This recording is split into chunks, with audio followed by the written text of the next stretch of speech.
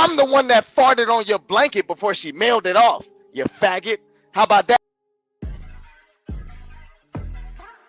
Ayy, I got the recipe, never gonna let any op get the best of me. Thought it was distance, but haters is next to me. Talk to the spirit, you know I've been heavenly. Company definitely show your trajectory. This ain't a diss cause I say it respectfully. It's time to eat up, red like a speeder. Taking it deeper and that's how it better be.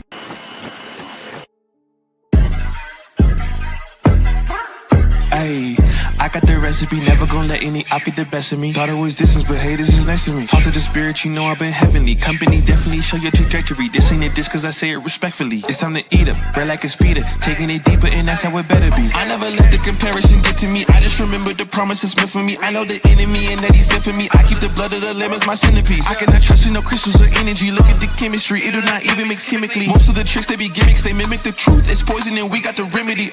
There is a bomb, apply it, the fire can stand to the tallest of giants, the tyrant and all the suppliers are scheming and lying. They selling us dreams and we buying it. Show me the chicken, I'm frying it. Show me the dough and I'm prying it.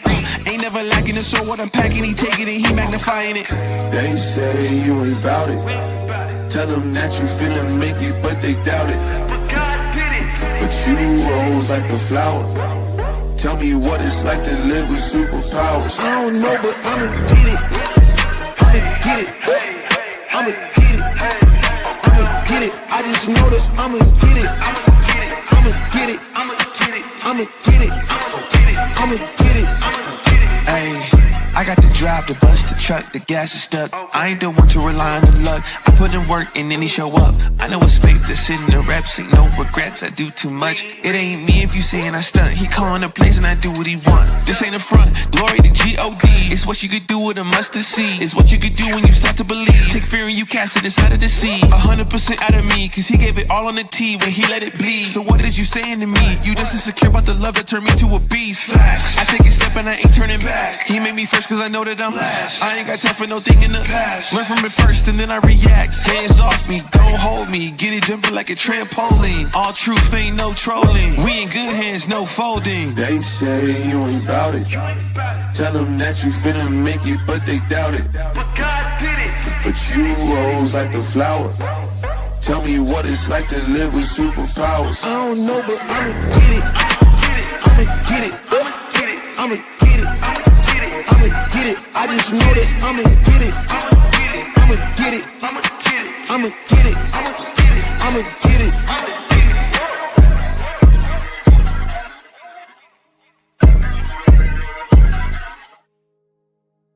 Whoa, whoa, whoa.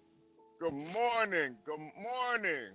Welcome to another episode of Gone Trucking at The Urban Landlord on YouTube. I am your host, $HB2N, along with John Galt, Stanley Cross, Gig Crack, and the beautiful Portia J. Good morning, everybody. Please hit the like button. Subscribe if you're new here. And as always, if you want to help sponsor this episode, hit the Cash App, $HB2N. I'm going to get right to it. There was an incident that happened in Philadelphia. An Eagles fan climbed a light pole, fell off the light pole, and cracked his melon open. He cracked his egg open and there was yolk all over the Philadelphia streets. And what it reminds me of is that people, grown men these days, are fanatics. And idolatry is so negative. No grown-ass man should be climbing up a light pole because a bunch of men in tights won a goddamn football game. And that's one of the biggest issues in our society is you have a lot of fans, aka fanatics, idolaters. Your soul is required in hell. When you worship another man that much where you're willing to climb up a light pole and crack your melon open, that is a problem. That is a huge problem.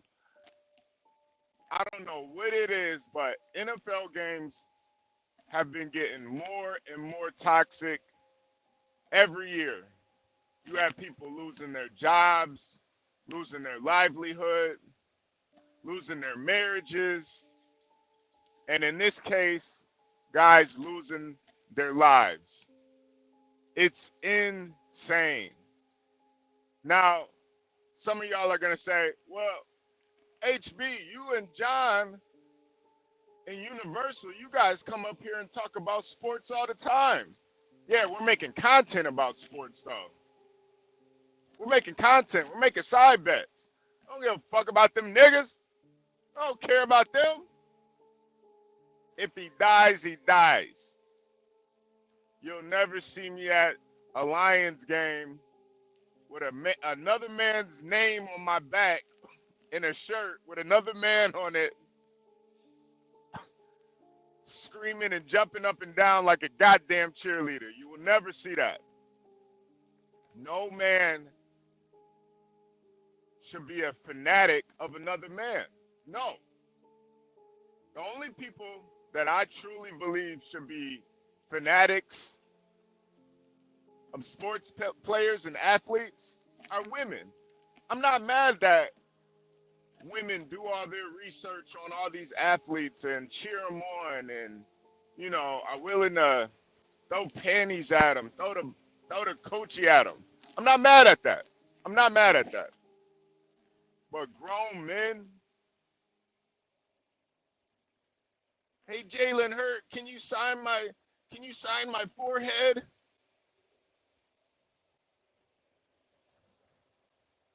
Hey LeBron James, can you fuck my wife?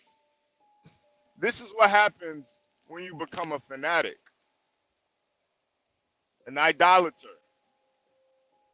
You worship these people like gods. And this man, I forgot his name, but he's originally from Toronto. And you know, up in Canada, it's a very boring country, very boring country. So there's a lot of fanatics up there. It's ingrained in their culture to be fanatics. People get into hockey fights. They fight over dumbass hockey games. So he came down here, became a Philadelphia Eagle fan, climbed a light pole. And then what? Fell off the light pole. And then what? Cracked his egg open. It was an omelet right on the streets of Philadelphia.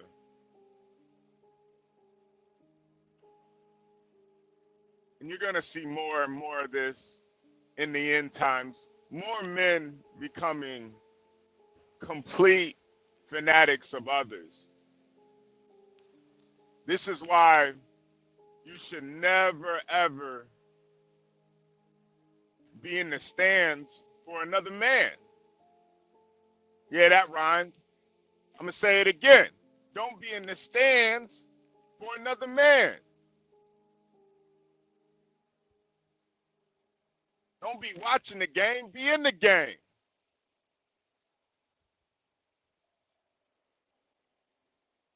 Don't be a lame. Be in the game.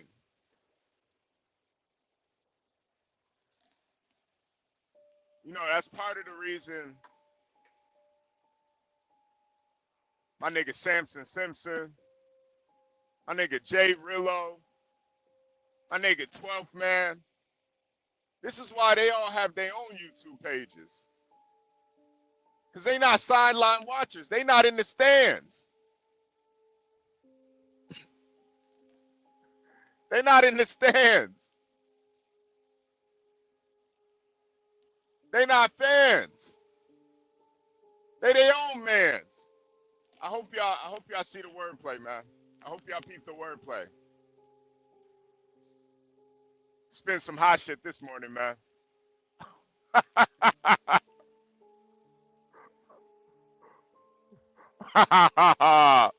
You see what I mean, Simpson? He already got the wordplay, the metaphors. He climbed the light pole just to see the light. Bars. That's why this shit is always so poetic, man. Romeo and Juliet. This shit is always poetic, man. There's always poetry with a lot of this shit.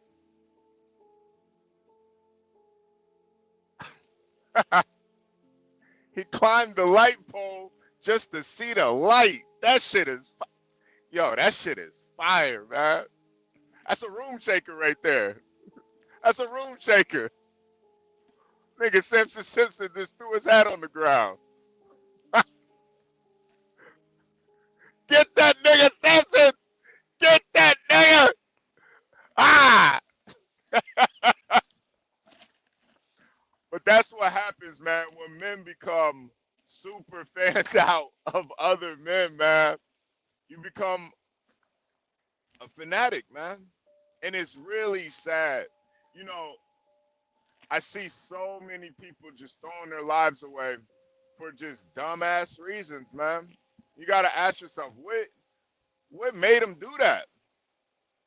You know, I think a lot of times guys are just fucking bored, man. You know how boring your life has to be to not only go to a sporting event, but also to hang out after the sporting event and go climb a light pole in celebration of said sporting event.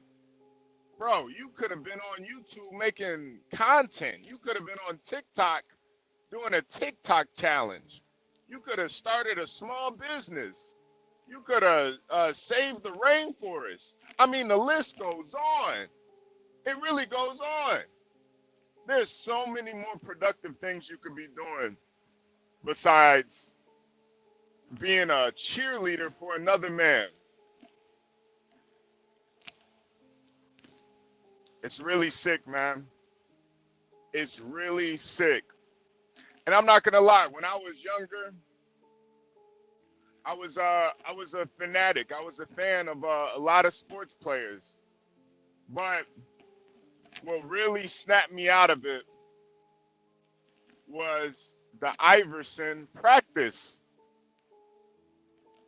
The Iverson practice interview. And that nigga said, practice? Practice? I don't need to go to practice. And it snapped me out of it. That's when I realized I was like, what? Why am I looking up to a nigga like this? What the fuck? Practice? Why wouldn't you want to go to practice? Set the example for your team. Be a leader. Work on your game. Earn that contract.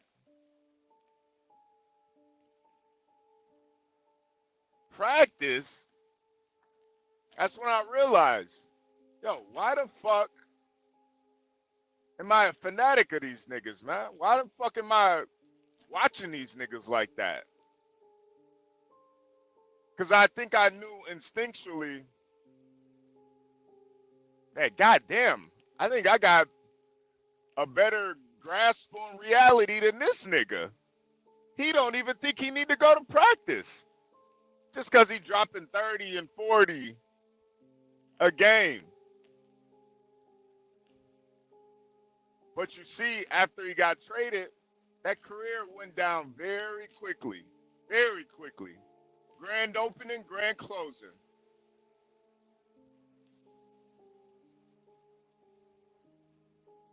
And after that, I never looked at sports the same. I realized how retarded these guys are. And why would I worship another man when I'm the man? I'm the goddamn man. 100 grand man. 6-figure nigga. Why? Why? Practice? Oh, 12th man with the bars. He fell down and broke his crown. Bars. Ah!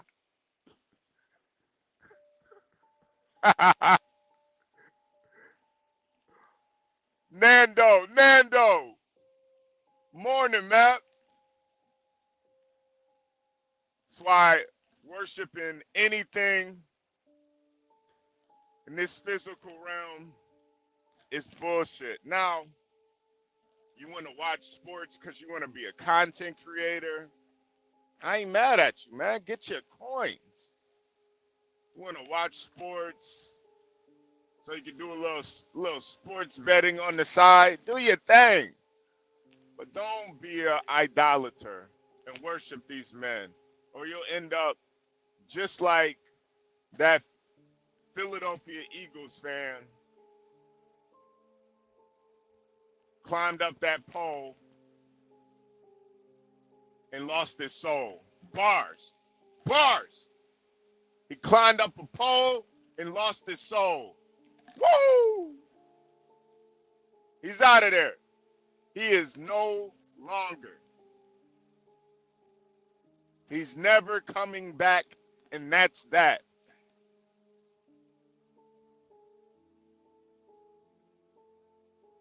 In the corner, they're going to have to put on his death certificate.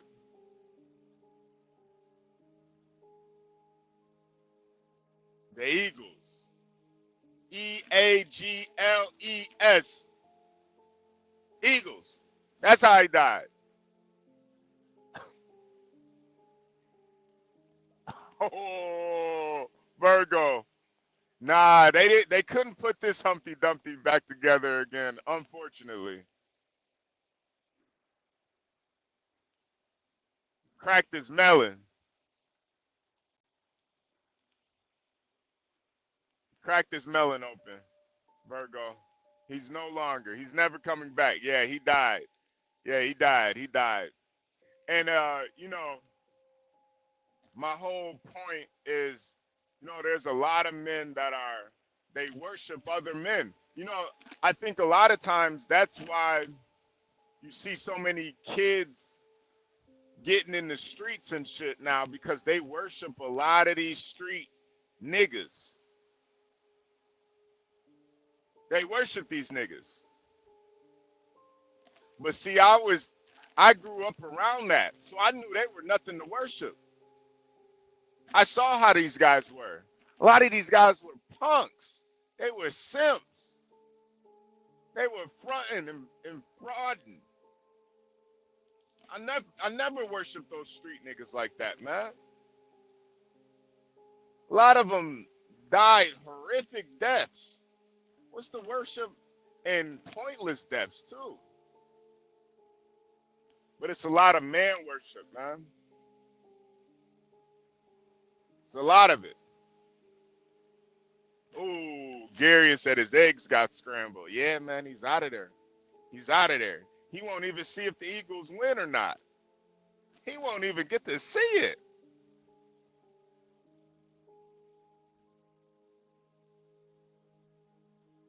He ended his own game. God damn.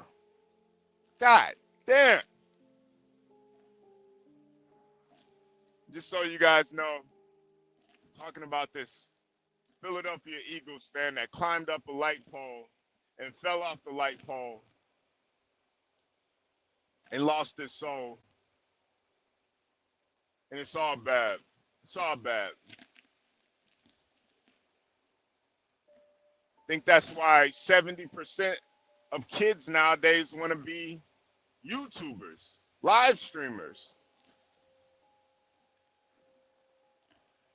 Because they worship I Show Speed and KyleeCTCross. All these other guys. I don't know all the other guys. They worship these guys. It's unfortunate. But you got a lot of men not being men. You know, I might not be a athlete, but shit, trust me. My lady, she be cheering for me. I might not have 100,000 people cheering for me to win a game, but I got one. I might have 2, 3. I'm my own game. I'm playing my own sport.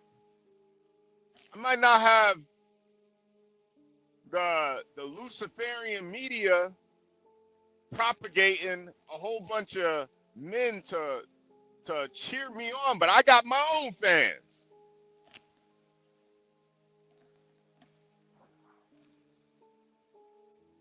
Might not have the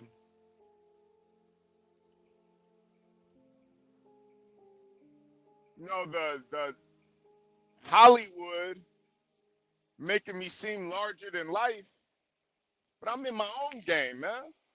Playing my own 2K. ABA,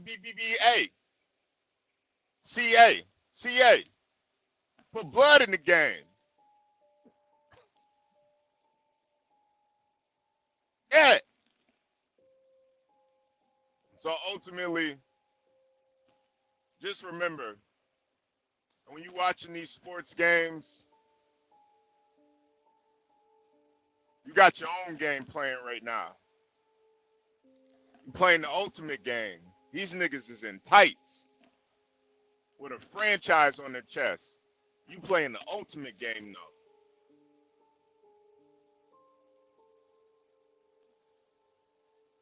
That lady, she should be your biggest fan. Your moms, your sister, your aunts, your cousins, they should be your biggest fans. Your community, they should cheer you on. Yeah, 12th man, let's go. Yeah, Samson Simpson, let's go. Nando.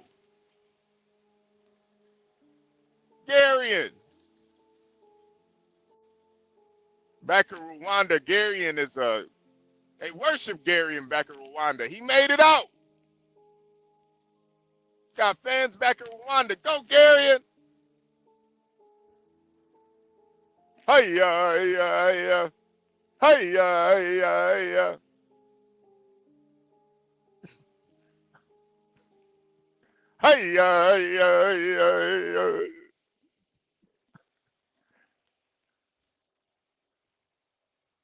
Don't be in the stands, man. Don't be in the stands or be a fan. You got to be the man.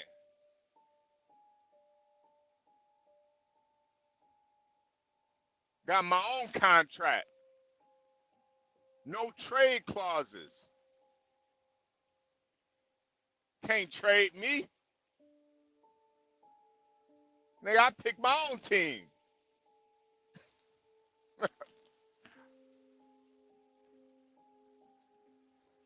Make sure you guys hit the like button.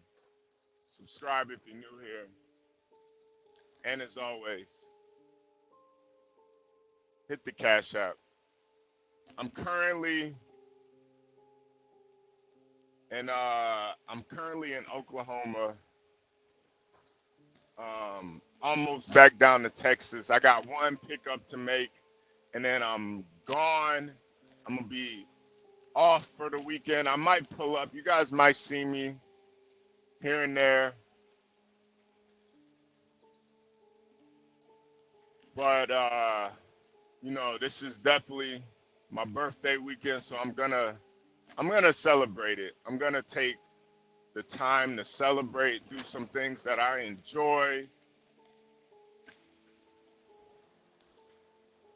Because what is life without enjoying it here and there? You know,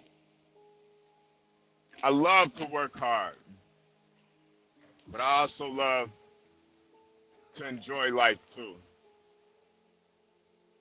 You know, sometimes you gotta smell the roses before the book closes. Sometimes you gotta smell the roses before the book closes. Bars. Bars. So yeah, I will be enjoying this weekend, man. But yeah, it's unfortunate, man. Men these days get tricked out of their life, man. They get tricked out of their life. All because they don't put God first.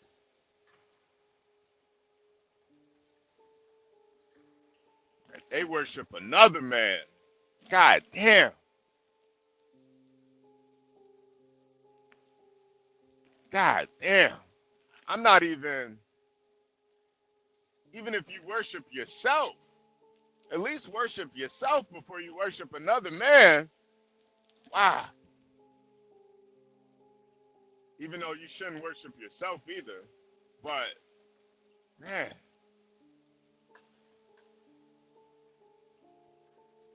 So many videos I watch, people just turning up at these NFL games, man. Guys fighting girls, losing their jobs, bitches getting knocked out, getting their husbands fucked up. Yo, imagine you go to a sports game and your bitch gets in an argument with a nigga and gets you knocked the fuck out. Like, nigga, you better shut this girl's mouth. We turned up. It's just a sea of green, a bunch of Jalen Hurts jerseys. Terrell Owens. Okay. McNabb jerseys, stumping you out. You getting stumped out by a bunch of retired jerseys, man. God damn. And stumped out by Donovan McNabb. God damn. It's a terrible way to go out, man. Terrible way.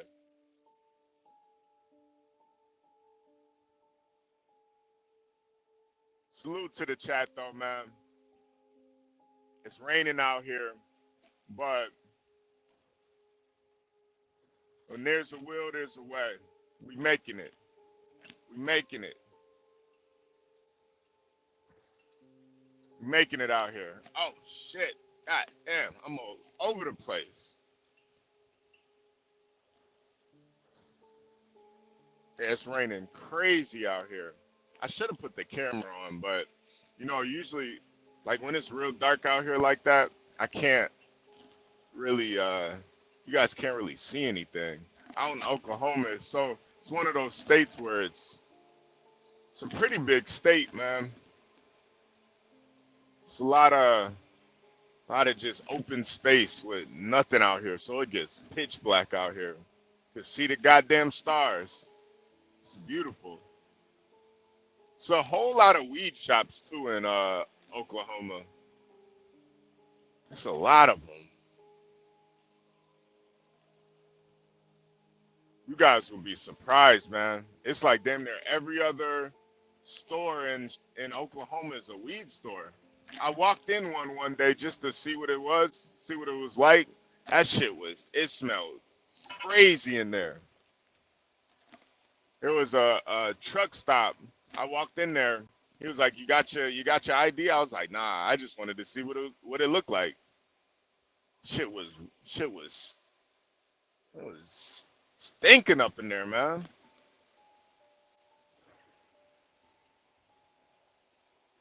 It's crazy. But yeah, Oklahoma's a pretty dope state, man.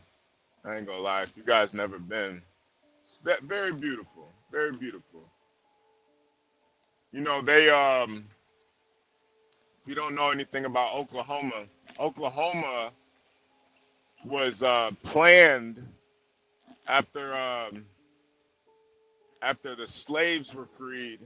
They were planning on making Oklahoma an all-black state, or well, majority black state. So Oklahoma was going to be the state that was settled where pretty much all the black people could live in. And I often wonder, what if that actually came to fruition? How would that look like? Or what would that look like? After slavery, if you didn't send, you know, if you didn't, you said, you know what, we're not going to send all the blacks back to Africa. We're going to settle all of them in Oklahoma. What would that look like? I don't know. Would it look like Planet of the Apes, or would it look like The Matrix? I don't know. Who knows? I don't know. It's interesting to think about, though. A little thought experiment. 12th man said he likes Oklahoma. Yeah, I like Oklahoma too, man. You know what's crazy? Oklahoma almost feels more like Texas to me than Texas does. Oklahoma's like, it's real Western out here. You know, like none of the buildings there's no real tall buildings. It's like a bunch of damn near saloons and shit. Just the vibe of it, man.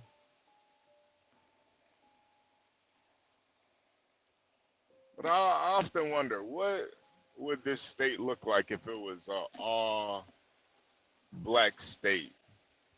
I wonder. Probably look just like it looks now. Bunch of weed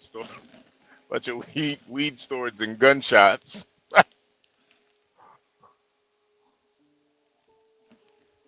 Who knows? I don't know.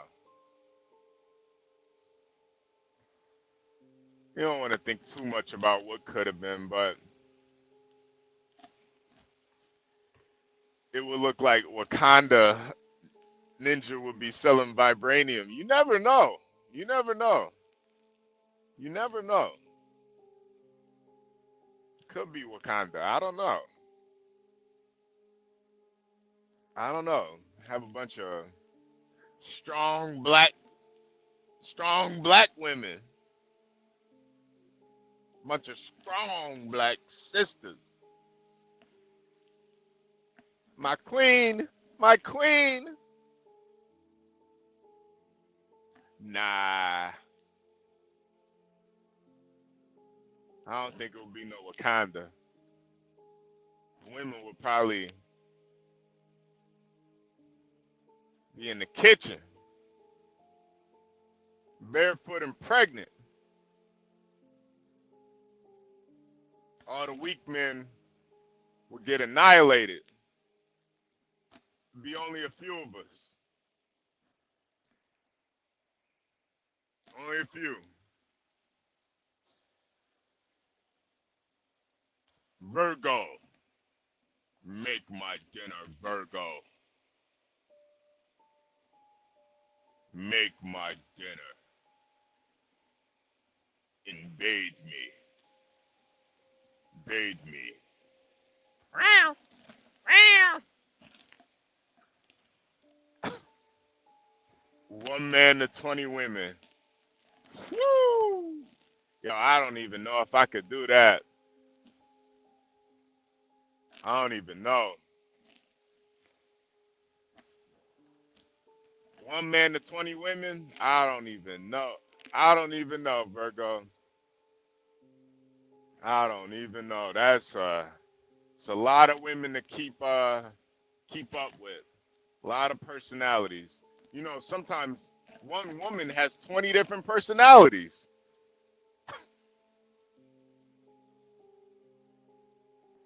You dealing with Virgo, you dealing with Natasha, you dealing with Big Brooklyn. Virgo got like 3 different personalities.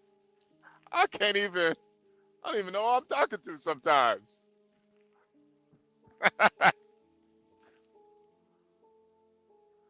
Yeah, I'm a one woman man. I can't. But I definitely salute the men that can manage multiple women. I definitely salute them. You can manage multiple women and keep it real with them. You know, no, I'm not talking about the guys that have a girl and then they cheating on their girl with another girl and they chasing a bunch of women. I ain't talking about them niggas. Those niggas are pathetic to me. I'm talking about the men that can keep it G. Like, hey, listen, I love you. I love her too. We're gonna make this work. We're gonna make it work. I respect those guys who can make it work.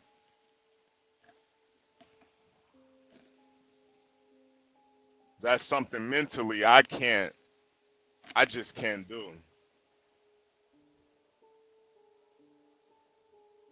I could do it physically, I could do it, but mentally, nah. Hell nah. I can't do it. I gotta give all my attention to one woman, cause I can't. Very narrow-minded. I can't focus on multiple women. I just can't.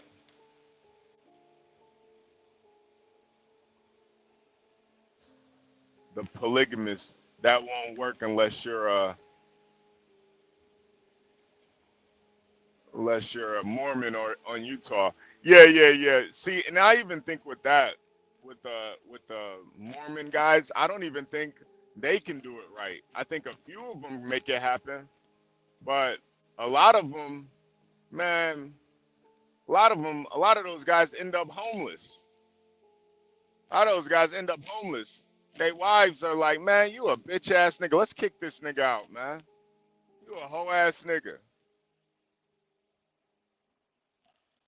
A lot of those Mormon guys, they can't even do it like that. You gotta be a real nigga to be able to marry multiple women and hold it down, keep them all happy. Because that Mormon religion is hanging on by, it's hanging on by a thread. That's a bullshit ass religion, Mormons. So you really gotta be that nigga,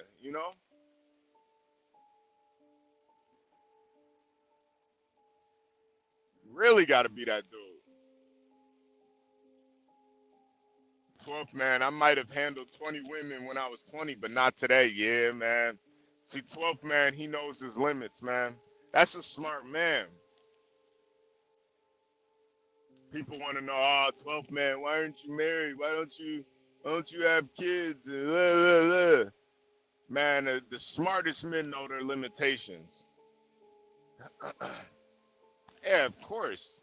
Having a baby is easy, man. Getting a girl pregnant is easy. All you gotta do is bust a nut in her. Shit, we pre-programmed to do that. It's easy. You gotta know your limitations, man. Multiple women? Nah.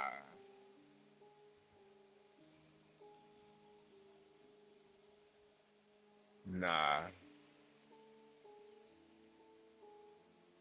12th man says the Mormons come by and visit me sometimes. I don't mind, but they want to get me baptized in their religion, and I've already been baptized like twice, so I ain't doing it. Yeah, man, it's damn, I didn't even know they baptized people. I did a whole I did a lot of research about that Mormon religion, man. Apparently they believe black people are evil in the Mormon religion. Not only evil, but they believe that we're cursed. Our black skin is a curse from the gods. And when they die, they become gods of their own universes and have dominion over multiple planets. It's a really interesting religion. Sounds like a Marvel movie, their religion.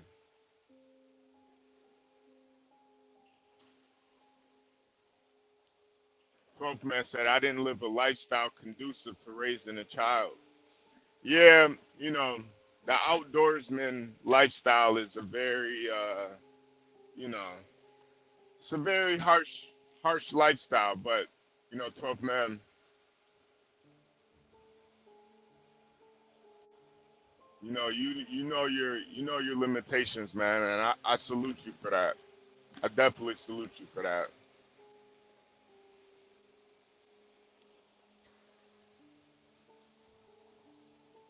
But yeah, it is 6:54 Central, 7:54 Eastern Time, January 30th, 2025. We are in a new day. We got a new president. America is looking very bright once again. Jerome Powell, or as I like to call him, Jay Powell. Hey, what up, Jay? He spoke yesterday. He's not doing anything with the interest rates.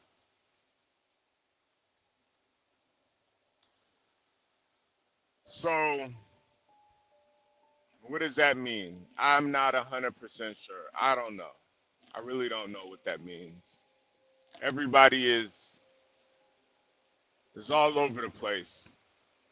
They're saying the economy's going to tank. Some people saying it's going to go up. Who knows? Who knows? All I know is I'm going to keep working, keep elevating, keep doing these push-ups and squats, keep stacking my crumbs until I got a pie, and never give up, never surrender. That's what I'm gonna do. That's what I'm gonna do.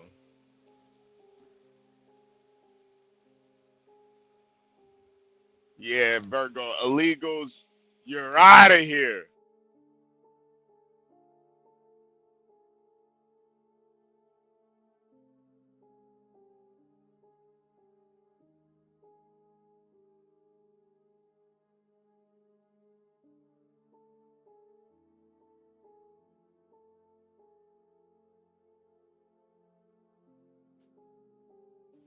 Virgo came over here legally, and y'all think y'all can cut the line?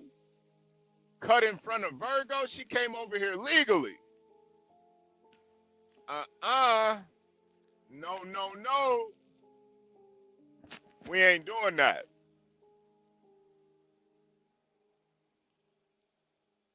Virgo came over here from the island of Haiti. She's put her voodoo religion behind her. No more cats. No more voodoo.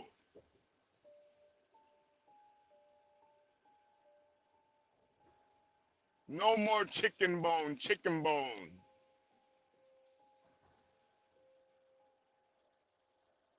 No more. She came over here legally. You guys really thought you could cut the line? You thought it was really going to be that easy?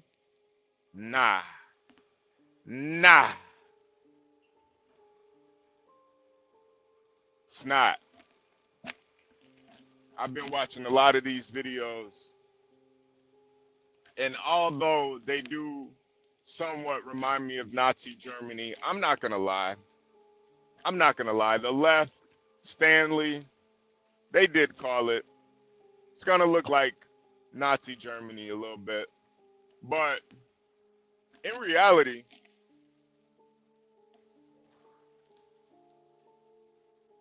It has to happen. We have to put the citizens here first. The people that came here legally. We have to put them first.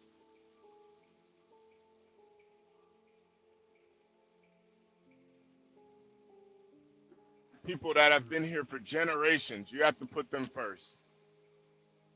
You gotta put America first. There's so many people already who have completely lost hope in not only themselves, but this nation, society.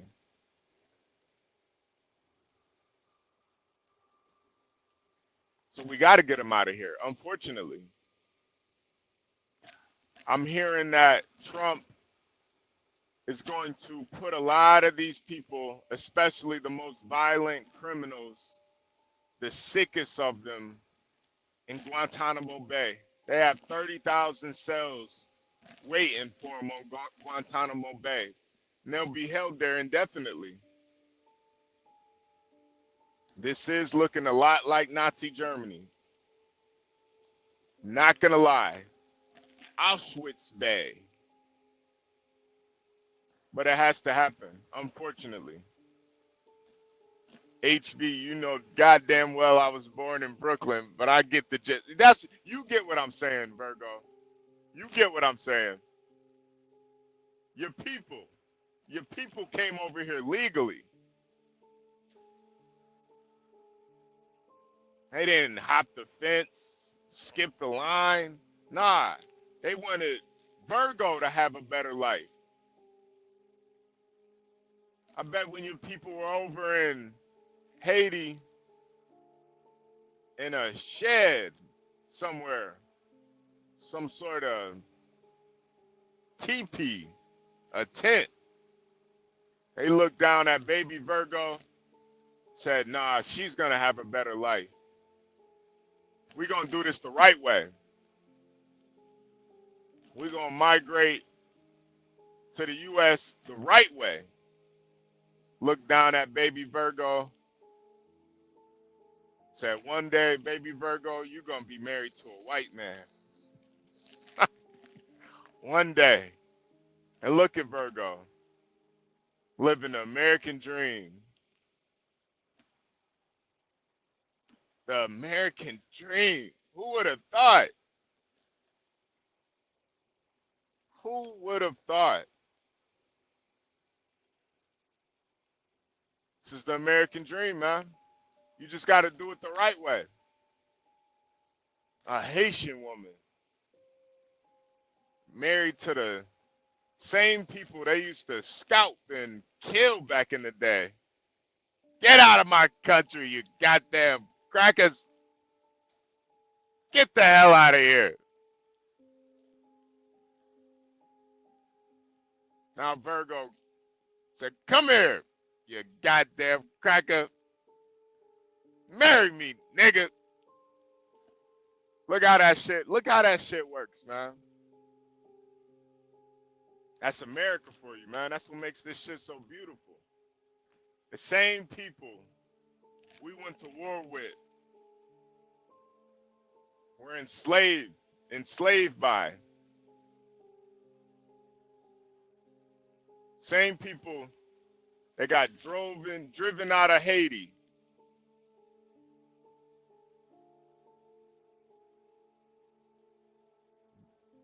Now those same Haitian women are sitting on their faces. Look how it works, man. God damn. God damn. Same women that used to enslave us over here in America. Now they're giving us back massages and foot rubs.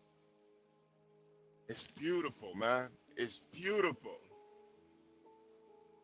Virgo said, now I'm colonizing my husband. That's a fact. That's a fact. What once was the colonizers are now being colonized. Wow. That's America. That's the beauty of America. We have to have some standards, man. We have to have some standards. I'm sorry. I see these videos and they are sad. You know, I do have sympathy. I do have sympathy. I just wish these people took the time to just do it legally. Why?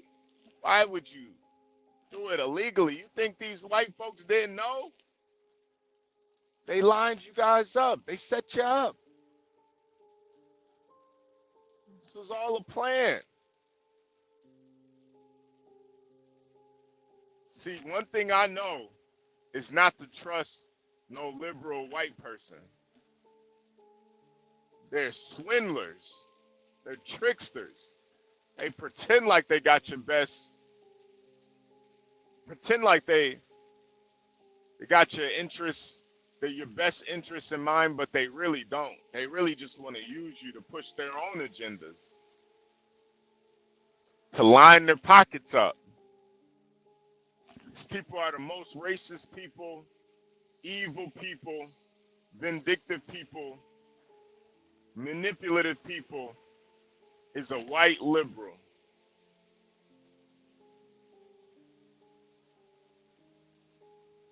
They just want to turn their noses up at you. Oh, these people are too stupid to come here legally, so we have to help them out. Oh, these Negroes, they're too stupid and dumb and too violent to be helped. They're too stupid.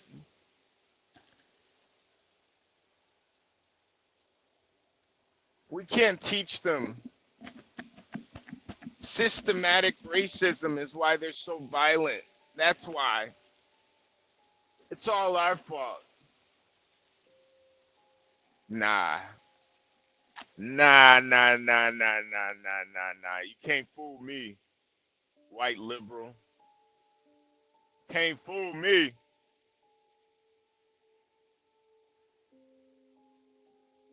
Yeah, 12th man said Guido ain't going home. He's going to Gitmo. Yeah, man. It's insane. This shit happened quickly, man. This shit is quick, fast, and in a hurry, man. God damn.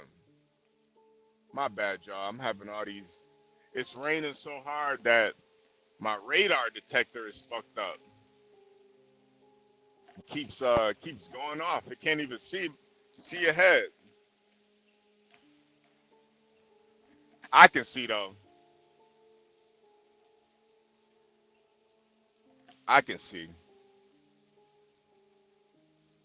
That's why, you know, you guys don't worry about you know, AI driving trucks and cars and shit. I'm telling you, this technology, it's got a long way to go. It's got a long way to go. This shit rained too hard, the radar starts fucking up. They gonna have to figure something else out, man.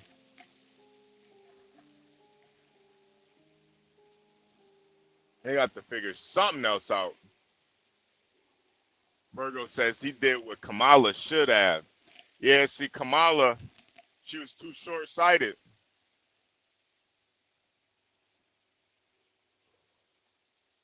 Kamala, she wanted too much, too soon.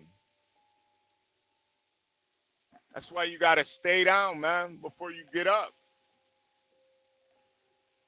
Kamala thought she could create voters instead of focusing on the voters that were already here. She thought bringing in all these people would eventually get her in the White House.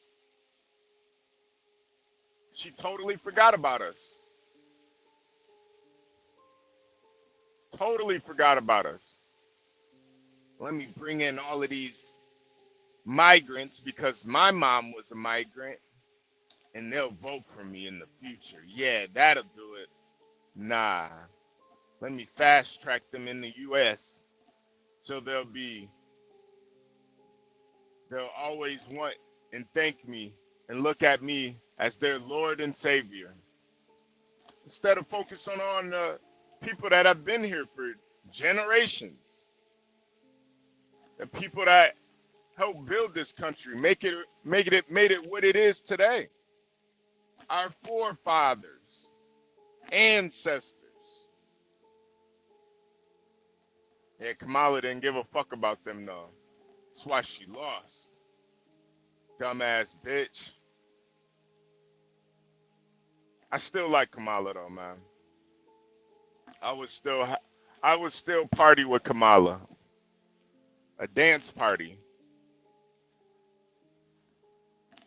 I would let Kamala twerk on me. Throw it back, Kamala. Throw it back.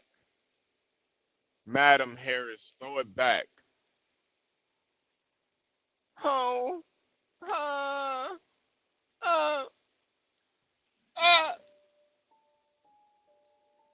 man, I cannot wait to get back home, y'all. I swear, oh God, I can't wait to get back.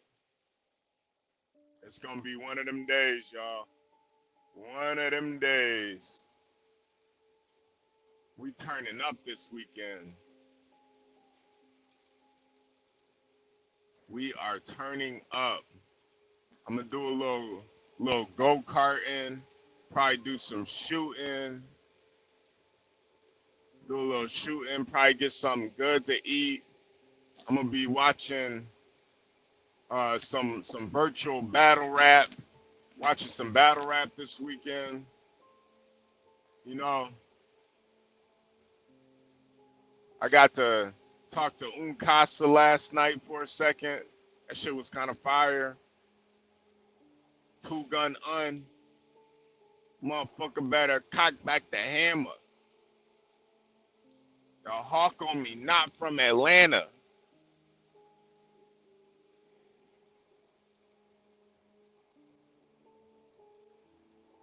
Make sure you guys hit the like button. I hope, Virgo, I hope you have a good day at work. Virgo, if you want to hit the link and, let me know what was going on at your job the other day, I would love to hear it.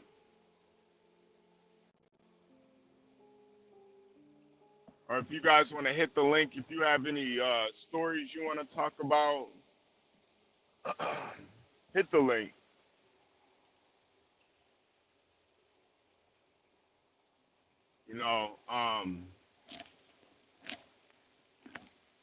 If you guys don't know, I do have my own page, HB2N. Soon I will start uploading content on that page. I might do a live over there once every, maybe once every 2 weeks too, but I'm going to start uploading like standalone content over there where I can kind of, just give my perspective on a lot of things that I see going on. And we're gonna revive that channel a little bit,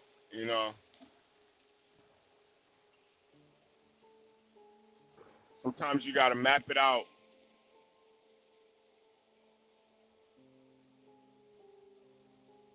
Before you can get things together.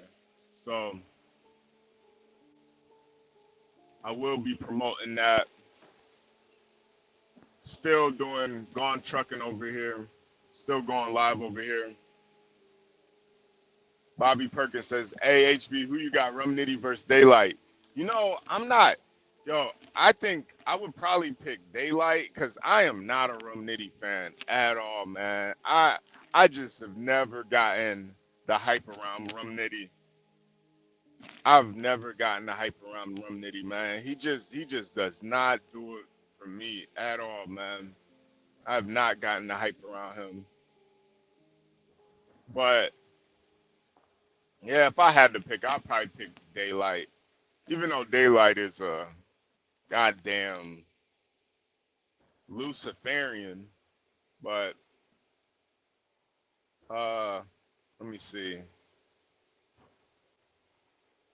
Virgo says, on my way. I'm just not made to deal with 9 to 5. I need to be hybrid again or work at home. I'm done with the car business. Yeah, Virgo, I totally get it. I totally get it. And I feel like, if you are gonna work, at least do something that you enjoy, especially in this day and age. Like, it's just too many outlets to work somewhere where you don't really want to work. And especially nowadays, like, the car industry is popped, man. It is so popped. It's got to be very, very, you know,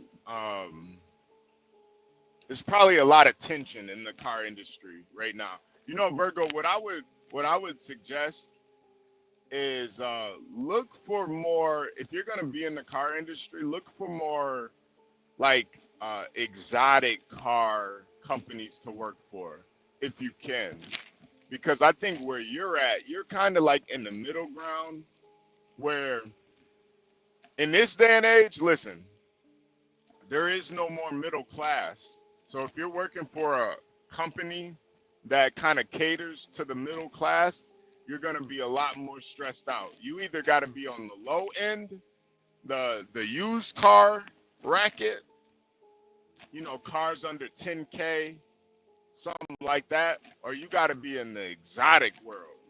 You got to be in the Lambos, the Ferraris, the AMGs, the Range Rovers. You got to either be in either or, because the middle class, yeah, you either got to be on the complete low end, you at the goddamn, you at the scrap yards damn near, or at the where they buy and bid and shit. They bid on cars. You got to be at that, or you got to be in the luxury areas. One of the two. If you in the middle ground, you're gonna be stressed the fuck out, cause that middle shit, man, it's not where to be. Free Zone Lou, salute, man. Said, Rum Nitty bars are cold. What you mean? Still got day winning that. Yeah. I get that his bars are cold. It's just, for me, battle rap is like a lot more than just the bars. It's like Rum Nitty just doesn't have the believability to me, man. He just doesn't. Like, Rum Nitty is one of those guys that I just feel like I could slap the shit out of him and he wouldn't do nothing. And that's not, to me, I just can't. It's hard for me to like listen to the bars. And he does have cold bars, like I get that. But even like Chilla Jones,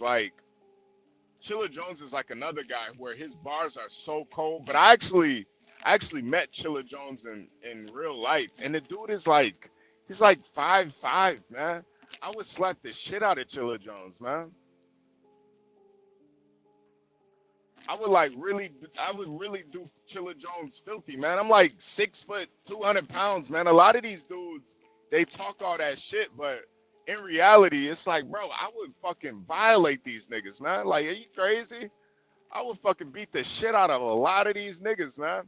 So, like, with battle rap, if I feel like I could beat the shit out of you, it's kind of hard for me to listen to you talk about how you do this and do that. And, mind you, I know it is all just performance art, like but it's just like, I can't believe it,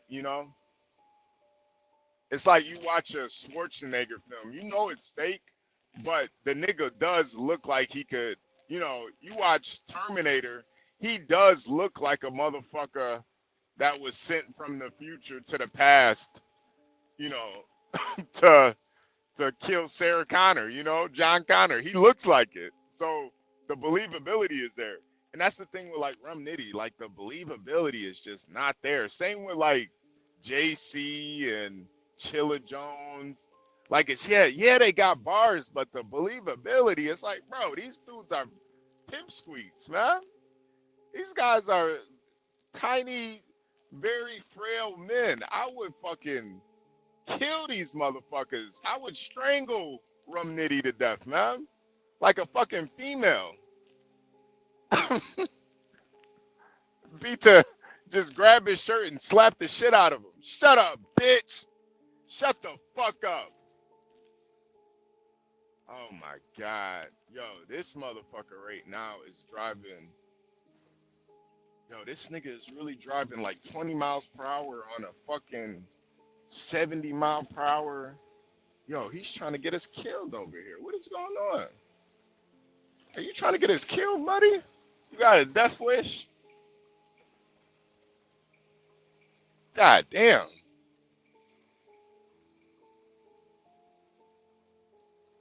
Yeah.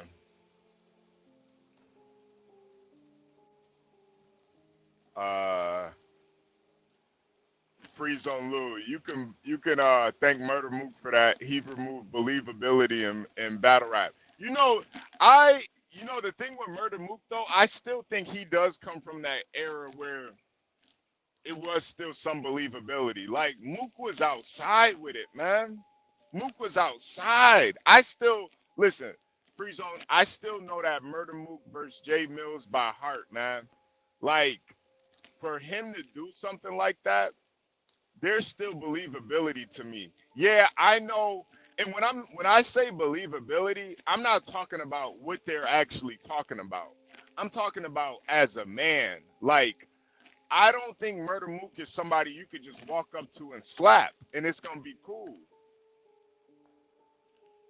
Like, dude was calling out, you know, industry rappers to battle outside. That shit could have went left at any moment.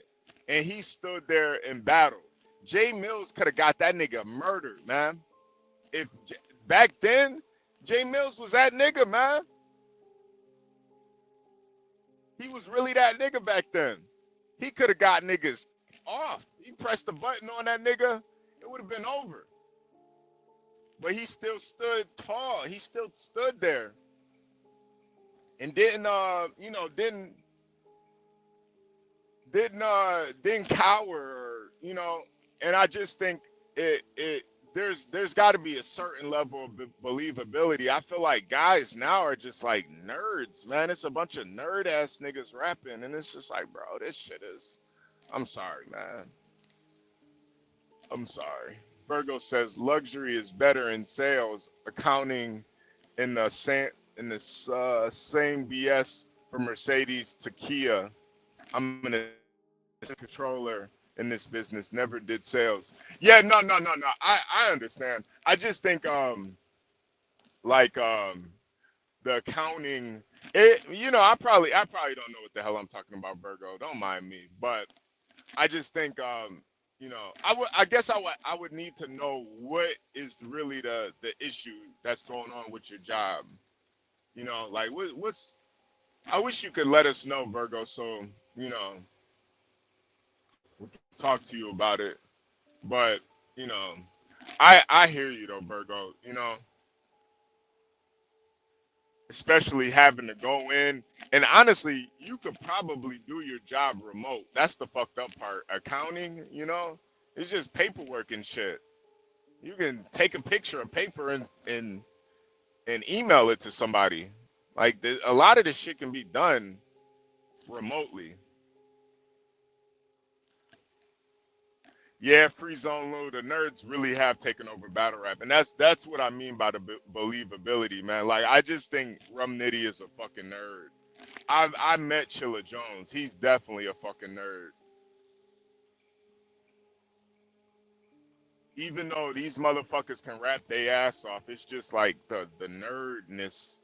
It's just like really, I don't know, man. And there's nothing wrong with nerds. It's just when you're a nerd talking tough, it's just like, bro, stop it, man. Stop it. I could rob you right now with no gun on me. Stop it. You move, I'ma break your fucking face. You fucking move, I'll break your jaw right now, nigga. Don't move. Empty your pockets. Hand it to me. He go to the police. I'ma tell him I didn't rob him. That motherfucker handed it to me, man. I didn't even rob that motherfucker. I didn't even rob it. P Black. P Black. P Black is up, man. P Black is in the building. This nigga still scared to battle Infamous. He's scared, y'all. He's scared. P Black. P Black. Had to change my avatar of when P Black, the mugshot, the infamous P Black mugshot. Yeah, my nigga made the news.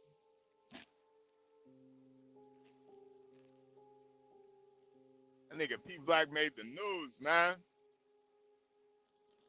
All them gang members in Chicago was like, yo, we gotta recruit this nigga P Black, man. He made the news, man.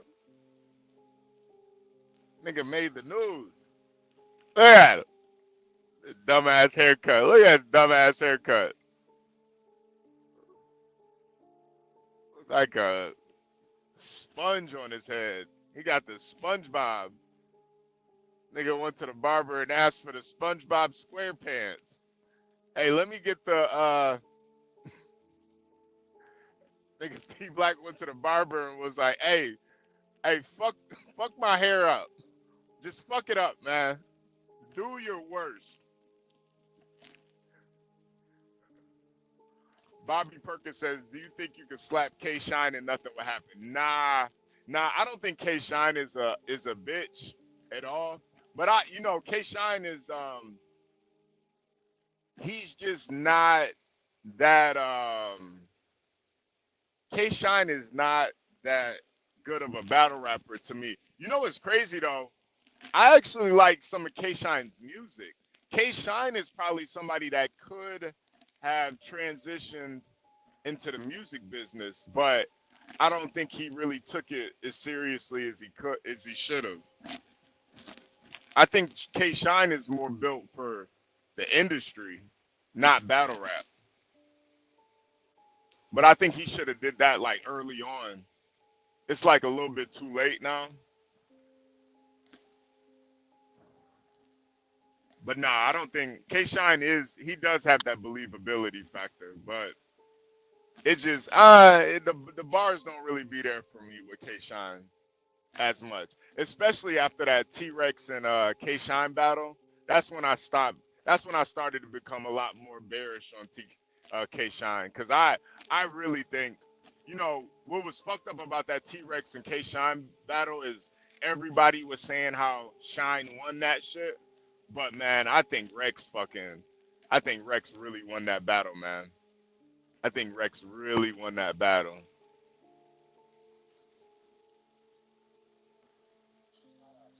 So yeah,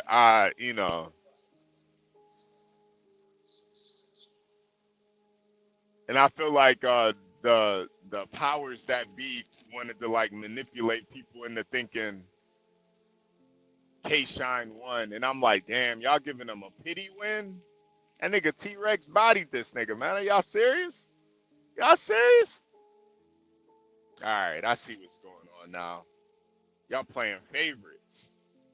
What this nigga K Shine doing to make him a favorite? I don't know. I don't know what he doing, but I don't like it. I don't like it.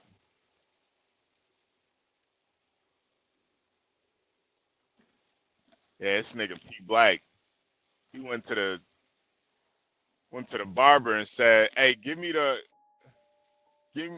piece of shit."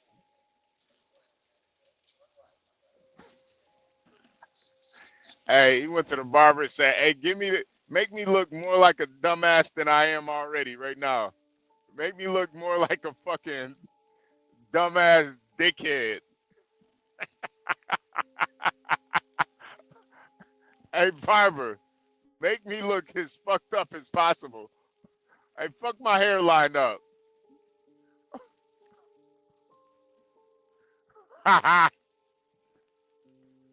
This nigga P Black. Uh-huh. Uh-huh. Ayo, ayo, ayo. Give me the. Let me get number 69 on the haircut. Let me get the pause cut. Hey yo, hey yo. Let me get the Bobby Brown while he was smoking crack haircut. Let me get that. Got the crackhead Bobby Brown haircut, man. God damn. Shit. Shit. Let me get the.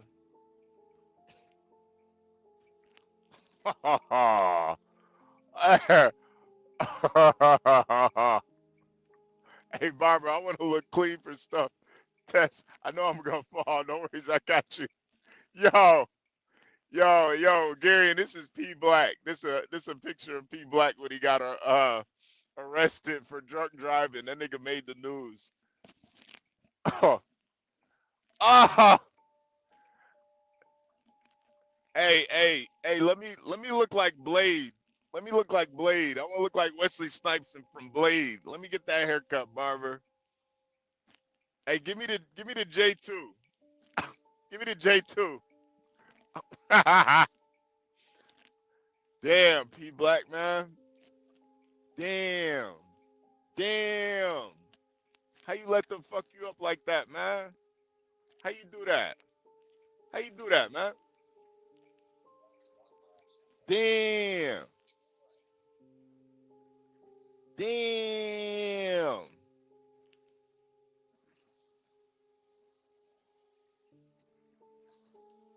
Hey. Damn, that nigga. Oh man, I don't even know what is wrong with that haircut right now, man. I don't. Nigga, hair look like a Lego block. Hey, let me get the Lego block haircut. Let me get the Bart Simpson. I'm trying to look like one of the Simpsons. Damn. Fuck my nigga P Black the fuck up, man. God damn. Ah. Then my nigga filthy, man. Oh man. That nigga been cutting his own hair ever since, man. That shit's fucked up. Damn. Oh man. Oh man. Let me get the RoboCop without the helmet on. Let me get that.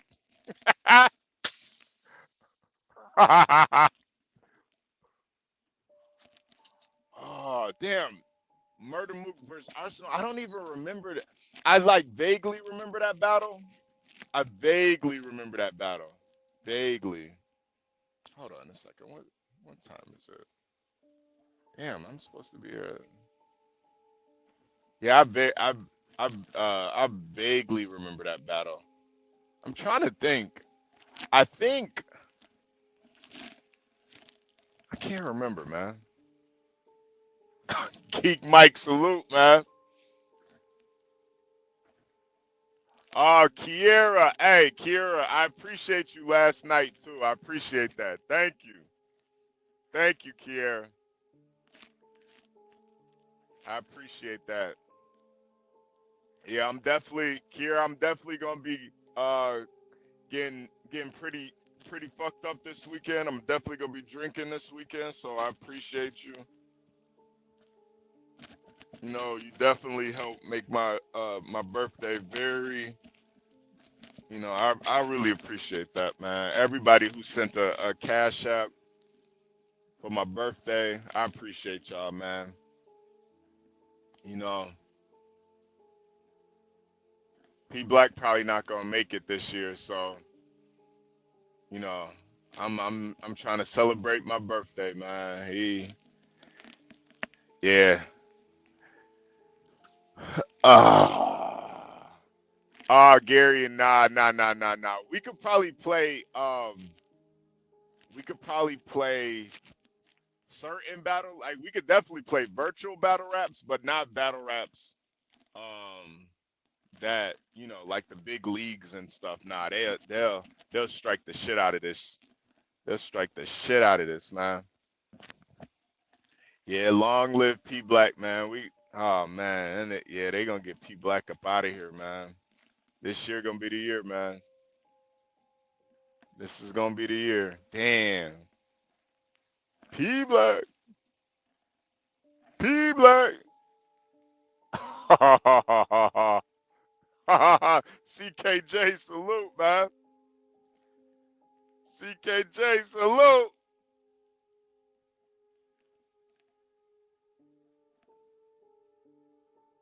Nah.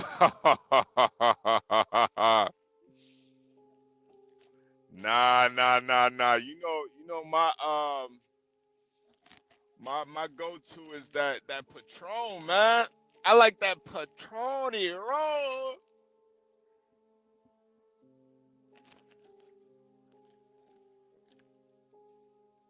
You know, I'm trying to get off that Patron, man. We'll see though. We'll see. Might sip a little wine. Damn. Kier, yeah. P Black, yeah. The Savage Life. Yeah. You know, P Black created that Savage Life shit. He invented it. He was the first one to let somebody, you know, spit in his booty hole. It was crazy. Got knocked the fuck out. Nigga spit. Nigga knocked him out in Cook County. They spit in his. They lined up. Just a bunch of niggas lined up, spit in his butthole, man. It was sad, man. Some niggas started playing a violin. This shit got spooky, man.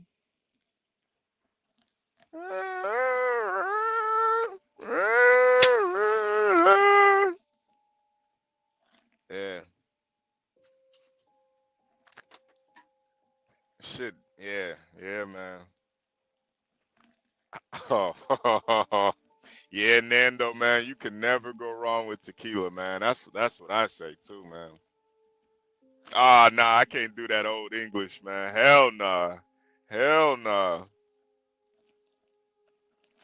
Virgo said, I need me a manual. The push for EVs is insane. Honda is offering 12.9 on rebates for the new Prologue. Yeah, you know, I'm the same way, Virgo. I'll probably get a new car by the summer, but I need a manual. I can't do no more like automatics. I need me a fucking manual. I need something, you know, I damn near need a V8 manual. Like I can't fuck around no more, man. I just can't do it.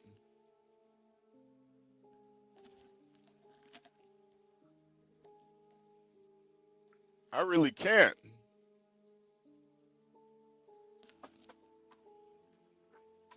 Yo, P Black, hit the link, you bitch ass nigga. Hit the link.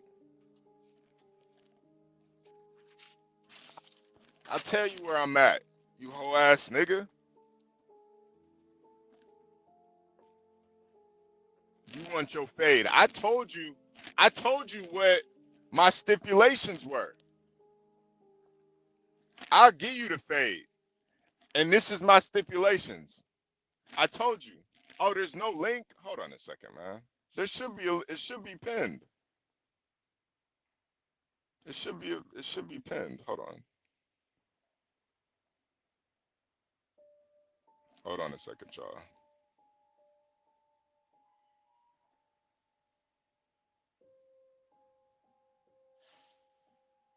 All right. P Black, I told you the stipulations, man. And I ran it by my girl. She said it was cool too. So this is the stipulations. If you win the fight, I'll give you $1,000. If I win the fight, I get one night with your old lady. One night, just one night. That's it. One night. I'm gonna get a Airbnb. You know, gonna get some douce. I'm gonna make sure I have a nice platter of food. You know, we're gonna we're gonna do it big, man. We're gonna go out, go to the go to the Chicago, go downtown, do a little shopping. You know, that's my stipulations. If you scared, you say that. Virgo. Good morning, Virgo. Virgo, good morning. I can't even hear you, Virgo. I can't hear you. Can't hear you, man. Hold on. You there, Virgo?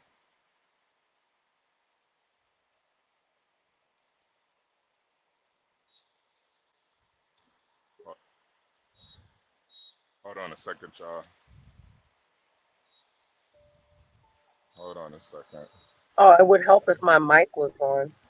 There we go. There we go. Now I can hear you. Now I can hear you. Now I can hear you. Hold on a second. I hear Sorry. somebody. No, you're good. You're good. Can you hear me? Yep. Okay. There go 12th man. What up, Uh, HB? what Hey, up? Ebony. What Hey, up, man? What up? How y'all doing this morning? ugh, another day, another dollar, man. Ah, come on, Yeah, Virgo. like like Too No, I'm Short sick said, of it. just another day. I'm sick of it, HB. I'm. It's getting to the point where I'm becoming physically ill. What is so bad about it? It's just that I left the business for a reason, Yeah, yeah, and you know what? Everything that happened in the storm and me getting laid off from my county job, government job, and hmm it's like now here I am.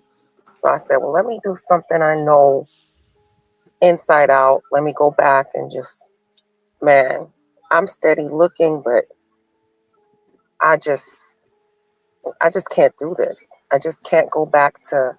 It's the micromanagement, Oh yeah, and I'm not allowed to change things. And it's like you have these old ladies that's been there for like 20 years, but in the same position. So yeah. you know, here comes a younger woman that's telling them what to do, and it's crazy. So It's it's really pretty crazy. much it's pretty much the women that are making it tough for you. Oh yeah, the men are Okay. fine. Oh Oh yeah, wow. I love working Jesus. with. I love working with men. There's no BS. Yeah. It's there's no cattiness. You know. Matter of fact, working with men, it's just like you tell them what to do, they do it. You know, Yeah. no questions. But you know, it's the It's, women in the office. That's crazy. yeah. Women. It is a lot harder to work with women a lot of times. Hmm. It is way harder to work with women. Damn. And then I Damn. wanna, and then I miss like being able to, because at my old job, I just closed my office door, and be on the chat. And now here it's like, man, I can't do anything because there's somebody at my door every 20 seconds. Really? Hmm. What are they asking for you? Well, it's not just the women, it's just the men, the Yeah. sales guys. They need this, they didn't do this. So I'm constantly emailing and calling, Mhm. tell them they're missing this. And then I suggested that, hey, if the deal doesn't come up here clean, it's missing anything, we don't pull it through. You don't get paid for it until you get me Right. what I need. Because that's how I was used to doing it back when I was with Toyota. And no, they don't want that. Everything has to be missing and all. And I'm like, it's stressful. Yeah. They expect you to fill in the blanks, huh, Virgo? I refuse to. I won't do it. I won't do it. I'll pull it through, but you know, if you're missing anything, you're gonna have to. And I cover my ass. I CC everybody and their mama on them emails. Yeah, yeah. I'm just drained, man. I'm just drained. I'm too So old for this. that's the real thing. It's just like physically and emotionally draining. I Man, just can't do this anymore. And I knew I left for a reason. yeah. Have you When been I looking left, at Have you been looking at those government jobs again? yeah, but the thing is, my county doesn't pay as well. But Hmm. I'm to the point. I'll take a pay cut. Yeah. I think a lot of times, like your sanity means way more than money. Sometimes, like if you got to lose your mind just to make some money, I don't think it's worth it, honestly. Because I was working in another county, which they pay very well. But like I said, if they got they downsized my department. Hmm. Can you live in one county and work in another, Virgo, for the Oh county? yeah, oh yeah, that's what I was doing. So I'm actually. Oh man, they're not hiring anybody hybrid anymore for government jobs, are they? Oh yeah. And That Damn. Governor Ron DeSantis cutting out the slack, huh? Maybe that's it. I I don't know. I guess, but I don't think my position was slack, but I don't know. No, you know what I mean, though. Like, Trimming the fat, I guess. like they're Yeah. always looking for places to cut, so there You know, aren't as many jobs. they don't really trim the fat. They just kind of move the fat. It's like a BBL. It's just more like a fat It's like a transfer. political BBL. Yeah, it's just they just transfer the fat around. It's just the fat transfer. They take the fat out your stomach and put it in your ass. It's that's the government.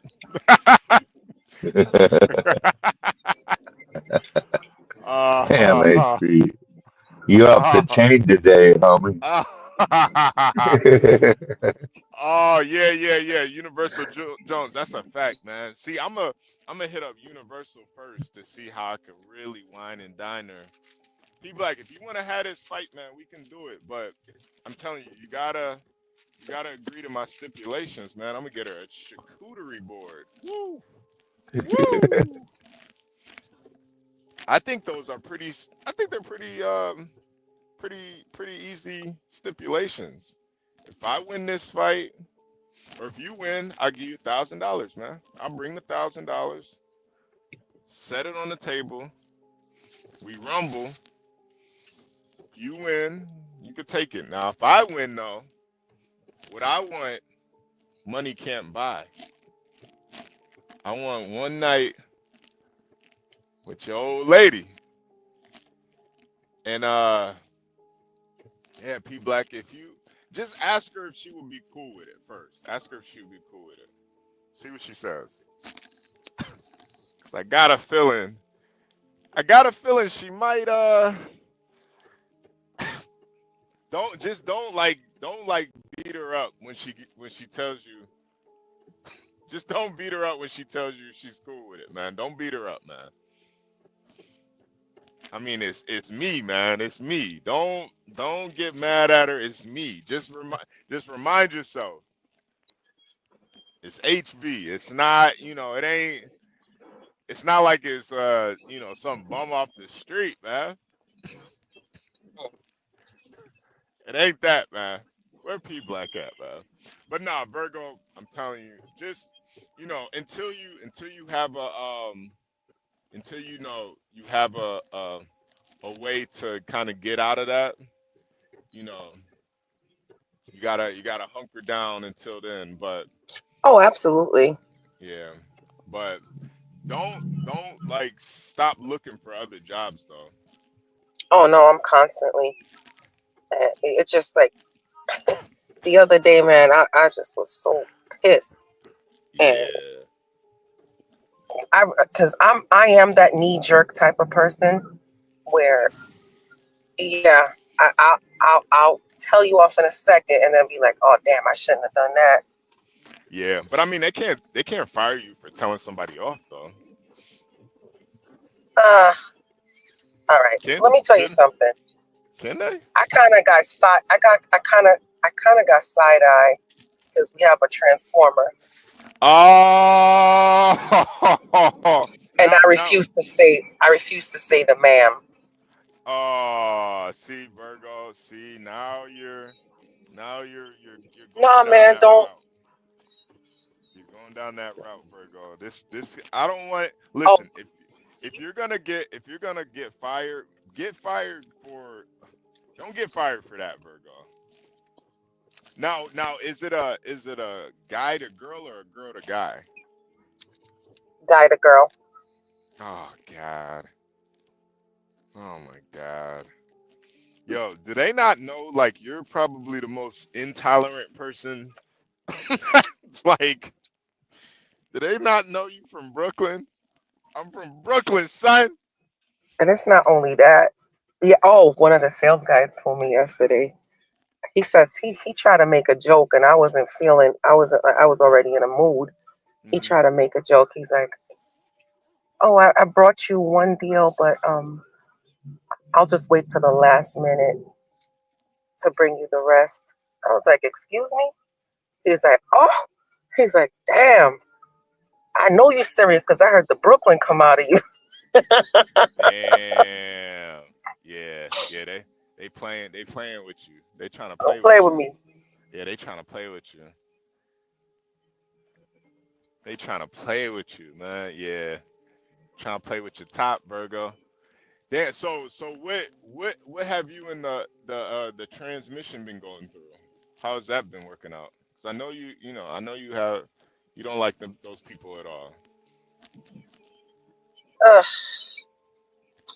nothing really, because he doesn't really come upstairs often. Just Yeah, he stays downstairs more. that's another thing. It's like because of like privacy. Like Yeah, there's stuff all over the stuff that if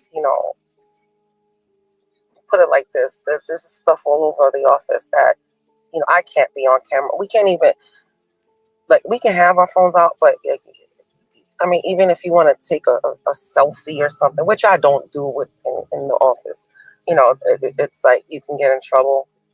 yeah, yeah. Oh. So it's like micromanaging like that, Mhm. like where they pretty much And treat you I'm not guys like used to kids. that. I'm Yeah. not used to that. I'm not like entry, I'm really not used to that at all. Damn, Virgo. And I Damn. and one bad part about back in this industry is uh, you have to close the end of the month, which you do in all accounting jobs, but Well, Virgo, couldn't you become a freelance accountant and just do it on your own? Then you live under your own rules, right? No one else.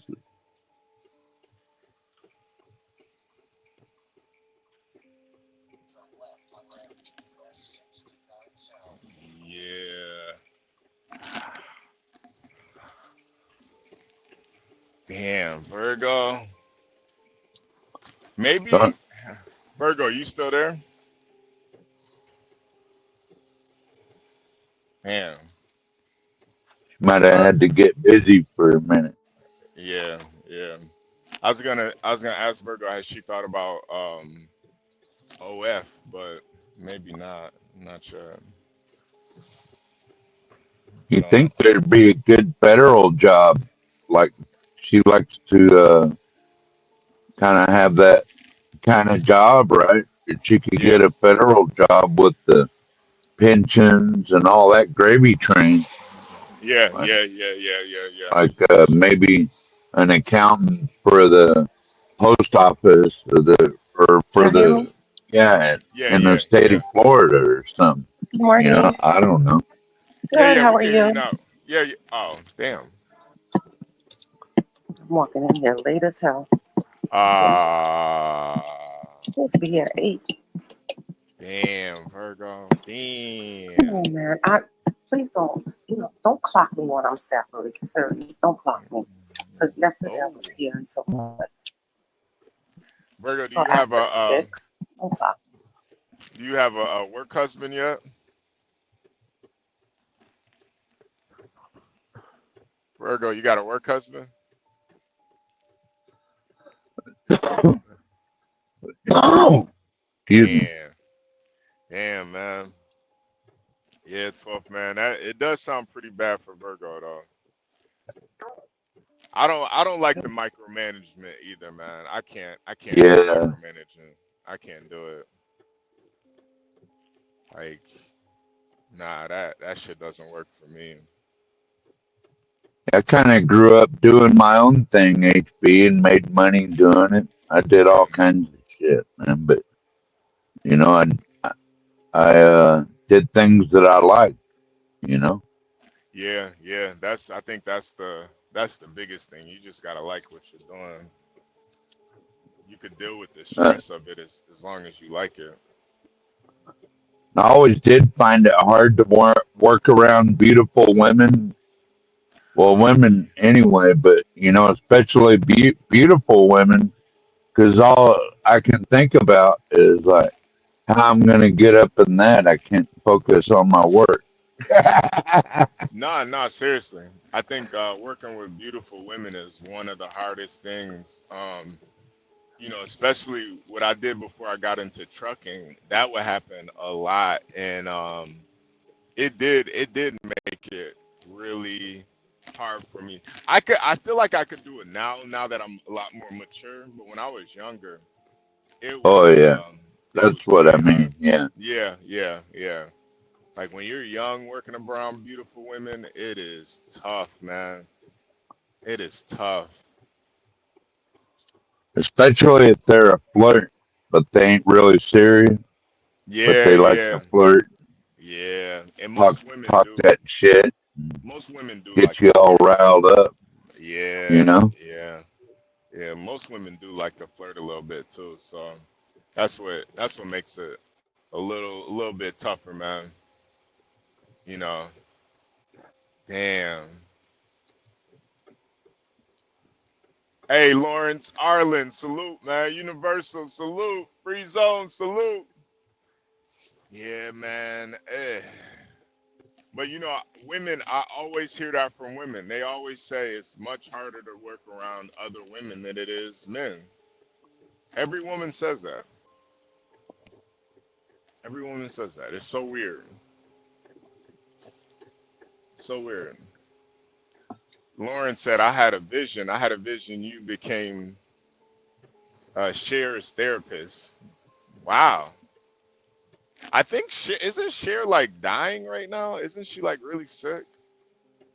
Could have sworn she's really sick. Crown Reese, salute, man. Good morning. Good morning. Crown Reese. Crown Reese, you getting ready to head into the barber shop, man? My nigga Crown Reese be cutting these niggas up, man. Crown Reese, I wonder, like, what are you charging nowadays for like a fade? Have you gone that the social media route? You doing like the $100 haircuts now, or you keeping it you keeping it gangster out here, man?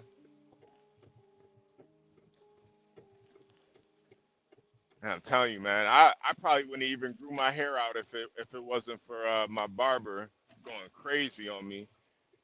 When I first started going to him, he would cut my hair, be like $30. Then COVID hit. This motherfucker went up to like 70. I was like, bro, fuck that, man. I'm good. I'm good. 50 to start. Man, $50. Damn, 50. See, 50's not that bad though. 50's not that bad. especially in this day and age. 50's not that bad. My barber, he went straight to 70, man. I was like, bro, that extra 20, that was tough, man. That was tough. And you know, with barbers too, you always got to give them a tip too. So it's like, bro, you're eating into your tip money, man. I probably would have gave you 70 if you just kept it at, you want just moved up to 50, because I would pay him 50 already. Because it would be 30, I give him a $20 tip, you know? And COVID hit, I was just like, bro, I'm not getting a haircut no more, man. Yo, Humble's president, man. I still remember those $10 haircuts, man. I still remember that. Oh, man. Oh, man.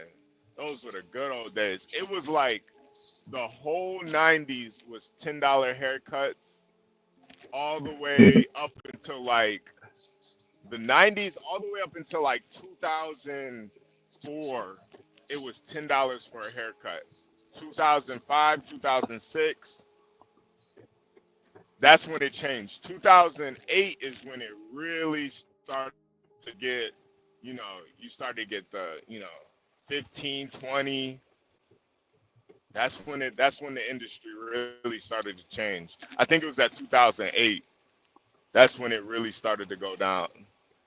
That's when you could not find, if you want a $10 haircut, you got to go to like the Puerto Ricans or the Mexicans, and then they gonna cut your hair with a goddamn straight razor. Now you looking crazy. That's Yeah, I the didn't only even place you get could that find. much. I don't even think I got very many haircuts in the 90s. I had hair down to down near my lower waist. Oh But man, damn. I would keep the sides around my ears and the back of my neck shaved so I didn't have all that fuzzy shit. You know what I mean? All one length all the way around, man. I'd have Yeah, like nah. four fucking hair ties just to keep my hair together. Yeah, I feel like social media really messed up like the barber industry, man, because there's guys out here are really charging $100 per haircut, and then they post it online. So they're like double dipping. They're like making money online and they're cutting hair. And it's like, man, the barbershop ain't what it used to be, man. Yeah. They, Well, it's, whatever they got to do to make money, can't yeah. blame them for that. You No, know, no, no, no, no, no. I get it. I get it. I get it. And I don't really know if the the motherfucker economics. wants to pay $100 for a haircut, let him. Yeah, yeah. No, you're You right know, about that. You're right about that. Lauren said, I always shave my own head. Wow.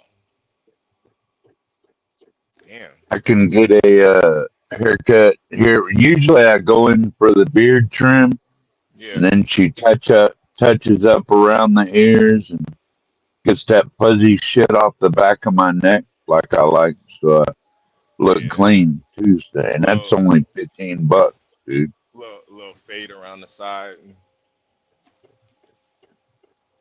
$15. Yeah. Damn, they only charging $15 up in Alaska? Then, yeah, and then, I usually tip five or so on top of that, so 20 altogether. Okay, okay, okay. You gotta tip your barber, man, so they'll remember you. Then Yeah. that way, that next time you go in, they pretty much already know what you want Yeah, yeah, as yeah, soon as you walk in the door, right? yeah. That's why you tip. Yeah, no, I always tip, man. I always gotta tip, you know. Yeah, even my barista always tip a buck or two. Like if I go out for a nice coffee or something like that, then Yeah. yeah, I'm leaving them a couple of bucks or something like that. Man, it's like everywhere asks for tips now, man. It's like just random places they'll ask for a tip. I'm like, what the fuck, man? Yeah, no, I don't be doing that. Like Yeah. I seen a convenience store asking for a tip, and I'm like, what the fuck? Yeah, Fuck out of right? here with that shit. What the fuck is wrong with you, man? You ain't did shit. I had to pick up everything. I can see if you brought all the stuff to my car or something, but damn. Yeah. I went to a HB, vending. I was wondering, you know what you could do for content on your channel one time? Mm-hmm. Is hit that 72-ounce sirloin steak up in Texas and see if you could eat Ooh. all that. Yo, low key, And, I probably could, man. I probably could. and, and the baked potato too, I think. Doesn't it come Yeah. with bread too or some shit? Yeah, Uh, loaded yeah. baked potatoes, 70. That's like 4 pounds of food, man. What the? I Yeah. could Nah. never do that. I think I could probably do that, man. If you can finish it, it's free, right? But Yeah. if not, I'm not sure what it costs. It's probably Probably probably $50, nah. something It's like probably more that. than that. It's probably more than that, man. Yeah, That kind of cut. yeah. Free Zone said, did you say 15 or 50? 15. Yeah. That's what I thought you said. Yeah. Yeah, man. They be showing love out in Alaska, man. They be Yeah. showing Well, love. if you want a full cut and a beard trim, then it's 40. The 25 for the haircut.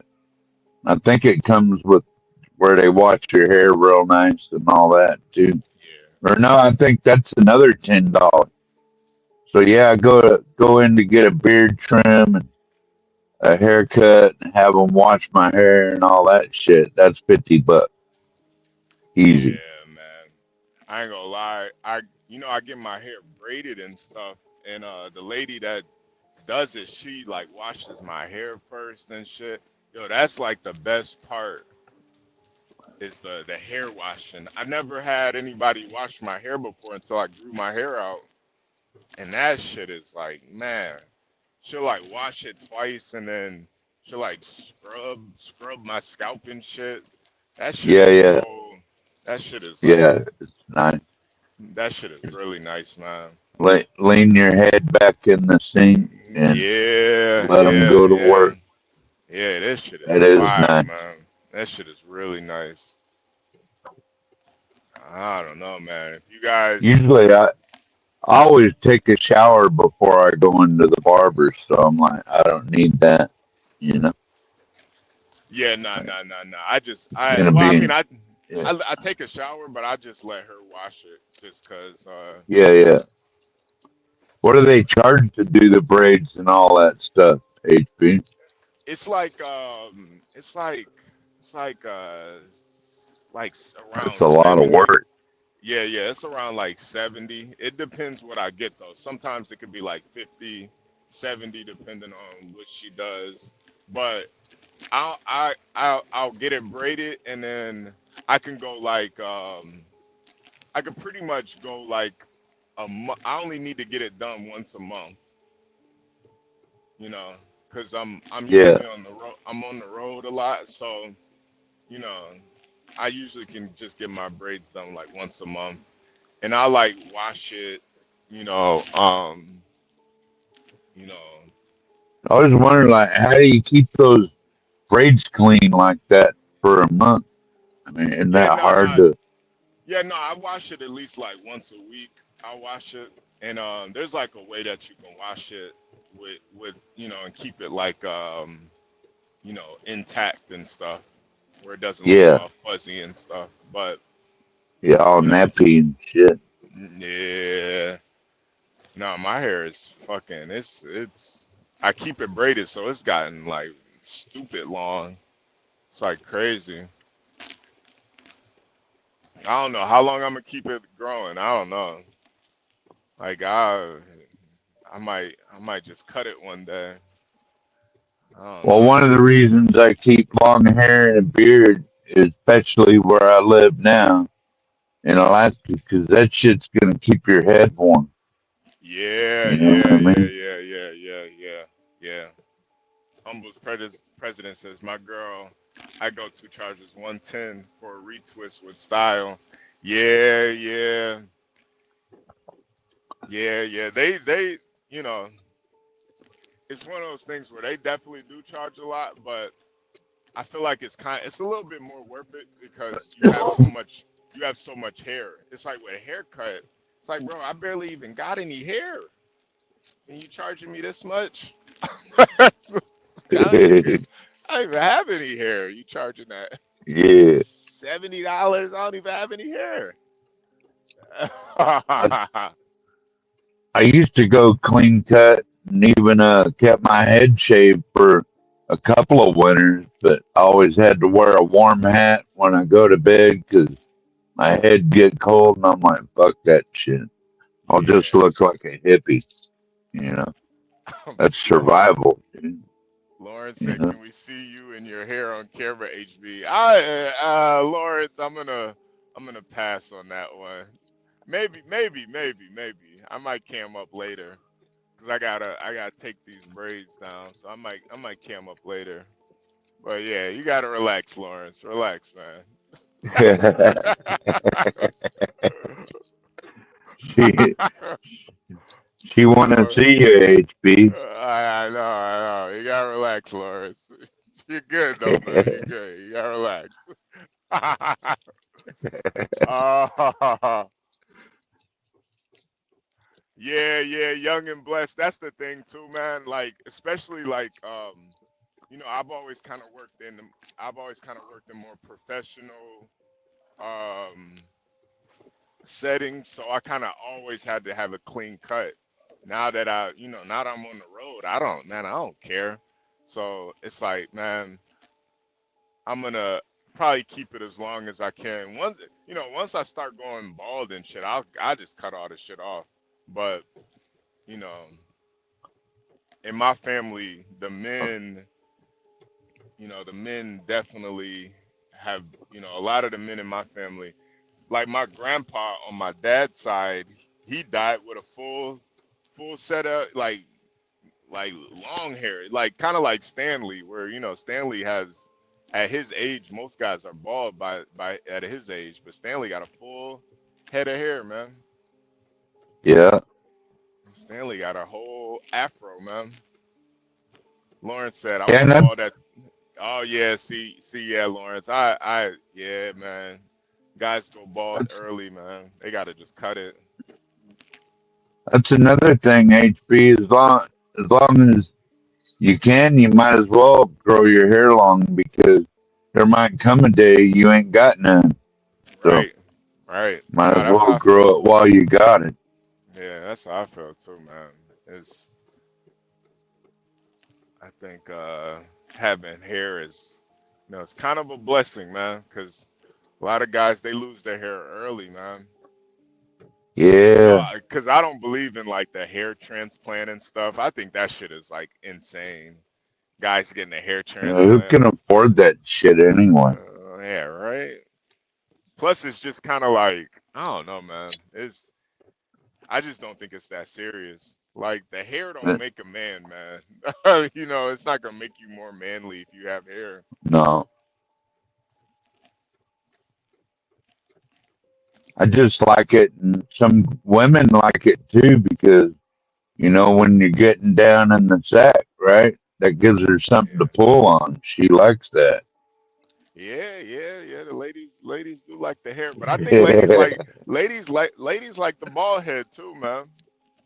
Uh, Ladies like the bald head too, man. They like rubbing on the bald scalp, you know. And then it's one of those things too. If you got a lady, you could just get her to shave it for you if you are bald. that I've seen you outside your truck before, HB, on cam, and trust me, dude, you're clean cut compared to a lot of truckers I've seen in my Oh, lifetime. oh Some of yeah. them motherfuckers just nasty, dude. Oh yeah, Like yeah, they don't yeah. never take a bath or nothing. You can Yeah, tell. nah. You could tell. There's guys out here that while they're on the road, they don't take a bath or shower at all. I take a shower every day, man. I take a shower every day. I don't miss a day. Well, I might miss a day. I might miss a day if it's like weather issues or something. Like I gotta shut down. I might miss a day. But even Yeah, then, take I like you know do like a bird bath or something. Like yeah. I can't go a day without at least cleaning my body off, man. Some of these truckers are fucking disgusting, bro. They are fucking filthy I animals, clean man. up real good like once a week, but like my living situation in the summer, I can do like a solar bag shower every day, Yeah, you know. yeah, But in the winter, you can't. I ain't gonna be out like right now and fucking 5 below 0, dude. yeah. I ain't You going can al outside to take a shower and that shit. Fuck you can that. al- you can always just like heat up some water though. Just heat up like Oh yeah, two duck two bath. buckets. Heat up 2 buckets of water, and then one bucket you Yeah, use to like bathe, and then the other bucket you use to rinse off. yeah, yeah, You know, that's usually, if I'm in a pickle, that's what I'll do because I can't go yeah. a day without cleaning my body off, man. Yeah, I heat Yeah. water up on the wood stove for that, you know. That way, Young yeah. and blessed, man. You gotta. He said, not most black women HB can't trust her with a razor. You never know when she might pop off, bro. Oh man. You gotta trust it. You gotta trust you. If you can't trust her with a razor, man, what can you trust her with, man? If you can't trust her with a razor, you can't trust her with your cock. You gotta like, bro. Oh, oh man, that. I ain't gonna lie though. That is some trust, man. That is trust. Oh man. Yeah, you gotta be able to trust her, man, with the razor. Damn. I'm telling you too, and the thing about women too, they love doing that type of shit too. Like sometimes you gotta give them the opportunity to do it. Like they love, shaving. They love, you know, washing your hair if you have hair. They love doing that shit, man. Yeah, Humble's president, that too, man. The lot Lizzies. They like you to be a little clean, man. They don't really care, but the lot Lizzies, they prefer you to be pretty clean. They don't care though. Lawrence, what is the weather like where I'm at? Yeah, it's 55 degrees, but it's raining real bad. But I'm doing all right though. I'm trucking along, man. It ain't that bad. I'm gonna be about 45 minutes early, so hopefully I can get in there, get in and get out, cause I'm trying to. Soon as I'm done, soon as I pick this load up, I'm going home, y'all. I'm out of here. I'm Right turning. on, HP. I'm turning up, man. I'm turning up.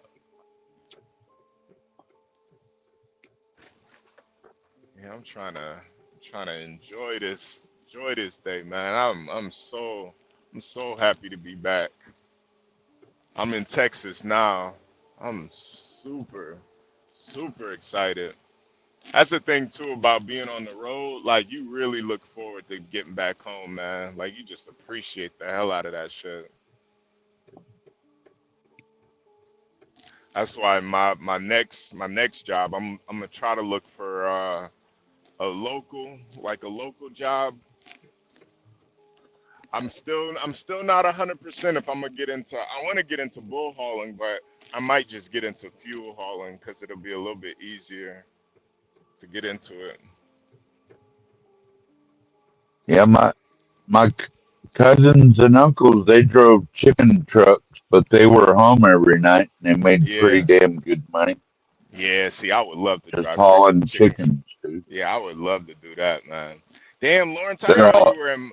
Yo, did you know Lawrence was in Montana? I didn't know you were in Montana. Lawrence, you might be the first person I've seen online type from Montana, man. Salute. Yo, there's like, That's where I moved up here from, HB, Montana, yo, 20 years ago. there's like nobody in Montana, man. That's crazy. That's crazy, man. Be surprised. A lot of assholes down there. Oh, One damn. thing I don't, man. Well, Lawrence isn't an asshole, but yeah, No, there's I wasn't assuming that. Troll. Good Just saying morning, that. man. That was Salute. a lot of good people, too. That's everywhere you go, though. There's going to Yeah, be assholes and good people. yeah. I love that I get German ads with a VPN. Cleanliness is next to godliness. I believe that's the saying. Go wash your ass, you sicko. Yeah, man.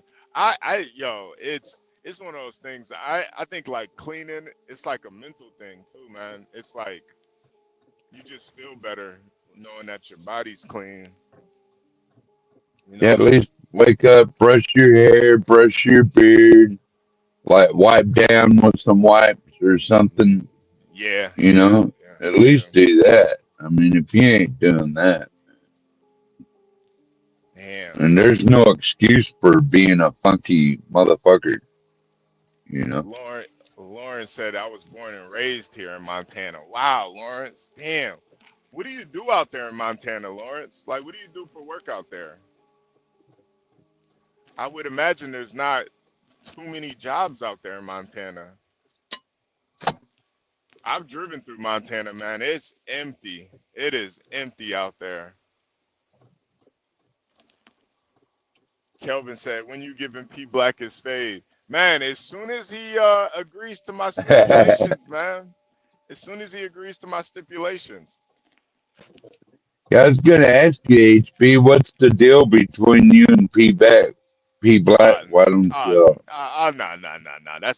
That's my dude, man. We Uh, just we just we you just just clowning? yeah, we just clown around, man. We just clown around. That's kind of what I thought. Yeah. Yeah, nah. We just clown around, man. He's good. He's good people. He's actually a good guy, man. That's why I give him shit, cause he's actually a good person, man. You know, I clown him about being arrested and shit, but the dude never drove. He never drove again because of that situation, man. Oh man. You know, it's kind of like you, where you like know that you drink, so you don't drive. You know, Yeah. and I Well, plus I'm epileptic, so but I've been on this new medication and it's been like 3 months since I had a seizure now. So oh uh wow, ho- hoping I think I have to go without a seizure 2 years and then I can get my driver's license again. yeah, I don't know, I yeah, kinda like my lifestyle now. Like I don't really need a license for what? yeah, Pay yeah, insurance, car payment, all this shit, man. When I can just spend $15 on a shuttle and go to town and get what I need, come home. yeah, That's yeah. cheap. Man, Lawrence, I didn't know you had autism, man. So I cannot work. I stay with my father as we both are on SSI. Damn, I didn't know that, man. I didn't know you could get SSI for being autistic. I didn't know that. Damn, so that's probably where Angel probably gets SSI then too. Yeah. Roller skater Texas girl. Good morning. Good morning. Yo, I'm still trying to pull up to roller skater Texas girl. I'm trying to pull up his skate. I might pull up this weekend. You know it's my birthday weekend. So I'm trying to do something fun. I'm gonna have to rent some skates though. Yeah. I'm just living on pension and disability benefit myself from the union job. I worked in Montana for 20 years. Damn. I did my time. I don't need to work anymore. Fuck it. I'm retired.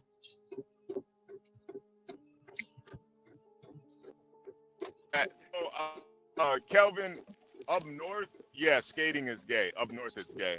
But down south, it's not gay.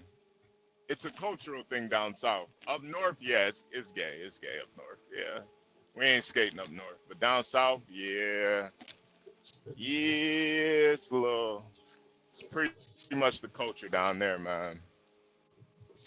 You know, can't take our up north values and bring them down south, man. They'll get you up out of there. You try going to one of them down south skating rings and calling them queer. See what happens. They'll stump your ass out. They'll stump your ass out. Try doing that shit. They'll get you up out of there, man. They'll be rolling all over you, man. Uh, roller skater sexist girl said, "What ring do you go to? HB the Forum." I haven't been yet. I haven't been. I haven't skated in, so it's gonna be interesting. I feel like it's like riding a bike though. Once I start, I think I'll be fine. Yeah. Roller skater Texas girl said it's maybe 10% gay. Yeah, see that's what I mean. I don't think up north though it's like the opposite. It's like 90% gay. I remember when I would like ride my bike downtown. Um, you would always see the gay guys skating on the boardwalk downtown on the river walk. Be gay as hell. Like just skating. Like, oh man, get his gay ass out of here, man. On the river walk. Like, oh man, this dude gay as hell. We'll never see no straight guys, but down south it's more so like you go to the skating rink and do it. Damn, man, what is going on? Is there? Ah, damn. Oh, I'm hitting some traffic. Oh no. Oh no. Oh no.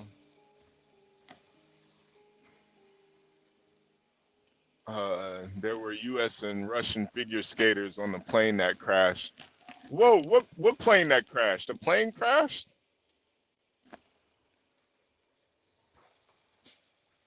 Damn, I didn't know a plane crashed.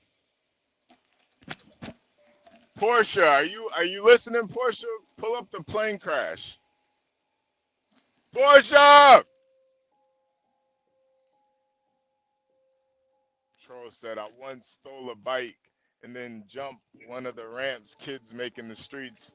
That was down the street, made the jump, not the landing. Muscle memory is real, but so is the ring. Just saying, yeah, yeah, yeah. I think it's I think it's damn terrible crash at regional national. Oh man, where is Bob at? Where is Bob at? Where is Bob when you need him, man?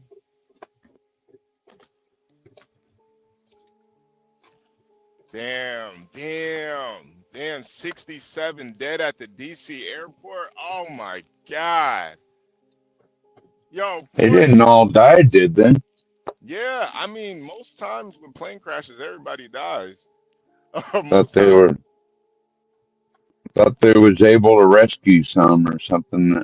It's pretty weird how Black Hawk helicopter run into a 747 like at the Reagan International Airport. That's fucked up. I I smell something fishy. Something ain't right with that. Yeah, yeah. You're not just a military trained Black Hawk helicopter that runs into a goddamn 747 like that shit don't happen. Yeah, yeah, that is pretty wild. They have only found 18 passengers. They had a collision right over the water and it exploded. What the fuck? What the hell? Yo, yeah, you're right, 12 man. That sounds very. That don't sound right, man. A helicopter. I don't even think they fly in the same airspace. Like helicopters don't fly that high. I was Helicopters may. watching it on Fox News earlier, and it was in shallow water, but it hit real hard or something like that. Oh my God. Yeah. Damn. Hold on a second.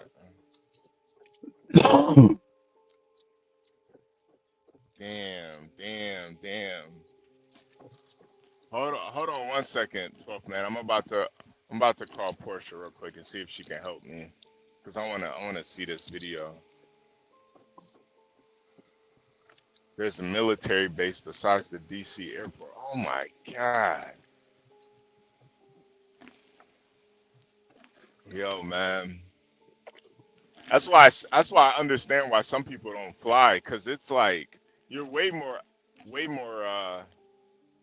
it's way more likely you'll get in a car accident, but a plane accident, it's fucking you're pretty much done if it's something like that. Famous Russian world champion coach is probably training the skate team for a competition. My guess, parents have lost their babies last night. Yeah, damn, roller skater Texas girl. Yeah. Oh my God.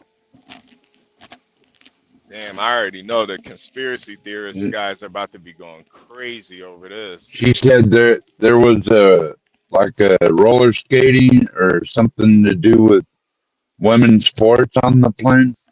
Yeah, I think it's Is ice that what skating. she said? Oh wow, son of a bit. Yeah, if it's a collision in the air, dirty dude, ain't no survivors after that, man. Even if somebody somehow did survive, they not gonna live. They're not gonna live too long, man. A collision in the air is pretty much that's a Yeah, DOA. That's DOA right there, man. yeah. I don't like riding on those big ass jets like that. HB. I like those bush planes and float planes though. Like you really feel you're in the air in one of those. Yeah. You Hold know on, what I 12 mean? man. 12 man, Okay. I'm gonna take a quick music break. I'm gonna just call Portia real quick and then All right. Sounds good, uh, HB. I'll be right back though. You guys hit the like button. Subscribe if you're new here. It's Gone Trucking with HB2N. Um, we'll be right back. Quick music break. This is the Stanley EDM mix, and it's called Dance Stanley. Oh no, it's called Read a Book. Read a Book by Stanley Cross. Here we he go. he had a. Wait, what were you saying? What were you saying? I was just gonna say Stanley had a damn good show last night too. Oh man, You yeah, no, missed out. Stanley's getting he's definitely getting the hang of this YouTube shit, It man. was an outdoor fishing show. Yeah, he's We even showed the rivers, like one right down the road from my house and another one on the Kenai. We're watching the salmon fishing and a lot of that. They were fishing for drums too. Stanley uh showed some drum videos where they're catching those nice looking drum fish. all right, But 12 man. anyway, Yeah, yeah, yeah, I give didn't me mean one. to interrupt. No. Okay. Never mind. They got me doing. Okay. She said give her 10 minutes. All right. I'll bring up. Never mind. Well, matter of fact, I'll just play it. I'll play it anyway. This is Stanley Cross, his EDM mix. It's called "Read a Book" by Stanley Cross. Read a Here we book. go. Read a book.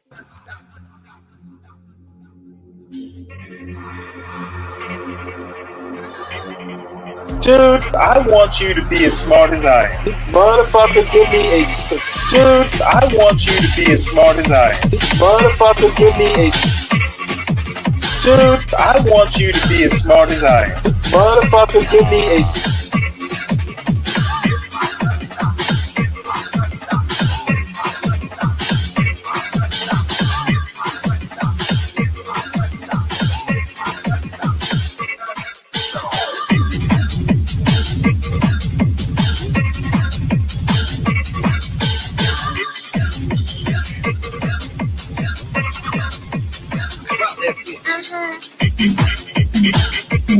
Dude, I want you to be as smart as I am. Motherfucker, give me a specific.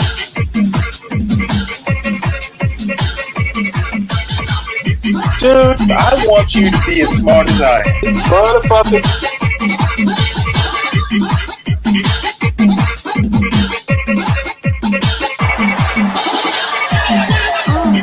Come on out, you rapist! If you know somebody who drive a truck, I bet you he done had a relationship with a lot lizard. All these truck drivers love these lot lizards. I promise.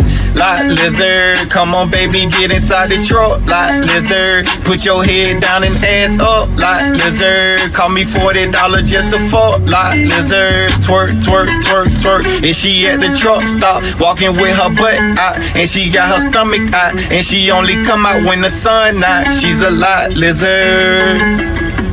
She's a lot lizard. He can be your boyfriend, cousin, husband, daddy, brother. It don't even matter if he driving trucks all around the country and he making money. I bet you he fuck a lot lizard. Come on baby, get inside the truck. Lot lizard, put your head down and ass up. Lot lizard, call me $40 just to fuck. Lot lizard, twerk, twerk, twerk, twerk, twerk. Twerk, twerk, twerk, twerk, twerk. Twerk, twerk, twerk, twerk, twerk. Lot lizard, twerk, twerk, twerk, twerk, twerk. Feel like I should, feel like I should, feel like I should, feel like I should go. Go. Feel like I should go. Feel like I should, feel like I should, feel like I should, feel like I should go.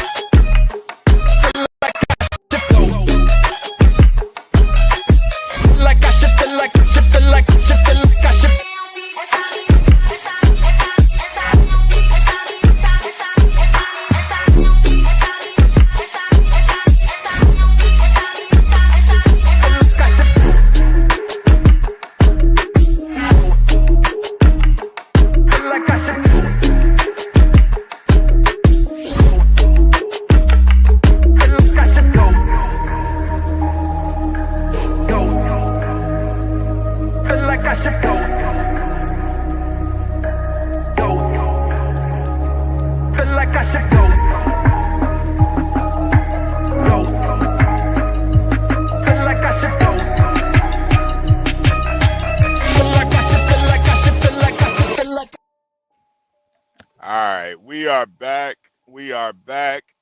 It is 8:36 Central, 9:36 Eastern, January 30th, Thursday, 2025. President Trump is in office. I'm waiting for Portia to come up to the live. She's gonna help by bringing some stories. Well, some of this footage, some of this this plane crash, helicopter collision. Cause this is the first time I'm hearing about this. It's very sad, man. Very, very sad. You know, it's just very unfortunate, but you know, you just never know. You never know sometimes. It's crazy. 12th man, when you moved from Montana to Alaska, did you drive up to Alaska or did you fly? No, I took the ferry, HB, out of Bellingham. So you drove and then took a ferry? Yeah, I had a golden retriever, a 100-pound golden retriever back then, and so we hitchhiked from Kalispell, Montana, to Bellingham. We sold everything we owned, and I had probably, I don't know, 8K when I came up here. Like if you come to Alaska to live, you can't come up here without any money. Okay? Yeah. That shit don't work. You know what I mean? You said you hitchhiked all the way up to Alaska? Yeah. No, from Kalispell, Montana to Bellingham, Washington Okay. with the dog. And this one guy picked me up in like this, remember those S10 Blazers, right? That's And that thing was completely packed, man. So, but he picked me and my dog up with our backpack because the dog, he had to carry his own food and water, right? So he yeah, had his yeah, own yeah. backpack too. And yeah, ended up doing a lot of camping out when we got here, but I wasn't here 2 weeks before I found a job. 'Cause I Wow. was waiting on my pension to kick in. You know what I mean? So I took another job in damn, where in the fuck was that? Down there. Port Protection, Alaska. And I Okay. worked there for a year waiting on my pension and my payout from the union job I was working because I sued them for not making people wear mask protection in the shop Mhm. around all those fumes and paint. That's part of the reason I have COPD too. I know I shouldn't be smoking, but that's Hey. beside the point. And Yeah, uh, yeah, yeah. and I ended up getting like a see what was it, like $30,000 payout, and Wow. that's what I bought my land with, and then my pension kicked in and disability insurance. Well, I already had that, but I had to work until I could wait for all that shit to kick in. But Right.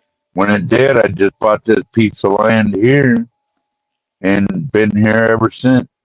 You bought your land for 30K?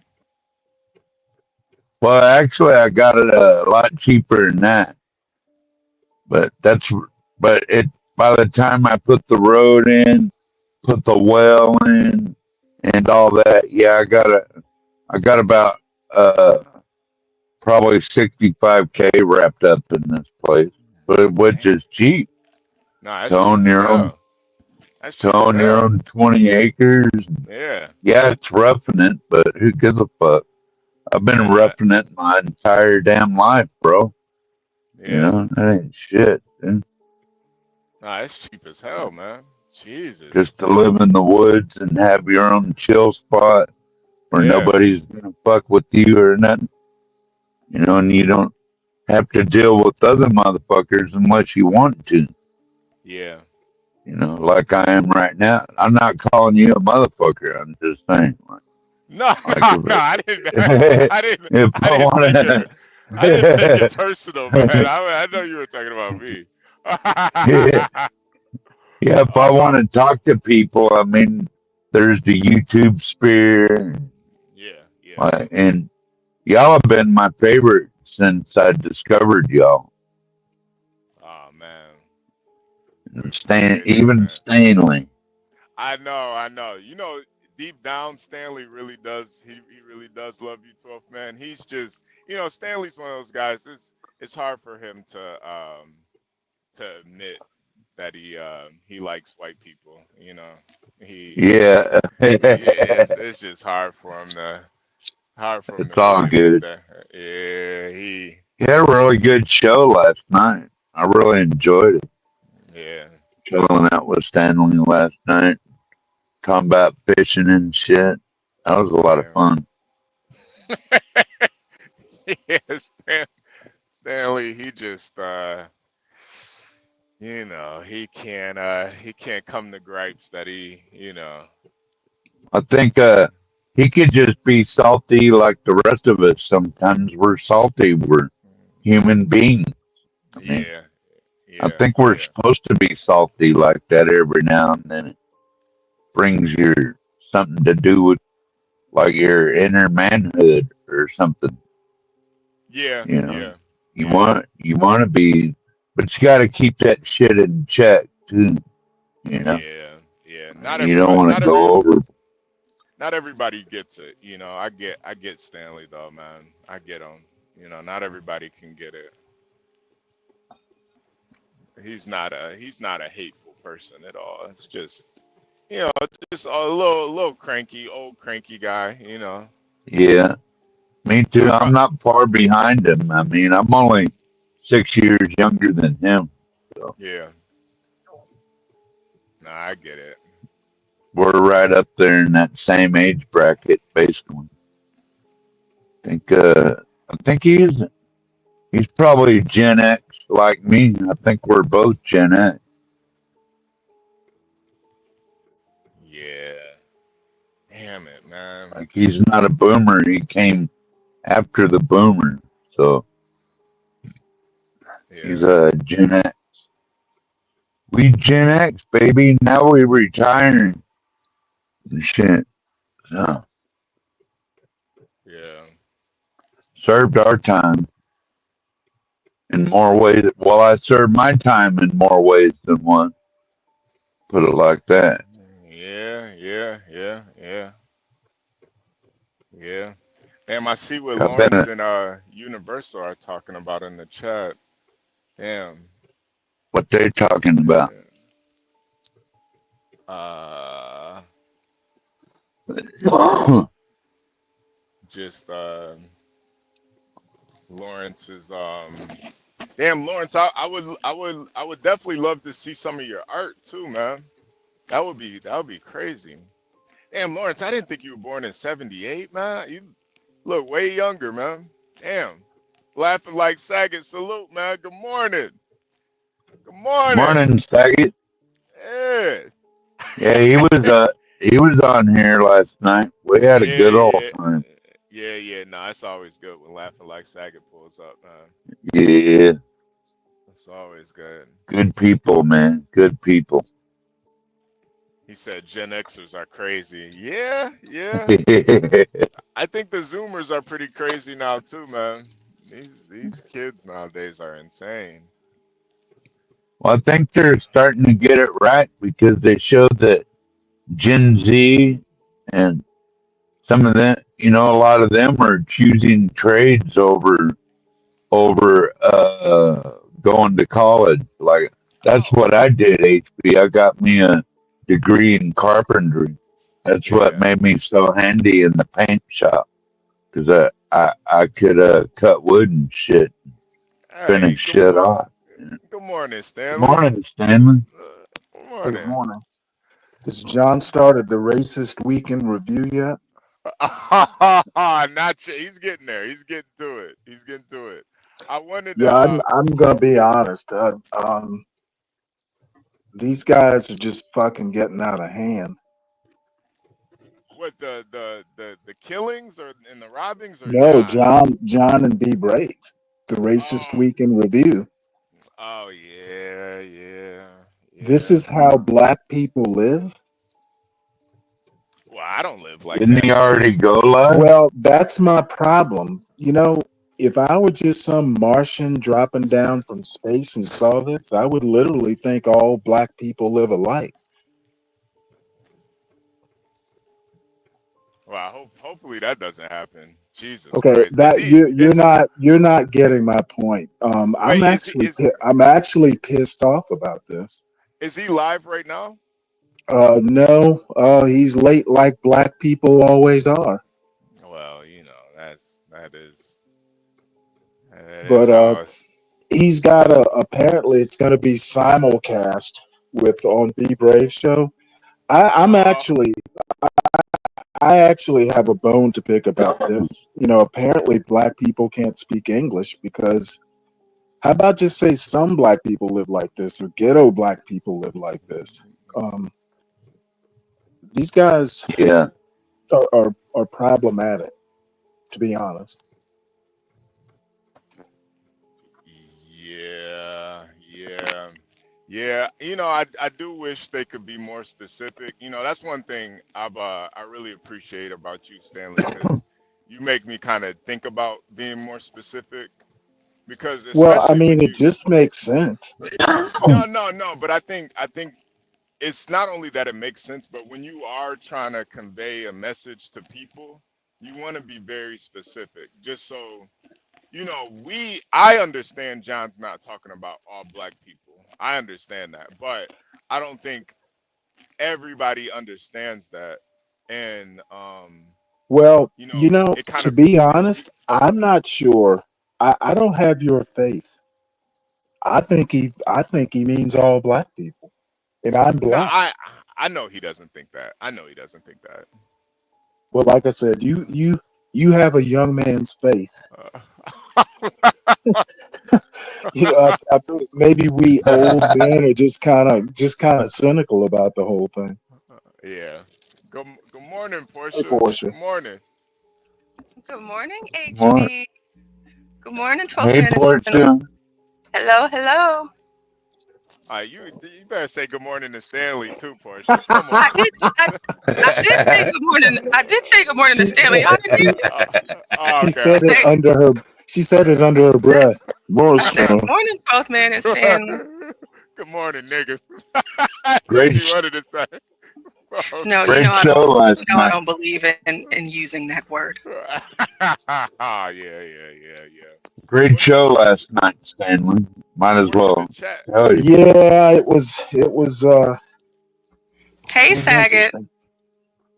The chat has Howdy, been howdy. the chat has been telling me about what's been going on with this crash. I wanted to get you to bring it up for me real quick so I could see. Hey, Lawrence. Good morning. All right, let's get into this. Okay. Oh, Lawrence, I didn't say hello. Hey, Saga. Hey, Lawrence. Whole state of Texas, girl. This is a CBS News special report. I'm Chris Welch in New York. We are coming on the air with breaking news out of Washington, D.C., where a commercial airliner has collided with a helicopter in midair while on approach to Reagan National Airport. The plane then crashed into the Potomac River. It was an American Airlines flight that departed from Wichita, Kansas. And we have the following statement from the FAA. They tell us a PSA Airlines regional jet collided in midair with a Sikorsky H-60 helicopter while on approach to runway Black Hawk. 33 at Reagan Washington National Airport around 9 p.m. local time. PSA was operating flight 5342 for American Airlines. It departed from Wichita, Kansas. The FAA and NTSB will be investigating. The NTSB will lead the investigation. We will provide updates as information comes in. We can tell you the Sikorsky H-60 is a family of military helicopters built by Sikorsky Aircraft, also known more commonly as the Black Hawk. We now have our own CBS's Chris Van Cleve, our senior transportation correspondent, on the phone. Chris, what can you tell us? Well, we understand there is an active rescue operation underway to try to get whoever may be in the water out of the Potomac River after what appears to be a collision between the CRJ 700. It would have been operating as an American Airlines flight, would have been painted as American Eagle. It's operated by PSA, which is an airline owned by American Airlines, and a military Black Hawk helicopter. This area is not far from Bolling Air Force Base. It's right across the river from Washington Reagan. It appears that as this plane was coming into land, not far from the airport at all, on final approach, it somehow collided with a helicopter. DC Fire, DC Police are on scene. Coast Guard is on scene. You have a lot of resources rushing there to see who they can help to get them out of the water. It is about 37 degrees outside in Washington. You're coming out of a very cold stretch there. That is very cold water. Time is of the essence. Chris, we're talking about a commercial airline crash. This is something that we've not talked about in the United States since a regional flight in Buffalo in 2009. This was an unparalleled period of aviation safety that appears to have come to an end tonight.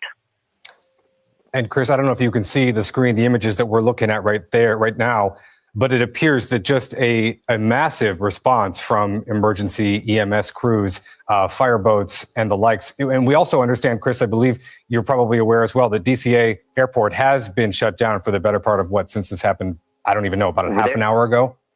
Correct. They are going to suspend operations while the search is ongoing. The most important thing right now is that search. You don't want to complicate it with air traffic coming in and out of that airport. There are a few regions in the country better equipped to respond to a major alert like this than the Washington, D.C. area. You're going to have a flood of resources. The question is now, can they get to people who survived what appears to be a midair collision just outside of Washington Reagan Airport over the Potomac River tonight? Wow. Just remarkable images there. All right, Chris Van Cleve, thank you very much. We appreciate it. We will be following all the details on this developing story. We're going to keep you updated as we learn more. Our coverage will continue on CBS News 24/7, your local news, and on CBS Morning. Wow. Now, I was just watching this earlier, you guys. Now it's not even a rescue anymore. Yeah, nah, they're not going to survive that. They didn't. They're saying nobody survived. I was just watching. Good morning, everyone. Good morning, Good Lindy. morning, Lindy. I was going to ask you, HB, if you want to, we can go through, pause, stop, if you're interested in the press conference. It was a few hours ago, giving you further details. But yes, I did know about this. I heard about it. Okay. I saw it last night. Wow. Well, The one thing is, it's weird because it's a Black Hawk. I'm just. They're saying that it's not terrorism or anything like that, but I would like to see more about it because it's like that just doesn't seem likely that Is it weird because it's black? Stop. Stanley's like, you know what? All black people aren't like this. God damn it, John. HB been clowning all morning. This was just that Black Hawk, not all the Black Hawks. Not all Black Hawks, just that Black Hawk. Yeah, be brave enough to do a whole live about this. Lawrence, it wasn't. It was a helicopter and a plane collided. I don't think it's unlikely that something like this could happen at Reagan National. I'm surprised it doesn't happen more. It's like a hornet's nest around there. Yeah, Stanley, that's what they were saying this morning. I guess they intermingle all the time. The Black Hawks, the helicopters, and the planes that are military aircraft landing. Military aircraft go in and out of civilian airports. I wouldn't say regularly, but it happens. Yeah, I'm honestly surprised. Just hearing that news, it does sound like it's very likely. Obviously, this was the Blackhawks' fault, obviously, but last night, somebody Juan was up here last night. And by the way, Breitbart reported 4 people rescued, so they got it totally wrong. Don't know what's up with that. I guess they're part of the fake news too. Well, I mean, they probably were rescued, but they probably DOA. They had already expired. Okay, they said I was just watching it about 10 minutes ago. They said nobody survived, so I don't know. Breitbart got it wrong. So in any case, I was going to say that there was like a little clip, and again, I don't know whether this is real or not, but I can't see how that was not some sort of either a pilot disobeyed the aircraft, the air traffic controller, or the other way around. The air traffic controller got it wrong. So, it'll all come out in the wash, but I mean, that low to the ground, supposedly the jet was only, like 150 feet or something, way low. Wow. So, whoa. This was coming in for a landing. Yeah, this is like extreme negligence right here. This is insane. 150 feet? What the fuck? That's according to reports. You know what? At this stage of the game, I'm not going to even pronounce anything because, I don't know why, and I just did it. I don't know why, all these. I know everybody wants to be first with the news, but there is a video. there is a video out there that was on the Washington Post last night. Yeah, this was low altitude. This plane had to have been, either taking off or coming in.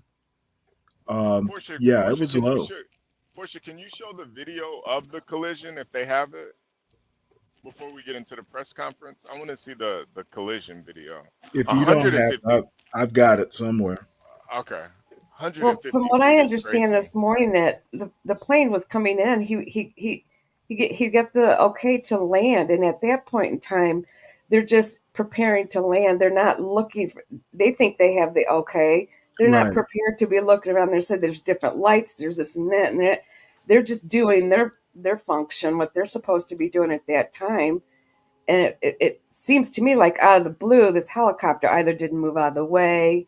I'm kind of doing this in layman's terms, but this plane had the go to land, and so they were just preparing to land, not thinking anything else was around. What appears to be an okay. Well, was that helicopter manned Crash by? happened. This is video from EarthCam. You can see right there. Wow, you can see what appears to be an explosion there in the sky.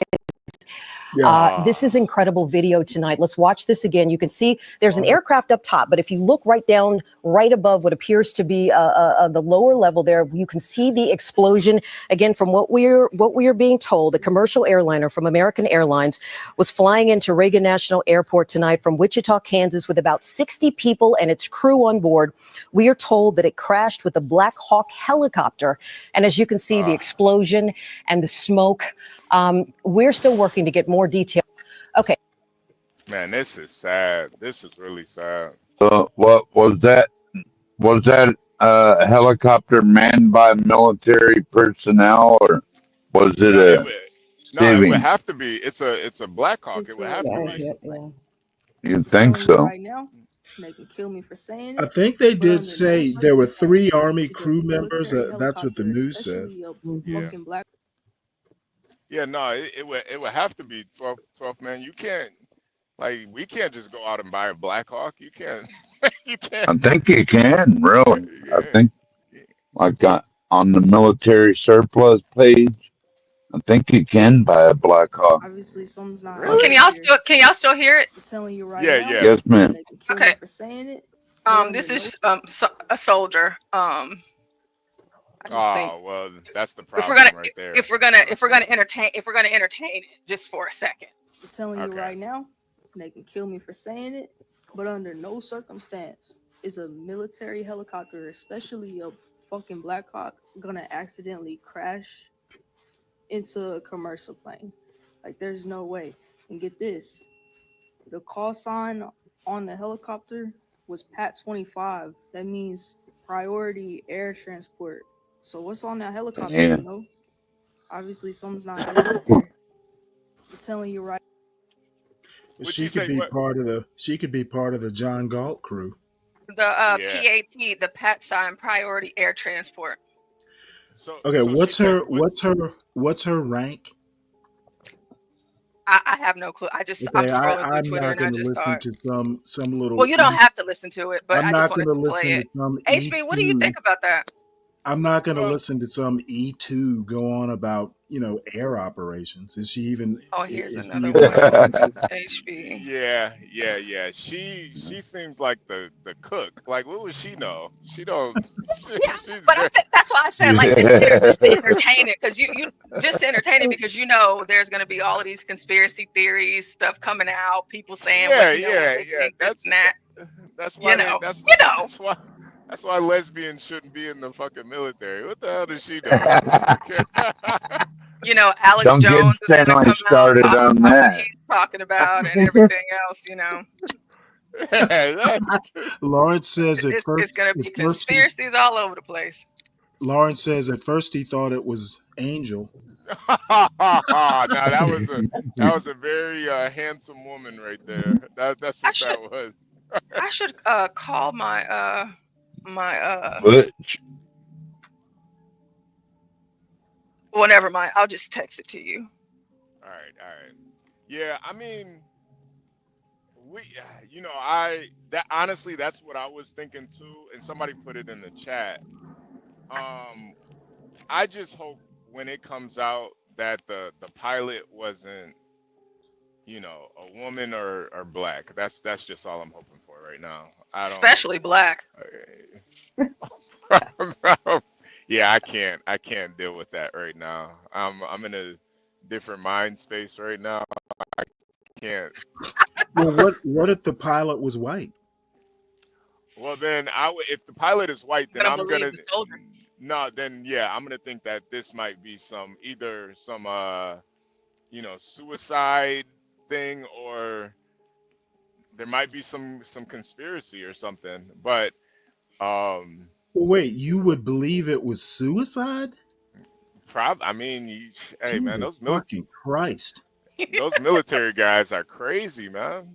Okay, believe me. You know what? I don't even know where to go. What do you think, Stanley? Like you're the expert. I think it was an accident. Me too. It was just an accident. How do you make that big of an accident, though? What the hell do you? What kind of accident were you looking for? A little one? Yeah, no, I guess you're right. That's what I think. It was just an accident. I don't think there's anything else to it. You don't often have small accidents with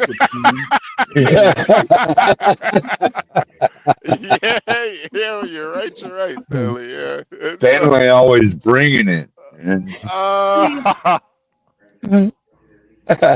Jesus Christ! I think there was a lot of confusion and light. But this guy this morning was talking about all the lights that's happening that time of night, and I just think there was some confusion that happened. And of course, we know if anybody could get out of the way quicker, it would have been the helicopter, and they didn't. So something, yeah, it was just an accident. I think it was just an accident.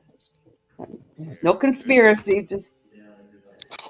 Man, that little that little I don't know what the air calls it in the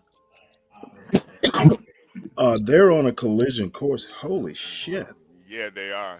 This almost looks like intentional, man. Honestly, It definitely looks intentional, for sure. it looks like I he mean, ran. Like it looks like the helicopter went straight for the fucking plane. you're talking about two experienced pilots. You have a helicopter and you have a plane. I'm gonna have to say experienced because y'all are flying them right now, and the fact that I don't even know, because I mean air traffic control, we can factor that into it as well, so that could totally be a thing. But then of course you have both of the pilots as well. It just seems odd that this would happen, especially so close to the ground. So, Portia, you think this might have been on purpose somehow? I mean, Well, just from this. I don't believe this that this was an diagram. accident. It's just what I don't look at it as an accident. I am going to trust that the pilots for both, and even to become an air traffic controller, that whole entire process is just crazy within itself. So I'm going to trust that all of these people have their own, skill set, and they're in these positions. I don't believe that people that have received, vigorous training would do something like this, and that's going to be on all fronts. Well, having been in the military, I'm going to believe that highly trained people fuck up too.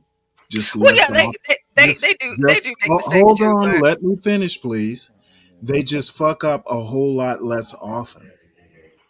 Yeah. So this is, I mean, it doesn't happen. It doesn't happen a lot, but it can. I mean, they are human. I actually think it was a tragic accident. Me too. Yeah, and then too, it was at night also. That could play a big factor into it too. I mean, we ask surgeons how do they leave, instruments in a patient. It just happens. It's horrible and it shouldn't, but once in a while it does happen when shit happens. So everybody's dead. They're all dead. So somebody screwed up, of course. Somebody messed up. Something happened, but I don't think it was. It sucks. Yeah. Just be glad that it wasn't us. And pray for the families. All right. I don't like big airplanes. I stay away from them. Oh man. What is There's that? What is something. that thing Somebody on the messed left? up. That little hangman picture. That's some sort of plot with the two courses. Oh, okay. I got you. And I've we use them on ships too. I mean, it's kind of like we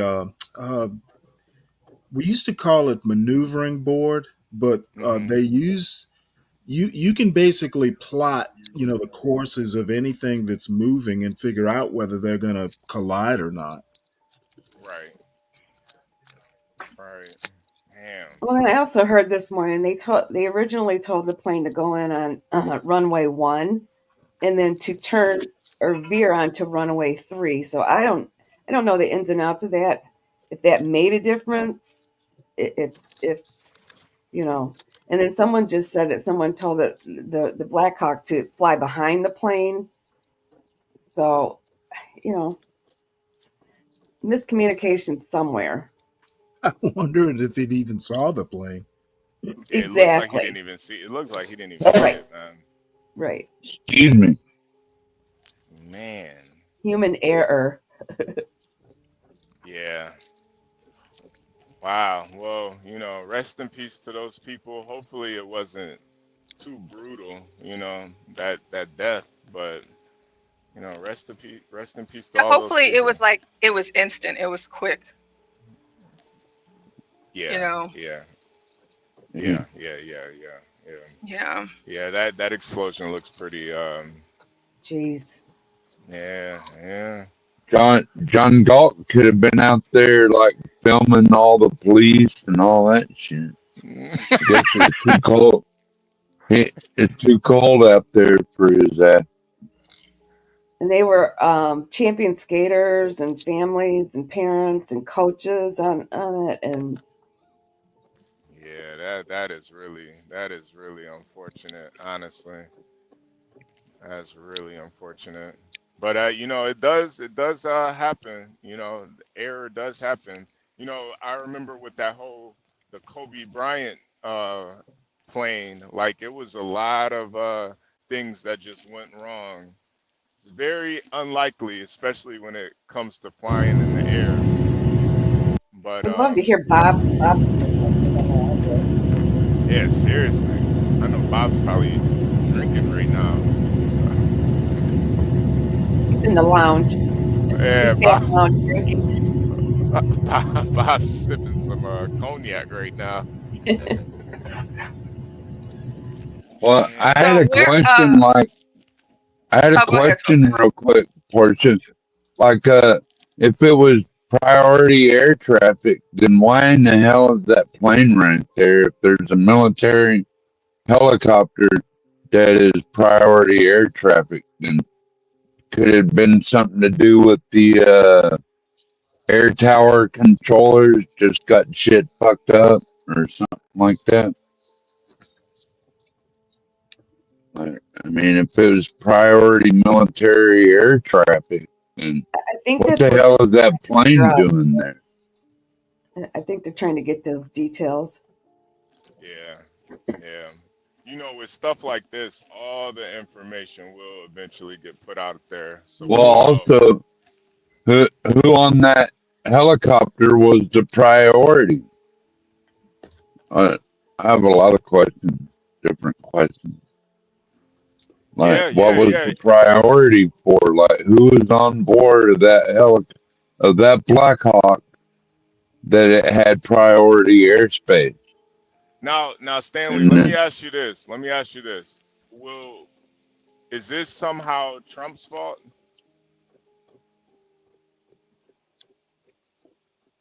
He ain't gonna go there.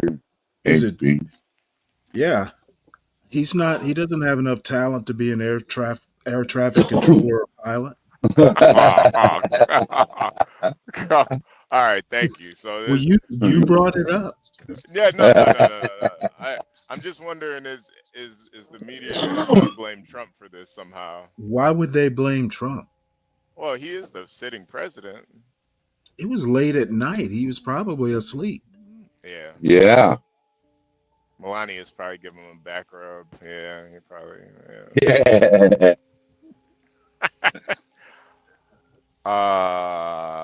Don't even make me picture that, HB. Like, fine woman like that giving old man Trump a gooey back rub on his old ass skin. And Ooh. Hey, synthetic future, man. Salute. Salute. Good morning. Oh, man. Man. Jesus Christ. I'm glad it wasn't Trump on that helicopter or airplane. Otherwise, there'd probably be gunshots going off all over the country today. But why do y'all go there? Why would you imagine Trump on a plane? That's Well, that's he's the on them all only the word time. only word I can think of for it is macabre. Oh, I like that Who? word, Stanley. Macabre. It's like Yeah. the like Yeah, who were the air traffic controllers on duty? I'd be looking at them too. What the fuck was you thinking, motherfucker?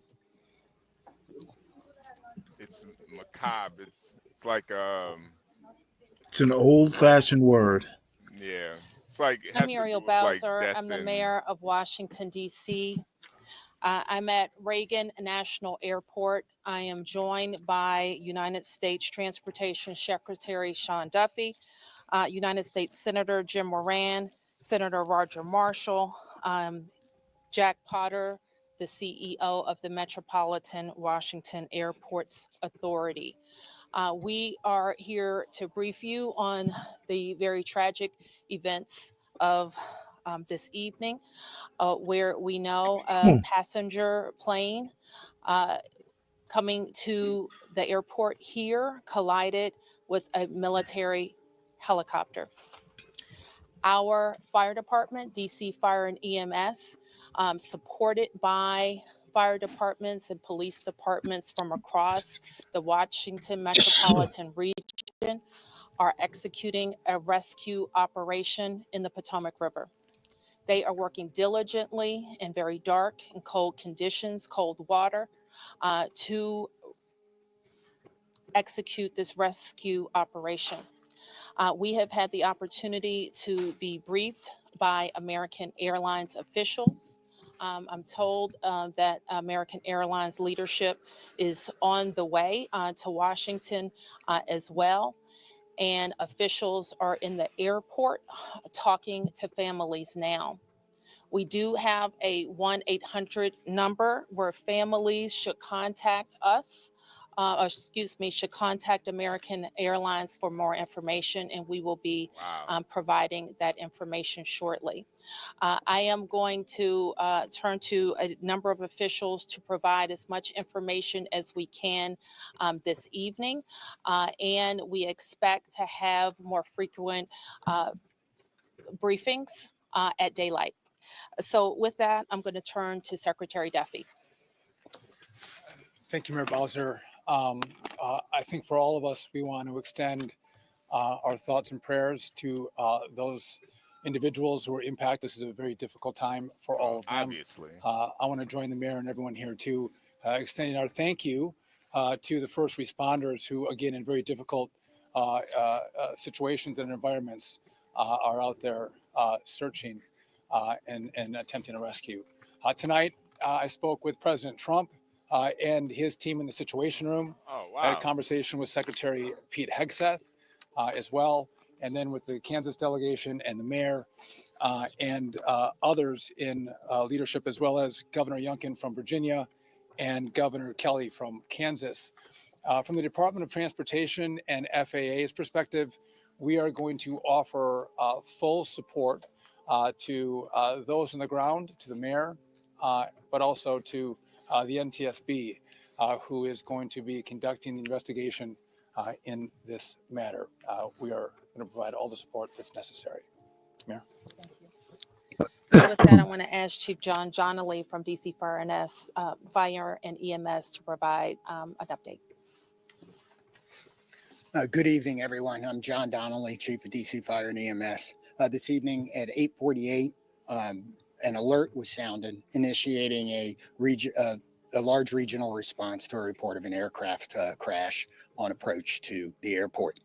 This response includes first the Metropolitan Washington Airports Authority's Fire Department, the District of Columbia Fire Department, the Metropolitan Police Department, and the U.S. Park. At 8:58, the first units arrived on the scene and found an aircraft in the water and began rescue operations. This incident has grown. There's currently about 300 responders working. We have boats from all throughout the region, police and fire boats. We have a mutual aid agreement in Washington, D.C., the National Capital Region Mutual Aid Agreement administered by the Metropolitan Washington Council of Governments, and we're all operating under that. We're operating under a unified command. Everybody's together. So we also have requested state police helicopters from Maryland, and the Coast Guard helicopter is working. So this is a state and federal response as well.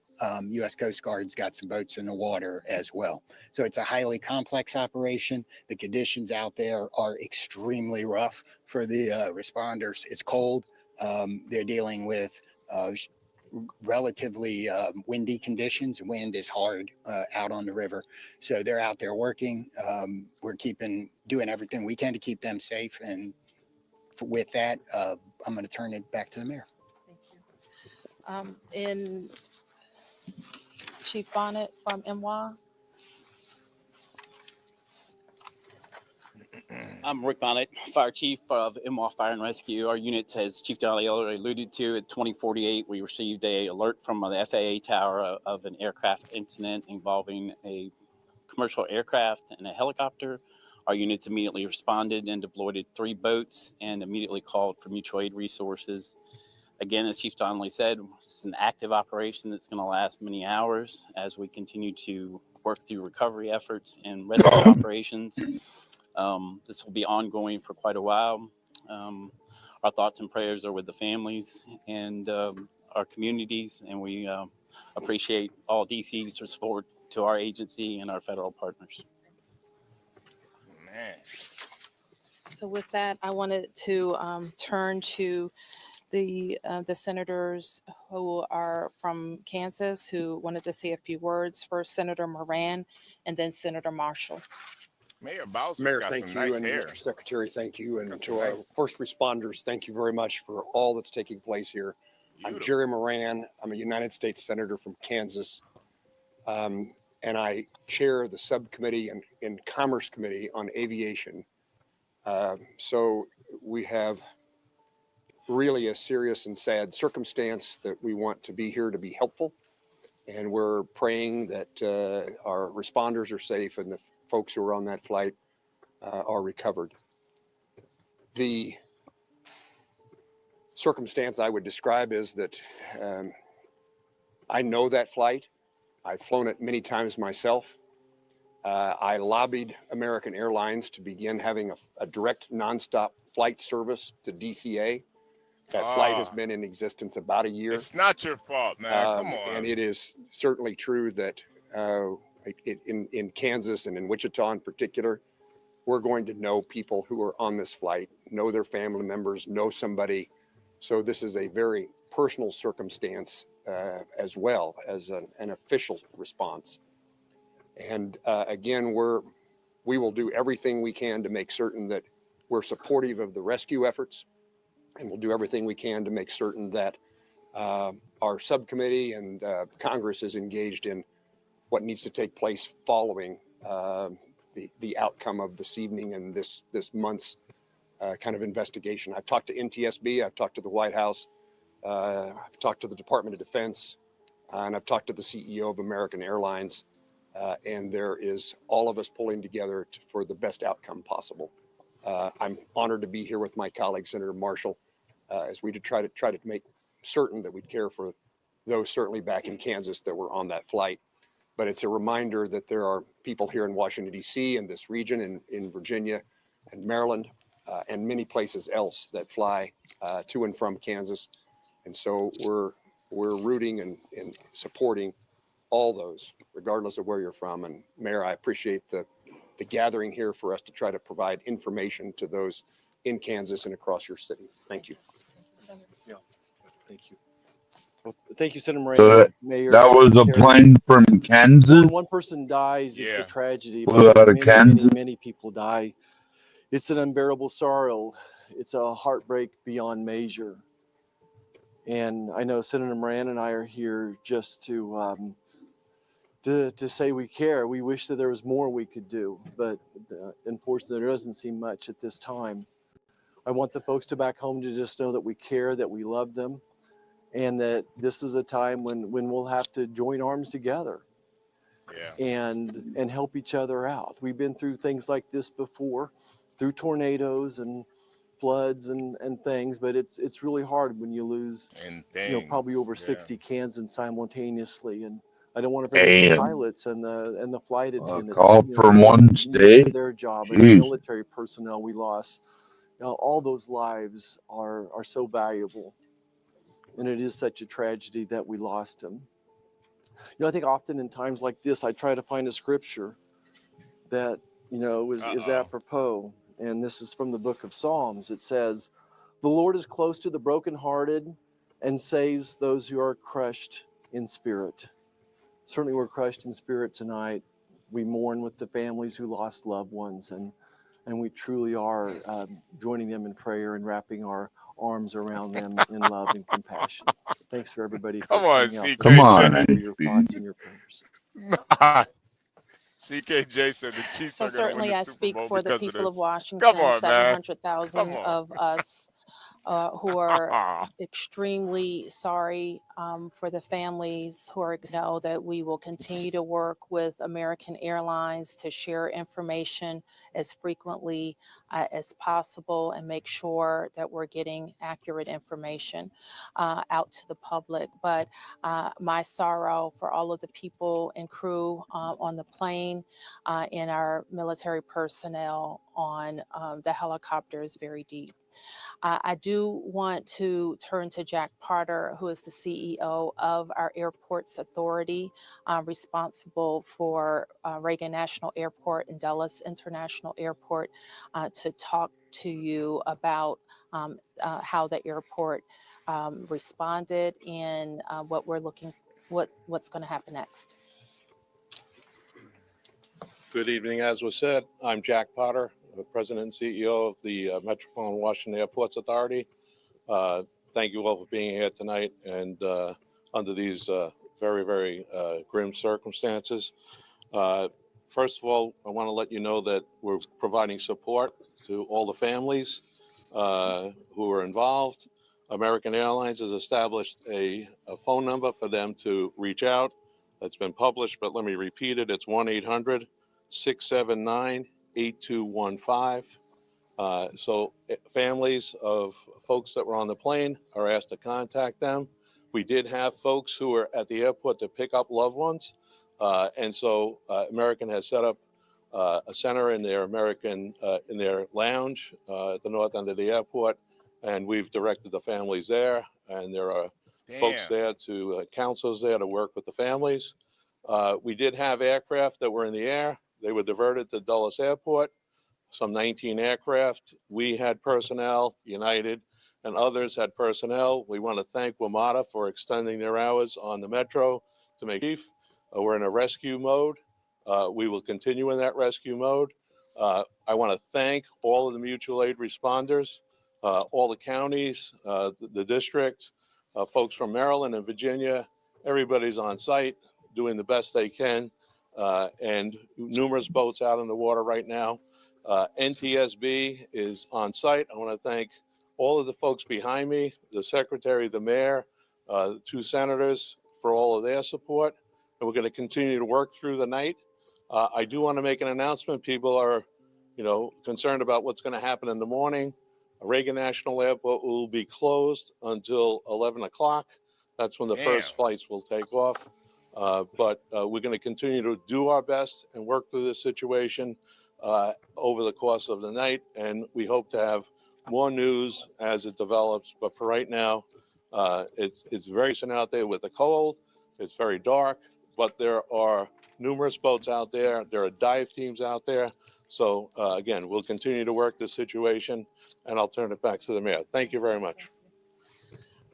Thanks for that update. And you've heard that in the National Capital Region, the district, of course, is Washington, D.C. is at the center, but we are a close region. We have heard from the governors of Maryland and Virginia, the mayor of the city of Baltimore, all who have sent us personnel to help in the rescue operations. Last thing I'll note is just to our local viewership, and just please let our first responders do their work. Try to let our vehicles get to scenes and through scenes. We don't want anybody else to get hurt because of moving vehicles. Okay, so we will be able to take a few questions. There's not a lot that we can say. We won't be able to say anything about an investigation. As Calm you down, know, HB. once fire and Damn. EMS completes the rescue operation, then the investigation goes over to the National Transportation Safety Board. And I'm sure the Safety Board, NTSB, will provide information about when they will be briefing about an investigation. So we'll take a few. Yes. Can you confirm that both aircraft are in the water, and perhaps Chief Donnelly can explain what's involved in conducting an operation like this in these conditions? Yes, both aircraft are in the water. The focus now is rescuing people, and that's what all of our personnel are focused on. And Chief, I think he's given a pretty good description, but They're searching those the airport the aircraft at this point. Right. I think Yes. they. All right. All right, we're done with this. They literally said nothing. Is there any more updated information? Is there anything like updated, the death toll, names of the people who was there? Stanley, somebody did ask you a question in the chat. You are expert military, so I did think it was a pretty decent.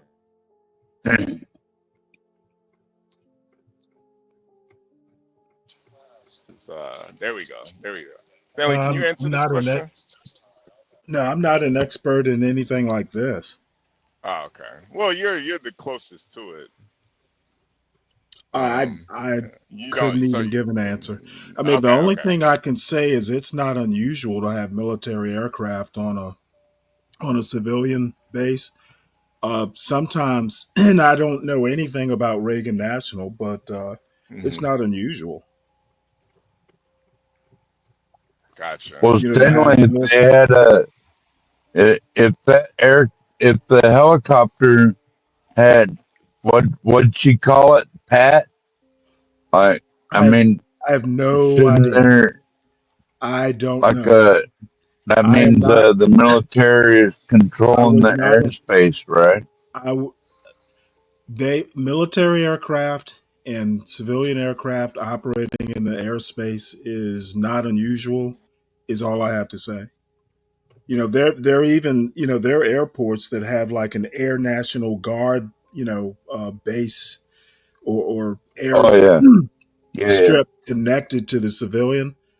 So operating in the same airspace is not unusual. That's really all I can say. I don't know anything more. You know, that's a Bob thing. As a matter Well, of like fact, that. no, Go ahead, Stanley. other than it's not unusual to have them in the same airspace. I can't say more than that.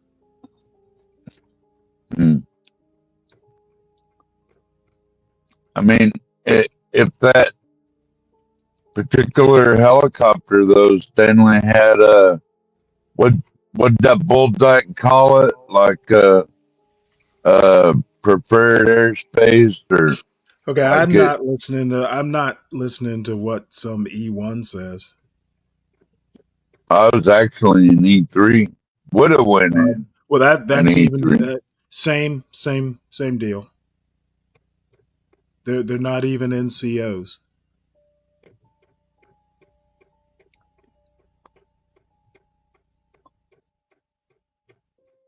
preferred air traffic.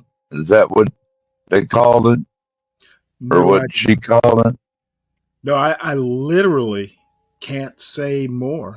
I know as much as you do. The only thing I can offer is what I've offered. I can offer a scintilla more. I can't offer a scintilla more than that.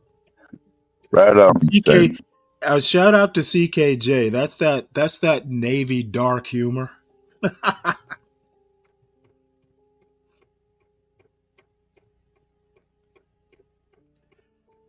Oh, HB's not here. Oh, okay. I after the Breitbart thing, let me take this down so we can read that article. Ignat, Heil Ignat. Yo, What's up, Ignorant? what's cracking with you, my cracker? All Yeah, good, all CKJ good. CKJ says it all. It's common in the DC area. DMV period. I mean, they're all because Andrews Air Force Base is in the area. Yeah, they all just kind of there. All good in the woods. Ignorant. All good in the woods. Yeah, Stanley, how you gonna downplay this man's E6, E whatever? How you gonna downplay that? That's fucked up, He's man. okay. I'm not downplaying. I'm downplaying her expertise. You act like E6 is a damn mall security guard or Okay, he something. said he said E3, not I don't give E6. a damn if it was easy No, E. motherfucker, you have never served a day in the military. I don't want to hear your shit. You don't know where I served at. I could have been special You know forces. what? You You don't know know what? shit. No, well, hey, hey, I you could be know what? T14 classified. Don't You make me wouldn't know. summon don't make me summon happy to put you back in your Oh, place. What you want to be happy? I'm confused. So you're saying you're gay? Is that what you mean? No, Because what happy I'm means saying, gay. what I'm saying is, I saw a woman take your little weak ass down several times. So don't Yeah, be acting like the man you're not. stop capping, man. You can never see a woman take me down unless she's on Okay, top riding this I cock. was on the panel. You was on the panel. You heard a It got funky it bitch got so talking. bad. It got so bad your phone overheated and you had to drop out. That's under the fucking bridge, Medea. Don't lie. Don't you do Oh, that. hey, you know what? You sit here, hood conservative junior, and let a woman take you down. A woman can take me Conservative down any dude. time of the day, baby boy. I No, like no, no. pussy. Don't sputter. Don't sputter. I'm telling the truth. A woman can take me down any day, anytime, You know anywhere. I what? like And pussy. I know. So You're not saying anything I haven't witnessed. oh man. So no, I'm not gonna take the word of an E2 as expert. Hey, Ignorant, do you She have was any Army, so she wasn't even an E2, Ignorant, right? you have any thoughts about this tragic accident? I think it's disgusting. Yeah, yeah. Uh, it's horrible. It's horrendous. It's truly ominous of what's going on today in our country. And Mm. it really grinds my gears. Mhm. Okay. Mhm. And the bleach demons of the world need to Mm. contain their Mm. sickness. Okay. Yeah. Okay. They need to contain their sickness. These beasts need to go back to hell where they belong. I wanted to speak about us undermining our government and our president. Okay. This makes us look weak. Okay. The weakness is it's already inside. It's internal, right? So the weakness is already there. But it's Is like your we put president this Adolf Hitler? lady, give me a second, woman. Now Everybody listen. else Come has on, Trump. man. You got Hitler. No, fuck that. Listen, it's a free country. You're showing up talking shit with It's I A as a Hitler free country, avatar. Trump said I could do it. Oh, I'm not Trump. it's a free country, but I'm free to comment too. You can comment all you want. Just put them in the chat, bitch. Motherfucker, Okay? no. I'm gonna talk to you, motherfucker. Listen, I talk through bitches. I talk through you. You know You're what? invisible. You know what? Is Hitler talking to two bitches then? Hitler's dead. God damn. Hitler's this man's avatar. The idea isn't Yeah. dead. Let's just put that out there. You're talking about taking a country to hell, and you got a picture of Hitler on the screen. I mean, it's a free country, isn't it? It's Oh, free. it's a free country, and I'm free to call it out. I don't even Yeah. sound like ignorant. I think that's an ignorant fake. I don't Yeah, even yeah. sound like ignorant. Yeah, this could be a prototype. You never know. You know, they coming out with all type of Yeah. AI. It might not be ignorant. Let's just go with that. Let's You go with the don't drunk sound. white man. You The N in you ignorant talk. stands for You the N in you ignorant talk too stands for fast to be Nazi. ignorant. He talks too fast to be the real ignorant. 12 man. I don't know how much meth you did this morning, but What? oh my bad, crack. No, that was your hero and your avatar invented methamphetamine. Don't you know? Hey, listen, I'm all for it. That's what ended up killing that motherfucker. Okay, you don't know what you're talking about. This guy's drunk. I know exactly what I'm talking about. Look it up. Hitler invented methamphetamine, and you have him as an avatar. You gonna talk to me about meth? Come on, man. So just because he Maybe invented it means that you can do it? you don't even know the person you're promoting. Listen here, white man. What I'm doing is living in a free country, doing what the fuck I want. Okay, so your sassy ass Motherfucker, auntie up there. you're acting like this is the free country extends to this panel.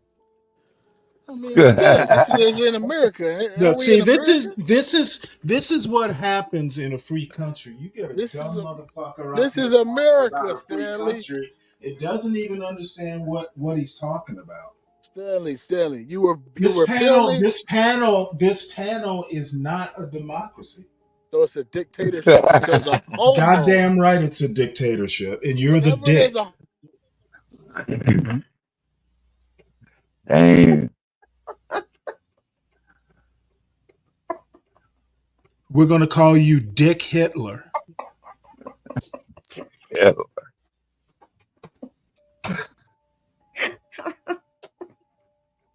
I hear you giggling too, Wendy Lou. That's so funny. It just struck me funny.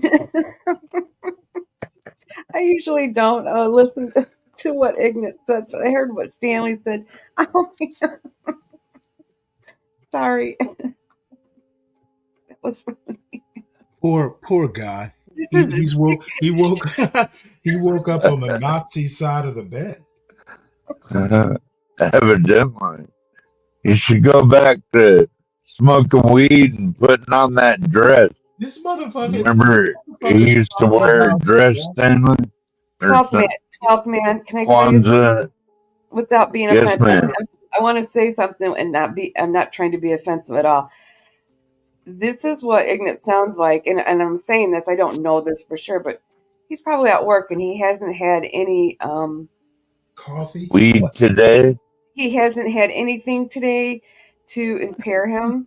So, and honestly, 12th man, when you're not drinking, that's how you sound. You sound fast. Yeah. You sound alert. I mean, you can tell when people have, are not doing it and are doing it. So Ignat's probably out working. He has not participated in any kind of, substance, alcohol, anything. See, this is the problem I always had with women. You gotta take me both ways, or you don't get me. I'm just That's saying, the way this he works. sound like him because he's talking fast. But when you're not inebriated, you sound like that. You sound like a different person. You really do. It's like I probably am a different person. So I mean, that's true for all of us. I guess I'm going to say. So it's true for Ignat. It's true for me, Stanley, all of us. when we're not drinking or whatever we're doing, we do sound faster because we're alert. We're not, slurring our speech. Yeah, Respectfully. I'm talking about me too. So I like slow speech. That way I can understand it. 12, man, when you're not and you get up here and you start talking and you haven't been drinking, it's like, holy cow, you sound so different. You really do. It's incredible.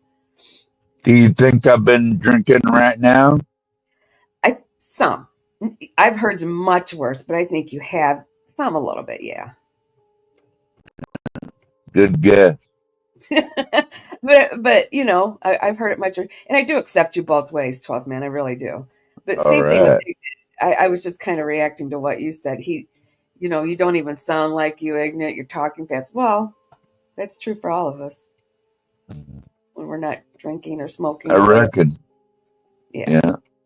I'm still me, regardless if it's the sober me or the stone me Right. or the drunk me. I'm still me.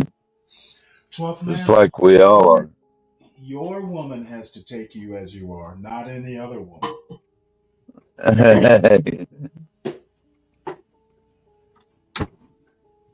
And I'm not even sure It's she all good. Whatever. We're both single, We Stanley. all should So go back and listen to hop in ourselves. the boat, Stanley. We're all single here.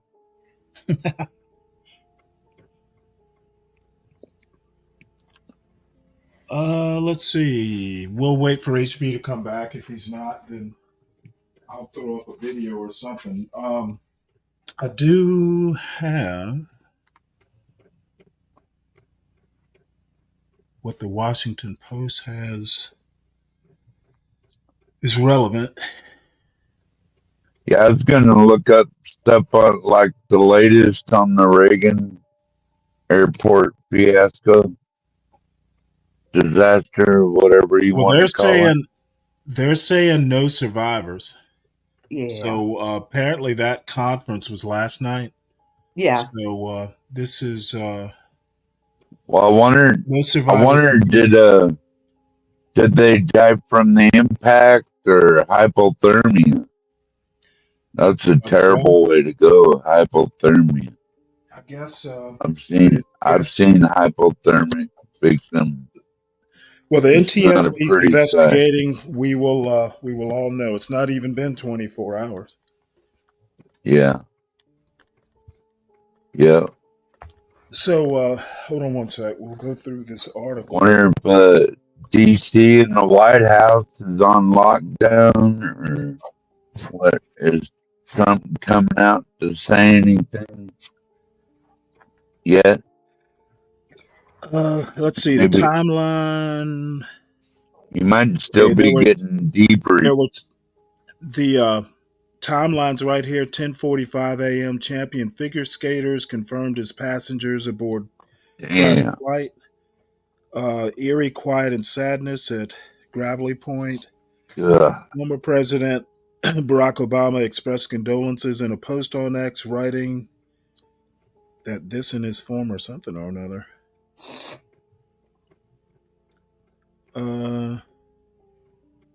You know what I didn't realize? See, that's Because I haven't really looked into it. I haven't really paid attention. I didn't realize it was so common for these helicopters to be flying around in the area, but it makes sense after I listened this morning to why it's like that. But, I didn't realize it was that prevalent, but I guess it is. It happens all the time. Future Olympian figure skaters killed in that crash. What a tragedy. It almost sounds like something Putin might do because you know how how affectionate they are about figure skaters in Russia. And then wait, hold it. What do figure skaters in Russia have to do with this? I don't know. I just maybe putting together my own conspiracy, Stanley. Oh, I got you. So you've got Hey. this is conspiracy theory on the fly. I got you. Yeah. This is just a few pictures from the scene. And then they've got Reagan National Airport. Let's see what this is. Videos, maps show DC plane crash, area of massive search for survivors. I'll play this. Let's see. What is this I picture? wonder was the Coast Guard in there doing This is an rescue interesting effort. picture. Right here is approximate crash site out on the Potomac. This is Reagan National Airport right here. Uh, See, right here, this Joint Base Anacostia. Um, you see that over in the left hand? I mean, they're always, well, I won't say always, but, it's not unusual to have military bases and Right. airports, Right. right in the same vicinity. Yeah. Right. So I Yes, don't sir. know. I don't know whether this has, the where the helo was from or anything like that. But I'm just pointing out it's not unusual to have them Black Hawk, operate. not a helo. Then Black Hawk. Helo is short for helicopter. Oh, So let's see. This is a picture of the moment. This is the picture I saw last night of the collision.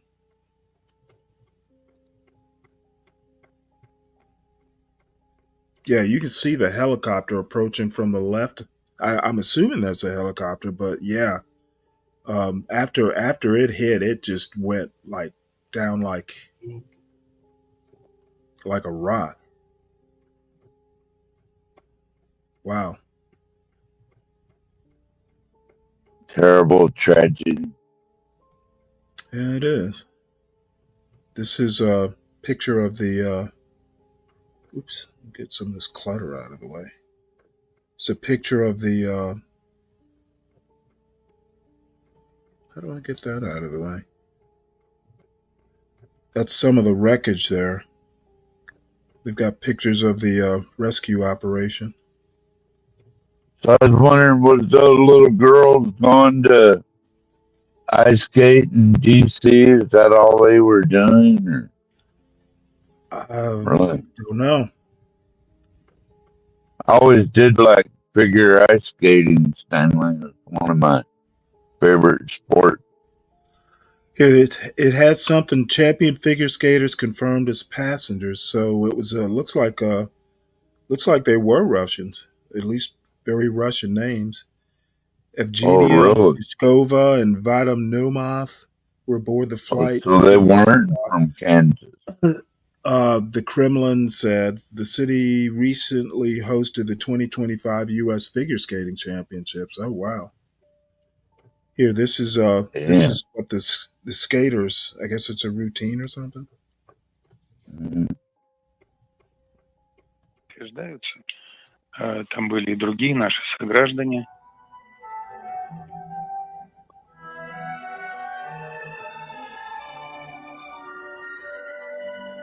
Плохие новости сегодня из Вашингтона. Сожалеем и соболезнуем родным и близким. So those are the Yeah. figure skaters. Потеряли тех, кто из наших сограждан погиб в этой авиакатастрофе. Just like that, she gone. Damn. This is titled "What We Know About the Plane and Military Helicopter Crash in D.C." in American Airlines. Well, you know what? I'm just going to go ahead and play this. This news story was written by KyleeCTCross, Helier Chung, and Toby Raji. What we know about the plane and military helicopter crash in D.C. An American Airlines plane and an Army Black Hawk helicopter collided in midair near Reagan National Airport on Wednesday night. Both aircraft crashed into the Potomac River in Washington. Police have had pulled 28 bodies from the water as of Thursday morning, according to officials, as search and rescue efforts turn to recovery. Reagan National Airport has been shuttered as emergency services work at the crash site, but is expected to reopen late Thursday morning. Here's what we know about the crash so far. The crash and potential casualties. American Airlines said 60 passengers and 4 crew members were aboard American Eagle Flight 5342 from Wichita. The flight, a Bombardier CRJ-700 regional jet operated by American Airlines subsidiary PSA Airlines, was set to land in Washington at 8:57 p.m. according to aircraft tracker FlightAware.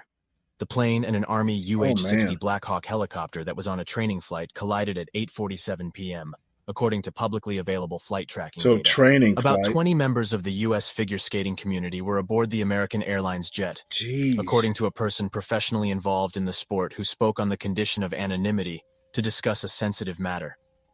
Athletes, coaches, and family members were returning home from the National Development Camp, held in conjunction with the U.S. Figure Skating Championships in Wichita. Two renowned Russian former figure skaters, Evgenia Shishkova and Vadim Naumov, were among the passengers aboard the crashed American Airlines flight from Wichita, the Kremlin said. The Association of Flight Attendants, which represents cabin crews at PSA Airlines, said in a statement that 2 flight attendants were on board the plane. The Army Black Hawk helicopter was conducting an annual proficiency training flight with 3 soldiers on board when it collided with the American Airlines jet, Defense Secretary Pete Hegseth said in a recorded video released Thursday morning. The military is withholding the identities of the soldiers involved because it has not yet notified all surviving family members, he added, describing the crew as fairly experienced. No senior U.S. leaders were aboard the Black Hawk, 2 defense officials said, speaking on the condition of anonymity because of the sensitivity of the matter. The military helicopter was found upside down in the water and the plane broken into pieces, according to a D.C. official who spoke on the condition of anonymity because they were not authorized to speak publicly. The number of casualties is not yet known, but police have pulled 28 bodies from the water, Donnelly said Thursday morning, 27 from the plane and 1 from the helicopter. Officials had switched from search and rescue to recovery efforts as of Thursday morning, Donnelly said, and do not believe anyone survived the crash. Weather around the time of the incident was not out of the ordinary. National Airport reported clear skies, visibility of 10 miles and winds sustained from the northwest at 16 miles per hour, gusting to 26 miles per hour. The temperature was 50 degrees. Search, recovery, and investigation efforts. The Coast Guard, Maryland State Police, Metro Transit Police, and Maryland Department of Natural Resources have been deployed to the scene. Dive teams from Prince George's County have also pitched in. Crews found debris as far south as the Woodrow Wilson Bridge, about a mile from the crash, Donnelly said Thursday morning. Donnelly said he expects operations at the crash site to continue for days. We're all in the water, he said, referring to the Potomac River. He described the weather as extremely rough for the responders and said they were dealing with cold and windy conditions. More than 300 rescuers responded to the crash Wednesday night after an alert, he added. The temperature was 42 degrees at 5 a.m. Thursday and is expected to rise to around 50 degrees during the day with light winds, a stark change from Wednesday, when it reached 64 degrees with blustery winds. Water temperatures in the Potomac are in the mid-30s, which can cause hypothermia in under 30 minutes, presenting challenging conditions for rescue teams. The National Transportation Safety Board will lead an investigation into the incident, with help from the Federal Aviation Administration. Transportation Secretary Sean P. Duffy said Thursday morning that everything was standard in the lead-up to the crash, but obviously something happened here to cause the plane and helicopter to collide. Something went wrong here, he said, adding that he hopes to release more information later. Do I think this was preventable? Absolutely, he added. The Army unit involved in the training flight, the 12th Aviation Battalion at Fort Belvoir in Virginia, has paused operations for 48 hours, Hegseth said. So they were out of The Fort Defense Department Belvoir. is investigating the incident. President Donald Trump said in a Truth Social post Thursday that he had been briefed on the crash and would provide further details as they become available. Details on the cause of the crash have yet to be released. In a social media post hours earlier, he raised questions about the incident, calling it a bad situation that looks like it should have been prevented. Direct flights from Wichita to National Airport started just over a year ago, according to Jesse Romo, the director of airports for the Wichita Airport Authority.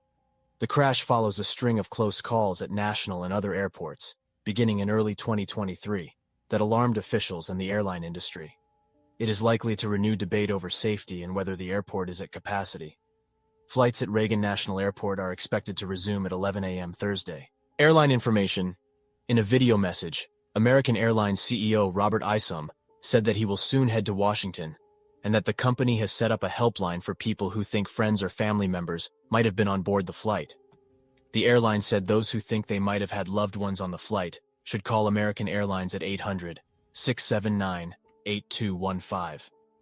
Individuals calling from outside the United Stanley, can States you pause visit it for a minute? news.aa.com for additional phone Yeah. numbers. Family members. You know, I once watched a movie about airline victims and like dealing with these big airlines. Like basically, what they're setting up is a way to get paid off simply. And like in this movie, this one woman, she wouldn't accept their offer, and she took them all the way to court and won like $3 million or something crazy. She won a lot of money, and that's what these help centers are set up for, is so their lawyers can talk you down on that airline's negligence, right?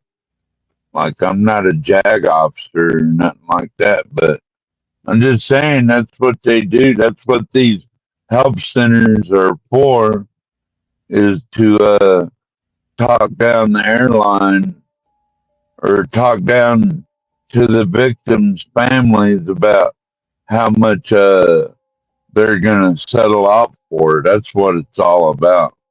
I know what these creeps do. That's all it's about. It's not about caring for the family or the victim or nothing like that. It's about how much will you, settle out for it. Like they're low bid contracting attorneys, like running a lot of this shit, man. And they're just trying to get people to sell out to the lowest bid. That's the only reason these so-called help centers and helplines and all that bullshit is set up for. They're worried about the money. They ain't worried about, oh, my daughter ballerina got killed in the plane. They don't care about that. They Let me don't even let me think know that they did. let me know when you're done. Okay, I'm done. Members in Canada, Puerto Rico, or the U.S. Virgin Islands can call 800-679-8215 directly.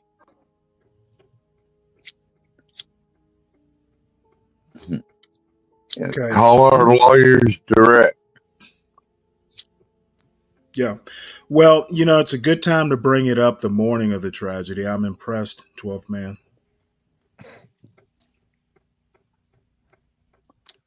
Yeah, our lawyers are here to take your call. Call 1-800. Okay, 12th Let's see man. how much you'll sell out for. Yeah. Yeah. Okay. What's up, HB? Yeah. I just had to do some work real quick. Oh Well, that's man. all right. We went through the Washington Post as far as the latest they know. Yeah. Uh, I heard. yeah. The training flight from Fort Belvoir. Yeah, Yeah, that's that's it's a hell of a way to train. I mean, Jesus. Probably should train in a less congested area. No shit, eh? yeah. I would.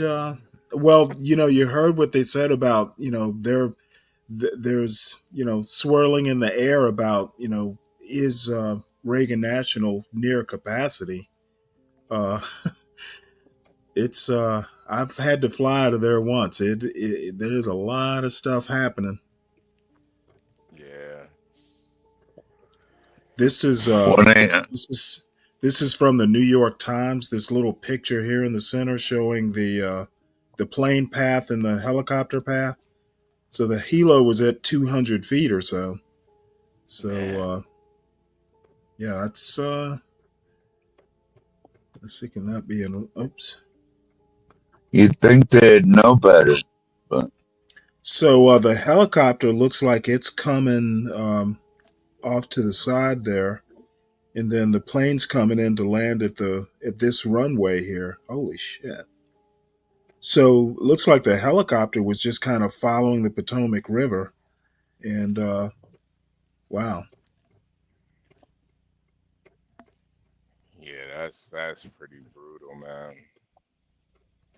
Well, I think it's safe to say, It says right here, photos. Okay, so they're not talking about air traffic control yet, what the controllers were doing, but Synthetic says in the chat that the control tower told the helo to watch for the plane. Man, I don't know. Should this shit be happening in the dark? Uh, in the dark for a training flight? yeah, seriously. Yeah, that's Well, I think it's safe to say they didn't pass their training. no. You you failed, sir. You failed. Definitely not flying colors. Yeah. Yeah, your service is no longer needed. Oh man. I trust Stanley flying a helicopter before some of these motherfuckers. No, Come no, no, on. no. That's not my thing for sure. Motherfucker. Well, the thing is flying. It's got to be just crazy flying at night around that airport. Yeah, seriously, you're probably only using your like your like the mechanics and stuff and all the Well, technology I that's I don't know enough about any of this stuff. I don't do the aviation. Never been around it. I had a cousin who was an NFO. That's as close as I get to aviation. yeah. Man. Man, oh man. Yeah, it is. Yeah. Praying for Bob. Oh man. Luckily Bob Yeah, flies Spirit Airlines, so I know he's okay. But yeah. We had a F-35 crash here the other day, y'all, and that was kind of horrific. There's a man. video of that too. But the pilot jumped out before it crashed, but I don't know what the hell was going on, but it took a nosedive and just went bam right in the middle of the goddamn Air Force base. Like, what the hell? The fuck is really going on? Yeah, yeah. I mean, I think like Stanley said, man, accidents do happen, You hate to see it, but I mean, shit, I've even done some accidents out here on the road before, man. Well, I took I'm glad the pilot is safe and everything, but then there's like Well, wait, what? a billion fucking dollars nosediving in the ground. That's What fucked pilot up are you too. talking about? The F-35 that crashed up here the other day. The fuck does that have to do with this? You can't figure it out, Stanley. No, I can't figure it out, 12th man. It's about airplanes, motherfucker. Are you that fucking Dude, stupid? dude, no. ah 12th man, do you really want to challenge me, sir? In sounds your like it. Yeah, if state? you want to. Okay, Sounds like it. dude, It's about dude. You airplanes and need to you need military aircraft. You you can't know what? find Well, the connection. why don't you bring in hot air balloons too? They fly. Well, why It's don't you about play it's Pop about the Balloon? it's about flying, motherfucker. It's about flying. What do you think an F-35 crashing has to do with flying? Are you really that dumb? An F Ah, 35 crash in fucking Alaska has nothing to do with this tragedy. You idiot. oh, come on. Hey, you Okay, wanna so what? pull your so you wanna get in a sword fight with me? I'm gonna fucking win this. Oh man. I'll do the Trump dance with the 12th man, sword cutting the 12th man, cake. 12th man, you know the deal. Ah, So you might as well just back down now. Okay. An F 35, a pilot surviving an F 35 crash during this type of tragedy on the other side of the country has no relevance whatsoever. Okay. You sound like you're lonely and So, cold. pilots have nothing to do You with do. this Pilots story. have Okay. nothing to do with it. When you said the pilot survived, I'm like, well, they just said there are no survivors. And I'm like, what the hell are you talking about? Talking about a $1 billion aircraft Okay, going who in the gives dirt. a fuck about $1 billion aircraft in a I tragedy? do. Okay, well, you know what? You are unique. I'll give you that. And best wishes to Russia and all those ballerinas while we're at it. They weren't ballerinas. They were figure skaters. Yeah, yeah. Same damn thing. Damn, dude. Close, but yeah, they were figure Figure skaters. skater. Whoa, Yeah. well, figure skaters are like ballerinas on the ice. Aren't they? Oh wow, Stanley, Fuck that's no. it's kind of What's your definition of a ballerina Hey, on dude, ice? you know what? I know you want to scurry away from the mess that you've made, Scurry away. but I I wouldn't scurry know away from a you're motherfucker you're like gonna you. What are you scurry talking away. about? You're gonna scurry away like the drunken rat you are. Okay.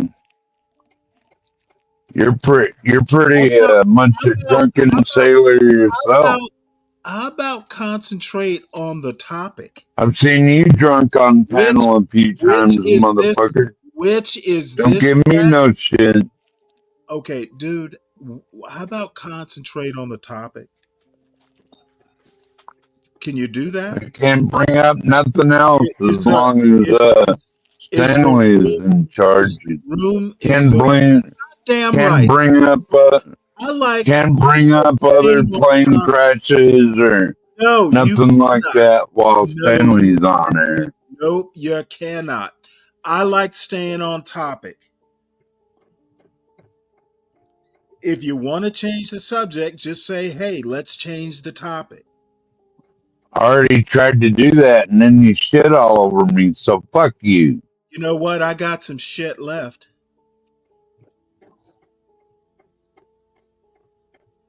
So moving on. And I'm just the substitute host here. The real host is back. So you take the stick there. See, can you keep this from crashing there, HB? I'm trying to try not to crash myself, man. I'm trying to backing this trailer up, man. Yeah, be safe out there, HB. God dang. Just You listen got to one of the most dangerous jobs in the world, dog. Hey man, it ain't as dangerous as a fucking helicopter pilot. I tell you that much. It ain't that dangerous. Evidently. It ain't As that dangerous as dangerous. a helicopter pilot flying around Reagan National. Yeah, it ain't that dangerous. Jesus. I mean, but you're so right. Like, I get in an accident. I mean, there's a high chance I'm gonna be okay. But that, what just happened there's just no way anybody's gonna be able to survive that. That is brutal, man. I don't, I don't. Yeah, but I already know, Stanley. There's gonna be a lot of conspiracy theories today about this. Yeah, I don't get that part. It just is what it is. Yeah, Look I at hope you're right, Stanley, and that it's well, just an accident. I know I'm right. Um, inventing conspiracy theories, and then this idiot's like DEI hires could be the issue. God damn, dude. Sometimes it's brutal being around you folks.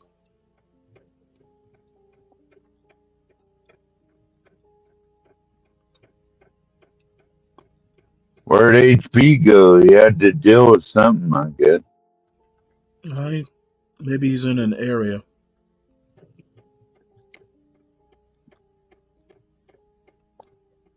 Yeah, a while ago he said he was in congested traffic or something. I'm guessing he was going through OKC trying to get back to Texas. I think he was going through there right at morning rush hour through OKC. I'm sure, or maybe Tulsa. Who knows?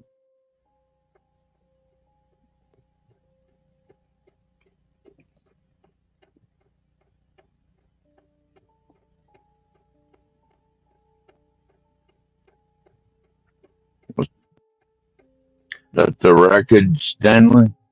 No. It says this crash is the most serious air disaster involving a commercial jet in the U.S. since 2009. Damn. I don't like big airplanes, Stanley. I never did. Well, this one wasn't Nah. a big one. This was a commuter flight, a commuter jet. Was that another flight turned tragedy? A different one? From 2009. So we've got the Army Corps of Engineers out there. I guess these are snapshots from this morning.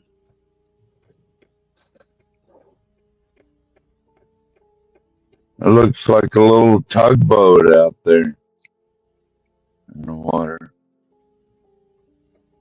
Yeah, that's a tugboat. No, it looks like some sort of salvage ship. Or a dredge. I can't tell, but it's not a tugboat. Tugboats have big rubber bumpers and tires and stuff surrounding them. It might be a dive boat. Actually, that's what it looks like. I see the compressor or something on the back there.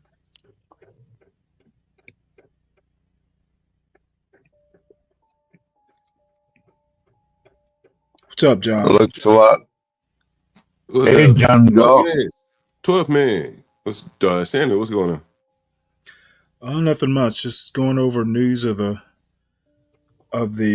crash last night. Oh yeah, you know that shit happened right by me, man. Like literally right by me. Yeah. Did you hear it? Nah, I was in Virginia. But, if I would have been here, I probably would have heard it. Yeah. Yeah, it's interesting. It's crazy. You was in Virginia, John Galt? I was in Virginia last night, but if I would have been home, I would have heard it. Yeah, I would have heard it loud. This is the mayor of Wichita. Interesting. Why is she coming? Was it plane coming out of Wichita? Yes. Yeah. Oh, okay. Wow, that's amazing. Apparently, they had a bunch of figure skaters. The U.S. National Figure Skating Championship was held there. Yeah, I heard that. This is a 38-year-old Buzzard Point resident witnessed the crash from his apartment. Wow. It's right downtown DC. Yeah. So I don't know. Is this from this morning? Have the conspiracy wingnuts come out yet? Are they blaming it on any kind of they've already been on the panel. And what is the going conspiracy here? I have no clue. My ears shut off when I hear that shit. Well, John, I'm hoping like Stanley hopes that it's just an accident. It is a freak accident. So it's a freak accident until proven otherwise. This is what I don't understand. The made up on the fly conspiracy theory is not the truth. It's an accident until you can prove otherwise, and the NTSB is going to investigate. I just don't understand the mindset, to be honest. I think a lot of people And it could be psyop propaganda or something. You know, a lot of people, you know, I was reading some of the conspiracy type things, you know, the people are talking about. Already? Oh, yeah. You know, so some people saying that it was a CIA plane, right? I don't know if it was or not, maybe. Well, that's bullshit. Not a CIA plane, CIA helicopter. Like the helicopter may be coming from what's the It was CIA? it was a training flight out of Fort Belvoir. Oh, that was okay. See, people are saying everything. You know what I'm saying? Conspiracies get more legs than the truth. Yeah, Stanley already brought the map up and everything. He showed like where the airport The, base was. Or, the, the newspaper said it was a like a training proficiency flight from Fort Belvoir. Mm. So I don't know. Making up something becomes the truth. I think people are just you know, there's just a general level of distrust in the government, and they're I not think trusting people. anything these days. Hmm? Okay, so if you don't trust it, you make something up. I think what they do is start like weaving. Breitbart.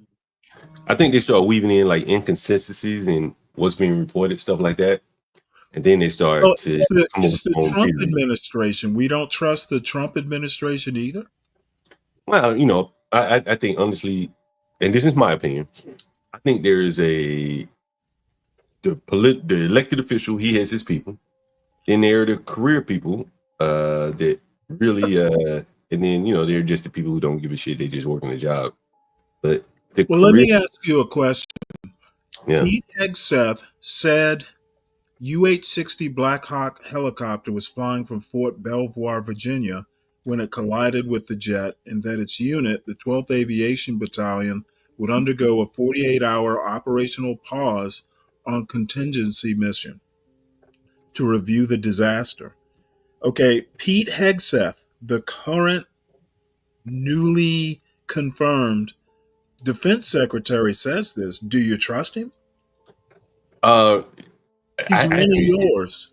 well, you know what my I don't vote. But I think you know there's the official the way people look at it nowadays is that there's the official government version, then there's probably snippets of the truth that haven't been told us. Okay, it's Like not 9/11, for people. example. It's not people. It's conspiracy theorists. Oh, there are people. Most people just kind of want to read, whatever the current news was, Right. and Mm-hmm. then see what the investigation reveals. They're not making it up. No, I agree with you. I And definitely agree. I'll give you a good example. And again, Somebody reporting said like Trump is addressing it live right now. okay, you got a link? No. I just saw someone in chat. But no, I agree with you, Stanley. Here, There's let no me time. see. Let me see if I can find it. No, I agree with you. There's no time to introduce, conspiracies and stuff like that. But I do think it points to this: people just don't trust the government anymore. The government said one thing, they're like, I don't believe you. I don't trust you. All these redacted things that they let out nowadays, you declassify something, they come out, it's all black. The whole page is black. They're like, damn, like, what are you hiding from us and why?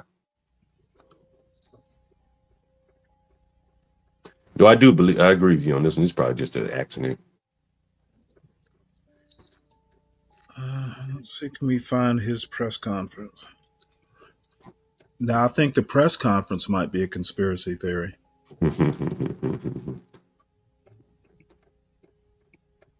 Oh, there it is.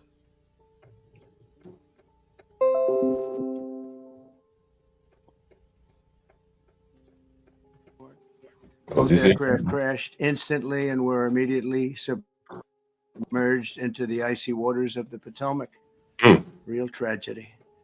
The massive search and rescue mission was underway throughout the night, leveraging every asset at our disposal. And I have to say, the local, state, federal, military, including the United States Coast Guard in particular, they've done a phenomenal job.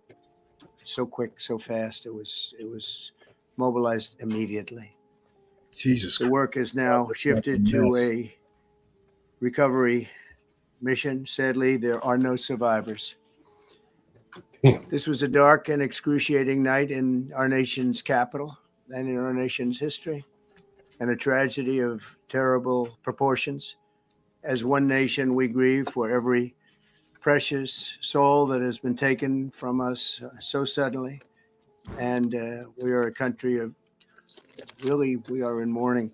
This is really shaken a lot of people, including people, very sadly, from other nations who were on the flight.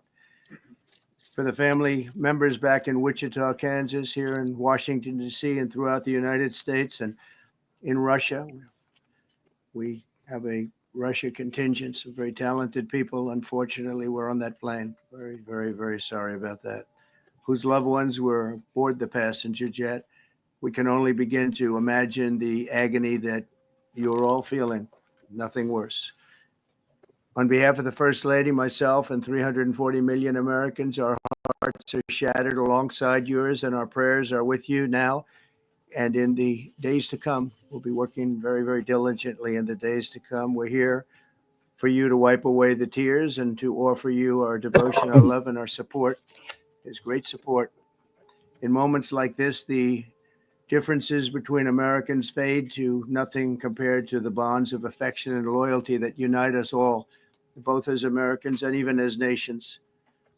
We are one family, and today we are all heartbroken. We're all searching for answers.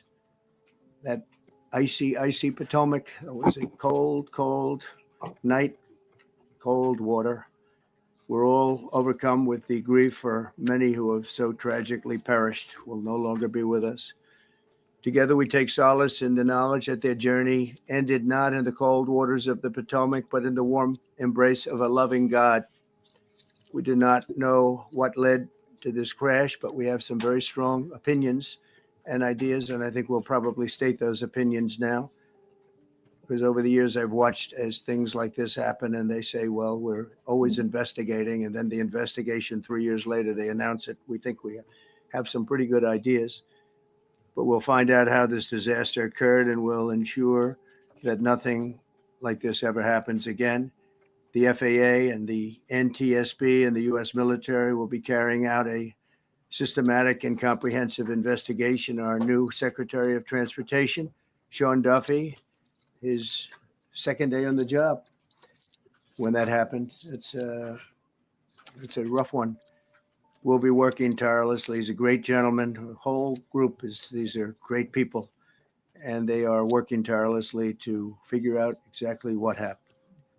We will state certain opinions, however. I'm also immediately appointing an acting commissioner to the FAA, Christopher Rocheleau, a 22-year veteran of the agency, highly respected. Christopher, thank you very much. Appreciate it. We must have only the highest standards for those who work in our aviation system. I changed the Obama standards from very mediocre at best to extraordinary. You remember that. Only the highest aptitude, they have to be the highest intellect and psychologically superior people were allowed to qualify for air traffic controllers. That was not so prior to getting there. When I arrived in 2016, I made that change very early on because I always felt this was a job that, and other jobs too, but this was a job that had to be superior intelligence. And we didn't really have that, and we had it. Oh, and shit. then when He's I going there, left Stanley. office You what? and Biden took over, he changed them back to He's lower going there, Stanley. than Pause it ever for a second. before. Hold on. I put Let's see if I safety can. first. Obama, Maybe Biden, and the can. Democrats put policy first. And He's going there. Like, Going where? you know, a lot, you know, the conspiracy theorist people or the people who would point to DEI. Yeah, I've seen that. What they're saying is DEI, DEI. Yeah, they've already been doing it on. Yeah, and on you the, know, I'll be honest. I'm surprised that this is not typical of our government, as he said. Okay, you didn't hear what he said. He said he implemented the highest intelligence thing back in 2016. Right then, I think, but we hear him say it out. Okay, Obama came before him. He hasn't said anything about Biden Well, lowering standards.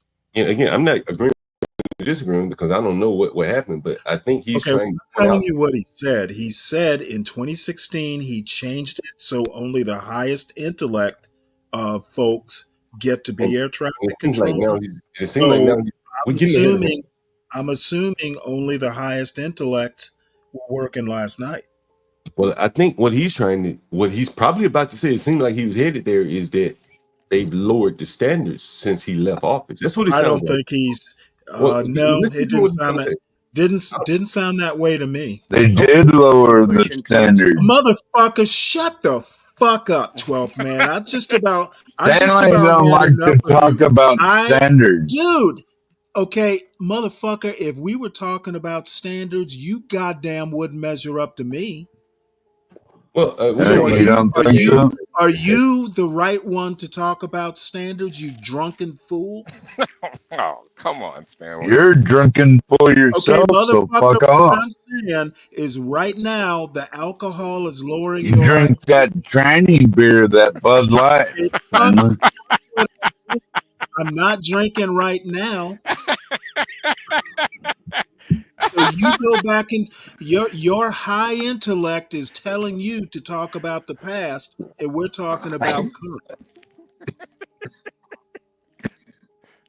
Be careful, 12 man. Yeah, what the fuck is up with you? No, I think that's what he's saying. I think that's where he's about to head. And I jumped ahead of him.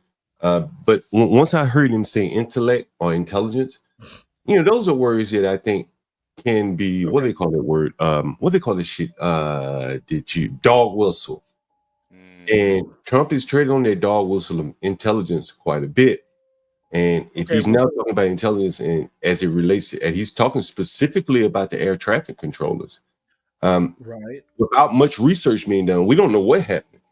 But he's immediately going to what it sounds like to me is DEI having. Okay. Well, you know what? I know what thumps in your head is DEI when No, Trump says I intellect. don't know what happened. But What I'm I saying is, just that heard him. sounds like he's. What I heard him say is that in 2016 he put a system into place where only the highest aptitudes could become air traffic controllers. So I assume since 2016 we've had only the best of the best.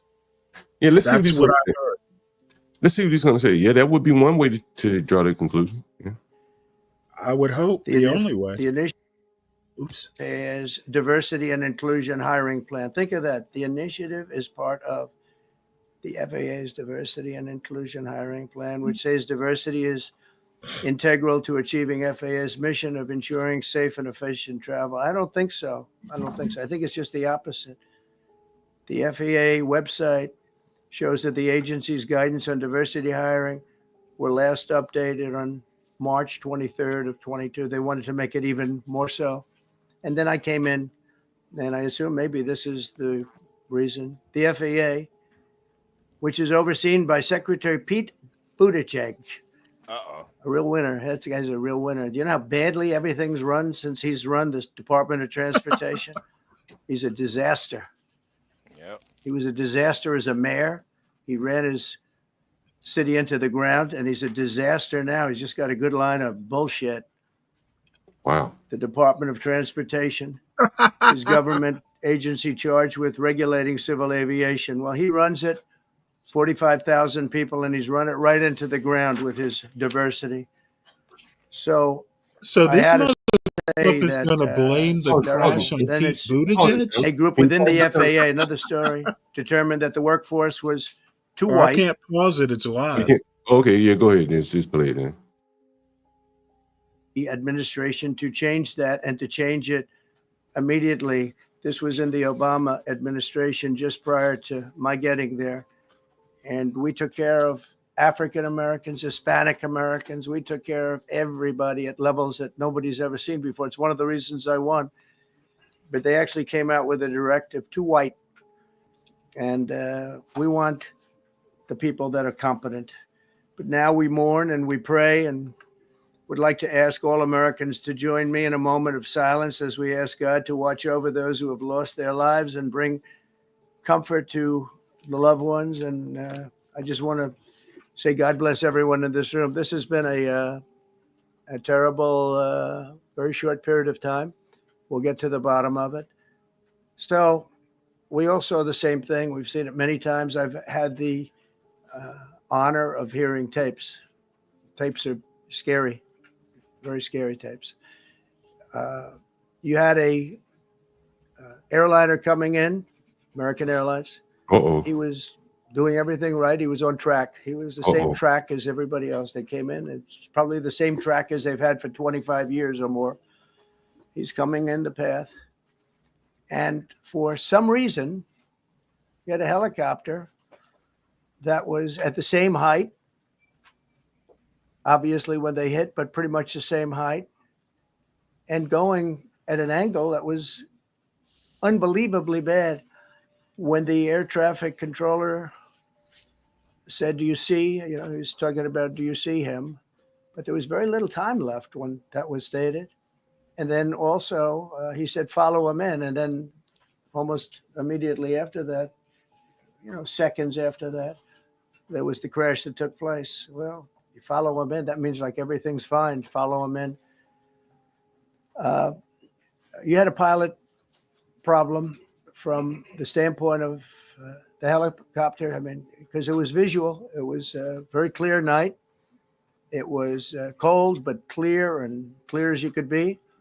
The American Airlines plane had lights blazing. They had all of their landing lights on. I could see it from the Kennedy Center tape. We had a tape up on the Kennedy Center. That seems to be the primary. That's why I'm sure we'll see other tapes, because it's such an area where there are a lot of cameras looking up into the air, into space. So we'll probably see many other shots of it before too much time goes by. But we had a situation where you had a helicopter that had the ability to stop. I have helicopters. You can stop a helicopter very quickly. It had the ability to go up or down. It had the ability to turn. And the turn it made was not the correct turn, obviously.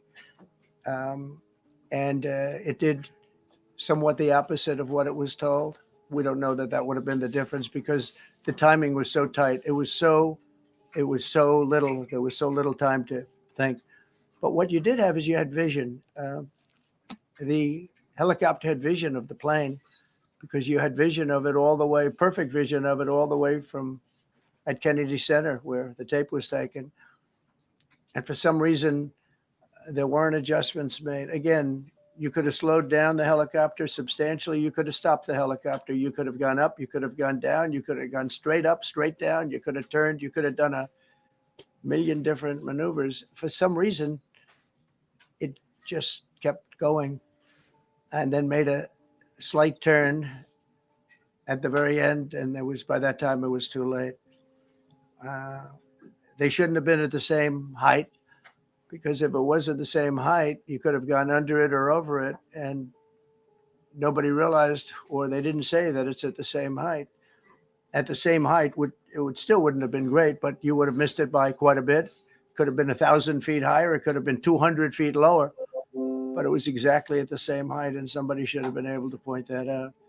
So all of this is going to be studied, but it just seems to me, from a couple of words that I like to use, the words common sense, some really bad things happened, and some things happened that shouldn't have happened. So you had a helicopter going in an identical direction. You had a helicopter that was at the exact same height as somebody going in essentially the opposite direction.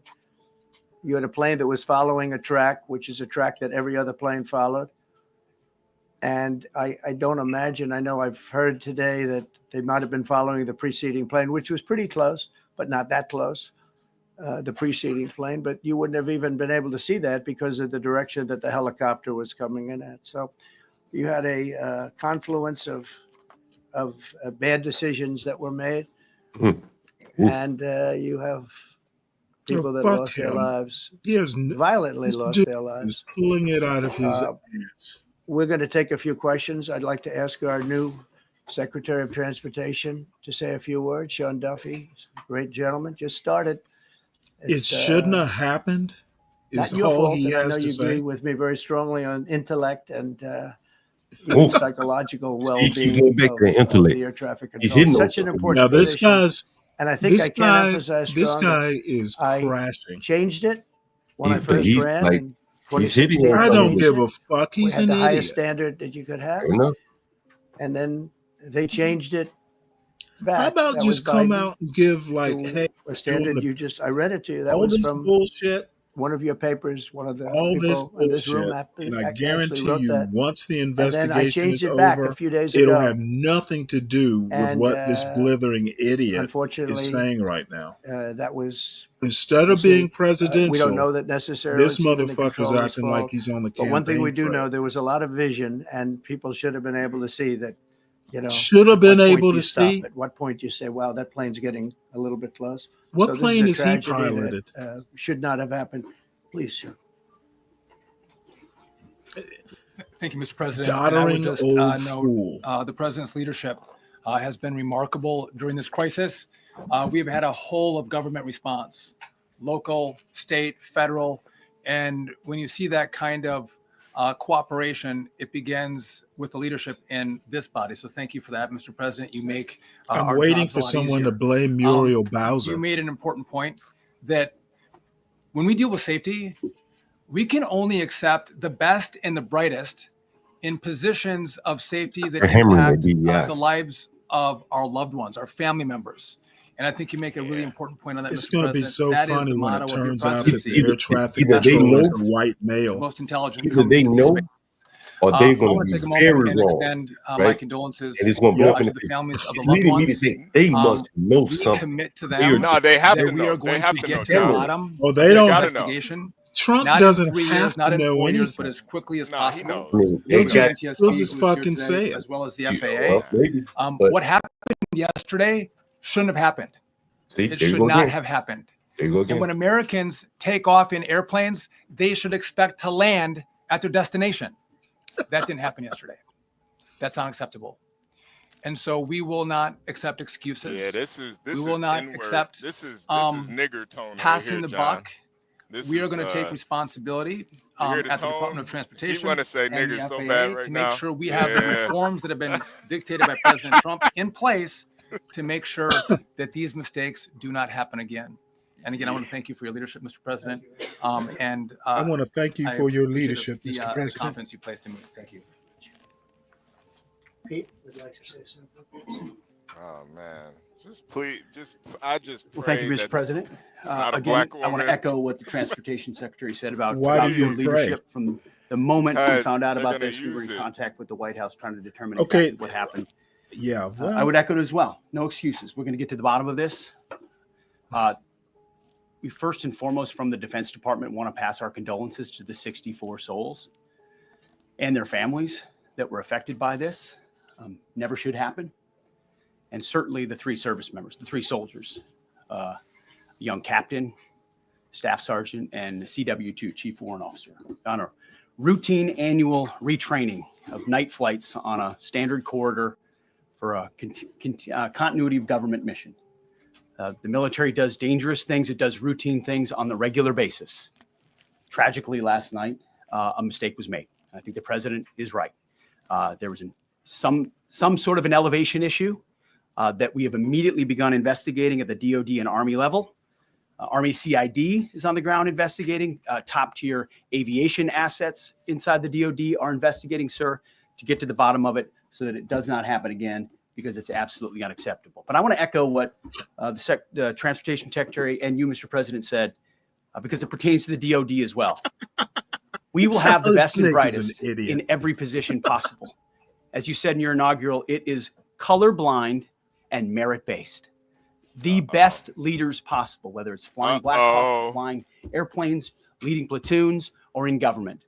The era of DEI is gone at the Defense Department, and we need the best and brightest, whether it's in our air traffic control, whether it's in our generals, or whether it's throughout government. So thank you for your leadership and courage on that, sir, and we'll stand by you. Thank you. Stanley, why would he even mention race? Why would Well, he even I mention have thank you, it? no Mr. President, for idea. your leadership. I I just want have to no reemphasize idea. something the president said, and you've heard from the You Secretary of want to wait and Transportation find out? and of Defense. There really was a whole of government response. Or are We were you all on going the to phone. just We go were all ahead and communicating do a yesterday, trying to get conspiracy people out of theory on this the fly? immediately, but also try to communicate with the American people about what happened. Something the president said that I think bears reemphasizing, which is that when you don't have the best standards in There it who is you're again. hiring, There it it is again. means on the one hand, you're not There getting it the best is. people in government, but on the other hand, it puts stresses on the people who are already there. Oh, And I think that is shit. a core part of what President Trump is going to bring Shit. and has Okay, already brought I'm to just Washington, D.C. is so we want to hire the best people Bro, like, because we want the best people in air No, traffic I think control, and these we want to make sure guys. we I have think these enough guys are people in going air to traffic crash and control burn who on are this actually competent to do the it job. very well If you could. go because if back they to know just some of the something, headlines from the how past about 10 just years, tell you us? have I many think they're hundreds of telling us. people suing the I government don't because think they they're would like telling to us be air shit. traffic controllers, but they were What he turned just away said is because of the it puts color I of their think stresses they're on skin. other people. using. That I think they're policy ends using under a Donald bunch of Trump's leadership because buzzwords and safety blaming this is the first crash on the priority. They last are blaming. They administration. are blaming on That's what DEI. I Yeah, hear. they are. Yeah, they are Okay, blaming you on know DEI. what? DE. Okay, they're saying Look. Listen buzzwords. to the question. Listen to the question, They're Kelly. feeding the Listen animals. to the question. It just could have been. We have a high standard. We've had a It just much higher could have standard been. than anybody else. And there are things where you have to go by brain power. You have to go by psychological quality. And psychological quality is a very important element of it. These are various very powerful tests that we put to use, and they were terminated by Biden. And Biden went by a standard that's the exact opposite. So Wow. we don't know, but we do know that you had two planes at the same level. You had a helicopter and a plane. That shouldn't have happened.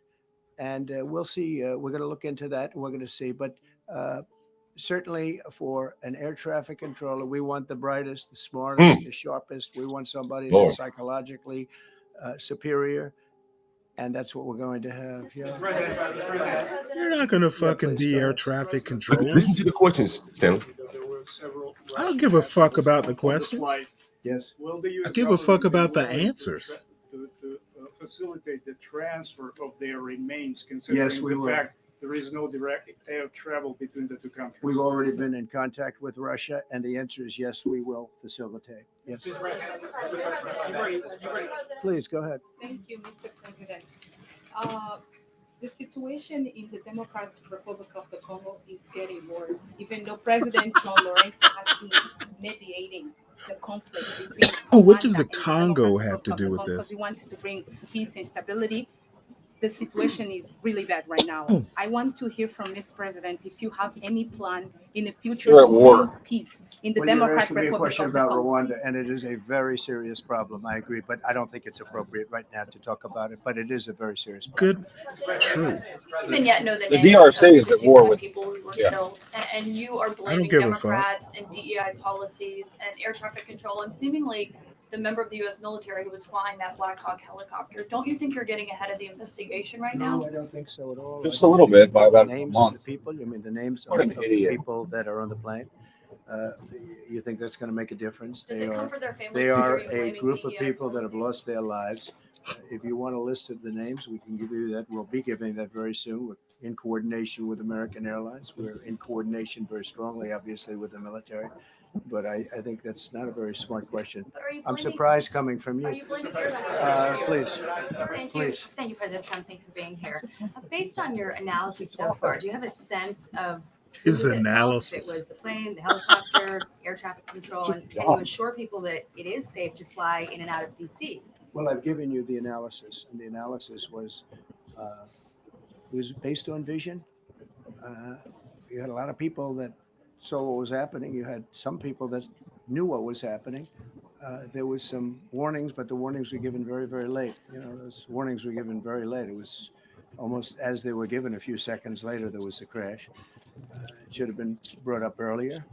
But the people Was it Belvoir or was it Belvoir, Stanley? they were going. Belvoir. I can't imagine people. Or was it Reagan National? Was it Reagan National? Well, 20 the years and not Hilo was seeing, out of Belvoir. what's The happening accident up there. happened at Reagan National. Again, they shouldn't have been at the Yeah, same okay, I thought it height. was.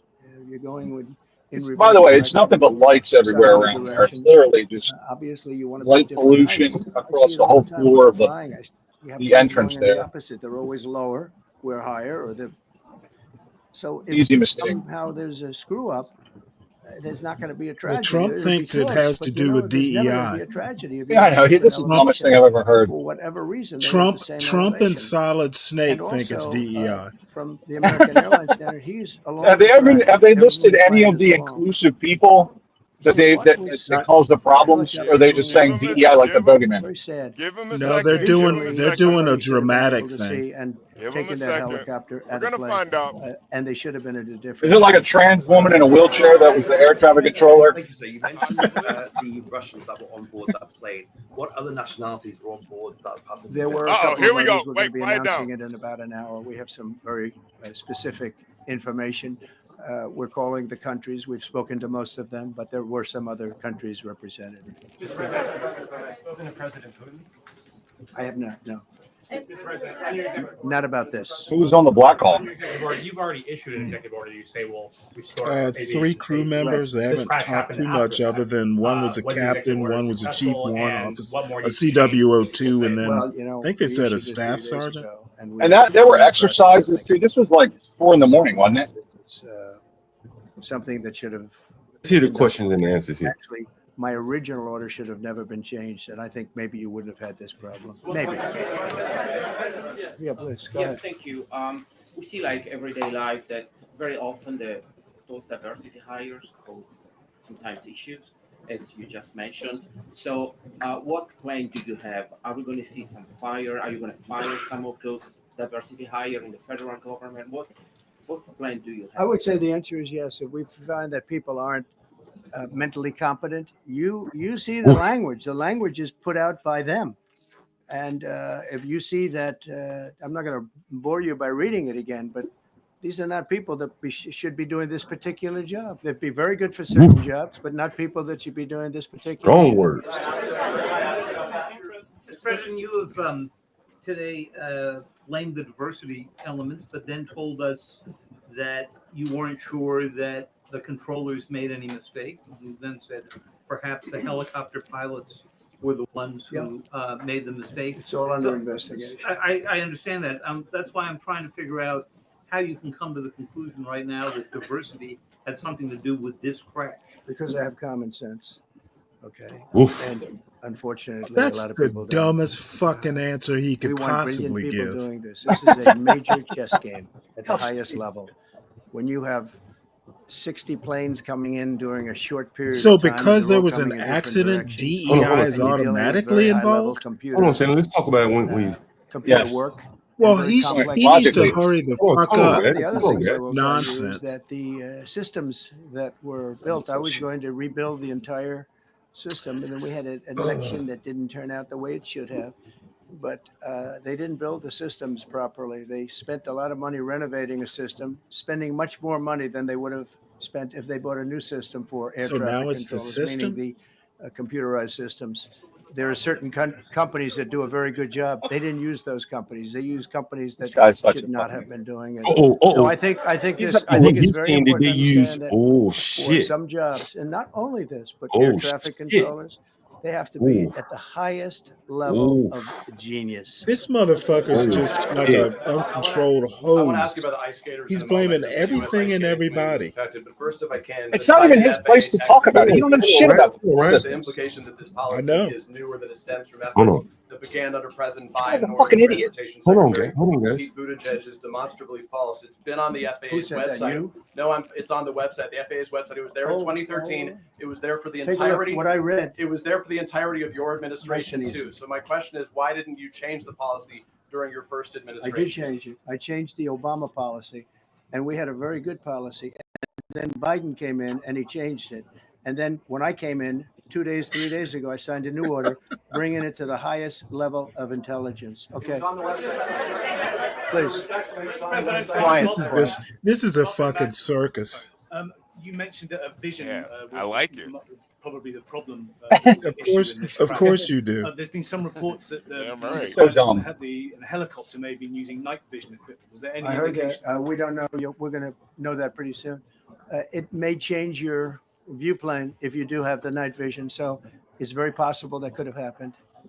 That would be maybe a reason why you wouldn't actually see as well as on a clear night, you can see sometimes better without it. Yeah, the night vision goggles were DEI. Is it helpful to have your Secretary of Transportation confirmed, and does this intensify your interest in getting other nominees confirmed quickly? Go to what? Is it helpful to have your Secretary of Transportation confirmed, and does this intensify your interest in getting other nominees confirmed quickly as well? Well, sure, we want fast confirmations, and the Democrats, as you know, are doing everything they can to delay them. They've taken too long. We're struggling to get very good people that everybody knows are going to be confirmed, but we're struggling to get them out faster. We want them out faster. It's a good question, actually. We've been pushing Sean. Everyone knows Sean for a long time. He got many, many Democrat votes, but they want to take as long as they can. They ask questions. You guys sound like a bunch of fucking ninnies with this Hey, DEI bullshit. I think they've gone away from that. But they want Hold on, to let's just see keep it going. what They next want to question. keep Because it going as long as possible. I was See very, what's what? honored, they actually. may that be you going got away so from many this whole Democrats. That was really good. black thing. Let's see. Hold on. Let's see what they ask. Let's see what they ask. When I try to meet with the families, and second question, is it your impression that military training was done during that time? The what? The training that the helicopter was involved in. Is it anything you can tell us about You that? don't know. These are the things that will come up with the investigation. You don't know, but the helicopter DEI, just say obviously was in the DEI. wrong place at the wrong time, and a tragedy occurred. Please. They're gonna blame their No, go ahead. traffic controller. You've been critical of the current regulations, and you've called for big reforms at FAA. I'm curious, sir. Well, I made the reforms, actually. What is your message? 3 days ago. You haven't Yes, done sir. What is shit. your message then to the American public in the weeks and months ahead? Should they feel hesitant to fly? And if you We could already asked that clarify perhaps question. something that the Defense Secretary said. I want to hear the this answer again. helicopter was on He a didn't answer. Continuity of government mission. I don't know what that refers to, but they were practicing. They do that. See, They call it no answer. practicing, and they Is were, it safe to fly? and that's something that should be done. It's only continuity in the sense that we want to have very good people, and that has to be in continuity. Oh, and this that's is what, just they this refer is to. hilarious. But it was basically practice, and it was a practice that worked out very, very badly. Okay. Now he needs to just leave, exit. On his question, the first question, should people be hesitant to fly right now? No, not at all. I've not hesitated. Finally, an I hope answer. This is That's a something dumb that fucking it's question. been many years that something like this has happened, and the collision is just something that we don't expect ever to happen again. We are going to have the highest level people. We've already hired some of the people that you've already hired for that position long before we knew about this. I mean, long before. From the time I came in, we started going out and getting the best people, because I said it's not. Vice It's President not Vance appropriate is what going to they're doing. be I think it's a tremendous manning mistake. that They like to do control things, and they like tower. to take them too far, and this is sometimes what ends up happening. Now, with that, I'm not blaming the controller. I'm Ugh. saying there are things that you could question, like the height of the helicopter, the height of the plane being at Things the same a level, controller going in would opposite control. directions. It's not a positive. But no, we're already hiring people. No, flying is very safe. We have the safest flying anywhere in the world, and we'll keep it that way. Thank you all very much. All right, hey, Thank you very much. I think that'll come out of this. I'm sorry, what? Here's what I think is going to come out of this. National is like the politician's baby. They got private parking at that airport. They come in and out. You know, it's like a private airport. Yeah, it but is. it's national, right? It's almost a boutique airport. Right? Yeah, hell yeah. I mean, the people in the area are so rich that they limit the flight hours. Like you can't fly in there like 12 o'clock at night, overnight, 2 a.m. So Arlington, Alabama, people have so much influence. Hell, they are government. They are the government. Right? In reality, those people are the government that live in the area. And the people that really fly there, the ones that really, really see it as like a perk of the job, are the politicians of the world. And this probably shakes them to their boots. That it could have been them. Gucci loafers. Yeah, to the Gucci loafers. And they're not going to defend DEI. If Trump wants to blame it on DEI, well, fuck it. Listen, make it as long as it's safe for me to Yeah, fly but in. John, They're gonna be okay with whatever happens, right? Because that's their airport. I think they have assigned parking and shit there, and it's very expensive to park there. Ryan will understand. It's like a private airport to the Congress members that the public gets to use. They're going to solve this problem with the best people. And that Right? that's that it's and a John, CEO that was airport. correct. that was C-suite. always, and John, honestly, that was always my fear of DEI. Man, you're gonna be able to blame everything on that. Yeah. And that's the real crux of it. Instead of just having the best and brightest, you could just blame it on DEI. And that's what a lot of times those people on the left, they don't understand. Like, this shit is gonna be used Yeah, against but us. okay, but understand It's going to be DEI used against who? initially. It's gonna be used Initially, against people that can be that are qualified, but maybe they are black, or maybe they are a woman, or maybe Okay, they are well, trans. welcome to America, HB. You're acting like this hasn't been going on like for 100 years. no, you're not, Stanley. Stanley, listen. Here's the deal. They did a Before screw. DEI, it was affirmative action. No, affirmative Here's the action is thing, different, Stanley. though. Okay, You know, no. you know how Okay, Stanley, you know how, God hold on, damn hold on, it. Fucking hold on. listen to my point, HB. But Stanley, you know how They Romney used to Emanuel. blame everything on affirmative action. That's my point. I'm Well, not talking about the Stanley, nuts and bolts. Stanley, you remember that saying from Rahm Emanuel, never let a crisis go to waste? You ever heard Oh, that? absolutely.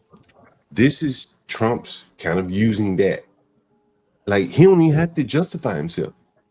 People want the best and the brightest in some levels, like surgeons, pilots, air traffic control. They're not even going to, if you say they don't have the best and brightest, yeah, I want the best and brightest. No one's going to defend DEI with that shit. You can tuck it off Okay, into well, hold on, Stanley. he's going to eliminate it, so he won't have that to blame much longer. And so what I'm saying is that the defenses of it all down, because life and death type situations, people want the best and the brightest no matter who. And particularly these politicians, this couldn't have happened at a better place for him, national airport, because all of those politicians are going to be demanding the removal of DEI as it relates to air traffic control and flights coming in. It's an overreaction. DEI in and of itself is an overreaction, and now we're going to overreact to DEI. Exactly, Ryan. But he'll overreact in terms of looking for the best and the brightest. And I don't think anyone. No. I don't think See, anyone will cry about that, right? Well, the thing is, is nothing's going to change. You get rid of DEI and nothing's going to change.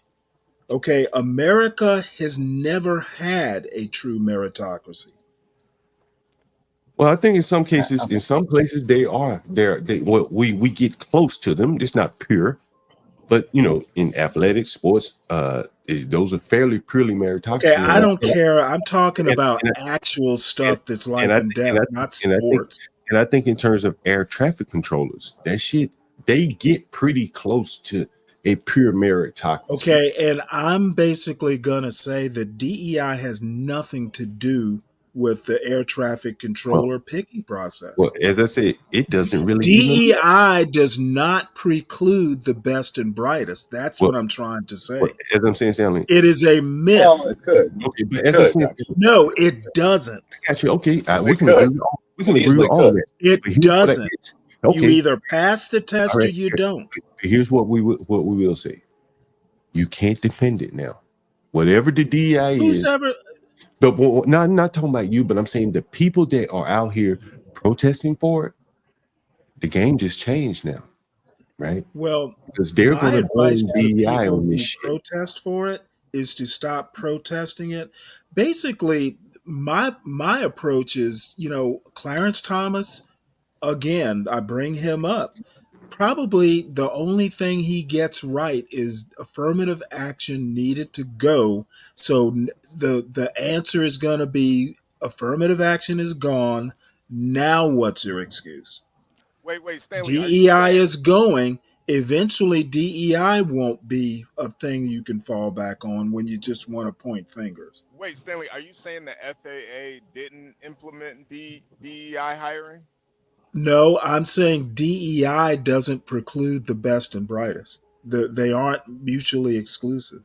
Oh, okay. Because they definitely did. I don't give a shit about that. I said what I said. Yeah.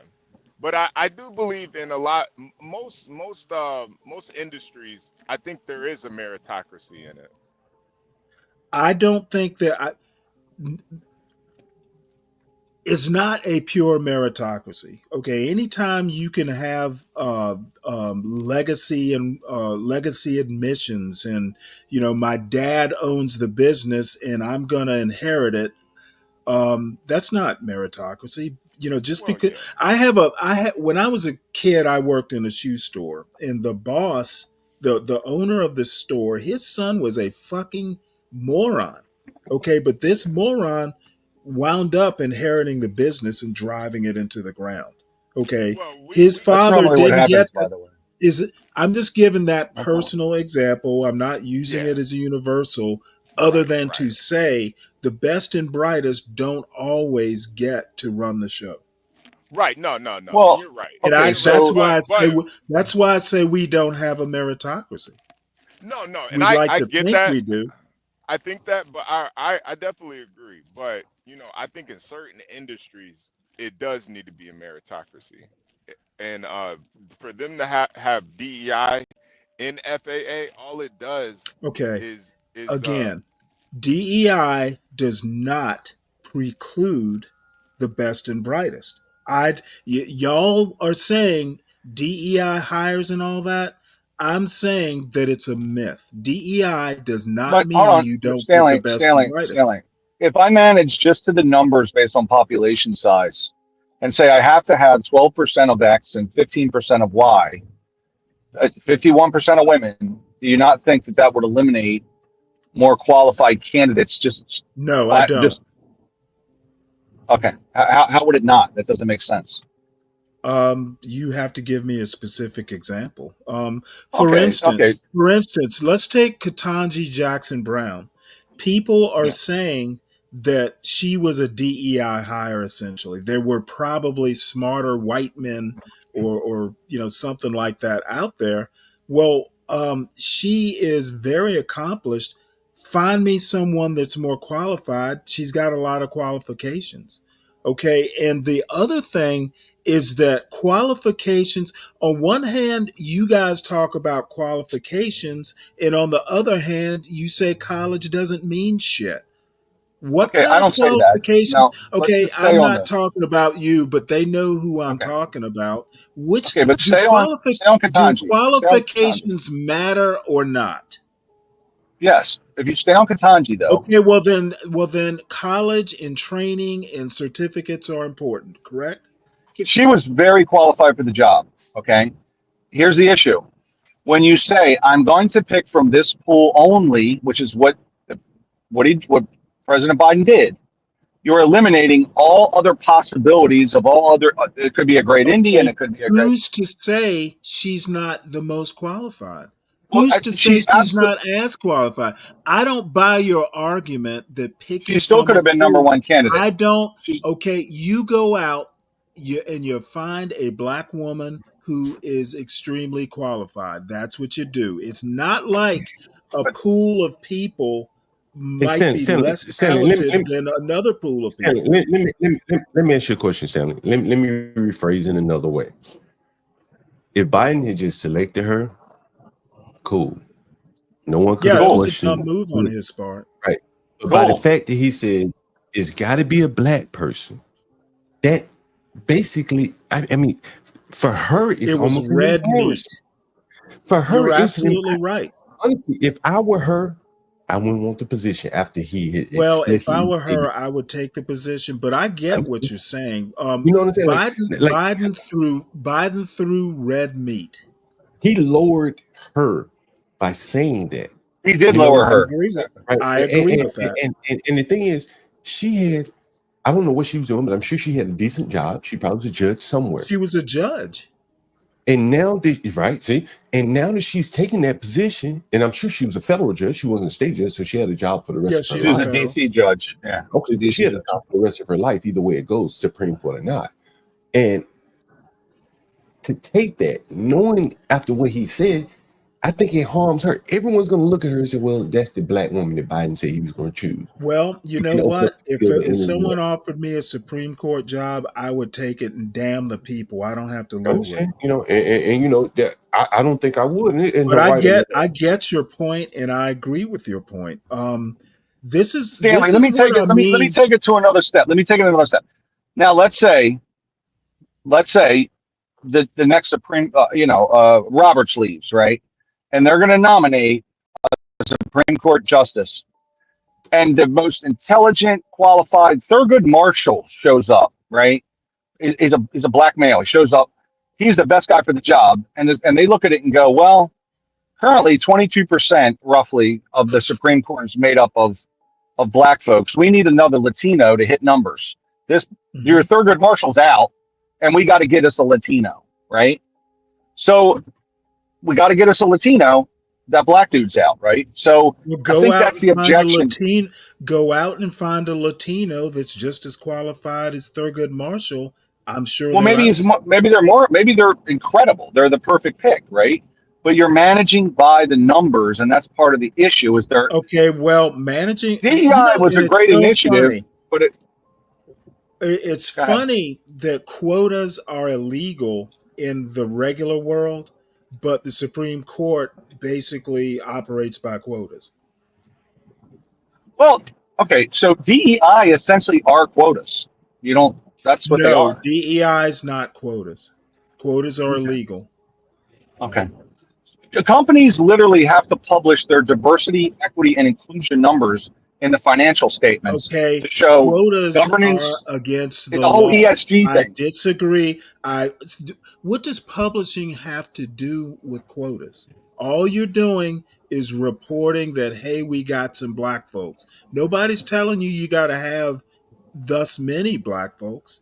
If you look at your ESG scores Okay, on listen to publicly what I'm traded, saying. no, you got to listen to what I'm saying. No, I don't have to.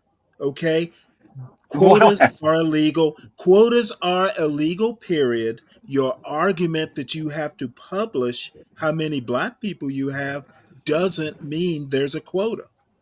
Well, it's not just black people, it's women, it's any, basically they have Understood. to show, There in are Japan, it's no white people. They got to show there white people in Japan, are right? no, I need to get this through your head. There are no quotas. They're illegal. They became illegal about 1978. Okay. The point is, publicly traded companies have to have an ESG, environmental, social governance. They have a score for all this bullshit that was implemented under the Biden administration. Okay. And how good are you at the environment? How about your social stuff? And that includes diversity. And you have to publish that as a publicly traded company. So companies are working to hit those numbers, There 13%, are no 15%. numbers. There are no numbers. Look at a stock prospectus. It's in there. I don't give Look a at any fuck. stock. Quotas are illegal. Okay. A stock prospectus does not imply quotas. Okay. Well, I assure you that what he's saying is that there are indexes that include or exclude companies, as an example, based upon ESG score. I know about ESG and all so that stuff. And so those companies does not imply quotas. Okay. Well, I said the word quota, but you're holding me to that. But okay, well, you know what? I tend to hold people to what they say. Is that a sin? But you're trying to stick it to the word. Is there not an ESG That's right. where they're looking at Goddamn these right numbers? I am. I'm trying to get you to make your point. That you can't figure out how to express your point is not my internal problem. objectives. Let's call them internal objectives. Okay, right? People run their businesses the way they want to run them. No, Ryan, Well, it's not. Ryan, it's not quotas. It's an incentive. That's the word you're looking for. Yeah. Well. In other words, thanks for helping him out, HB. But the point is, there are internal numbers that companies try to move towards this DEI. So the fuck what? Okay.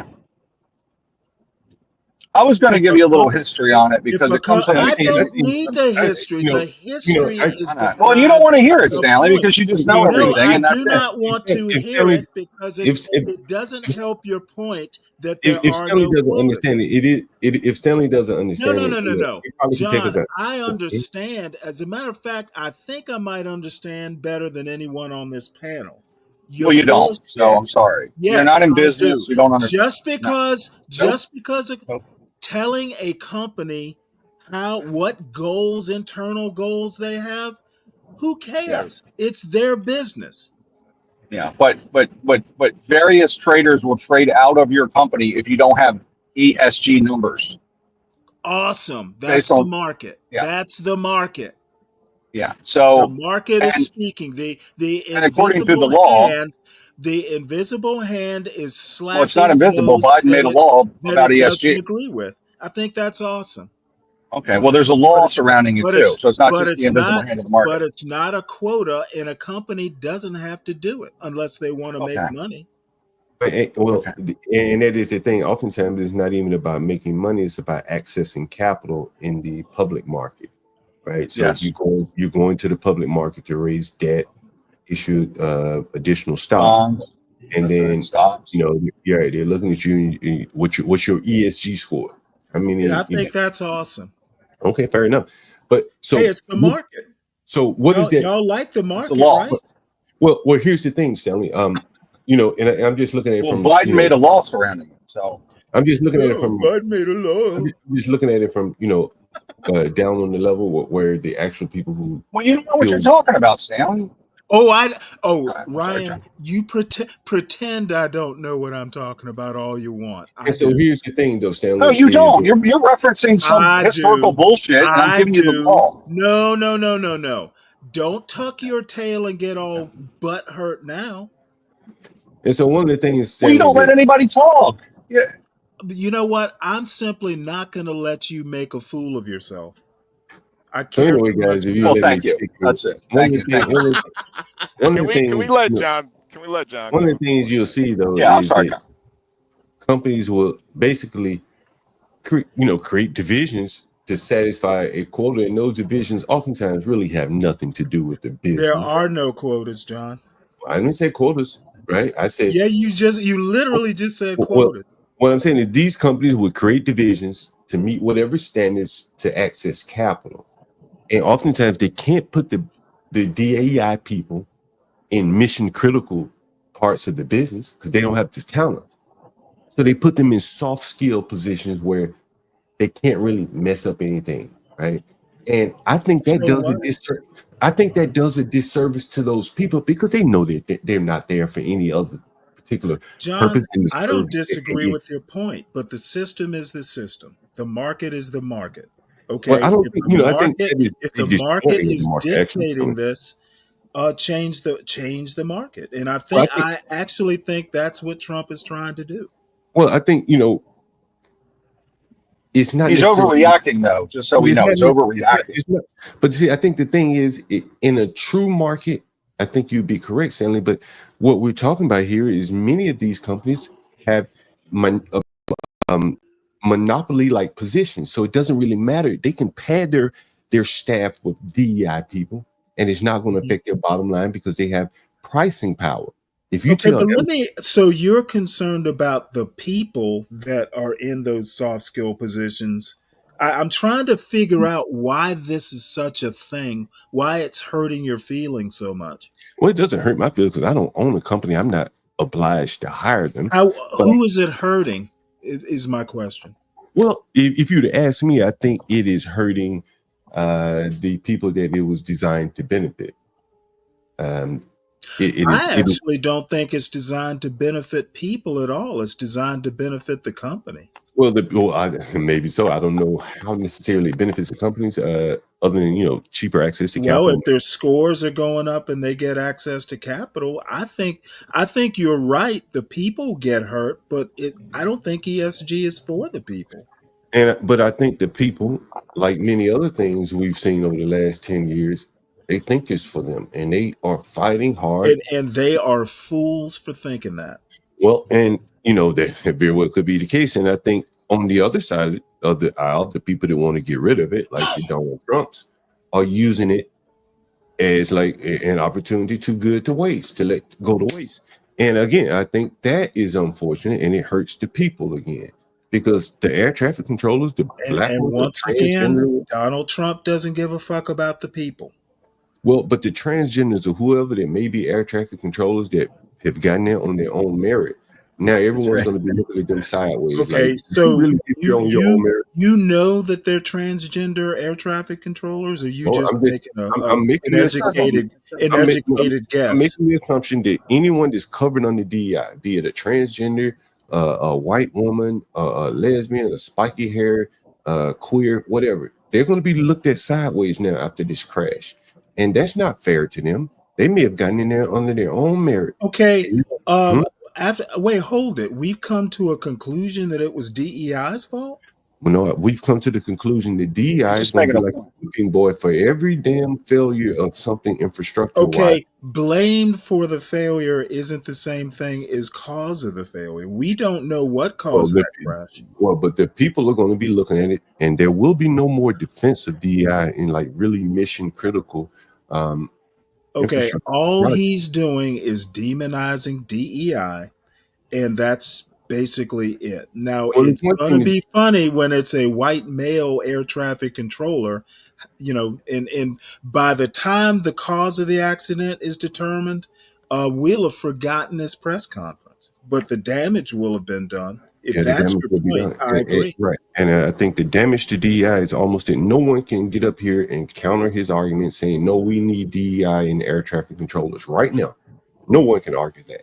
And okay, I seriously doubt that DEI has anything to do with this. But one thing I will agree with is that we need to get rid of DEI, because after today, and if it wasn't before today, it's definitely after today.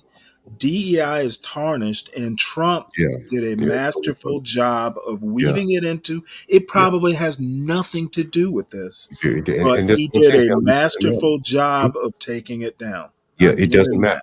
Yeah, and that's what I'm saying. It is dirt. Costco will be getting rid of their DEI tomorrow. After this press conference. And I said yesterday, it is indefensible. You can't really defend it. It can be defended, but not now. Well, I didn't think it could be defended yesterday, and I think I really may have been prophetic by plane crashing and Trump coming right out of the gate blaming DEI. This would never have occurred with any other president prior to Trump. They would have relied on the investigators. We're going to research it, figure out what's going on. Then 9 months later, and then all of these politicals, the professional government people who have an incentive to hide their. So you think Trump did a good thing today?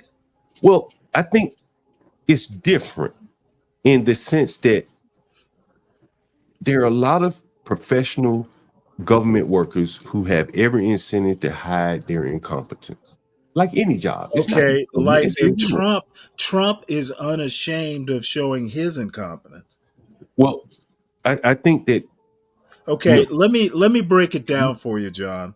Trump got up there to trash DEI. He doesn't really give a fuck about the people, the victims, or anything else. His mission today was to trash DEI. Nothing more, nothing less. That could be fair, right? I don't know what he feels about the victims, but I do know this. There are 530. He talked more about DEI than he did the victims. He did. There are 535 politicians right now that want answers because they fly out of that airport and they want the best damn people for the job. And they were nodding their head with Trump saying, "This shit can't happen. I got a flight tomorrow at that airport." But they still haven't concluded. The NTSB would have to figure out why they failed. Hey, John, including some DEI politicians. Yeah. For real. They want answers too. Hell yeah. 535 of them. This was 535 Congress members, right? And all of them. Does anyone here know why DEI has become a thing? Like, can anyone answer why this became a thing? What it was really about initially? It pretty much started with white fragility, in my opinion. Okay, that's wrong. But go ahead, John. Do you know? No. The book. Remember the book? Yeah. But it wasn't. The book is not what drove it initially. The initial Oh DEI. well, it brought it to my attention. There was a study done. Well, that's you. There was a study done called the McKinsey report, which it showed that companies that had more diversity within their workforce and gender, blah blah blah, all that shit, right? They were more profitable than other companies. So a lot of and it had various reasons why it drew conclusions. For example, customer interface wise, when you go into a place and it's 100% Indians and you're white, whereas if it's some whites, some blacks, some Indians, everyone has a comfort level. Like so, things like that. They drew conclusions. So for business, these the top businesses all had more diversity than the bottom, and they were more profitable. So this was a good thing, and companies go, huh, okay, this makes sense. Like, well, what? We get more perspectives. We get perspectives from different places in the world. Like we got Indians, we got Mexicans, we got black folks, all different stuff, right? Women, right? So it was a good thing because you could build a product around that, right? So, but then what happened was they instituted it, and of course, government got very involved in it instead of just business going, "Hey, man, this probably makes sense to have different people working here."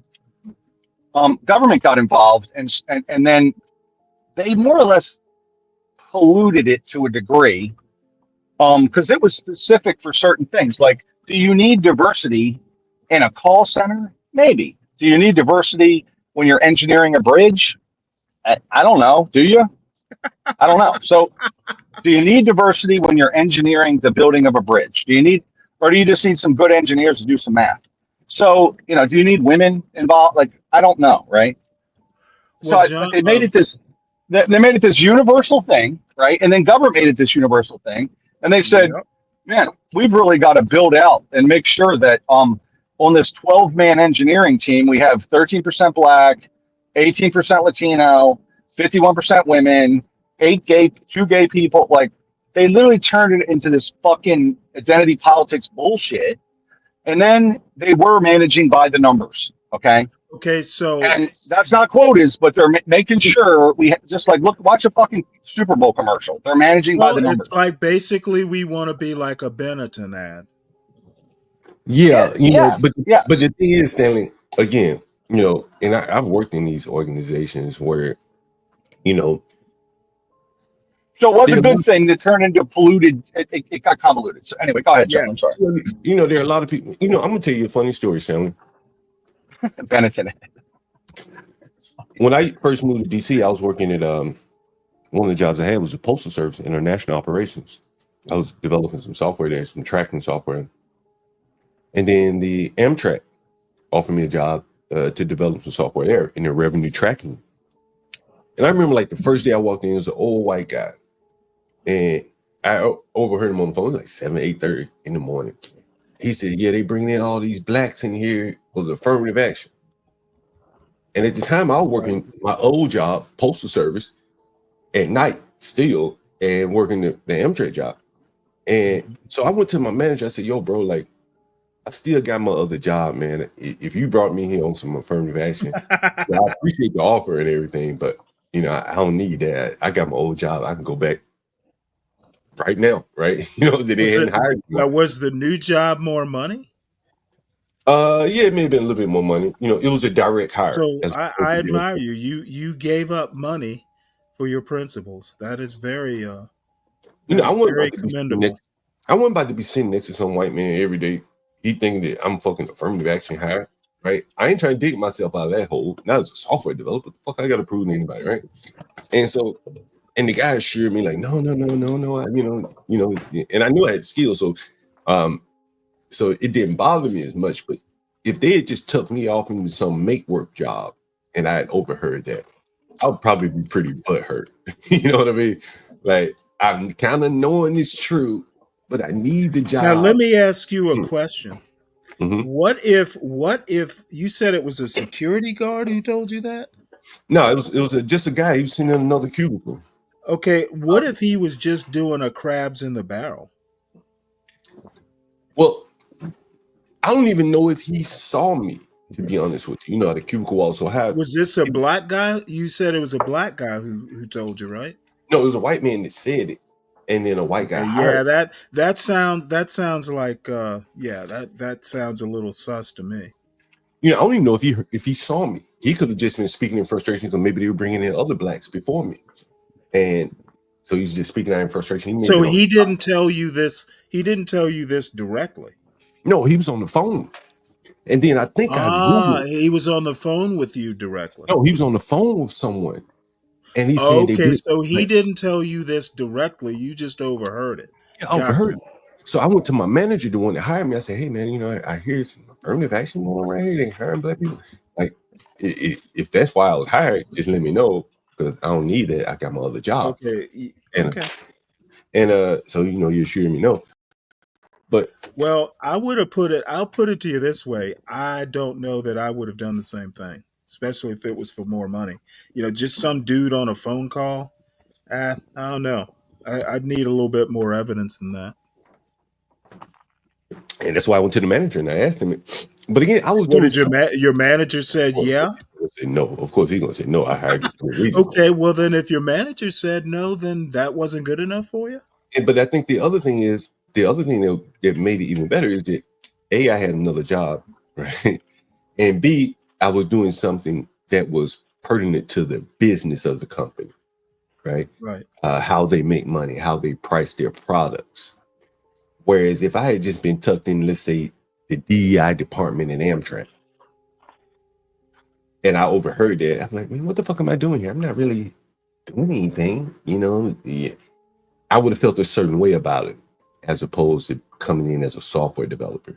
You know, well, I'd have made a different decision, but different strokes for different folks. You know, without more evidence and some dude on a phone, I'm not sure I would have done the same thing. Well, I just asked him, and he said no, and I said, okay, move on. Did you ask the guy on the phone about it? No, because he didn't hire me. I wanted to make sure that I wasn't being hired. You know, my manager didn't hire me because he had to. You know what I mean? I wanted him to hire me because of my, you know, what I was brought in there to do, not because of my skin color. That would have been offensive to me. Okay. Well, wouldn't have been me. I would need more evidence, especially if there's money involved. Well, that's what I'm saying. The evidence I got that I was looking for was from the manager. If he had said, well, we do have a diversity program, I'm like, well, I'm gonna go back to my old job, bro. Yeah. You know, I don't need to be a diversity token, you know. But at that time, again, I had so many people calling me for jobs most of my career. I just wouldn't have settled for that. You know what I'm saying? You know, I just find it crazy that some guy on a phone could determine your actions that way.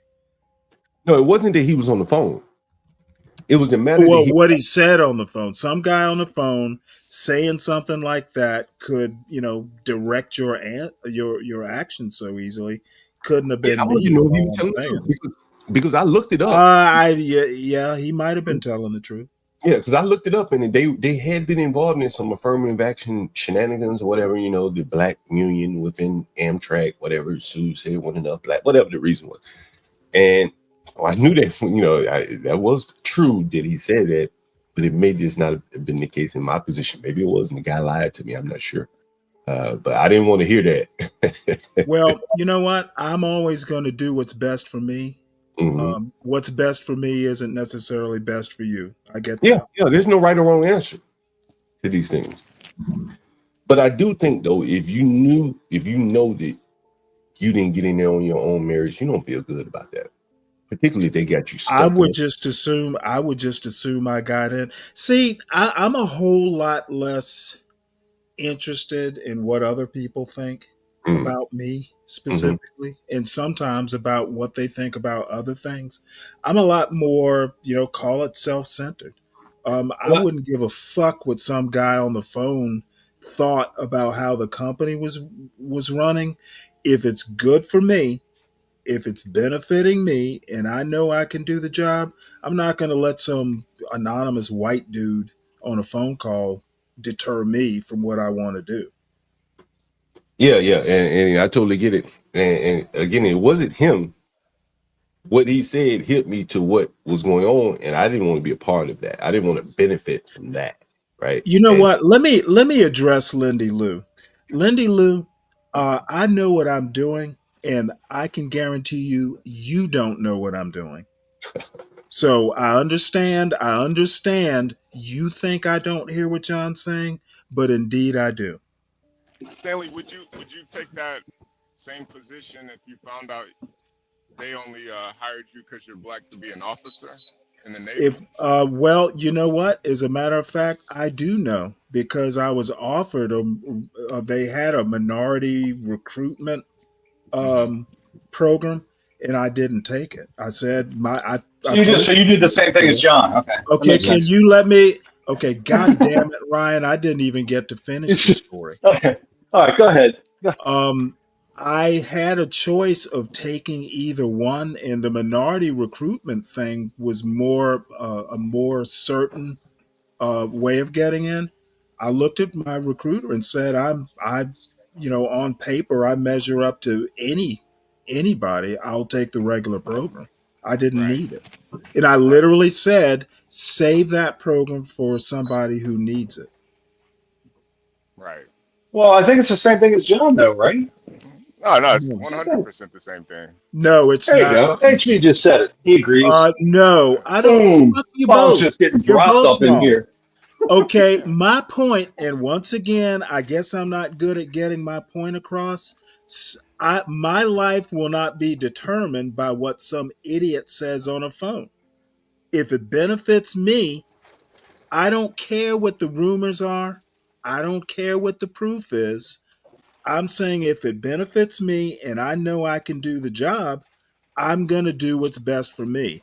I've already said John did what was best for him. I would Just not have, I don't know that I would have taken the same action. Now, you can you read did the what same. you You did the want same into thing it. though. Maybe, no, I don't think I would have. You literally just did the same thing. Okay, no, it wasn't. Okay, you guys are really slow this morning. Okay, HB's in the you, house. HB's in the house. Was John going into the Navy? Did I miss that part? Doesn't matter. Two Stanley. Doesn't se- matter. He didn't want to two see. separate, Okay. All right. two All right. He didn't separate, want to feel two devalued. separate, I two see what you're separate, doing, Stanley. two se- Okay. no, no, no, no. Okay. What All I'm right. doing is being precise. I'm gonna meet you where you Okay, are, Stanley.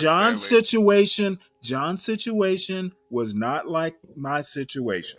Yeah, I'm gonna meet you where you are, Stanley. Yeah, John is in a he No, no, wasn't no, in the no. Navy. You're going to He was. meet you where you are because you can pretend not to get my point, but you don't have the It's the capability of same. twisting my No, no, words. no, He no, didn't want to no. Is feel I get you. devalued. I get your point. Your point as a what matter of fact, if the minority recruitment thing had benefited me, I would have done it. But I didn't need it. It wasn't like, oh shit, but I think Stanley, if I what you're had saying, to take it, I I think, would have. but I think Stanley, what you're saying is the parallel. You had more or less kind of the same second job that I had. I still had my job. Yeah, I ain't quit my other job to take a new job. Shit, I always work 2 jobs. I negotiated that, man. I come in here at night, do this shit for you. Help you out during the day. You can call me. It worked in my other job. I fucking help you out. And that was my backup. Just like you had a backup, right? You had the Well, no, I permanent. didn't have a backup. You see, you I had 2 had options. You okay, had 2 options. you missed Okay, maybe the I missed other it. Right. point. All right. I had proof that there was a minority recruitment thing. I had Mhm. proof. Yeah, I had proof too. I knew they were The doing some guy stuff. on the phone is not proof. That's what I'm saying. I went beyond that and I looked it up and confirmed it for myself before I even went to my Oh, manager. okay. Right. And then I went to my manager. Yo, did you hire me on Okay, this well shit? you I overheard the okay, guy. And I I remember he missed asked the me, part he where asked me, you do had you solid proof. and I remember My he bad. asked me is this coming back to me? He asked me, did I want to file like a complaint against the guy? I'm like, for what? Like, I ain't got no problem. I don't even know this motherfucker. I just walking in the door. I don't want no problem. I just came in, like you said, give my money, do what's best for me. And so Cause you know, John. Sometimes white folks they think anybody black in a position is a DEI hire. You know, that's just sometimes that's how white people are. Until So you prove you're better he's than had they this are. job and See, Well, you know, that's just how I mean, I that's just will how some people always, are. You know, I I think will always prove that. Hey, you know what? I'll you make know, you look like a you know, DEI hire. I think Stanley, honestly, that is the big problem with DEI is that many of them, as I've said before, are not put into positions to disprove the notion, right? So I don't again, disagree with that. if I create a DEI program and just stuff a whole bunch of trans and blacks and women in there, I may satisfy whatever, I can put them on my website. Ooh, look how diverse we are. But these people know they're not doing anything material to the goals of the company. And I think that demoralizes those people, honestly. You know what I'm saying? Well, I'll be honest with you. If I got hired and put into the DEI department, I would have a problem with that. Yeah, and that's what I'm saying. And now a lot of these people, like, I've worked with, saying, as a software developer, whenever I come in companies, right? Oftentimes you're coming in to really solve some problems that people have had, like what they got roadblocks with. They want to do a marketing campaign. They got software. They don't know how to do it. They need someone to come and help them do it. And so when you come in, these people are very differential to you because they're going to be working with you and you're going to be helping them meet a goal. Right now, as a DEI person, you just come in, you just bunch of paper pushing meetings. You don't really feel like part of the company. No one is deferential to you the way they are going to be to the software guy, right? The real estate build out guy, or whatever the hell, whoever's making decisions or doing something where the profit center is derived from. These people are costs. And it's just pushing a different place within the organization. You're just a cost as opposed to something that's generating profits. And I don't think you want to be in a position where you are a cost center because everyone can nibble away at your budget to get rid of you. What are you doing? Yep. And I think that's what many of these people find themselves in. It's like the DEI division of trucking. Who the fuck gonna be most important to that company? The trucker or the nigga DEI nigga? It's funny. No, hey, John, his company, man. I'm telling you. I was in a human resources is always kind of, back in the day, it was human resources is always kind of looked down upon as a, as a drain on the costs and stuff until you have a union scare. Then HR comes in and takes over the building. I have to tell you that story one day. Years ago, we had a union scare at this distribution center I was working in. And HR came in like they were so happy that they were running things. You'd have thought they knew something, about the business. You see what I'm saying? And that's because at that point they became very critical. Yeah, the ongoing operations of that company. So hell yeah, they were reveling in that moment. And I think that I'll figure out what I was about to say, but as a young man, when I came up working in organizations, I didn't, and you just pointed out a very good example. HR works for the company, right? Going to HR, shit, you snitching to the boss. Right. That's exactly correct. And I think a lot of young people don't understand that. And DEI, if it usually falls somewhere under the HR umbrella, it really is clearly, as you said earlier, to the benefit of the company, right?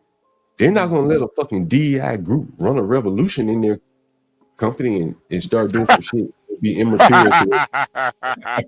Right? So basically, they're using it to their own advantage again, which doesn't benefit the masses and serves to smear everyone else with the stain of DEI. You know what I mean? When it really benefits the company, that's the biggest fucking bullshit of it all. Right? Yeah, most of it is under HR. And then too, it really doesn't even benefit the people it should benefit. Hey, wait till you look up the demographics on the chief diversity officer racial makeup. You're probably going to be pretty fucking pissed. I already know what it no, is. I won't be pissed at all. It's fucking. That's all the. Right, listen, it's white women. That's white women. That's the biggest problem. That's the white libs. It's white libs. The devil. It's the It's like they're double dipping. It's insane. I mean, you know, Stan, Well, Ryan would I definitely know want to this. make one point though. Mm. DEI, CRT, affirmative action, it's always funny how things start off effective and then they just get polluted as the years go on and then wind up becoming useless. I often think, something like DEI, I'm not, I, I'm not, I think things like that get conceived in cynicism. You know what? That's No, it started off in the business world, though, Stanley. It was they truly did a study and said, "Is this good for businesses?" And they found more profitability with women. I mean, it was, But it and was then kind of, it the was kind government got involved. Hold on, right. guys. Well, it was Like, kind of in hold its natural on. state. If It was you really want actually, to be, if you really want to be sinister about it, Stanley, honestly, if you want to go on this sinister angle, right? And Ryan could attest to this. Cynicism, right? Man, I've had several white people come to me and say, "Yo, you want to be a minority partner? I'll be your minority. You be the, what's the number? You had to be 5149, some shit like that, right?" Yeah. And they were like, "Yo, No, that's not how you do it. Huh? That's not how you do it. So listen, here's how you do it. Here's how you do it. Okay, this is prevalent in this situation. So they have MBE contracts, minority business enterprises, where when you're going to build a building, if it's $100 million building, right? All you got to do is, so they'll say 20% of the contract has to go to an MBE minority. So you be black, you can be Hispanic or Indian often, right? So what'll happen is I'm the general contractor. I'm going to build it. So what I do is I just find any black guy that has a business, and I say, listen, I need you to contract this job. Just go home and sit at the house. You don't have to do anything. I'm going to give you 2% of the contract value. You contract it. You're going to sub it to me for 98 million. You keep 2 million. You don't do shit, right? And a lot of black people have done that, and now everyone's the Indians. Everyone has an MBE partner, right? The problem is that black guy doesn't learn anything. He doesn't learn. He's like, cool, I'm black. I'm getting $2 million out of it, right? He's not gaining. Like, Stanley, I've had a guy come to me. A guy live right on Bradley Boulevard in Bethesda. You probably know what it is, Ryan. Yeah. And so the guy comes to me and he even put a spin on it. He said, "It won't be me, it'll be my wife. So you and my wife." Well, women, that's WBE. Yeah. White woman be in business with, we double the minority. Yeah, that's right. And this was just a guy. I mean, he owned the business and he wanted to get government contracts and he wanted to use my face. And if you bring in the element of cynicism, like these people have to like Monte Carlos the situation all the way out and say, we're going to ultimately benefit from this. Our women will benefit from this, or it'll benefit the companies, which will benefit us. Like these people aren't stupid, and maybe they are paying these diversity officers a lot of money, but John, companies have to be benefiting much more than that. Not being a business person, I tend to kind of look more at from a cultural angle. I just think it's a shame that something that was working in the wild, where companies were just kind of learning this on their own, once they programatized it, or whatever the word is for it, that's when it started going downhill. And, whether it was the government or just whoever, they ruined an obviously good thing. I think the same thing applies with CRT and what you'll see, Stanley. I know. You're absolutely right. I know CRT and how it started. If you've ever read Derek Bell or heard him speak online, he's nothing like even a Kimberly Crenshaw. This dude actually was a civil rights lawyer. So anyway, I didn't mean to cut you off. CRT, Derek Bell didn't even call it CRT. Somebody else named it that. That was Kendi. Kendi has nothing to do with CRT. Well, I think I think somebody wrote a book, critical theory, and that became critical race theory. And I think it was Ibram X. Kendi, I think, wrote the book. Ibram X. Kendi did not. As a But matter of fact, All right, well, it was somebody like that. he doesn't even claim CRT. You know, I think I don't know all the names. Okay, it was a guy like that wrote a book. I do. No, he's an anti-racist. But I think what one of these racism you is guys, basically everybody. Wait, hold on a second. You guys let John get in here, man. But I think what you're speaking to is what? Hold on, Stanley. Basically, the message gets refined till it becomes marketable, right? Right, and marketing is the problem. Okay, Right. these ideas weren't meant to be marketing tools. You know, I remember reading, and this is what led me here. This has been a long time ago. It was something about like technology in schools, and then the companies started basically bribing the schools to buy more MacBooks and shit, and then it just became a grift, right? Yep. And then you start looking at all the curriculum. There's someone come up with CRT. Maybe Derek Bell started it, then someone else perfected it, where it could be sold into the school system, and now he's selling millions and millions of books every year. That is how those things get more or less co-opted and become monetized. You could say Black Lives Matter. All these things that were these slogans, these three-letter acronyms, CRT. Exactly. Right. Now, see, I agree DI. Right? Once you monetize it, once you monetize an idea like that, it just becomes polluted. You know, I was talking to my lady yesterday, and I was saying a lot of these things, like my mind was blown, like when I started realizing that a lot of this shit was founded in the lab. It wasn't organic, right? Or by the time we heard it, it wasn't organic. Like, you remember, a mind is a terrible thing to waste. You ever heard that before? A mind is a terrible thing to waste. Who created that shit? Anyone know who created the mind? I remember when I was a little boy, we see that shit up on billboards, and I think it would be telling you not to do drugs and shit. You remember that, Stanley? You old enough to remember that shit by my age. Remember that? Or something like that? Huh? I used to see the commercials on Saturday morning cartoons. Terrible thing to waste. Anyone remember that? A mind is a terrible thing. Hey, John Galt, why do people get checked just for being native? Like, so you can prove you're a quarter native or an eighth or a third or whatever. Elizabeth Warren's going to get a check from the government. Hey, to answer your question, John. The phrase came from the phrase came from Arthur Fletcher.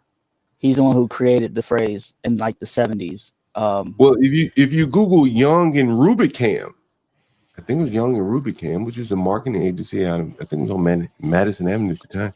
Right. And did he work for Rubicam? Young and Rubicam? I think it was Minus Terrible. Yeah. Arthur Fletcher was a black Republican. Is it terrible? He worked for Nixon. I think he worked for Goldwater too. Wow. All right, let me pull it up on the screen here just to prove my point here again. You know, I made most of my living in marketing firms, doing software. Arthur Fletcher was a Politico. Can anyone see what's on the screen right there? The marketing firm associated with the slogan, "A mind is a terrible thing to waste," is a Young and Rubicam. Did Young and Rubicam just do it? Nike? Wasn't it Young and Rubicam? In Nike? I think it was. Just do it, and a mind is a terrible thing to waste. None of this shit is organic. Negro College Fund. I remember that. I grew up seeing that shit, man. I think it was an anti-drug. They weed. I thought it was anti-drugs too. I thought it was anti-drug. The mind is a terrible. That's your brain. This is your brain on drugs. Yeah. Yeah. It was an egg. The UNCF is funded Young and Rubicam to come up with the slogan. And it was about college, gearing people up to go to college. This college propaganda has been around for a very long time, people.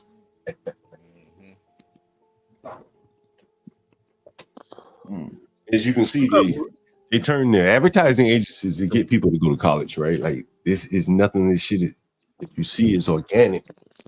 Like advertising agencies, marketing firms. You know, I told you about my friend of mine. Yeah, propaganda. The propagandists. Okay, so here's the problem with DEI from a program standpoint, from a positionary standpoint. I'm not talking about the ideology, just from the practical, departments and all that stuff. In a time where companies are laying off people massively, DEI is it's logical that DEI would be cut because DEI, by and large, is a non-revenue generating, I guess, department.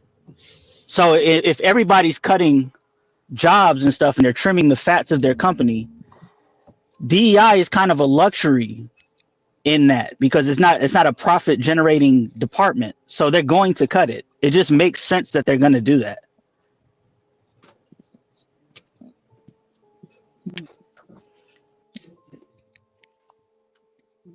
And probably other HR positions too. For sure. Why is everybody crying over DEI positions being cut? Like when you're talking about national defense, like it's not a social order. You're in the goddamn military.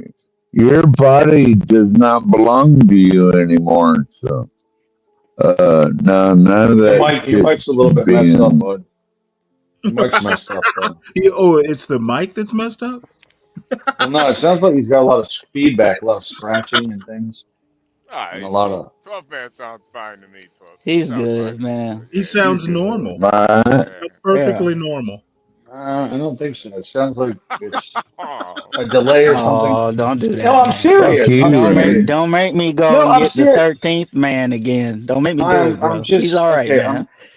You don't hear that feedback? Maybe it's mine. That's HP music in the background. That's HP music. Do, do, do, do, do, do, do. Yeah. It can always, Stanley. It can always be used against you. This propaganda, and I do think a lot of times it does have some really adverse effects down the line. Even like the Black Party movement, like a lot of that stuff started out good, then it ended up starting the GDs and the BDs in Chicago. You know what? You know what's kind of funny, HP, is that a lot of black people ended up voting for Trump because of BLM and some of their shitty movements that they had burning down cities and shit. Black people don't want that. Well, you know what? Having you as our spokesman is a good thing. I agree with him. I don't think any Am black I person wants their wrong?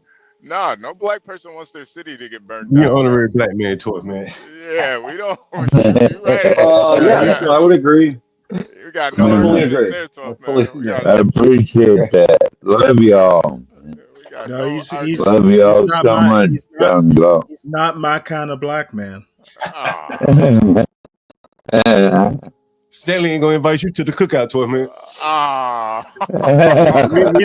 we don't have cookouts in my neighborhood. We have dinner. Stanley ain't getting invited either. You don't get to go to the Spades game either, 12 man. No Spades game. You know what? I don't get invited because I keep insisting they wash their hands. Well, I thought Stanley was gonna be the best man at HB and Porsche the cookout diner. All right, 12 man. Relax. All right. Or maybe it's gonna be John Galt. John Galt might be the best man at the marriage. Okay. We'll have to wait and see. I've never gotten a little drunk from hearing somebody talk, but I am now.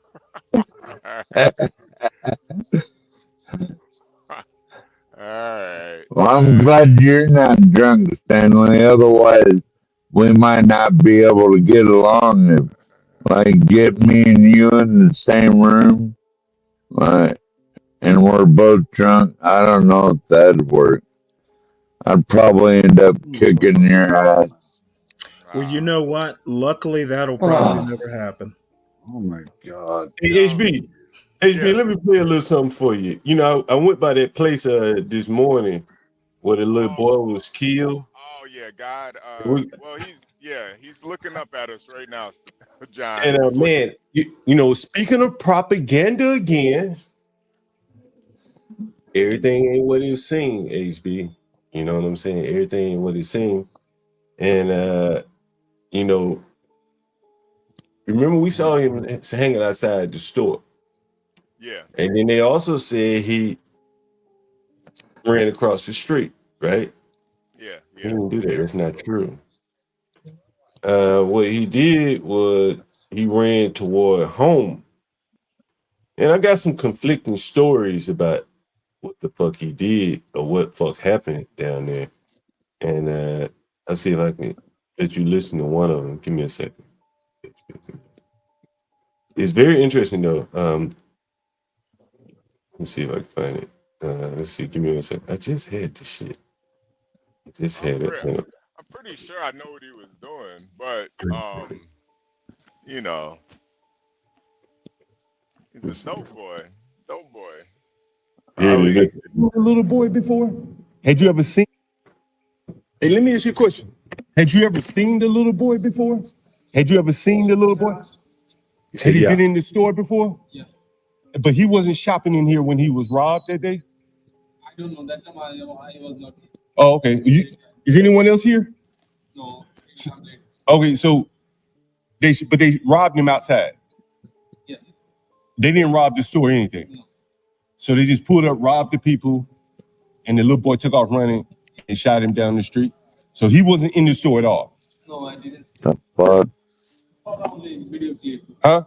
I saw the only little video clip, so I don't know that what happened. Yeah. Have there been other shootings around here? Is it safe to work here?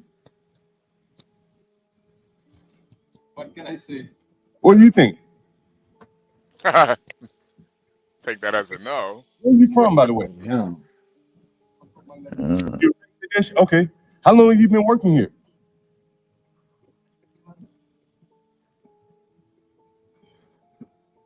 Say what? Like 3 months. 3 months? Where were you working before you came here? You just got to the States or you were working in another store?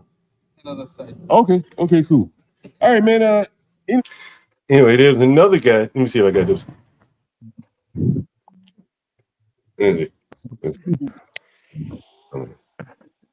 That doesn't sound safe, John. Like, Right. I hear. can't even walk across the street without a little boy getting shot. What the fuck? Where it happened, some people say it happened at the AutoZone, but other people say it happened right here. I understand that he was robbed around The 7-Eleven. area, and then he was running towards the AutoZone. Yeah. I don't know exactly where. A lot of people say he was running here, but the glass is shot out in the building there. They say his mother may have lived there or something, so he's going home. A very sad story, 14-year-old. It definitely is very unfortunate. Yeah. Praying for him. Yeah. Okay? Damn. He lived right next door to a library, by the way. This woman was heading into a library. God bless her soul, man. God bless her soul. God. Yeah, I got this one guy. Let me see if I get this guy. I want you to listen to what he says, HB. Yeah, reading is fundamental. Listen. Hold on. Your nigga never came like brothers, twin brothers. Yeah, 14-year-old killed another 14-year-old. Twin brothers and shit. I don't know if they were twin brothers, but I know it was another 14-year-old boy that got killed. Man, these young niggas, they. What do you think we should do about this fucking? I don't think anything, right, man? I'm a pawn in the chess game. That's a police officer right there. I'm a pawn in the chess game. That's a police officer right there. Damn.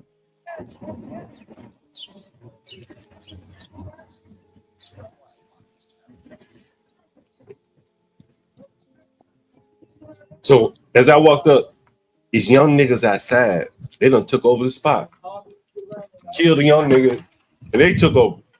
Yeah, that's how it go. Like next day, 5-year-old kid.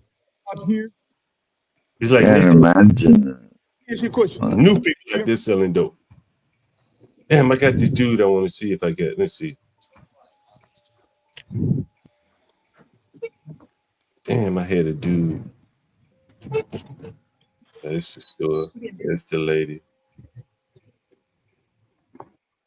Oh, I know. Yeah, man. Did you know the young boy? Nah, I ain't know him though. Did you know his parents or anything? Nah. What did this shit happen like right here? Don't worry around here. I just heard about it a couple days ago. Damn. I was like, what the fuck? Damn, good. You little young nigga, wasn't it? Yeah. Yeah. Oh, I gotta take a call. Give me 1 second. We're gonna do a stream on this. All right. And they told him, Marlo told him to tool up, man. Tool up. And the cop was he was spot on, man. He just a pawn on the chessboard, man. Yeah, it's very interesting, man. Like, nobody really give a fuck, you know. You know what I'm saying? Like, you're moving on, you know what I mean? Next man up, you know. Yep. It was fucking crazy, to see it, Yeah, if everybody just ignores the problem from the street level all the way to the government, what can you do? Just act like it don't happen. Well, it ain't in my neighborhood. That's how most people are. Wasn't me. Yeah. Yeah. It ain't my kid. It ain't my kid. I don't care. Fuck them niggas, man. That's why I don't live in big cities. They'd be like, I don't blame you, man. Can't take that shit anymore. It is interesting though. Like life just goes on. You know what I'm saying? Like, shit, young nigga got killed. Shit, next man up, consume the spot. Just I mean, it's really amazing. These people have to. Well, what's the alternative? Well, I guess the alternative would be to try to see if you can solve, some of these problems. I think it's solvable. Those people probably just need to figure out how to do it. But man, like it is amazing. Just the flippant nature. Yeah, I knew young boy sad.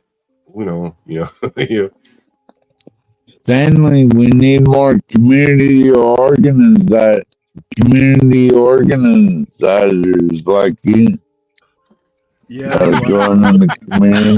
There you go. I don't want to be a organizer. Sorry, I did slur that one pretty bad. You gotta be a community organizer, Stanley. You fit that situation.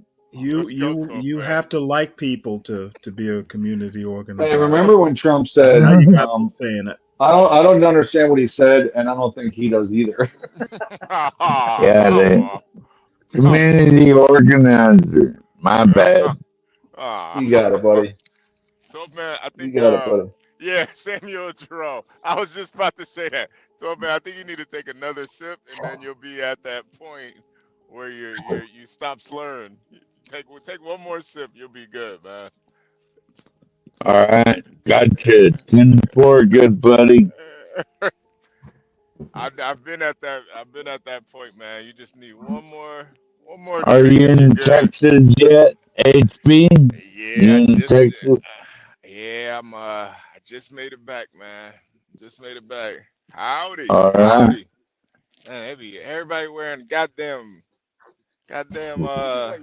cowboy hats out here.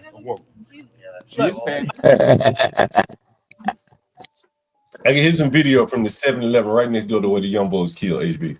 Okay. You like working for a fat dumb nigger mayor. Oh, sorry. She's fat. She's dumb. My biggest problem. Mayor. Which one am I wrong? She's fat dumb nigger mayor. Which one? What is it like working for a fat dumb nigger mayor? What makes it dumb? Huh? You don't know the nigga. Let's take out the dumb, right? You wouldn't hit that? You wouldn't hit it? No. But I tell you what's interesting though. How did you feel about Trump partying on those police officers that killed that little young nigga? They shouldn't have been. You don't think they should have been partying? No. They shouldn't have been locked up for murder. But do you think they should have been locked up for something else? I can see negligent homicide. I can agree with Negligent negligent homicide. They ain't even touching them. The problem is, Do you think the driver that hit the young nigga? Here's a teetering problem with that, right? Like, I don't think they should have been locked up for that. But if we're going to agree that they should be locked up, it definitely shouldn't have been a murder. Remember, we're in the most political city in the country, so like you're in the most niggerish. So anything. People gonna think I said it. I said it. It's nigga. Come on, you know this shit, right? You know it's nigga. Come on, you know it's nigga. You can be honest. I think there's worse cities. Okay. What's it like working? Nobody can say it, man. He'd be like, man, I'm in a political city, man. I better not say that. Listen to this nigga, HB.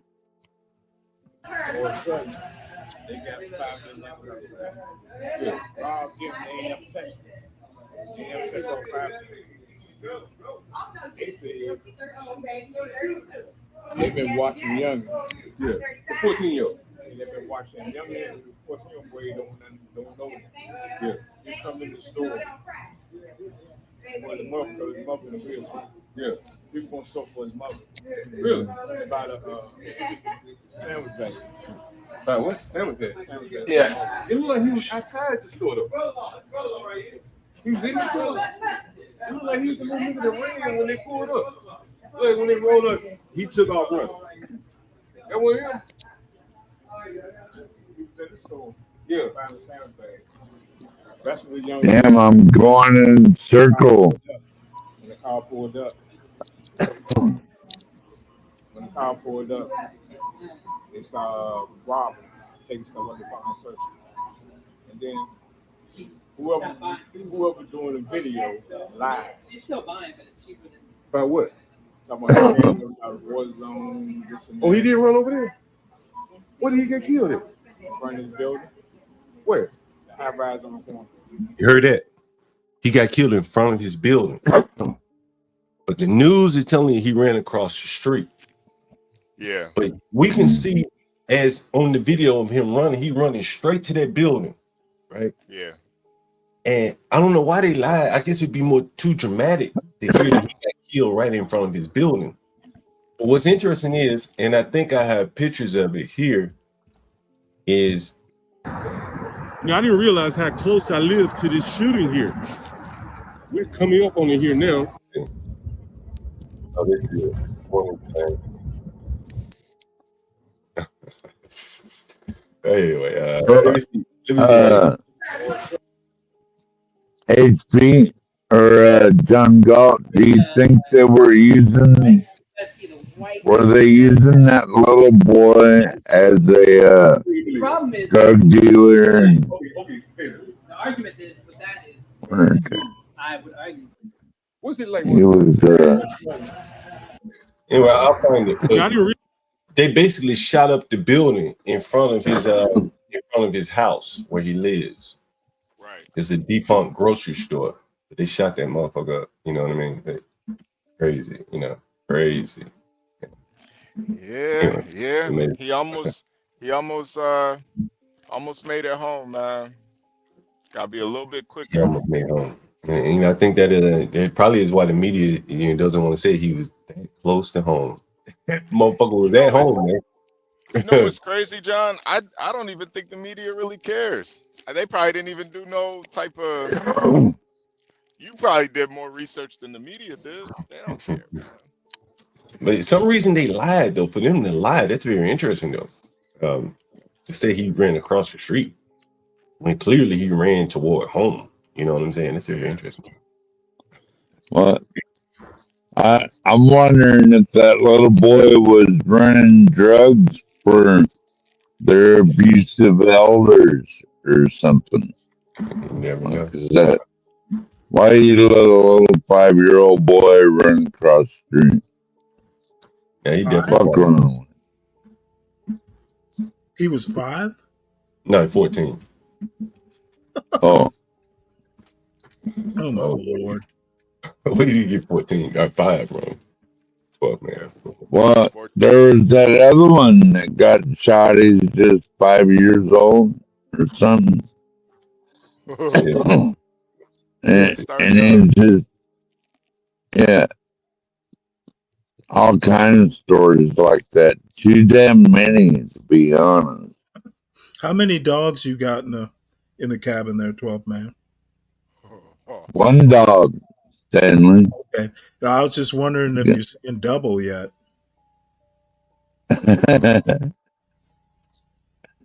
You always got to pick on the white boy. That's how it goes. I don't mind. Well, you know what? If that's what you think your major problem is right now, I'll meet you where you are. And, what do you mean, Stanley? You're in Georgia. I'm in bumfuck Alaska. You can't meet me where I'm at. Fuck off. He got you, Stanley. He got you. Yeah, he got something. Gotcha. John, you gotta upload these all to like one video. And maybe man, don't let John know how to start editing videos, man. It's gonna get scary out here, man. It is scary out there any day, Speed. That's why I don't live there no more. Wait, John, you're muted. You're muted. I can't. He said, "Oh shit." The boy living right here, HB. You can see the reflection in the building across the street. See, they built all these brand new buildings in the ghetto, right? So you can see the reflection of what the building looks like across the street from him, and this is what his building looks like. Yeah, you can kind of see, like, look, you got a grocery store. You used to have a grocery store at the bottom, right? And up top, you know, you can kind of see the building, right? There it is, right there. That's where he live. That's where he live, right there.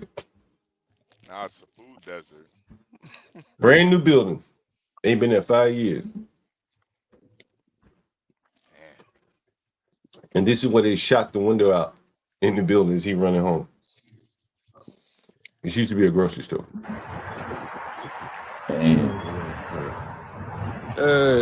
Gunshots from the glass. Gunshots look like shattered the glass here.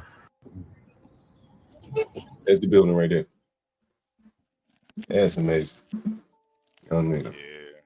Yeah. He's you know, I guess the good thing about it though, he's with Jesus now. With Jesus. Is Sam Fisher in the league, 12 man? Yeah. Sam Fisher's winning right now. He's back at first. He's in second place right now. No, I can grab the link real quick if y'all want to talk about Sam for a minute. I think he's in first place now. Are you sure? I'm pretty sure. Oh my God. I'm pretty sure he's in first place. What day is it, 12th man? Come on, man. Thursday, the January 30th, Thursday. Okay. 9:16 a.m. Alaska time. Any more dumbass questions? Well, he was in second yesterday, so I figured maybe you thought it was still yesterday. Oh man. Stanley tries to have the jokes, but they like your jokes kind of lame. Stanley, you never come up with nothing funny. You salty old bastard.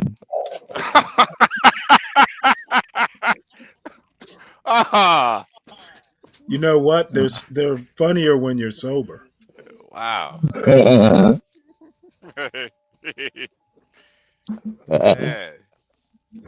HB, did I show you the trends from yesterday, HB? Nah. Where's Gary in that?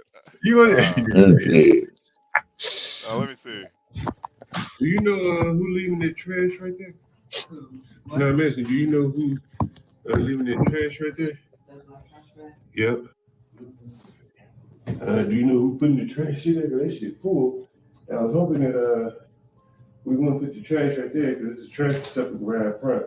No, I because take you're my gonna cause. trash out. I keep it in my room. Yeah. Why don't keep it in my room? I take it out. All right.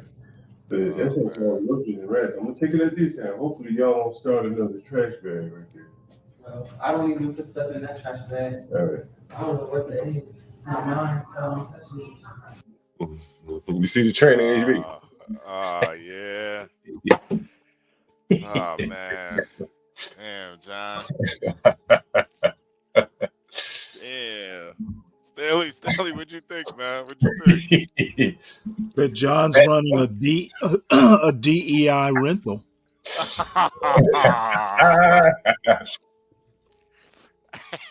Hey. Oh man. Damn. I just told you I didn't know whose trash it was. Listen to this is nasty, sassy. Doing right, spraying from the outside. Just put your trash instead of spraying it hard. You don't want bites or anything like that. Why you telling me? I just told you I didn't know whose trash it was. No, I'm just saying, in case you find out, you see it, you can let them know. Now, HB, that's a big ass bag of trash. Yeah. 2 out of the 3 people in the house that they don't know who put that trash bag there. At least one person had filled up that big ass bag of trash. All them niggas been trashing that motherfucker, but ain't nobody gonna take responsibility for it. That motherfucker fill up, get heavy as hell. No one will be able to tote it downstairs. But no one's gonna take responsibility. Is it the tranny's makeup? It's all of their trash. Oh, okay. Remember I tell you like tragedy of the commons. Like I give them a trash can downstairs. They too fucking lazy to go take it downstairs, so they tie one up to the banister. You see this in the ghetto, where they tie it up to the fence. Right, to keep other people. Well, I mean, is it possible they could just bring the trash can up? Then where would they put the trash can down? Put the trash downstairs in the kitchen. Oh, okay. So maybe they're too fucking lazy to go downstairs, and their trash must fill up. As you can see, look at this lady's room. You can see the trash in her room. If I can go back, you can see the trash in her room, right? If I get it clear. You can see the trash in her room. Like, look at all this trash. Look at all this shit. Styrofoam containers, trash. She's going to take that. She's not going to take it to the trash can downstairs in the kitchen or to the trash can outside. She's going to take it right here to this trash that they've created. You see blacks do this all the time in the ghettos where they'll just tie up a trash bag to like a fence pole and say, don't let it. A co-ed thing? Yeah, I mean, they're renting rooms, right? Oh, okay, yeah, I got you. And so again, now on one hand, they're so fucking lazy in their rooms and dirty. That again, I showed you how the room looks, and then they start creating trash in common areas to alleviate the dirt, but they're too fucking lazy to take it downstairs to the receptacle outside so the city can pick it up. So they'll live in trash. You need to rent to people with more get up and go. Well, the one man in there has get up and go. And here's the interesting thing. The 2 people live next door. The one with the door open and the one guy that you heard on the phone, his room is right next door. They both went to the same college. But one went to the military initially, I think. Maybe he said both of them went to the military. I don't know. But one has a sorry black woman that's sitting in this room while this man is at work in all this motherfucking trash. Look at all this motherfucking trash. That bitch came to the door with t-shirt and her panties on. She never have any clothes on. And she answering the door for a nigga like me with a bra and panties on. And won't even fucking have that room clean when that nigga get back home. This is what I'm saying, man. Like he gonna have to leave her. He got enough get up and go about him not settle for this. Like, bitch, clean up. You here all day listening to music and watching TV and shit. You can't leave. Pick the dustpan up, right? You see the dustpan, right? HB, you see it? Yeah. You see the trash in the chair, right? shit on the floor, bed ain't fucking made, everything just tossed about, and the rest of the look at this shit, HB. She probably been in there doing her motherfucking hair. There's trash right outside. You know, you Look, can. that's the big trash bag they put for their common trash instead of taking. Like, hey, this is how they live. Trash instead of storing it hard. You don't want What mice she tell me? like that. Why you telling me? Why you telling me, nigga? Fuck you telling me for? Hey, remember I tell you about my doors, HB? Mm-hmm. Listen to this. No, I'm just saying, you know, in case you find out you see him, you know, you can let him know. Damn, she slammed the shit out of that door. That's how they do, HB. They slamming door. And look at this, HB. It's how blacks live. Look at that again. It's back again. Maybe I'm back. Damn. Maybe I'm back. What's that, tar? Maybe I'm back. That's how blacks live. That's how they live. That's how they live. That's how they live. Look at this, HB. Oof. Oof. Oh, nah. Woo!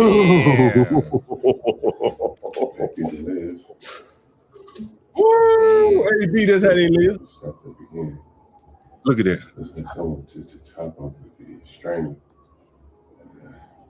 That's crazy.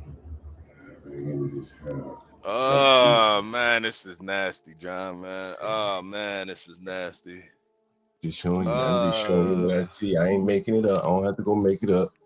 I have to go read no fucking article nowhere and exaggerate the truth. This is them in their fucking element right here. They can't figure out how to throw away trash. They can't come together. And we know at least 2 of these people are educated, and there's a mother in the house. They can't figure, like, bro, if they can't figure this out, this is what I'm saying about Cuba and all that, like, if you can't figure this out, like, you know, the big problems in the world, you don't have a shot, man. You really don't have a fucking shot. And again, this is over and over again. This ain't the same picture. Every time I go over there, clean up, they right back again. The other nigga clean up, right back again. Like, it's got to be something up here, man. Like, unless this is acceptable, like, it's cool. Right? Like, I don't see no problem.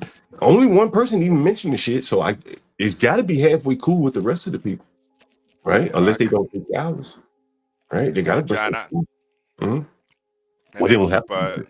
John, they keep truck stop bathrooms cleaner than that, man. They keep. I ain't never even seen a truck stop bathroom that dirty. You talking about the filthiest of filthy men, man.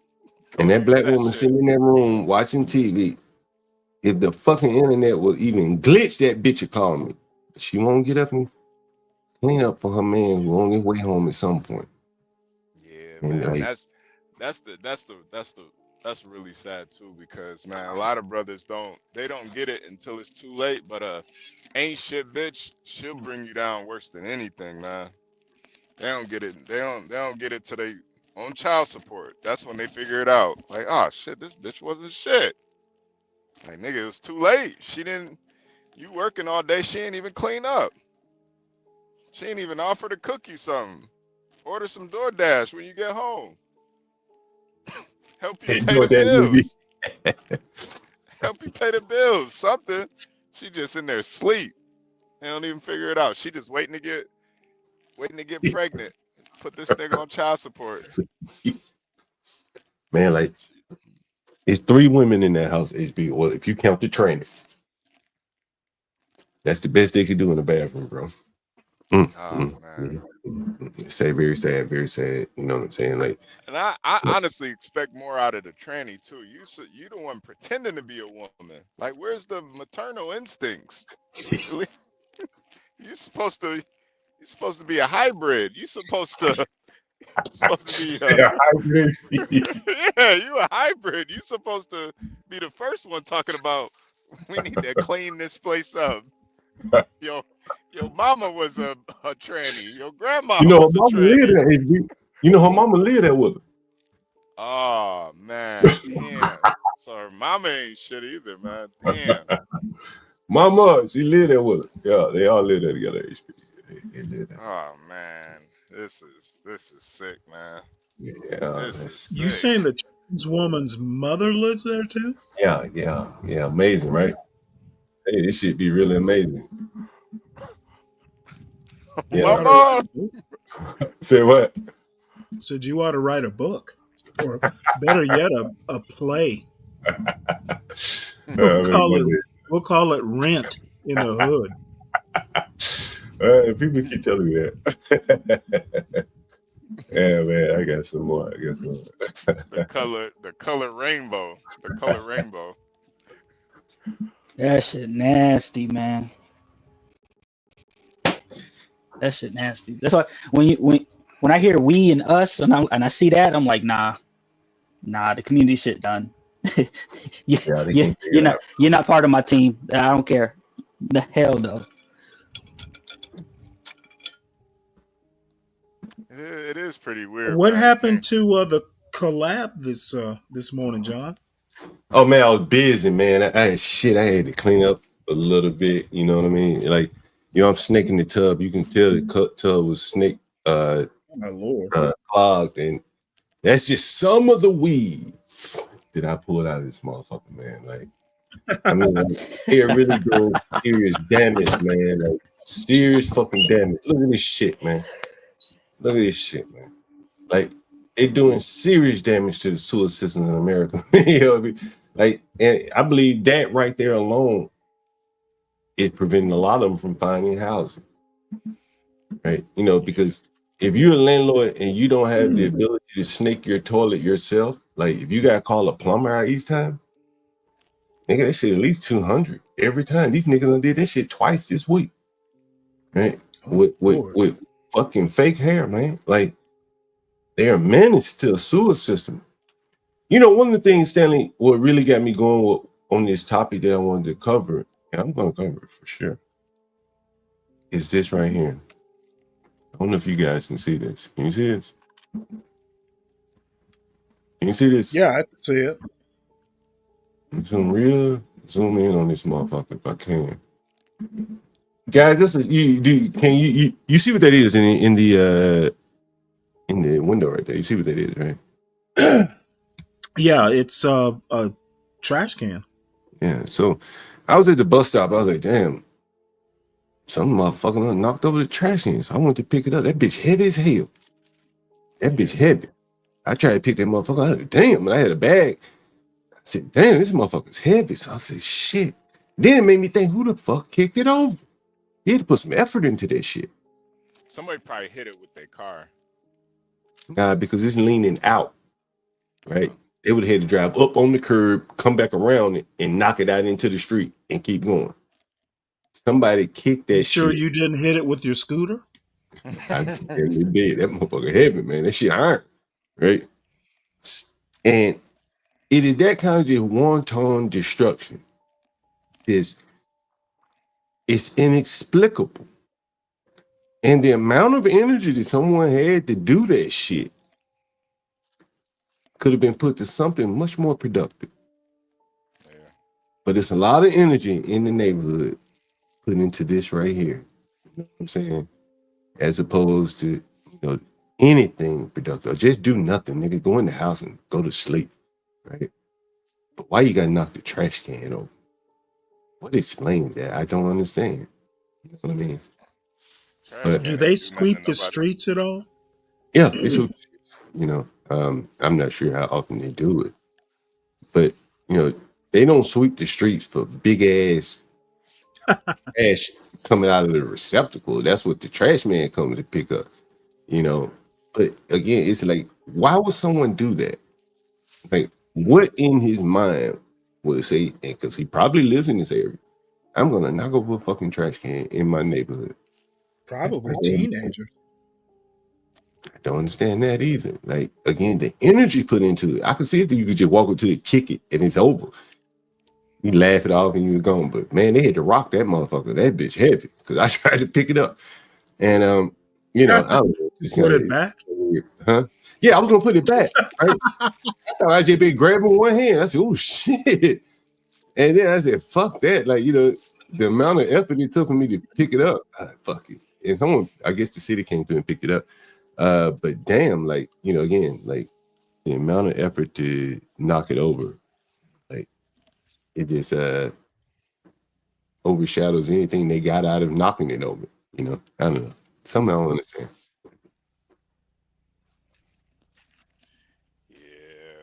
I don't think any of us will really truly understand it, man. The level of just it's like they almost go out of their way to show that they don't care, you know? Yeah. Like I'm saying, like it took a lot of effort to do that shit, right? Like that bitch just didn't tip over easily.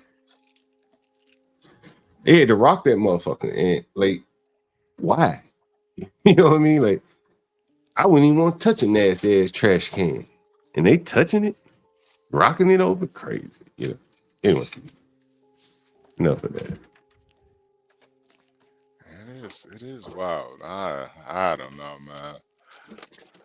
Have they announced who the pilot was on that flight, Stanley? Say that again.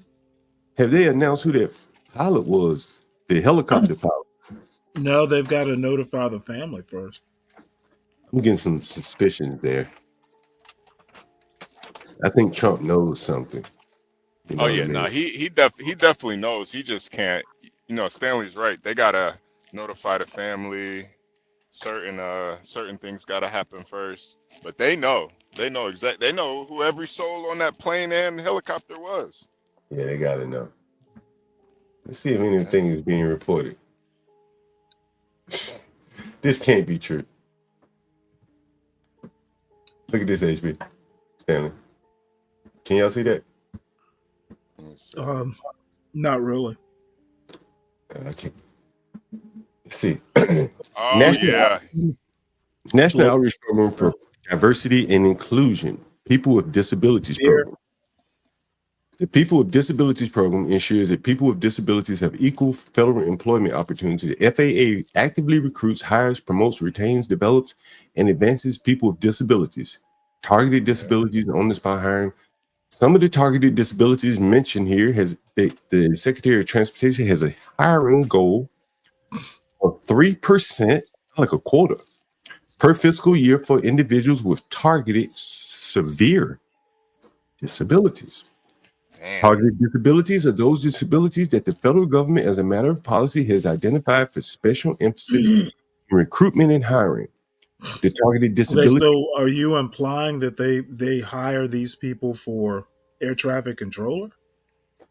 Well, no, I think what I'm implying is what Trump said implied earlier. And maybe it wasn't Trump. It may have been one of those other guys. He says that when you bring in DEI, and Richard's in the audience, he will understand. If you have two developers and one is weak, you got to lean on the other developer to check his code and write his own. Well, once again, I'm asking about the intellectual. I'm asking about what you highlighted. So what's right? Well, I didn't highlight that, but what Trump is saying, or I think it was Trump that alluded to this, is that if you have someone with severe disabilities in an organization who can't operate at 100% or even close to optimal, then other people have to pull the slack for them. And that causes stresses on the entire operation. So you're saying this has something to do with this accident? Well, no, I'm saying that he's hinting as that type of stressor. Okay, well, Trump was talking about the accident nominally. Well, but in general, what he's saying is that when people are having to pull the slack for others, it creates stress in the environment. And he kept saying, well, obviously, Trump has a lack of focus. Maybe he had. Hold on one second. He also said that we elected him for president. He said at it, but I'm just going by what he says. He says that that it was a matter of seconds that they were informed. In other words, if you kind of interpreting what he's saying is the stressors caused a delay in the information getting to the helicopter pilot. Okay, so my question to you is, what does what Trump said have to do with what's up on the screen and the item that's highlighted? Can you connect those dots? Yeah, sure. The way. Go ahead, HB. You about to say something? No, yeah, the FAA implements DEI hiring. Okay, no. Let's not skirt it. What's highlighted is something about intellectual disabilities. Well, yeah. What does that specific point have to do with what Trump was talking about? What did he come out of the gate saying? Yeah, that okay, falls under is he DEI. implying that someone involved in the accident had an intellectual disability? No, I think what he's implying is that if this is your goal and your mission, and you're spending time on trying to find severely intellectual disabled people to fit within your organization, you are going to, other things are going to slip through the crack. That severely intellectually disabled person, that's a bit of a it's not going to be able to operate optimally, and someone's going to have to pull up. Well, you got a whole DEI department to deal with it. Well, so again, why should the FAA be looking for people with partial paralysis? They hire people to do that. There's a DEI folks looking for DEI. Now, the rest of the folks who are actually capable of doing the mission do the mission. Imagine them hiring you by your own admission, John, said these people just kind of get stuck off in the corner doing DEI stuff and really aren't mission critical. So I'm trying to connect all the dots, and what you're saying doesn't make sense in light of what you said earlier. Well, all of them don't get stuck. I remember what you said earlier. All of them don't get stuck in DEI departments. Some of them. Okay, so all of them don't get stuck in DEI. Gotcha.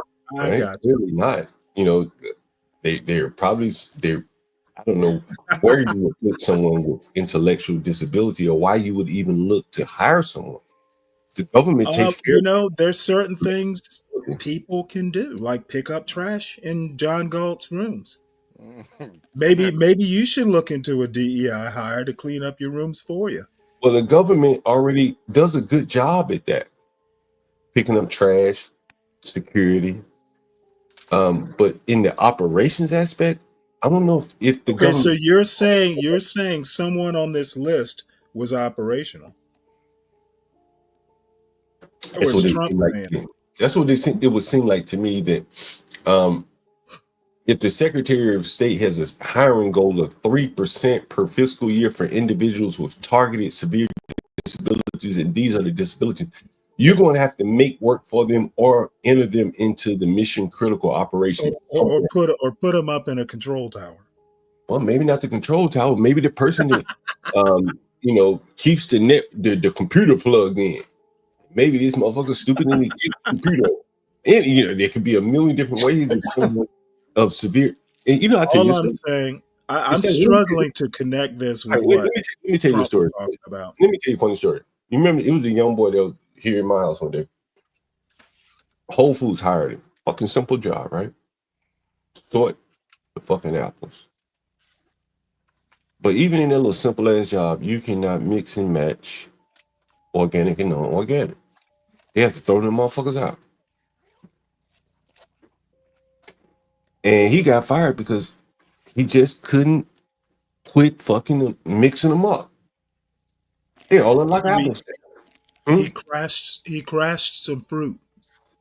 Well, but in such a simple ass job like that, man, just go sort some fruit. He has some intellectual disabilities, probably not as severe as one might say, but he couldn't even do that. Imagine somebody in the fucking FAA with a severe disability. Well, hopefully that same guy wasn't sorting planes. And how would you hit that number 3% every year? Where do you go out and find these severely disabled people every year? 3%. That's a quarter. Okay. All I'm going to say, and I'll stop teasing now. what he is doing, if Trump is indeed heading where you think he's heading or saying what you think he was saying, it is very anti-populist. I don't So think. basically, if you're for the common man, if you're for the man on the streets, the working class heroes, not dealing with people with disabilities is going against what you say you're going to do. And surely these people aren't putting people with intellectual disabilities up in control towers. They're figuring out what jobs they can do and what jobs they can't.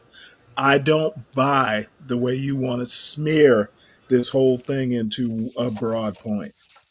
Well, I think if you have the leader of an organization expressing explicit goals of trying to reach severely disabled people, as he mentioned them, then he's going to have to spend an inordinate amount of time on that versus safety and I operations. disagree with that. Right? They have whole teams to do it. The DEI teams you talked about that are off in the corner, not in operational positions, off in a corner where they can't do any harm to the operations. Well, but let's say the operational team of HR, right? They have an operation where they receive incoming resumes, and now they have to filter them through an additional lens of severe disabled, blah blah blah blah blah. Like that adds additional time and processing looking for these type of people. Like you're looking for essentially needles. Okay, well, the HR team is not an operations team. But the HR team now spends more time finding the disabled versus the superior. And so you'd have to prove that to me. Well, if they have they had 100% of the time, and now they got to spend some time now trying to find dwarfs. You would have to prove that they're spending so much time looking for the intellectually disabled that they're neglecting to find the talented. You'd have to prove that to me. Well, if they spend any time versus finding the absolute best for the position, then that's a stressor on the position. Because now they still got to find. I disagree with you. If you got 100%, I think the capacity of the team is not stretched. Well, in that sense, the only way you could accomplish that is by adding additional capacity, a dwarfed team. I disagree that you have to add additional capacity. Well, okay, fair enough. All right, free zone, HB, go ahead. Yeah. No, I wanted to ask Stanley if you found out that there was a retard in that control deck, how would you feel about that? You know what? I'm going to quote your Lord and Master Trump. That's a stupid question. Okay. If it's good enough for Trump to say it, certainly it's good enough for me to say it. All right. If you don't want to answer, that's fine. Trump didn't answer. Why should I? Well, you're not the president of the United States, but all right. And you know what? You're not a reporter. You're not a reporter in the briefing room. No, Stanley, I get it. It's a tough question. It's not a tough question. It's a dumb question. Like Trump said, I'm going to imitate Trump and not deal with dumb questions. So you would be fine if there was a retard in there. No, I would. I am Trump. I don't deal with dumb questions. So you wouldn't be. You wouldn't be fine with that. Next question. You know what? You really think you're going to smoke me out here? Because I know. Stanley no, you Cross, don't know. You don't know more than you knew Stanley, 5 minutes ago. Officer Stanley, you would not want any of that type. Officer Stanley does not deal with. There is no such thing as a dumb question. There is. But how Trump knows it, and I know it. How is it a dumb question though when the FAA literally employs DEI people? Okay, are you saying that there are DEI people up in that control tower? Yes. Okay, well, I disagree. I don't think you know enough to make that pronouncement. Well, how can you disagree? I think you're guessing. That's what I'm saying. Do you know? I think you're assuming. I think you're guessing. I think you're trying to make a point that I'm simply not going to let you make with me anyway. Well, so you don't, you know, it's just as much as I do. I'm going to cut you off at the pass. I'm going to nip it in the bud. Well, I think the bigger point here, Stanley. Oh, there's a bigger point. Well, please make that one. The bigger point here is obviously in certain fields of work. Yes, DEI can be nice, but when you have thousands of souls flying in and out, you can't use DEI to hire these people. And I think that's are you saying that DEI is being used in the control tower, in that helo, or in that plane? It could be. Do you know for sure, or are you just like you, Stanley? I have no clue. All I know is okay? that Well, then, if you FAI don't, it's clueless asking questions of the clueless. You know, honestly, FAA does hire though DEI. So if I had to guess, they might be hiring DEI for janitors, but not the towers. You don't. No, Stanley. You know, I know that there, and I'm not going to use the words DEI, but I know that there was a strong push a while back because I remember the local reporting here about pushing for air traffic controllers, minorities, and I remember meeting some air traffic controllers in New Orleans, and I remember asking them because it was an article. Maybe I'll look it up about how challenging it is to become an air traffic controller. It may have been focusing on affirmative action at that time, and there has been a push to, add minorities to those high level positions because those are very good paying jobs, and you can't. I don't think you go to college for that air traffic controller job. You have to test. They have them in the military. Well, but I think you have to test into that job, and then they do the training, as opposed to you go to training then test in. I think you have to test in, then the government invest in you to train you to be an air traffic controller. So, as I'm thinking about this now, when you listen back to what Trump said we do psychological testing. Did you hear him say that? We do to make sure they have psychological quality, right? Yep. And what he's saying is, how I interpret from my understanding, having met some air traffic controllers in training, is that the stress of dealing with all those different planes coming in and out, and a lot of that shit is in their head, from my understanding. And a lot of what shit? Define the shit that's in their head. A lot of the air traffic control is in their head. They are keeping track of all these different planes where they are. It's a lot of mental gymnastics, from my understanding. It may have changed now. This is a long time ago when I met them. And if that is the case, and there is a large component of psychological testing, they will probably have to start lowering the standards. And that's where you lost me. Well, because the reason why I say this is because I remember reading where they were pursuing more minority candidates as air traffic controllers. You still lost me. You don't know enough, even by reading, to know whether they raised the standards. I suggest leaving it to the experts or the investigators. We don't know that this was a psychological issue. We don't know. I mean, I know the investigation is still ongoing, so we don't have any facts or anything like that. But so if we don't have facts, let's go on conjecture. Yeah, and conjecturally, I think it has to do with two things. Number one, it has to be a miscommunication and a miscommunication with air traffic control, or a pilot error. Those are the two likely causes. You don't think maybe somebody on the ground sneezed in the wrong way? It has to be one of those two things. No, I'm saying likely causes. Thank you for stating the obvious. Well, he said it was seconds. If you got somebody up there with diabetes or autistic or something, they might have blood sugar might have got a little dropped a little bit. I need some insulin, Can I put it in sports analogies? If you don't mind? Let's go, John. Let's go.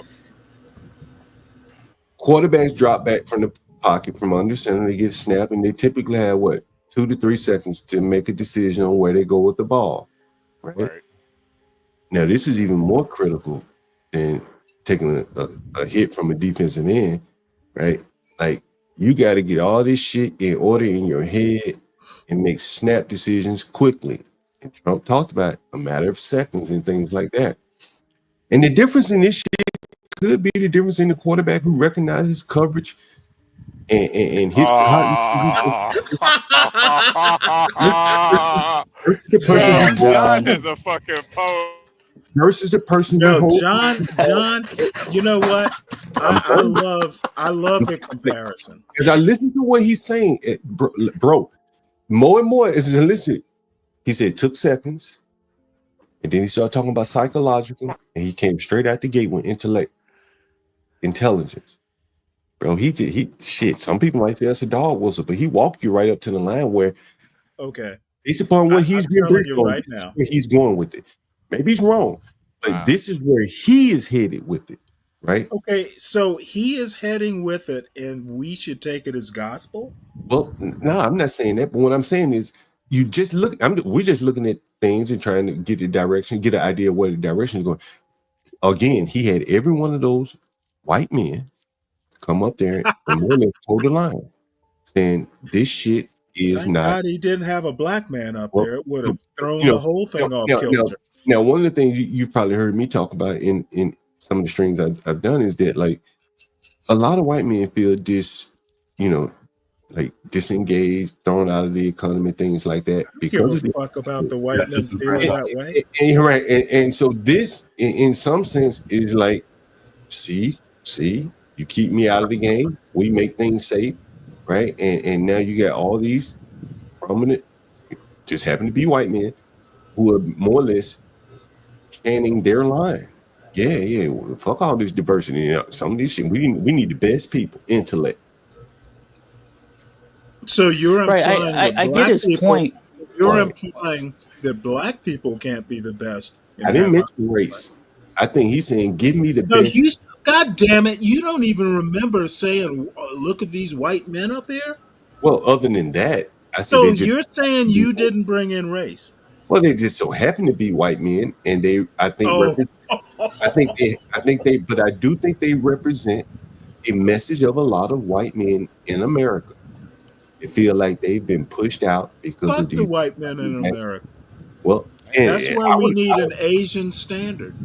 Well, okay. When you say that standard that you and Trump want to embrace is second best. Honestly, I think the white man would be fairly okay with being beaten out if the planes weren't crashing into each other because I think we need more Asians in the cockpits, and we need Fair more enough. Asians in the. As long as they're not crashing, everybody would be cool with that. Right? Those second best whites need to be replaced. Right. Replace them with someone better. Nah, they planes go down too. They plane. Where's that Malaysian plane, bro? We still ain't found it. Not only that, when American planes go down, we find them. Not only that, but the airlines plane that went down because of cultural differences. I kid you not, that actually happened. It was in the book. Have any of you guys read the book Outliers? Yeah, I read it. I referenced it. That's what's his name? I've heard the book. Gladwell. Yeah. By Gladwell. They talked about the Korean Air incident in that particular book. Like, a freakish chance of a plane like that going down, but literally because of they misunderstood each other based on cultural differences.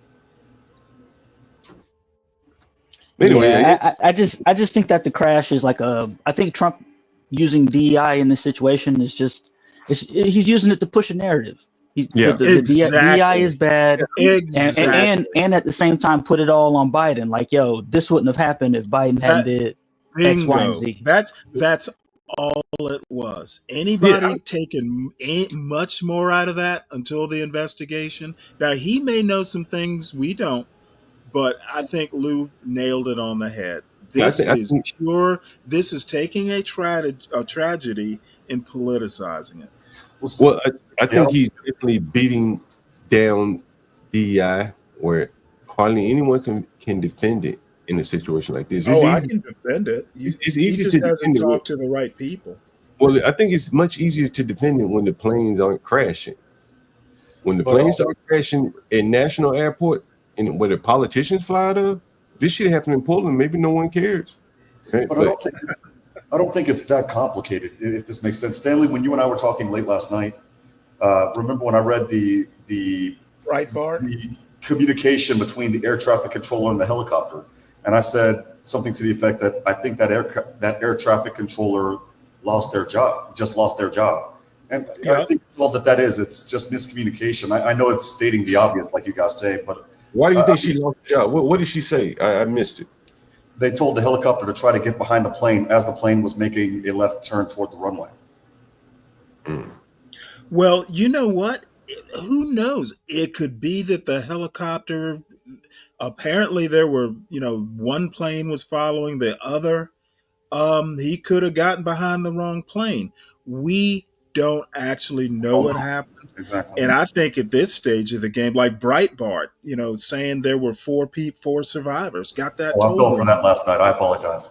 Yeah, well, no, I'm just saying that we're kind of like chickens with our necks chicken with our necks cut off, running around. I think Trump is doing the same thing. I think he found a narrative, and I think he did a masterful job.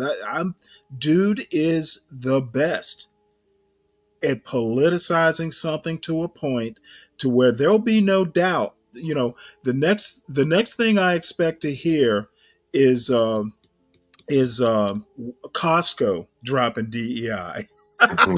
It's like Trump trashed it so good that there's almost no way they can keep it and not look like idiots. Yeah, I think it trashed itself. Oh, I think it got like the way you described it, John, where it was, or Ryan described it, where it was actually something that was working for a company or two, and then the government or somebody got in there and studied it and tried to imitate it and, disperse it out for everyone to do. The minute they did that, essentially politicizing it, it went to pot. So many things get ruined that way. DEI, as it has evolved or devolved, it does need to be scrapped. Same thing with affirmative action. It had gotten diluted, polluted, convoluted so much that it was just useless. Yeah, I don't know. Let's see. But after listening to Trump, I certainly wouldn't jump personally. I'm not jumping to any conclusions about what happened. I think in a way he kind of confused things more than they were.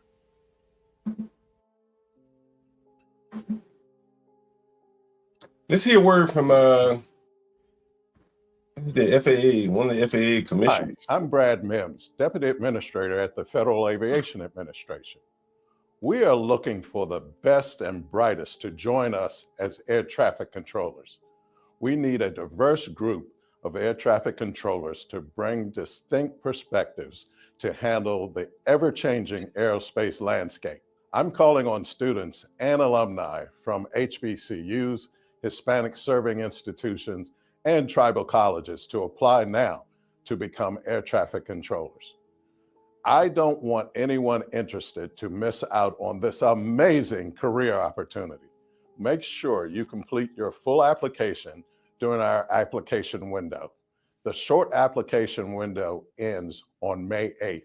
We need a diverse next generation air traffic workforce with people from all backgrounds. So apply now. You know what I find funny about that, guys, real quick? This is my joke about the whole thing.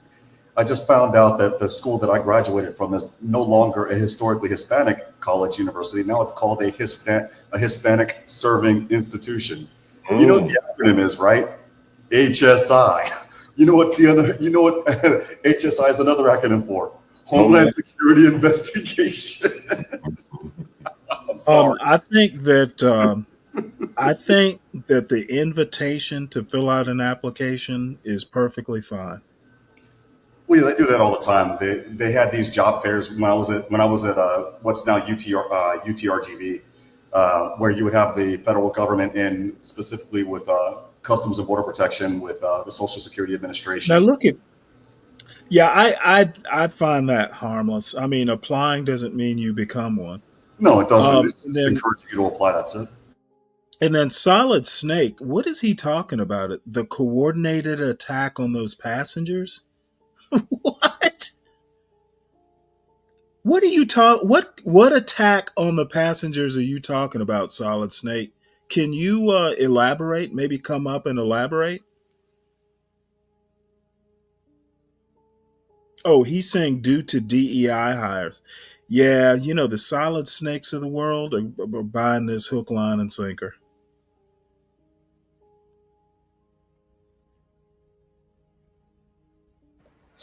I don't know, man. That man looked kind of DEI-ish on the screen, man. And I ain't even talking about color. I'm just talking about.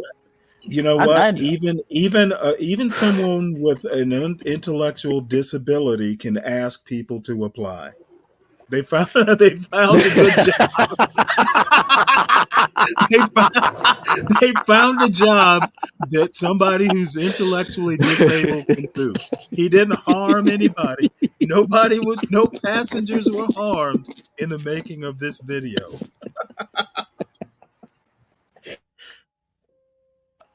Oh my God, man.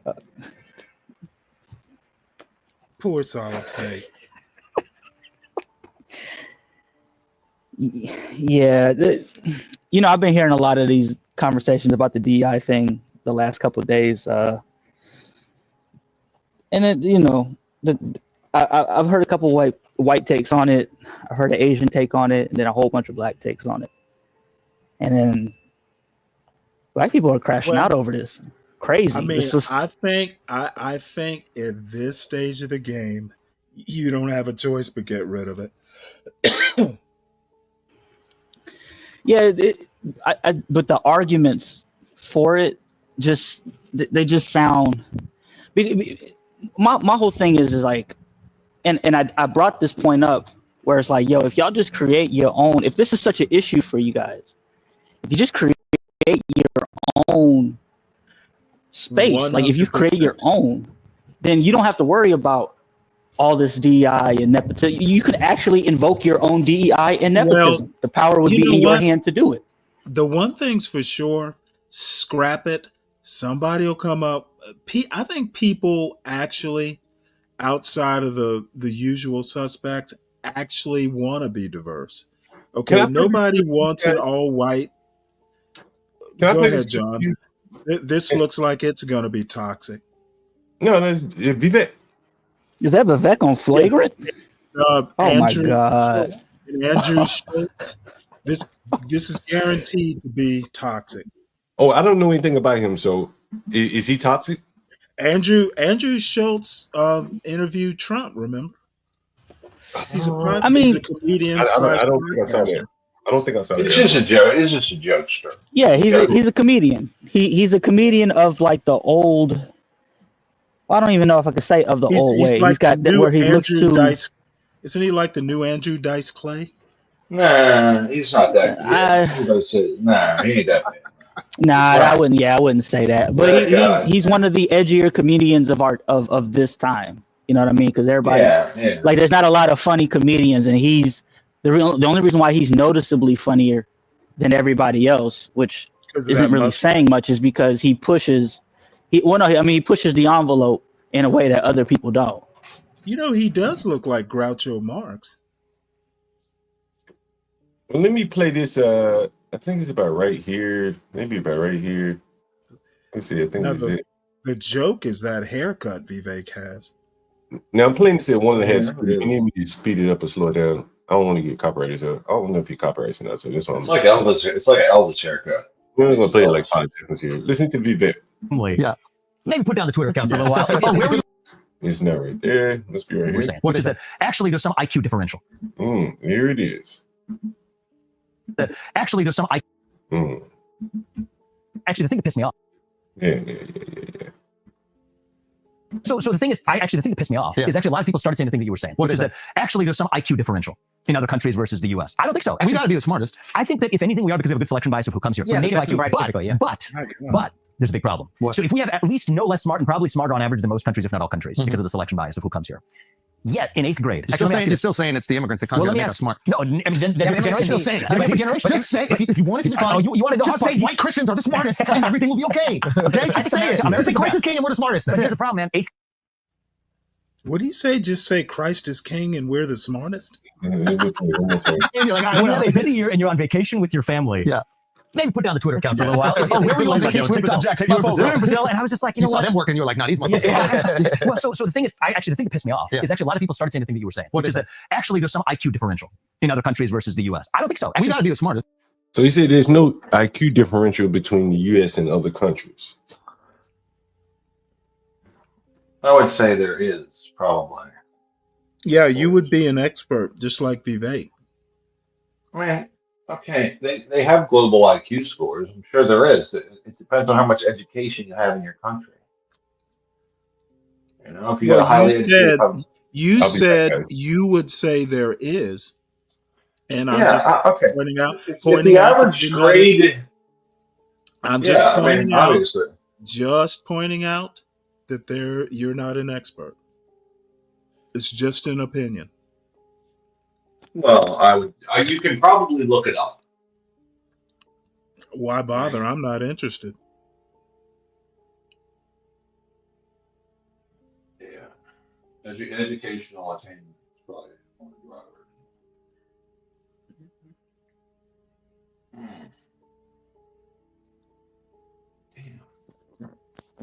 All right, go ahead. All right, I'm waiting for John. He played it. I was wondering what his comment was. I got to make a few phone calls, Stanley. I'll be right back. Okay, I'm kind of these days a doubter. You know, I'm hoping IQ goes the way of DEI, but I bet it will. I doubt that it will. Well, it's been established though that it's just one of the earmarks for intelligence, not the earmark for intelligence, right? No, but so many people want to make it.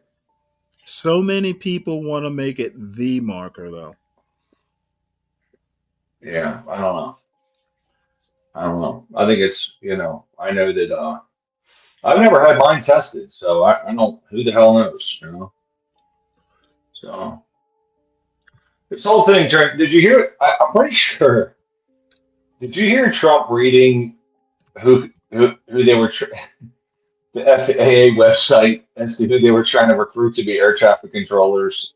It's actually really funny. It's funny as shit. I think it was something like, if you're blind, it was some crazy shit like that. Did you hear him reading that?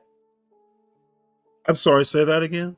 Did you hear Trump reading the FAA website as to who they were trying to get to be air traffic controllers? Yeah, I heard. It was like, if you're blind or a dwarf or you're it's like, look at this shit. This is crazy, man. Like, we're really seeking out persons that are quadriplegics, that are blind, with short haircuts. Just like ridiculous. Like, come on, man. Why is it ridiculous? You're assuming they're looking for them to be air traffic controllers? Yeah. It was like, you should apply if you're blind, if you're, okay. But listen, Stanley. Again, there's more than one job. There are people that sweep out the control towers too. No, I get that, and it was just in trying to be inclusive. It was amusing how the list was, right? And trying to be. Why was it amusing? Why did you find it amusing?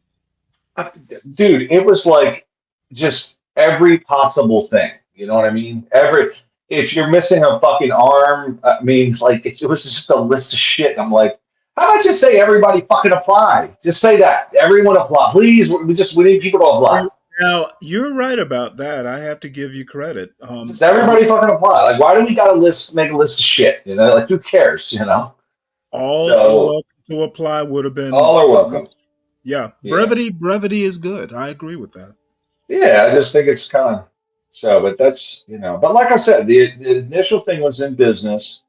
They expanded it, government grabbed it, and then the next thing you know, it was just, they put their own stupid distortions in it, and then, this thing, this whole thing, I think the initial thing was written in like 2011. It's that old. And then here we are, 2020, and by the time it hits, the federal government's level, it's just wildly distorted. And but a lot of these companies have been instituting this kinds of thing because it's good for business. Like in 2015, nobody's even talking about it, right? And businesses are like, hey man, here's a great strategy. We should probably have people with all these different viewpoints, all these different perspectives and customer interfaces and blah blah blah, And then they, of course, that's what the government overdoes everything. And now we're getting ready to overdo it. Let's get rid of all of DEI. Okay, there we go. Let's do that. Let's go all the way back. Let's totally get rid of every single possible thing. Well, the problem, I think you almost have to get rid of it now. It's just another over adjustment from a fully closed lockdown border to a turnstile at the border, right? Like it's just wild sweeping change. Well, come on now. America doesn't do anything by half. Oh, they don't, do they? Everything has got to be, Hey man, we want to stimulate the economy. Let's double the deficit inside of 3 years between Trump and Biden, right? Let's double the deficit it's taken a lifetime to build. Let's double it in 3 years. We got to do it. So no small steps. So anyway, I don't know, man. Well, we're a nation. We're not a nation of laws. We're a nation of cowboys. Yeah, there's some truth to that, maybe, right? God bless the USA, man. Hey, man, nobody's trying to. The moderates don't get elected, man. You got to have just the most extreme, Amen. So, no moderates. Get rid of them. Well, now I have to say, being one myself, I mean, we do tend to let things. See, and actually, I'm thinking about it. Sometimes you just got to let things play out, and America doesn't like to let things play out. They do not. Moderates will let things play out, and it can be annoying, Yeah. I would say that from a governmental standpoint, I would say that they like to hold on to things longer than than they need to. And this isn't everything the government touches turns to shit. It's just what it boils down to. That's why I'm telling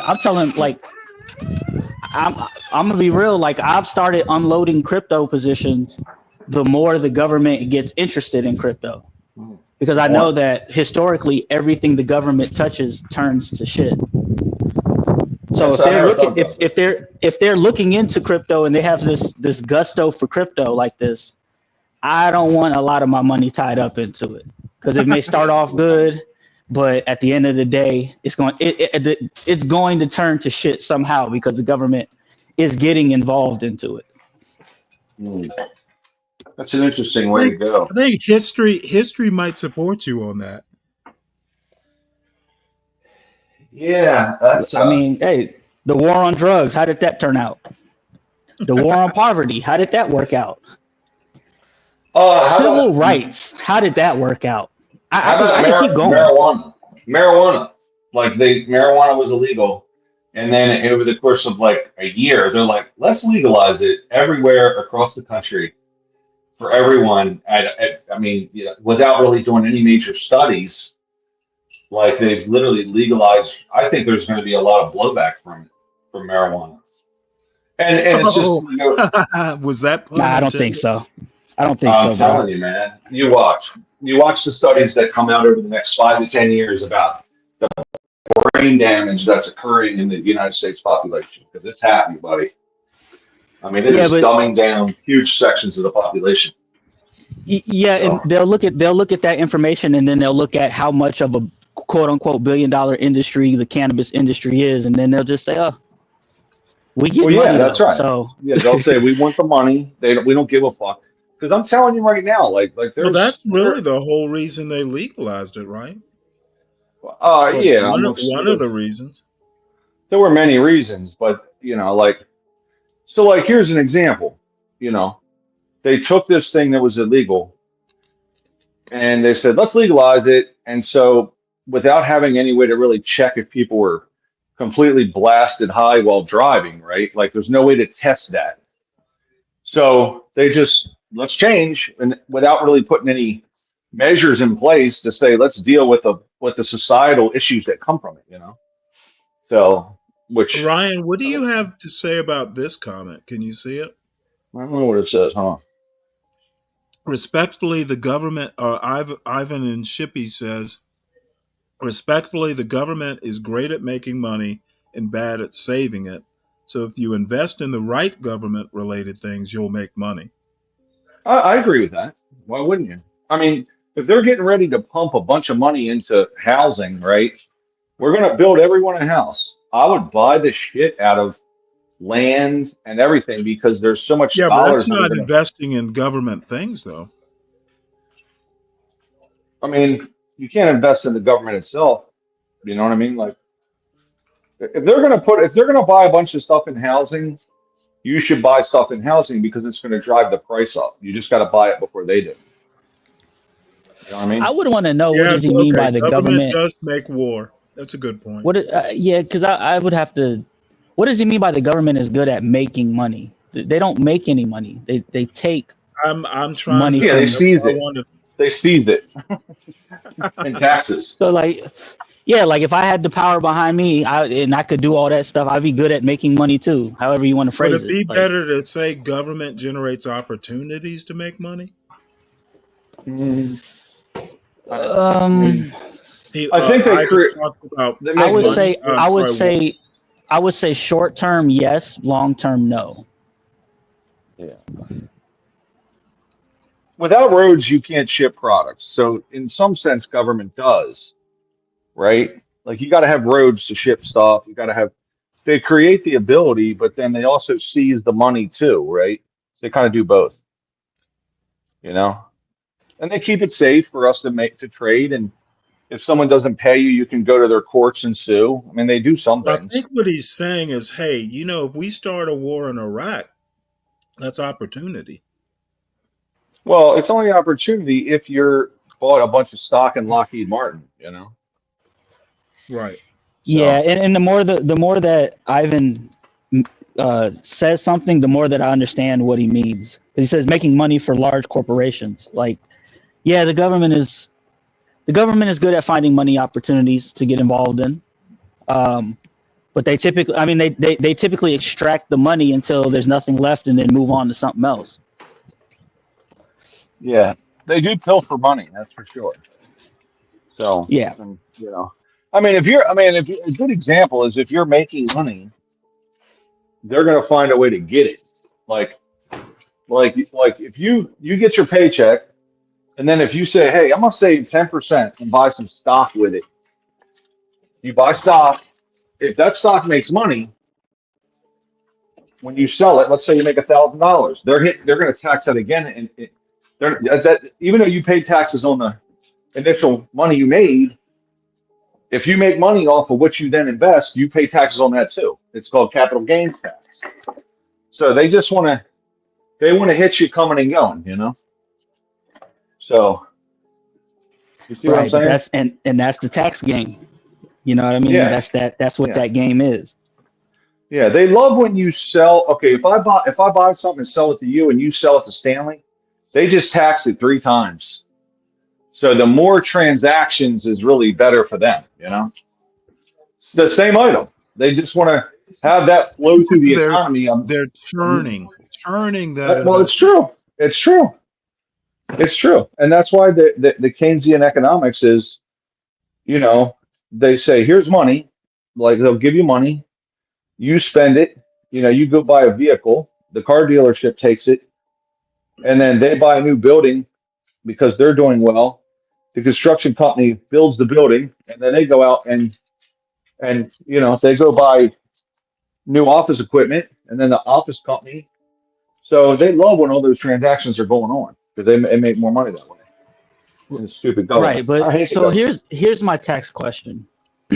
Yep. Because often people complain that the billionaires exploit loopholes in the tax system. Yeah, it's not true. But go ahead. But my question has always been, why do people think that that's something that only billionaires can do? Exploit the tax system. Like regular people can do this same thing, but to a much smaller degree. And I always wonder why. No, I'll tell you why, though. Because I always wonder why people don't actually think like that. if people knew what taxes they paid to the federal government versus what the billionaires paid, they would understand that most of the population pays very little federal taxes as a percentage of what they make. Like people making less than 300 grand, just say they're paying about 25%, 20% federal taxes, right? And then, but if you're making $1 million a year, if that's your income, you're going to be paying 35% of your money into federal taxes, right? So the reason they claim the billionaires are doing that is because, the billionaires might purchase a property and then write off the interest against the property like you and I could also do. And they'll end up saving big chunks of money because they buy a really nice property. So look, they saved 700 grand this year in their taxes, whereas you and I and people making less than $1 million a year per se are only saving 20 grand or 30 grand. They always talk about this bullshit where like Elon Musk didn't pay any taxes this year. Well, he didn't draw any income out of his company. So he's not, he didn't pay any income taxes. But then the following year, when he bought Twitter, he paid $11 billion in income taxes. So they don't tell you that other year though about that, right? So Ryan, you're breaking up a bit. Okay, I thought that was me. Goddamn phone. Are you there? We can still hear you. You're a little broken. Kind of hear you. Oh wait, yeah, you just went out. Hear you. A robot, Ryan. I just think that you could point out different examples, but the majority of people who put themselves in good positions, they didn't start off doing it at the billionaire level. They started it at a much lower level, and then it built over time. And so by the time you see it, you're like, oh, it's not fair, but you weren't there at the beginning when like a lot of when the person actually set everything up for the future. And so I think a lot of that just gets lost because I think a lot of like regular people can do these things at a smaller degree. They just choose not to, but maybe there's an ignorance factor. They just don't know what they don't know. I'm gonna be honest with you, Lou. I guess I'm not that much of a jealous person. If somebody like, if Elon Musk even, my biggest issue with Elon Musk is he's an idiot or just like socially inept.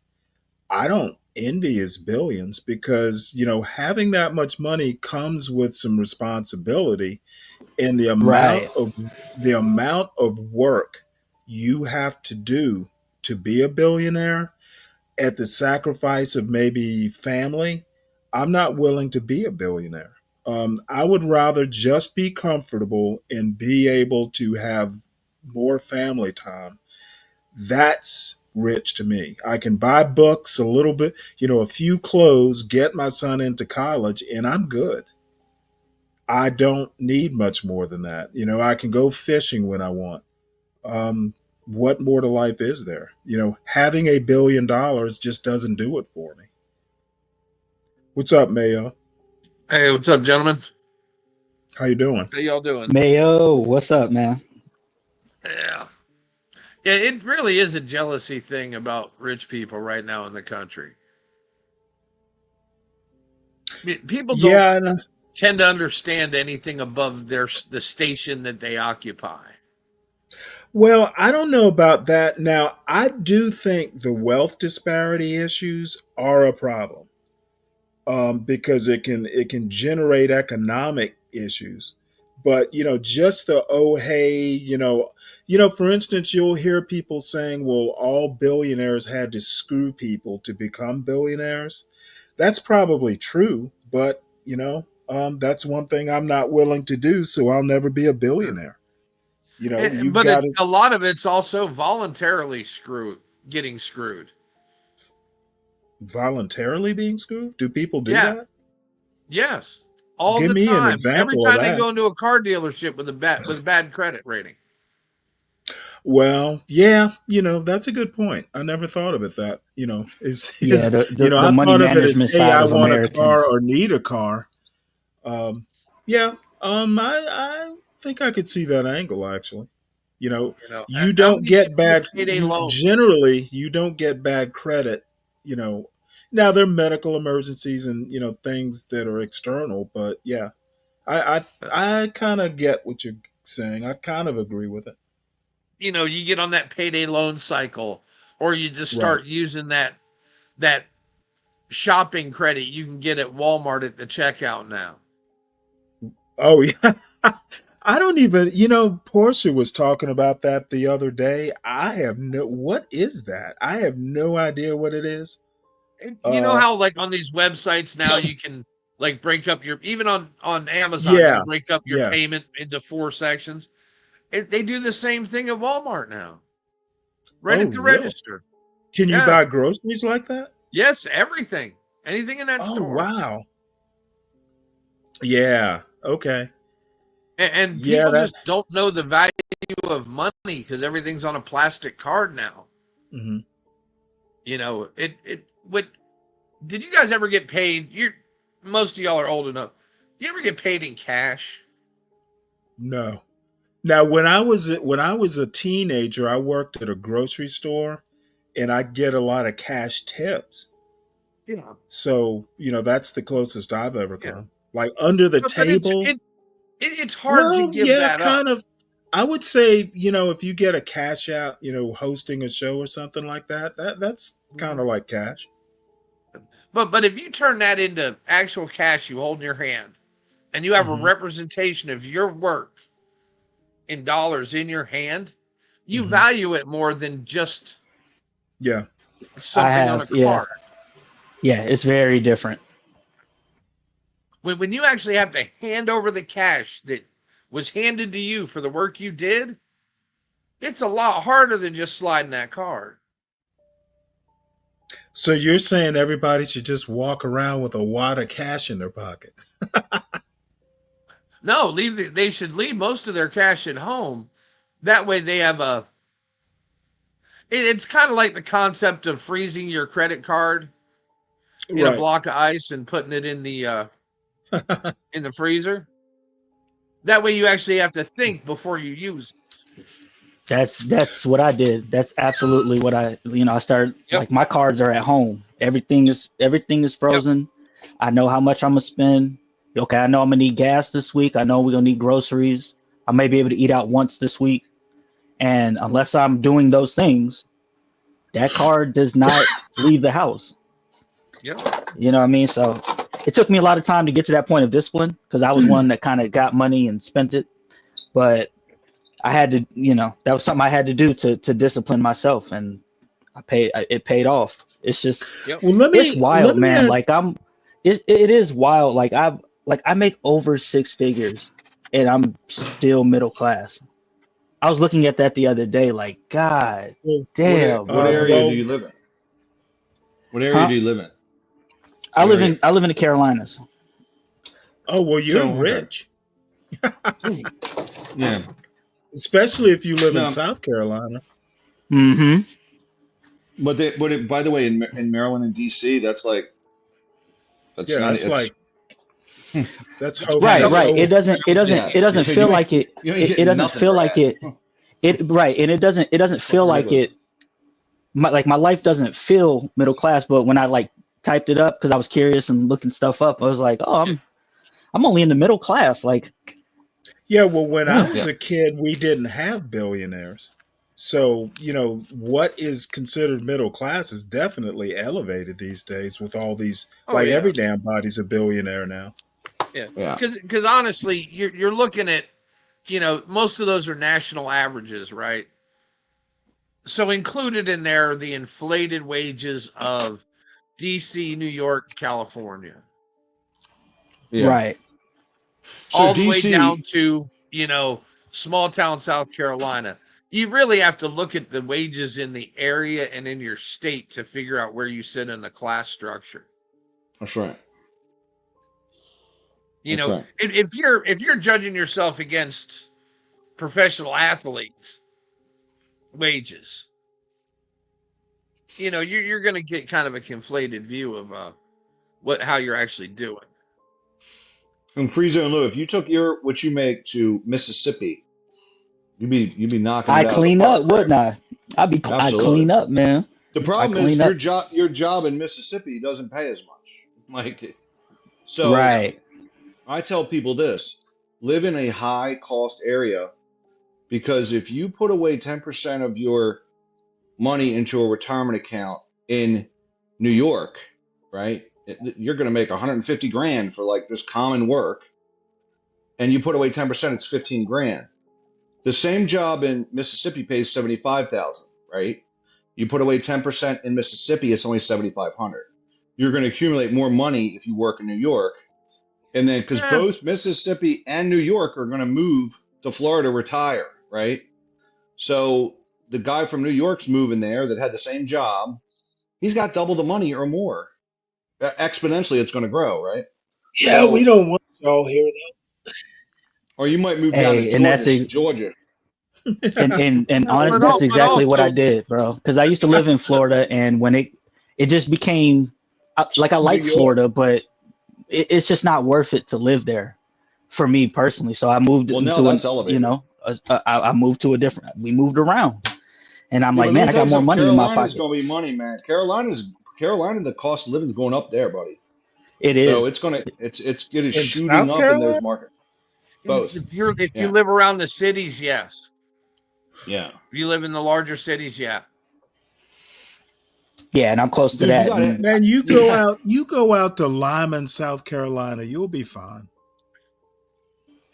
Right. And no, I'm not saying I'm not worried about any of that stuff, because in my life I could pretty much do what I want, right? I was just like, I was looking into stuff, and I was looking into income levels and all that stuff, and I just looked, and I'm like, oh, all this work I did, I'm only in, by the bracket, I'm only in middle class. I was just like, damn, like maybe 20 years ago it'd be a different story. You know what I mean? Yeah. But I just find that stuff kind of interesting. Yeah, but it depends on what bracket you're looking at. If you do it to South Carolina wages, you're way above middle class. Yeah, I'm in the 20% of earners in my particular area. Hey, put that against DC wages.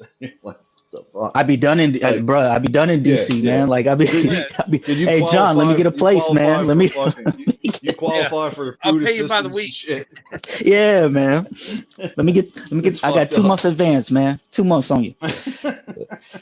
But yeah, it's so crazy, man. Oh, speaking of which, I don't mean to change the I asked John when he comes back. Did he say that he heard the boom of the Did he hear the crash? He said he was in Virginia. Oh, okay. Gotcha. I mean, I know where this happened. I mean, I'm in the area too. So, I mean, it is weird because Belvoir is considerably south of, and I can't see, like, why are they doing, wasn't this at like 2 a.m. or something? What time did this happen? No, this was like 8:30 at night. I mean, they're doing training missions in the dark at 8:30 at night. Yes. Do they normally do that? Usually, honestly, that's usually when the Army does their real do they? training. Okay. I can tell you right now, my grandmother's house is right near an Army airfield, and yeah, they're doing shit at night. They do that at night. Middle of the night, yeah. I don't know why. I guess they got to be able to do night training. Mm-hmm. Yeah, it's a very congested area too, man. Like the whole, mean, there's like 11 airports and there's little municipal airports. It's a ton of them. I mean, you're talking the little small ones that like have Cessnas flying out of them. Then you got 3 major airports, Dulles, Reagan, Dulles, Reagan, and BWI, all within, I mean, from a plane, they're nothing, right? Stanley knows, he's up here. Then you got Well, Andrews. used to be, but I've flown into Dulles plenty of times. Well, you got Dulles and Reagan both at right night. next to each other. For Exactly. a plane, dude, you're flying into the airspace like it's so close in a plane. So, there's just so much crap around. I can see how it happened, though, because you can't. It's just light pollution everywhere for a plane. Like, it's not like you just see the runway. There's all kinds of shit. So yeah, but that plane, right? You ever been in a cockpit of a plane when it's landing? Not in the cockpit. Actually, I haven't. I've been little Cessnas and stuff like that. I've flown in. But you can, in a big plane, especially like that, you can barely see the horizon because of the angle the plane is at, and you're actually lowering. Yeah. Now, the helicopter would have a much better view, and I'm just wondering why the hell they didn't see that damn plane. I don't know, because I don't know what they filed. I don't know if they filed night unaided, which means no night vision goggles. To me, it's obvious they were not wearing night vision goggles. Well, the plane would have been descending, right? The plane would have been descending, so maybe it came down on top of the, was it a Chinook or what kind of helicopter was it? No, it was a Blackhawk. Was it? Okay. It was a gold top VIP Blackhawk. Are there any other? But at those levels, TCAS retards itself because of the area it's in, with all the air traffic around it, and the altitude. So let me ask you this. Maybe someone knows this. I don't know the answer. Is the air traffic controllers? They're not looking at military aircraft. Isn't that the responsibility of the military base to deal with their own aircraft? No, so they're looking at it all depends on what class of airspace you're in. Well, that's I know that Class part. D airspace. That's managed by air traffic control. It doesn't matter who's flying in it. It is managed by ATC, and even military aircraft have to follow FAA ATC rules. I thought that was just closed airspace, and then so like the military would say, okay, so they know what's going on, and they could also see the air traffic control, but they're in contact. To enter that airspace, they have to make verbal contact with air traffic control. I gotcha. Because I know a guy who actually he did 6 years out there flying Blackhawks. They have a route down that river from Belvoir that's supposed to be between 250 and 200 feet. That helicopter was at 400. It was well above its. Oh, wow. It was well above its. Well, the newspaper says it was maybe it was the crash that happened at 200. I heard 200 feet. By looking at the ATC, it was at 400 feet. Okay, well, I'm going by what the newspaper said. Yeah. By the way, these are very low altitudes. I mean, that's very low altitude. Like, I had a drone until I wrecked it. I could fly that up to 400 feet high. Stupid little drone, a dumb little drone, like you could buy off Amazon. Yeah. So, I mean, that's a very low height. I mean, for a plane like that, they must have been just about at where they were landing, right? Yeah, I mean, it was literally just that runway. The start of that runway is at pretty much at the river. Yeah, yeah. So that's the same place they had that plane crash where that guy swam out in the icy waters. Remember that, Stanley, in 1980? It hit the 14th Street Bridge back in the day, in like 82. It's just the same place, right? Yeah. So that dude swam out into the freezing icy waters to get that woman. So and they took off from the same run, but that was on takeoff, not landing, and it took off from the same runway. Yeah. Oh yeah, and you hit that water in the cold like that. Yeah, there's not much chance of survival. Yeah, That's I mean, that guy did it, right? My God, it had to be hard, man. That woman was out there struggling in that video. Oh yeah. The dude swam out I there. remember years ago, I was going across the Bay Bridge Tunnel, going from must have been heading back to Savannah. I can't remember why I was doing it, but this was down in the Hampton Roads area. Yeah. And this team of SEALs was out swimming. It was like fucking like January or something like that. And these guys are in the water, just like a group of them, just swimming along. Yeah. And then there was another helicopter, probably Marine Recon or something. They're just jumping out of the helo into the water. And I'm like, these guys are just fucking crazy. That water had to have been like 40 degrees or colder. These guys are out swimming in it. Yeah. That's Yeah, you lose your breath there. very quick, man. I don't understand it. These guys, I got a friend of mine. He works out, leaves a gym. Then he goes to this place where it's like a cryo. I don't know. It's fucking like, it's like 0 degrees. He's like, yeah, man, it's great for your muscles. I get in. It's some kind of stupid cryo thing. And I'm like, so you voluntarily go into this thing at 0 degrees for a period of time and it's good for your muscles? Like, well, you know, on YouTube, you have these girls in bikinis. It's like a thing. You get into like a tub of ice out back. Have you seen the videos? It's actually very good for your health. Oh yeah, there you go. It's great for your health. Good. Well, you can do it. It is. It seriously is. Fuck that shit. Dude, look up benefits of cold soaking, man. Just saying. I don't doubt it's healthy. I'm just not going to do it. Yeah. Oh yeah, no, me neither. I'll be unhealthy. Dude, I'm cool with being unhealthy. I'm from Savannah, Georgia. I'm not doing that shit. You know what? First time I ever shoveled snow, I was maybe 22 years old up in Rhode Island. My wife and son would go out and play in the snow when I lived in the mountains. I'm like, I'm not fucking going out sledding. What the hell is wrong with y'all? Have fun. I mean, I like to go skiing, but I'm not getting in a cold ass water when it's 37 degrees. This thin Savannah blood isn't getting out there. No, I don't know shit. Yeah, and I think one thing I heard mentioned was that both pilots in the helicopter had very low hours. Oh wow, flight hours. Oh, you didn't hear it was a paraplegic pilot? No, the military doesn't have to put up with those DEI standards. It was a DEI. But if you, dude, they hired paraplegic ATC people. No, did they?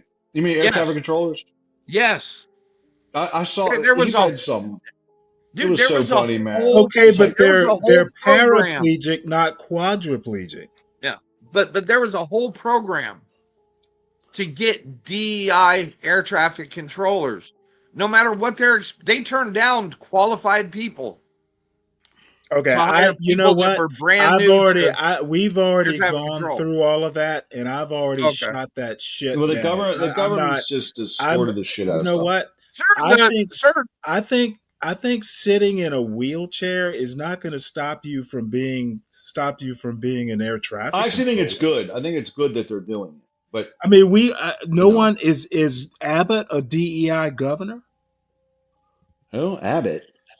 Abbott. Greg Abbott, governors have nothing the to do governor with of it. Texas. Oh. Is he? No, he has nothing to do with it. But is he a DEI governor? He's a quadriplegic. Or I'm sorry, No, he is. But would you But it's for the would you mental. It's turn for down mental illness. would you turn down somebody with more experience just to hire a quadriplegic? I don't think that or happens. a paraplegic. And you know what? Just if you have, there's got to be a reason that you turn down somebody with more experience. If does that more experienced Yes, person? DEI requirements. Okay, no. I don't think it's only DEI. I think the DEI. I think that's all a fucking right wing hoax. Really? I Because think there's literally yes. a I video think it's. saying there's I a video don't of the give a guy who was shit. running the. I don't Dude, give a shit about the video. really? That the video Yes, of really, the really, FAA. Mayo Monkey. You, No, hey, no, Mayo, Stanley. Mayo, Stanley, you know me. Yes, I know. I'm not going to stop, Mayo Monkey. Why? Why? Because you Bottom don't want line, me to tell you the truth? No, I don't think you know the truth. That's what I'm saying. Really? Because I literally just listened I to do it. not think. I do Sir, not I listened to I it do not today. think you know the truth. I literally don't think you know shit. All right. So, as a person that actually works in corporate America, I've worked in corporate America too. And guess what? I know. I'm not a but Stanley, licensed you did back aircraft in mechanic either. 1984. You did I have been working in 1987, aviation my whole fucking adult life. And you know what? I still don't think you know shit. Really? Yes, really. So there's not a speech with the head of the FAA, dude. I don't. With the head of the care. FAA saying they need a diverse workforce you know in what? air traffic control. What you should do is go back and listen to the show earlier and hear my argument. Okay, a diverse workforce. Your argument. A diverse workforce does not mean an unqualified workforce. So different perspectives based on race, disability, national origin would not affect air traffic control. Is that what you're saying? A diverse workforce does not preclude a qualified workforce. That's what I mean. So I'll give you some examples of where it doesn't work. So the state police have changed from, they're trying to attract as many women as possible, and they've changed the physical requirements for women.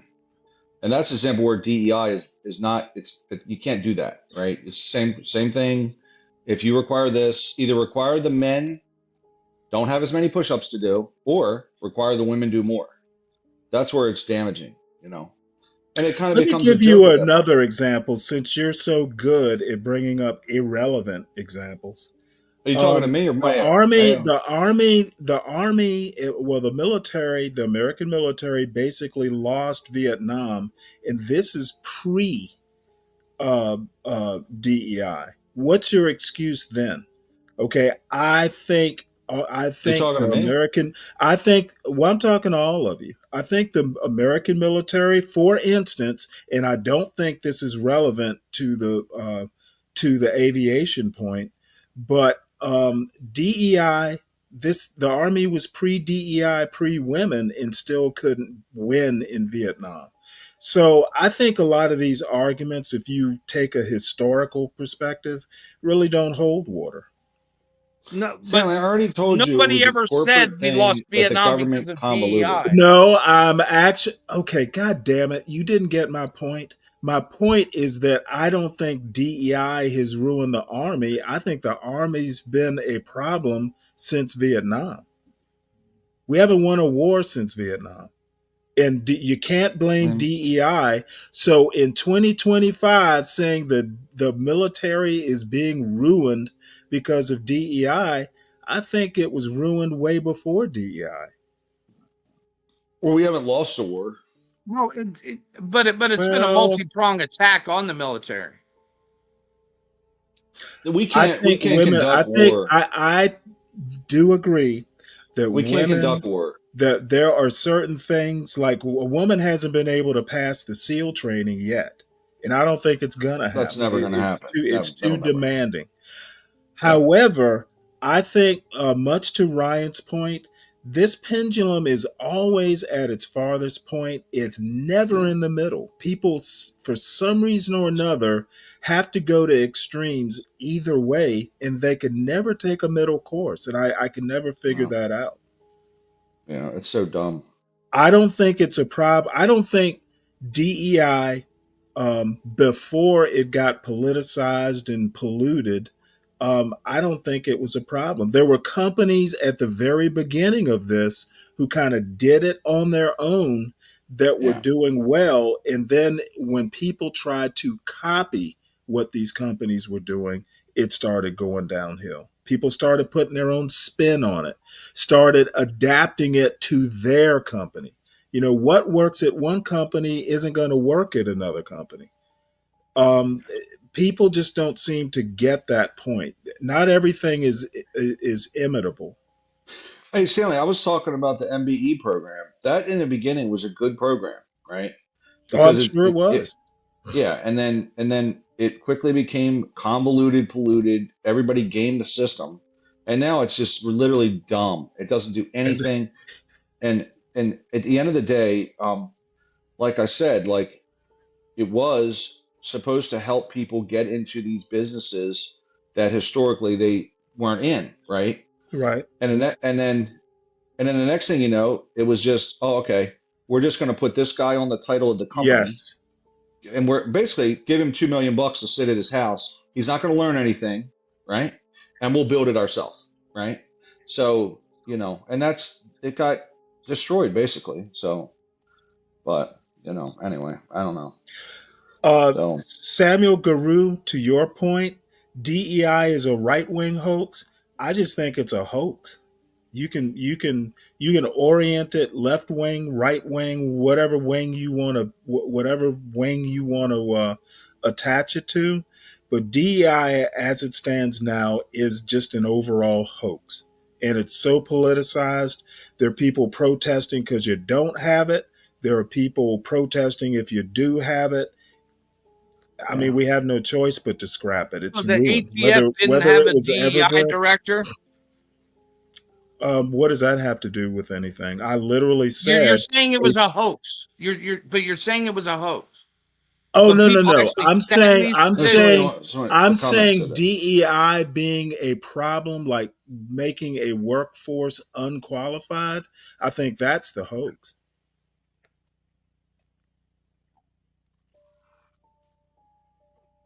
They have a DEI department. I can't deny that. Now, should they have a DEI department? Do they need a DEI department? Probably not. I don't think you need a whole infrastructure to be a diverse company, for that matter. I'll give you an example. A lot of it's for the recruiting, right? So, you know, hey, we're going to go recruit. Our HR department's going to recruit. There was a lot of people. I have someone that is, you know, that I'm close to that is in the finance industry, and they would interview all these autistic people. They'd never get the job. Meanwhile, the finance company is doing quants and shit. Like they're doing advanced math. Mm-hmm. And so now that there's a DEI program, because they'd fail the interview. The autistic could never get through the interview. And, you know, I mean, I'm probably somewhere in there. He couldn't put the squares in the circle. No. They can't get through the interview. He couldn't look the interviewer in the eye. Well, that's part of it, right? So socially, they're all jacked up. And I have someone that's close to me that, you know, kind of champion that within their company and say, look, these people aren't going to interview well. So now some autistic people are able to get the job. And who's better at sitting in a room and doing quantitative analysis than a fucking autistic person, right? Like they're great at that shit. They're the best at it, right? Who's better? I mean, Einstein was likely autistic. It depends on your level of autism and their interest, though. Well, that's right. Not all autistic people. Not autistic. All autistic people are Rain Man. Yes, you're right. So, I mean, obviously, that's obvious. But before the autistic could not get a job, and now there's people with autism that are in that field. Now we've got autistic billionaires. Pretty much, right? But I mean, this is a true story that happened, right? And that was part of one DEI initiative to say, look, they're not going to interview well.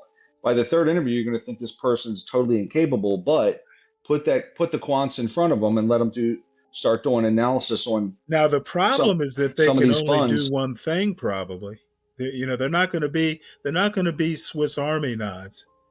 They're exactly, and if you try to interrupt them while they're doing it, they're going to freak out.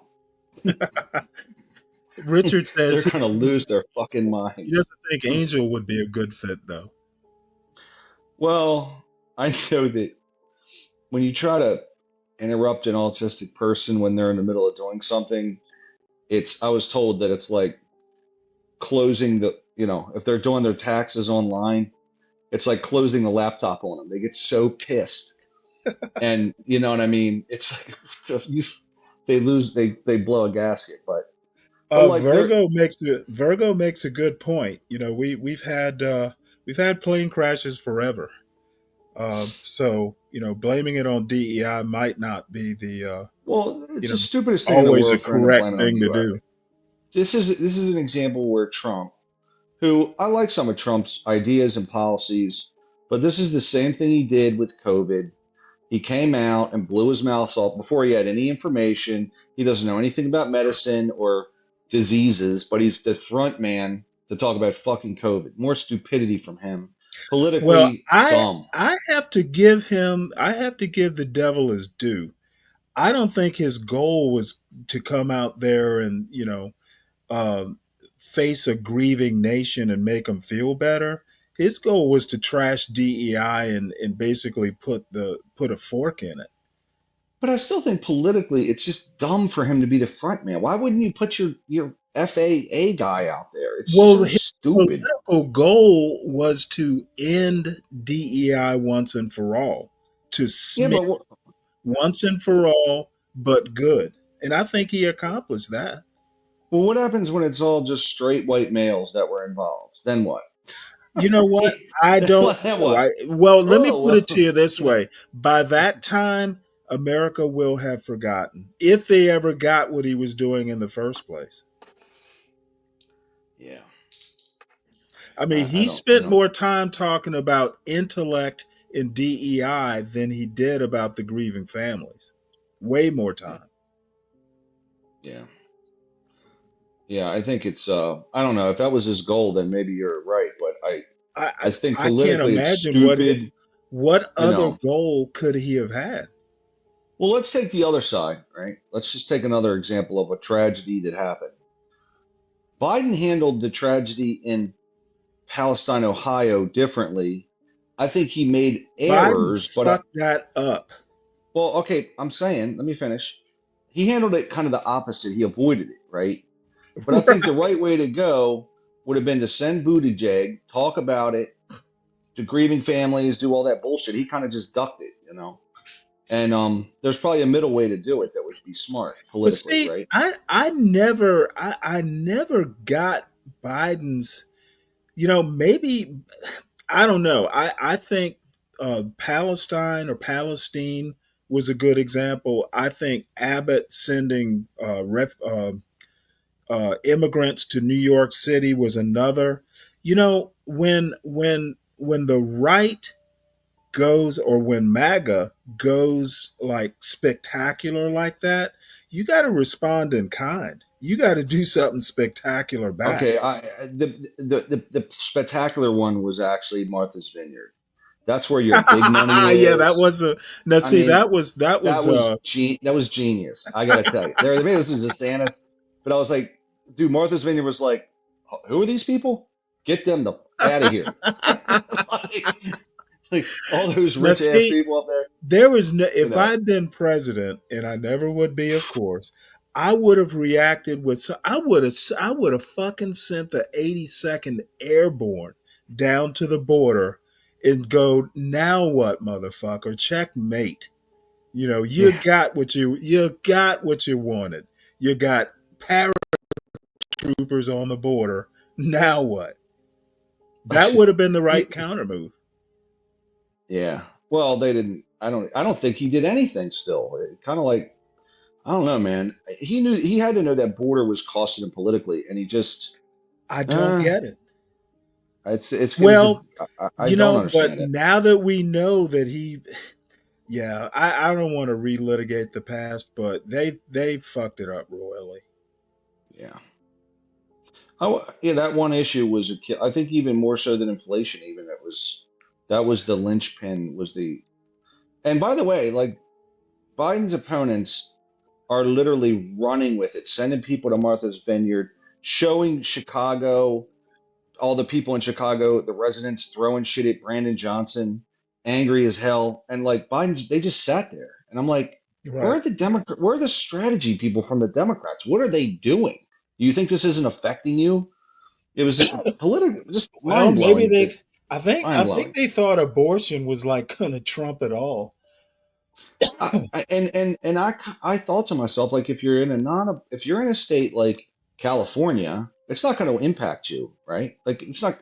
What are you going to go vote based on the archaic Alabama law where they outlawed abortion for grape, you know what I mean? Like, but if you're in California, what do you care? You care about the price of eggs and that kind of crap, right? So I think it was bad calculus. Bad. The strategy people just blew it, in my opinion. So, but and there's so many visuals with the whole immigration thing, right? They were showing people stacked up under bridges in Mexico waiting to come in. Cartels coming in. I mean, it was like, dude, man, like, what are the strategy people doing? Are you sleeping? Well, speaking of eggs, do people understand why eggs are so expensive and chickens? Well, they had to cull a bunch of them for bird flu.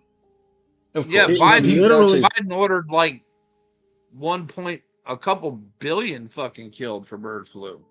Well, I mean, what are you going to do? Eat them? Yeah. But you can see if they survive. Well, yeah, but you run the risk of having it jump species. Yeah. Yeah, what he didn't do was this, Stanley. He didn't communicate, listen, eggs are going up because we had to do this. He didn't communicate it. That's all. But you can't control the price of eggs. He should have gone to the strategic egg reserve. I mean, here's an example, right? So Ukraine war breaks out. They didn't really explain that Ukraine was a massive fertilizer. Like all the fertilizer in the world comes from Ukraine. That's going to drive up all your food prices. I know that. Most of the population doesn't know that. They have no idea. So food's going up. Food's going up. Biden's an idiot. But like they didn't explain it at all. And I mean, I happen to know that, but most people don't. So of course the Republicans can run with that. But I'm like, what are the Democrats doing? Why wouldn't they get out in front of that? Right? So dumb. I don't understand it. They need to be firing their strategy people. I'll tell you that much. You just had a guy who 2020 happened. Like we all saw it. That wasn't good. After that happened, I said, Trump's done. The Republicans are done for 20 years, right? 4 years later, they win. That's crazy. Crazy. Right. Crazy. So, strategically, they just played that, and they played a few other things, and just dumb. I figured Trump could never win again, right? Let alone the Republicans, and they pretty much swept the government, So, well, I think that I'm not going to say that the Democrats lost it. I'm going to say that they were so inept that they just kept like stepping. Trump would lay a landmine and they would step in it. So that's how it goes. Trump has won. I hope he governs well. And I can honestly say not everything that he has done has been a disaster so far. I can't say today. I say today he was effective at killing DEI forever. But that's I think that was his goal. I tell this story all the time. Here's an example. I mean, you hold on one second. You're Oh, not go gonna ahead. you're not gonna make the mother of a child that died in that crash feel better by saying No. there was incompetence involved. You're not So gonna make her feel better. no. But here's an example. In the 70s, Chevy was trying to sell a specific vehicle into Spanish speaking countries called the Nova. Okay. Couldn't do it. Revamped it, remarketed it, couldn't do it. Right. Well, if they had a Spanish person on the marketing team, they would know that Nova means no go, right? And this is truly a thing that happened. Like, I mean, think about that, right? Like, Oh boy. so yeah, so there is benefits in having different perspectives and different viewpoints. And any Spanish person sitting there going, "Why would I buy that car?" You know what I mean? So, anyway, Hey, this news alert just came on my phone. what's that? It says Turn on. control tower staffing was not normal during deadly crash. So we got to see what this is all about. And about two people. Oh, they were Let's see. shorthanded. An internal report suggested that the controller on duty during the late night accident was doing a job usually handled by two people. The collision shit. between oh my lord. Wow. Mm.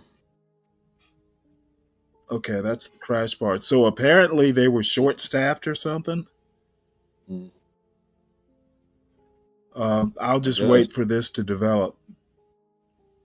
This was updated 4 minutes ago, so we'll see how that shakes out. So if it's short staffed, how does short staffed figure into DEI? I put a thing in the back on how applicants are scored. I'm not interested in showing it.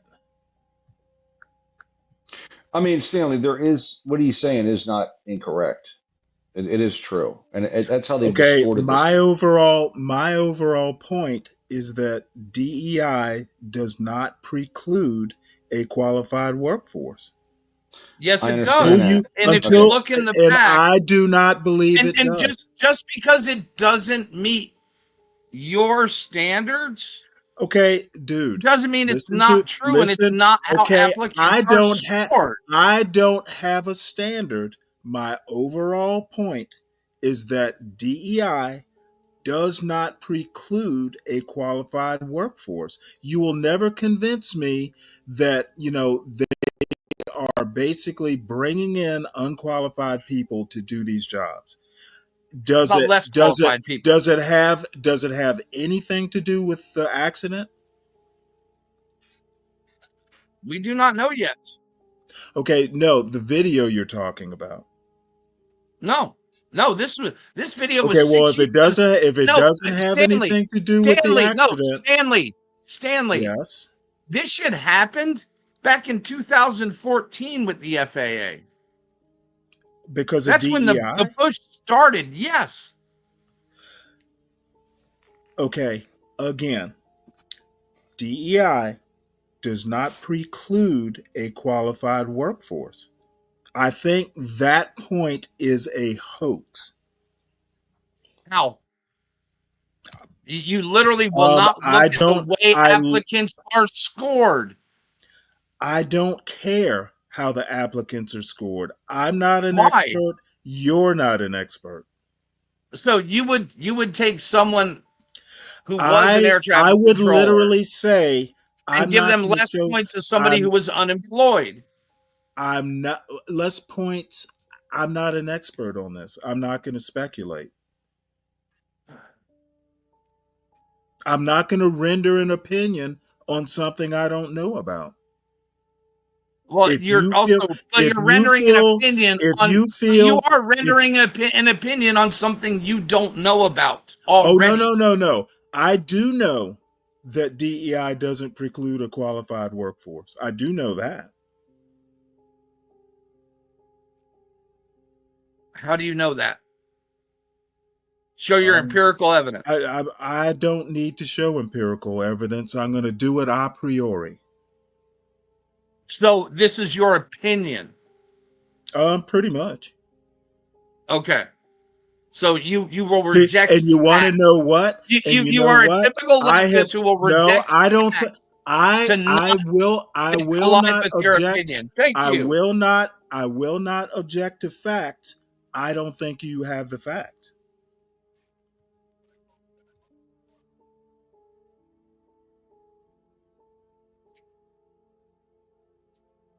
Now there are But you other also will hosts. not accept There are anything that doesn't agree with there your are opinion. other hosts on this channel who will be willing to show it when they get here, when they get back, they can show it. I'm not going to. From 8:30 a.m. to 5 p.m. If this is an emergency.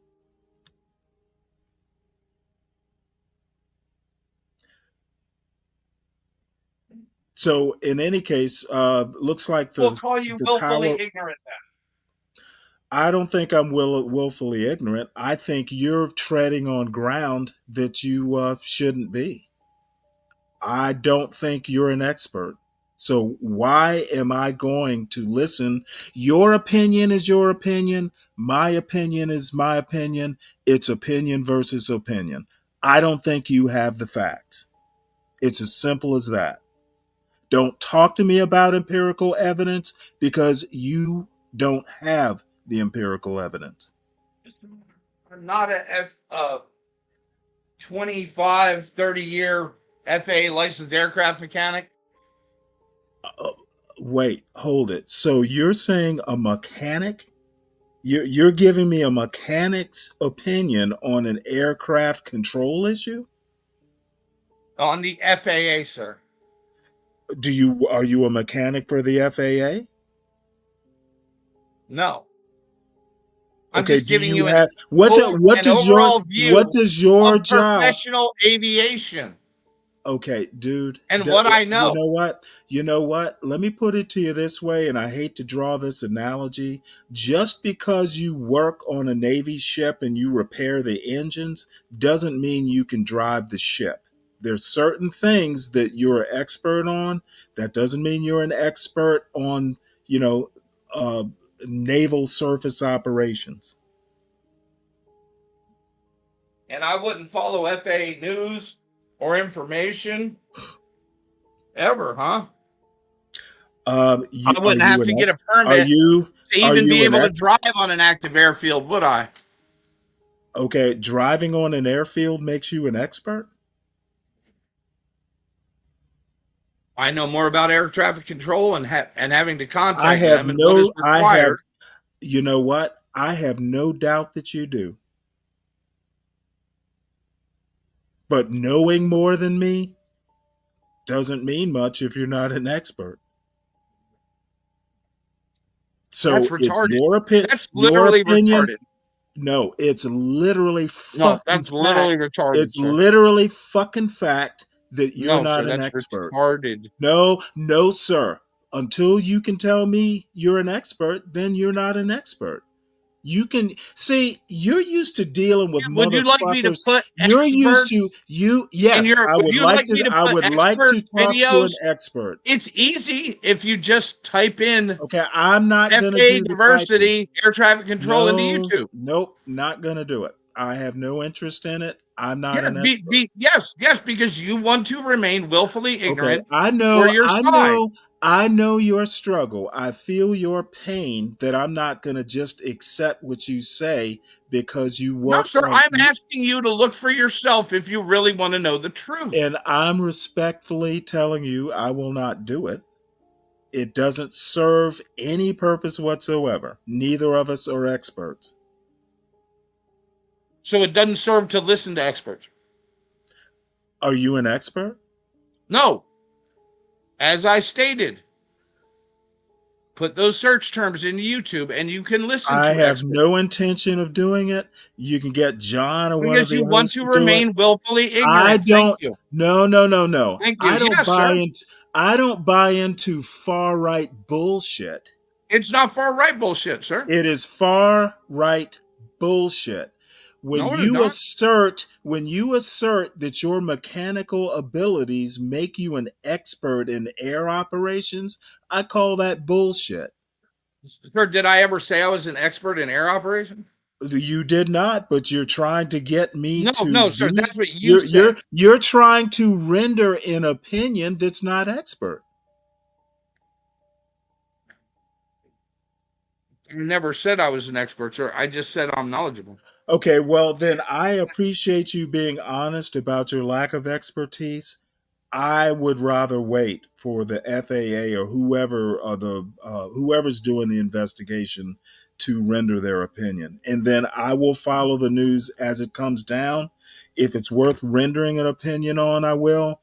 If it's something I feel I'm not expert enough or have a good enough opinion, I'll leave it to folks like you. But the bottom line is I don't have to follow up meaningless bullshit. It's not my way of doing things. You can wait for one of the other folks to do Brad it. Mims. Okay. I was looking for this guy.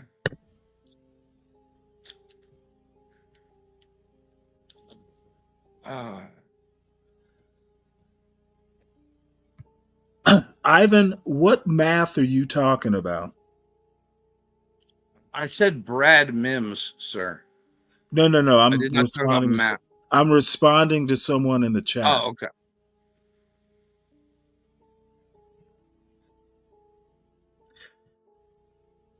Ivan, hit the link since you got so much to say. Yes, let's see, but Stanley has an opinion. Yes, I do. Even though he's not an expert. No, I'm not. That's why I'm saying it's opinion, not like anything more than that. Yet Mayo is much more of an expert than Stanley. No, he's not an expert at all. He just knows more about aviation. That's okay. And knowing about aircrafts doesn't mean you know about flying them.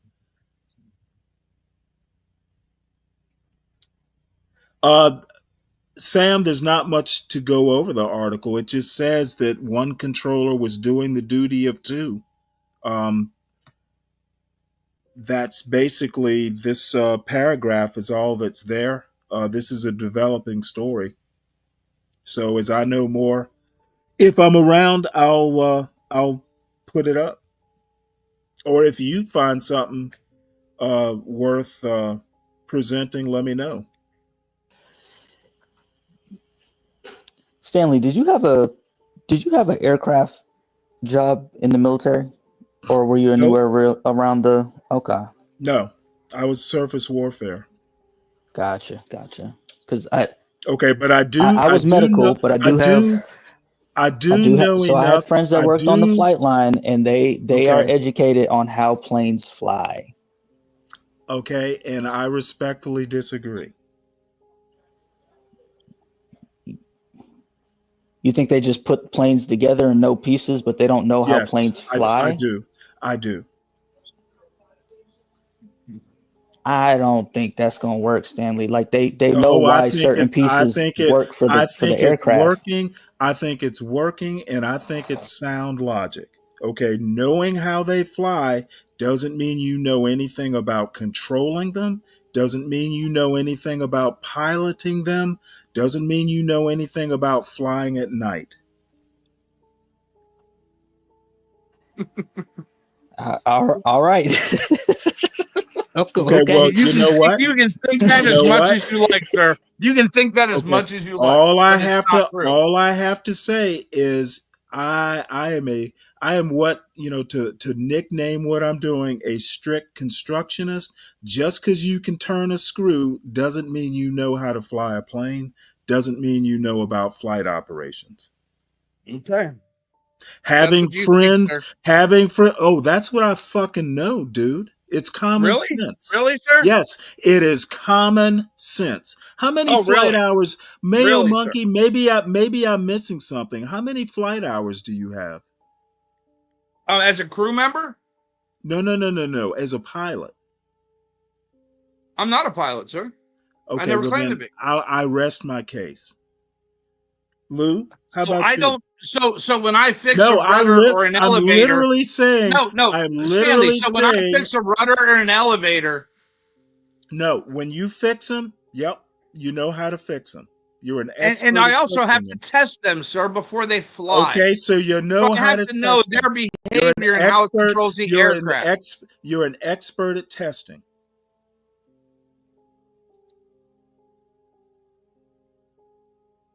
And I'm assuming you test them on the ground. I've done both, sir. You've tested them in the air? Yes. Okay. Well, I've good for actually you. run aircraft up You're an and expert. run them down the runway. You're an expert at testing. So you're a pilot. No, sir.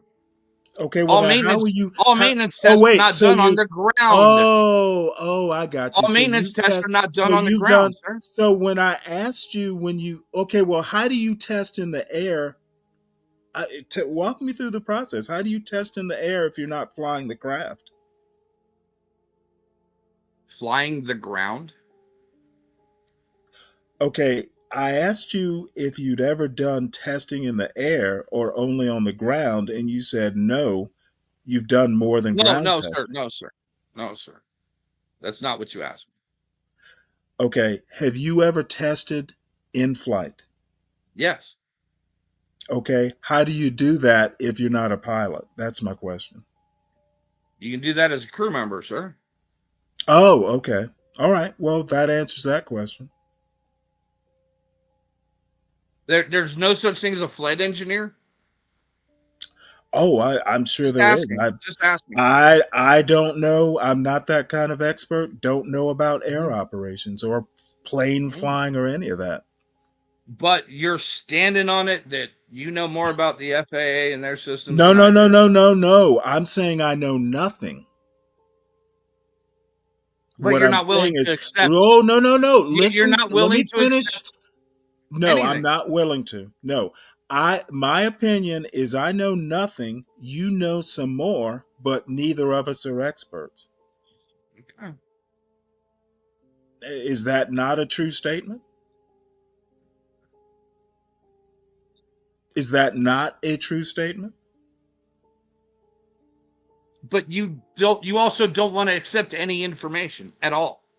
I don't want information from a non-expert. How about Mr. Washington from the Who's Mr. FAA Washington? in front of and he was a candidate to run the FAA. Do you got is he talking about the accident? No. Okay, well He's then talking about FAA why would standards I? and DEI himself in front of Congress. Oh, you got that clip? Yes, sir. Okay, put it I in the told you, back. it's all you have to do is search YouTube yourself, and I'm you can not learn all searching about it it. because I'm not that interested. I don't need to know about it. Okay.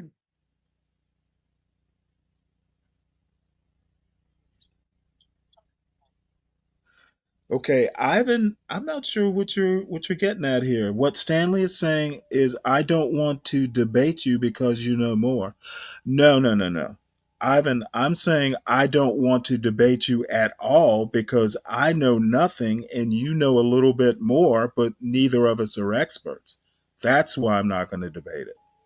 What I do know, a priori, a priori, all the same, is that DEI does not preclude an incompetent workforce.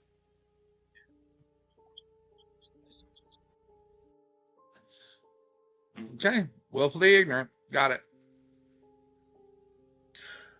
I would, You literally picked the subject for the show, correct? with Bob, I don't give a shit about the subject of the show. The host isn't here. When the host gets back, he can run the show. As a matter of fact, I had no idea I would be hosting the show. Let's see. Ideally, we'd have Bob and Mayo here. Then would Stanley admit he's wrong? I'm not wrong because I'm not making an assertion other than about DEI not precluding having an incompetent workforce. The flight operations, the air traffic operations, I don't know anything about.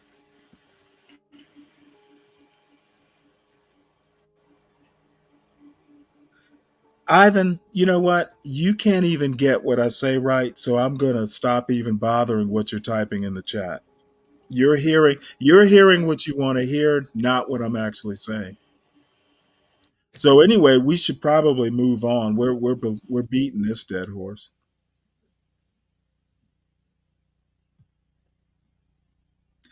Any other topics, or should I just go ahead and root around and see what I can find?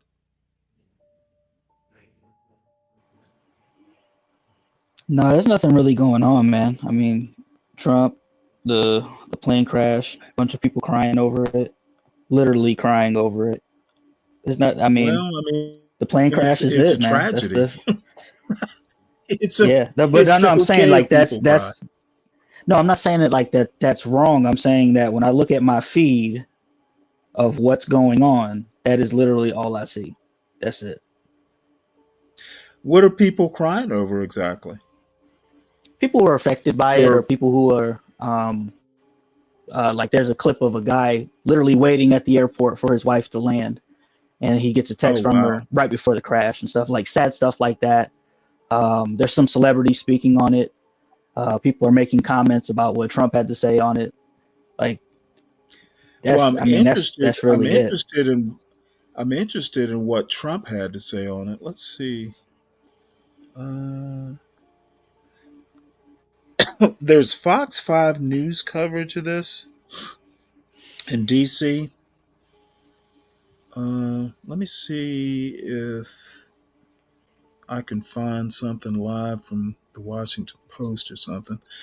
I would show Fox 5, but I'm not sure if that's okay to do, if we can do that without getting any sort of issue. We probably just have to break it up every couple of minutes and talk about it. Hey, you know there's a thing that you can click that allows you to put the video in the back so that the audio just plays. Yeah, we usually just put. Yeah, I guess I could do that. I'll just bring that up then, and then throw a thing over it.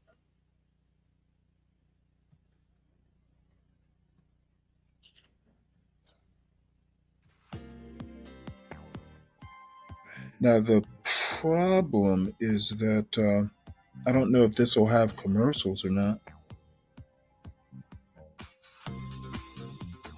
I'll use my girlfriend until I can find a better one.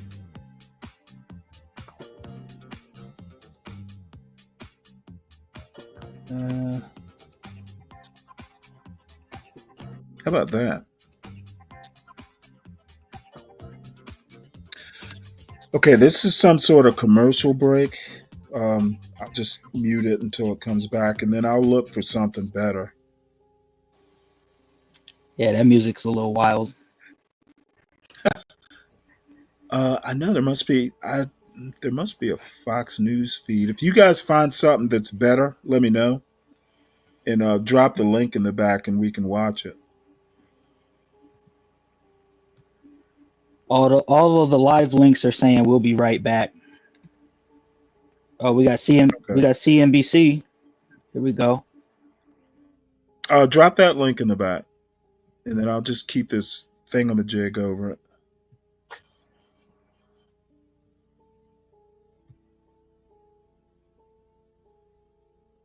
Okay, this is Trump again.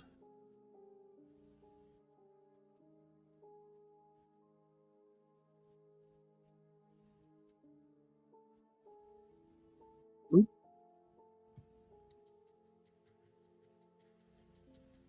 Ugh.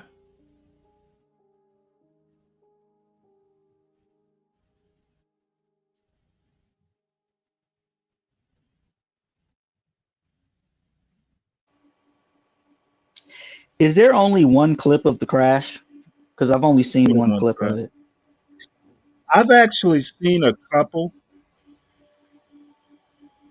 Are they all from like a crazy distance where you can like barely make out what's going on? Yeah, they're all at a distance. Gotcha. Let's see here. Now I've got. Oh wait, let's have a look at this one. Damn it. Were on that fateful flight. We want to go out to Arlington now to MedStar Capital Iceplex, and that is where we find Tisha Lewis. Tisha, I know that you have been speaking with members of this community, one that I know well personally. It's a very tight-knit community. These are people who get up before school and they wake up with each other and they end their days with each other. And I know that this has to be just such a difficult day for everybody out that way. Just so y'all can see this. Well, Kenneth and right Angie, quick. you described it correctly. It's such a close-knit Let's see community. if we And you mentioned they're can. up before sunrise, and now today they are grieving and mourning together. Folks coming and going here at the MedStar Capitals Iceplex. I did get a chance to speak with some parents who tell me that they're having to share a lot about this tragedy with young skaters, and they're not taking it well, understandably. And again, the Iceplex is open. This is the MedStar Capitals Iceplex. Just want you to get a look at it right now. A home rink for so many figure skaters grieving the loss of their rink mates. Again, we spoke with a family here who heard about the devastating collision and loss, sharing it with the young people in their lives on their way here. Take a listen.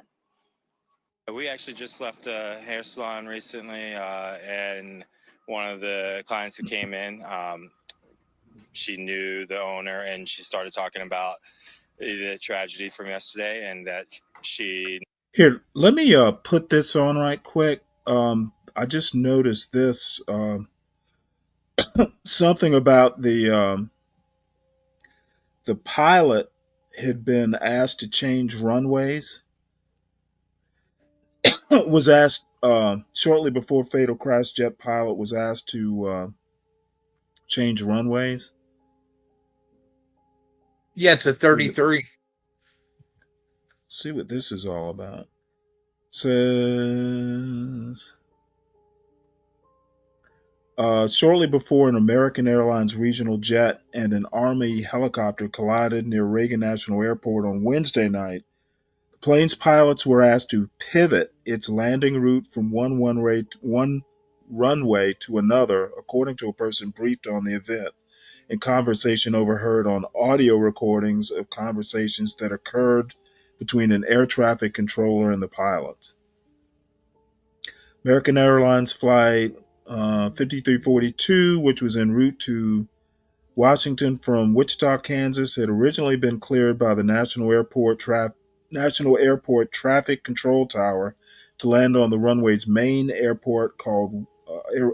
runway called Runway 1. The person briefed on the events and the audio recordings revealed, but in the final moments of the flight, this person and these recordings also showed the jet pilot was asked by air traffic control to instead make a circle landing on a separate intersecting runway 33.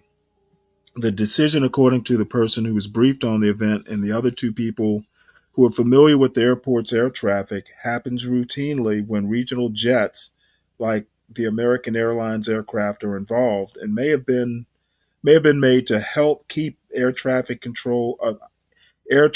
moving efficiently by not clogging the main runway. It nonetheless raised questions within the Federal Aviation Administration on Thursday morning about congestion at National Airport, one of the nation's busiest.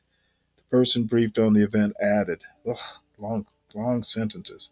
It's also raising questions about the safety of using intersecting runways. Man, they're asking all kinds of questions now. All right, well, so now we know he was asked to do something about changing runways.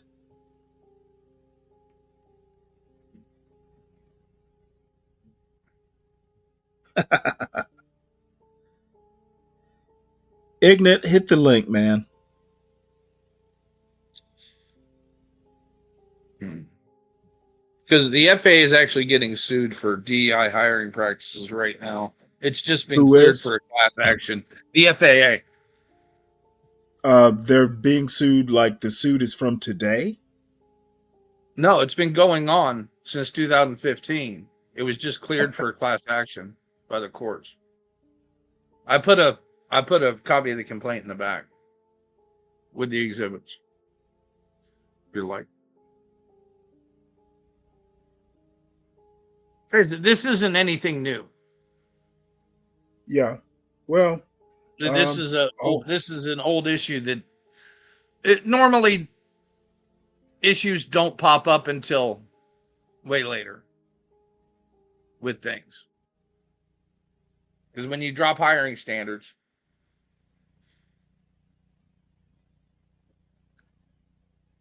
because there's been a yeah. massive increase in ATC related incidents just in 2023. It was like 65% rise. Where's that data? So you're saying there's a 65%. When you say issues, you don't mean crashes. You mean just what, like near misses or what? Yes. Yes. And Incidents. you think it's because No, DEI. sir. No, sir. No, sir. I did not say that. Well, no, I'm asking. I'm There's asking you. obvious. No, it's an air traffic controller quality issue. And you think Could it's that have anything to do with DEI? It may. It may not. But it needs to be looked into. and this But the suit is one going to thing do that that? changed in their hiring process was the DEI initiative, which included a Okay, well, biographical worksheet. You know what, Mayo? I can live with that assessment. It might be DEI. I can live with that. Yeah. It might be. But to say it, with spine, I think is jumping the gun. It might be DEI. But at this point, we may never find out.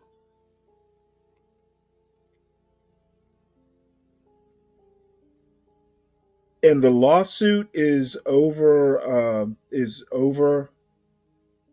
this increase in near misses or increase in No. quote The incidents. lawsuit is over hiring practices because you did not score high enough on an ethnically based biological worksheet.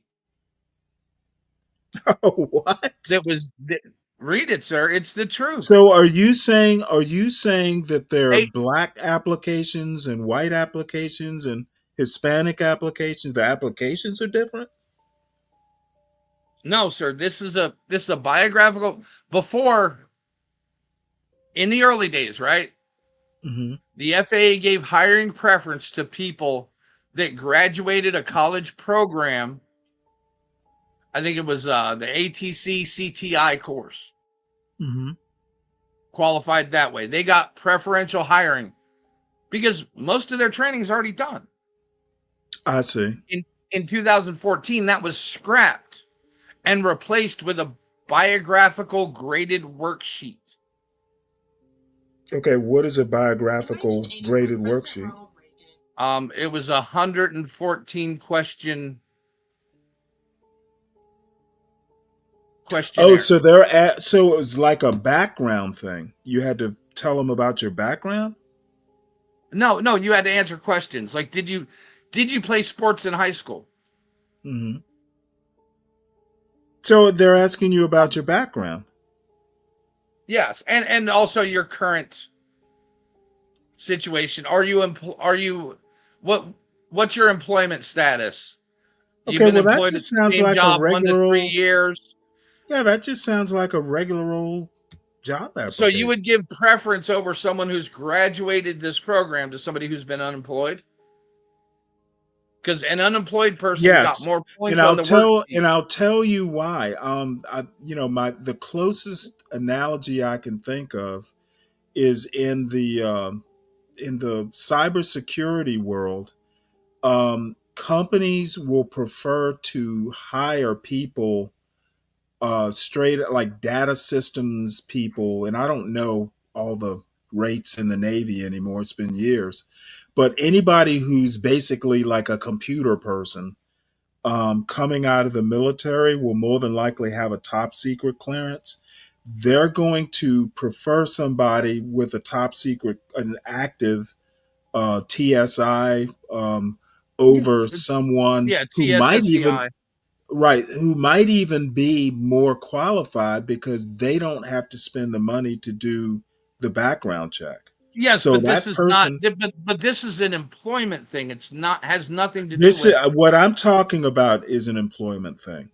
A Yeah, cybersecurity company yes, is but going to, having a TS clearance okay, listen should to what I'm it saying. should get you more points. Being unemployed should not Okay, get you listen more to what points I'm over a saying. graduate of that They program. may take someone who might on paper be less qualified because the business decision is, hey, we can train this person up to what we need. We don't have to spend money on a background check. So this guy who's a little bit more qualified, we're going to say, hey, no, thank you. We're going to take this person that we can train up, but we don't have Yeah, to but spend that's as a much bad money on. correlation to someone who has graduated an ATC program, the college level ATC program, to somebody who is just unemployed, who has no experience whatsoever, who got So more points on that check, you're saying the unemployed person with no experience gets hired over the person who got has more points graduated. on that check sheet. It's an interesting case. Honestly, Okay, you should read it. I don't believe that actually happened. Can you put the link back there? I put the whole case back there, sir. Oh, did you? Yes, and I can give you the website to the legal foundation that's fighting it for the Okay, gentleman. so Actually, for several people is now. it this that you're looking at? Let me see. Let me pull. Hold on. I'm not looking at the screen right now. It's the Yeah. hold on one second. Yes.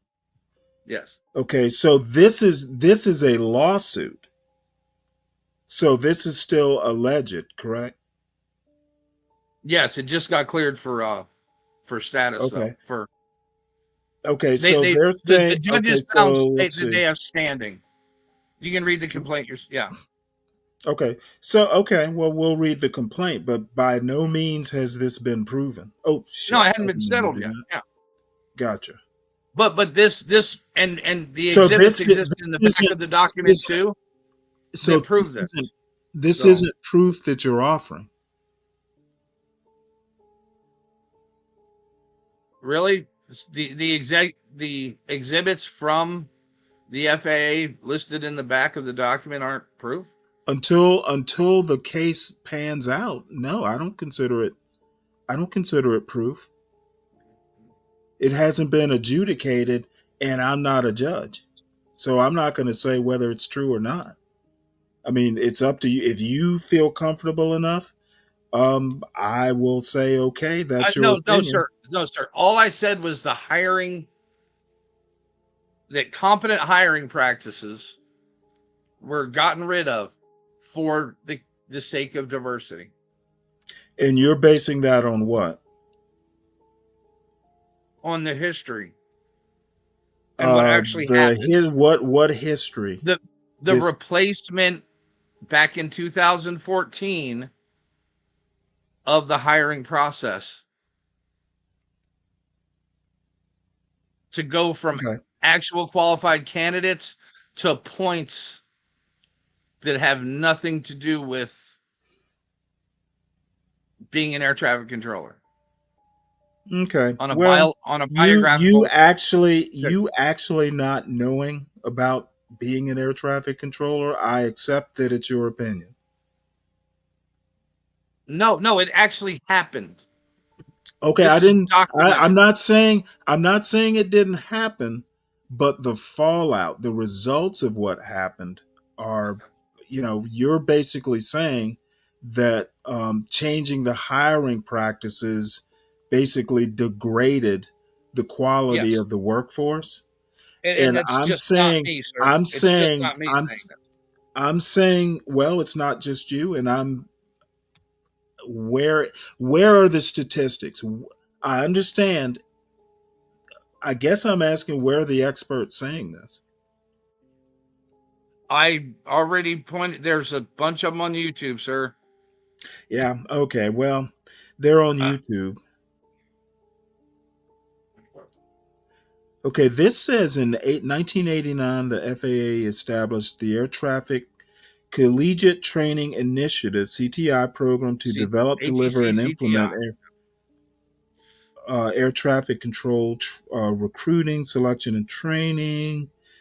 The objective of the program, graduates. Okay, so there's a part you're saying that this got dropped.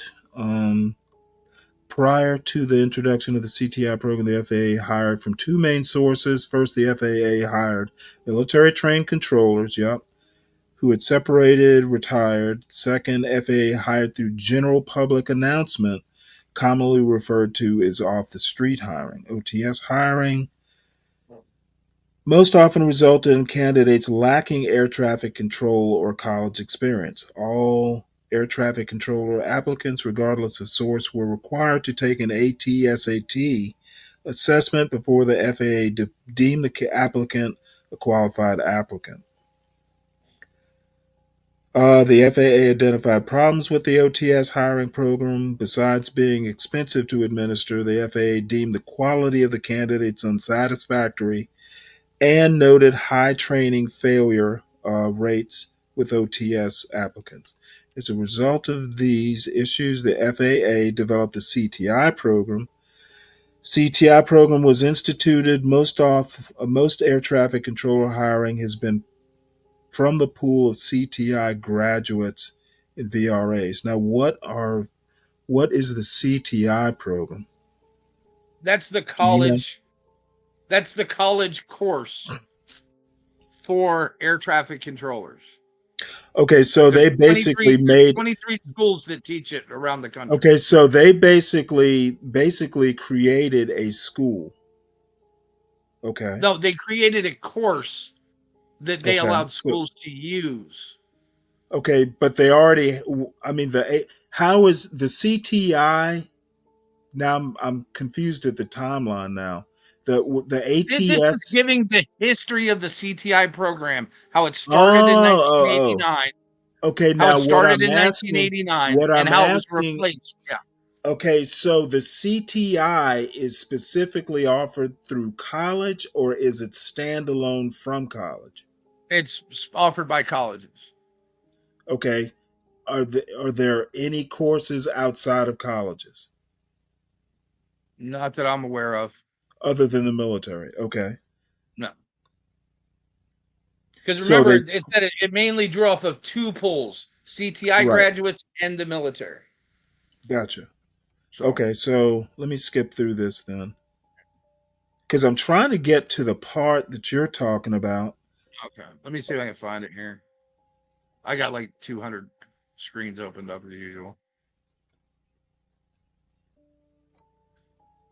Yeah, I'm trying to get to the part where they started Are you saying they started taking people off the street again? Yes. But based off of this biographical check worksheet, they graded the response. Like if you So they got basically went back to their off the street program.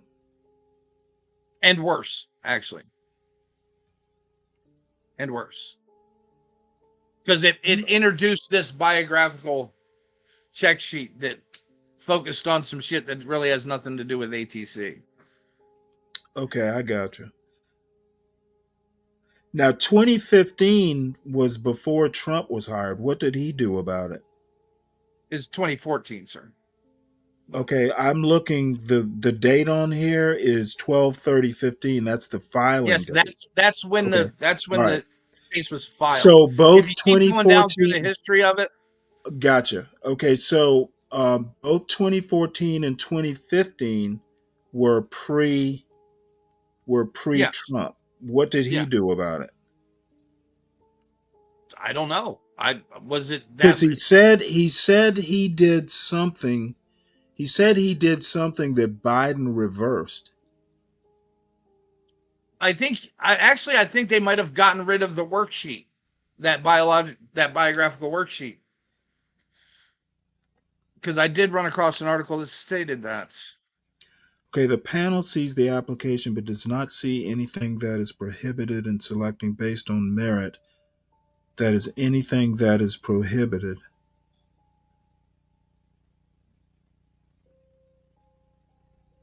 Okay, did you highlight these? No, These sentences? no, Because it's no. either This is written. just a scan of the document that, and I put you can read all the documents for the case in the back. I put that link to the. Okay. Yeah, I don't like And that's reading legal. online. Yeah. Oh yeah, that's fine. But I'm not lying to you. There's actually a long history of this, and it's been an issue. But if you start accepting less qualified people over time, there's more chance of an incident. You know what I mean? Well, see, I don't agree with that. Now, I mean, you accept less qualified people, but you're not putting them right on the console. You're training them, right? They're getting training. Okay, so I mean, they either pass your training or they don't.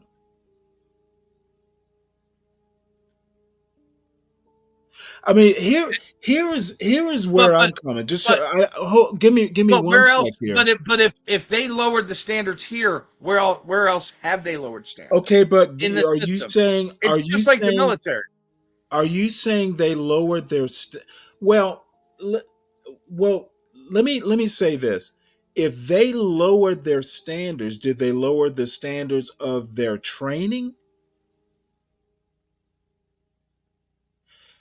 Because this is what I'm saying. If you lower the standards selecting people, but you run them through the training is to get them up to standard. And they either come up to standard through the training or they don't. So the problem isn't necessarily with your standards. The problem is the training isn't bringing people up to standard. Were the standards also lowered? This is what we don't know. Okay, so the standards at the training level were lowered. Is that what you're saying? We don't know. We don't know. Okay, well then if we don't know, then you can't really talk about the standards of selection because the training is supposed to take those people and bring them up to standard. It happens in the military. I mean, the military. But if you start out at a low standard, if you start with a lower qualified candidate, if you start out with a lower qualified candidate, you're probably going to get a lower qualified employee in the end. No, I don't agree with that. Because you're starting with a base level of knowledge the training is supposed to make the difference. If the people can't pass your training, then you wash them out. No, sir. And we've seen this in fire departments all across the country. They lowered the standards. Okay. The Marine Corps lowered their standards for their officer candidate course. I am saying that in my real world experience, it doesn't pan out the way you describe it. If the candidates are shitty, they wash out of the training. You can look it up yourself. Officers candidates. No, I don't need to. I've been the Marines. through OCS. They lowered the standard. Not the Marine OCS. They lowered the standard to allow female graduates to be able to make it. Okay, well, no. Females aren't males. So if they lowered the standard to meet females, we know the problem. Okay, females are not as capable physically as males are. We understand what's happening there. What I'm not understanding does it make sense for a Marine infantry officer? Okay, it makes sense that lowering the standards. It makes sense that lowering the they're lowering the training standards. Okay. No, the qualification. Okay, listen to what I'm saying, Mayo Monkey. Let me walk you through it. Okay. You take recruits, you lower the standards by accepting females, basically. At least the physical standards. Correct? Mm-hmm. And they lowered the standards for graduation. They lower the standards at the training layer too, because women aren't as physically capable as males. They have to modify the training. What I'm saying is with the air traffic control training, you may have a lower standard coming in. I'm asking, did they lower the training standards? We don't know yet. Okay, well then if we don't know, we can't confirm that the lower entrance requirements are the problem. The training might be the problem.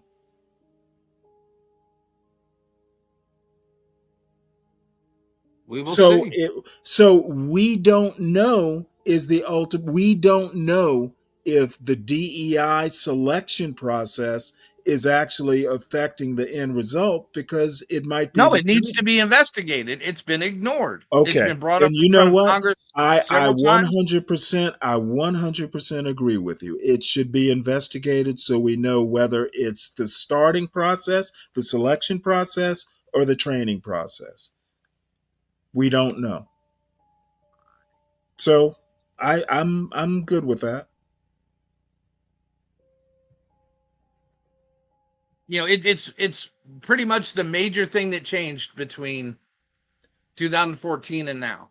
And there's been a marked I increase. I've do. also put a link in the back about the Okay, but increase see in the air thing is ATC incidents. logically the logical the log. Oh shit. You there?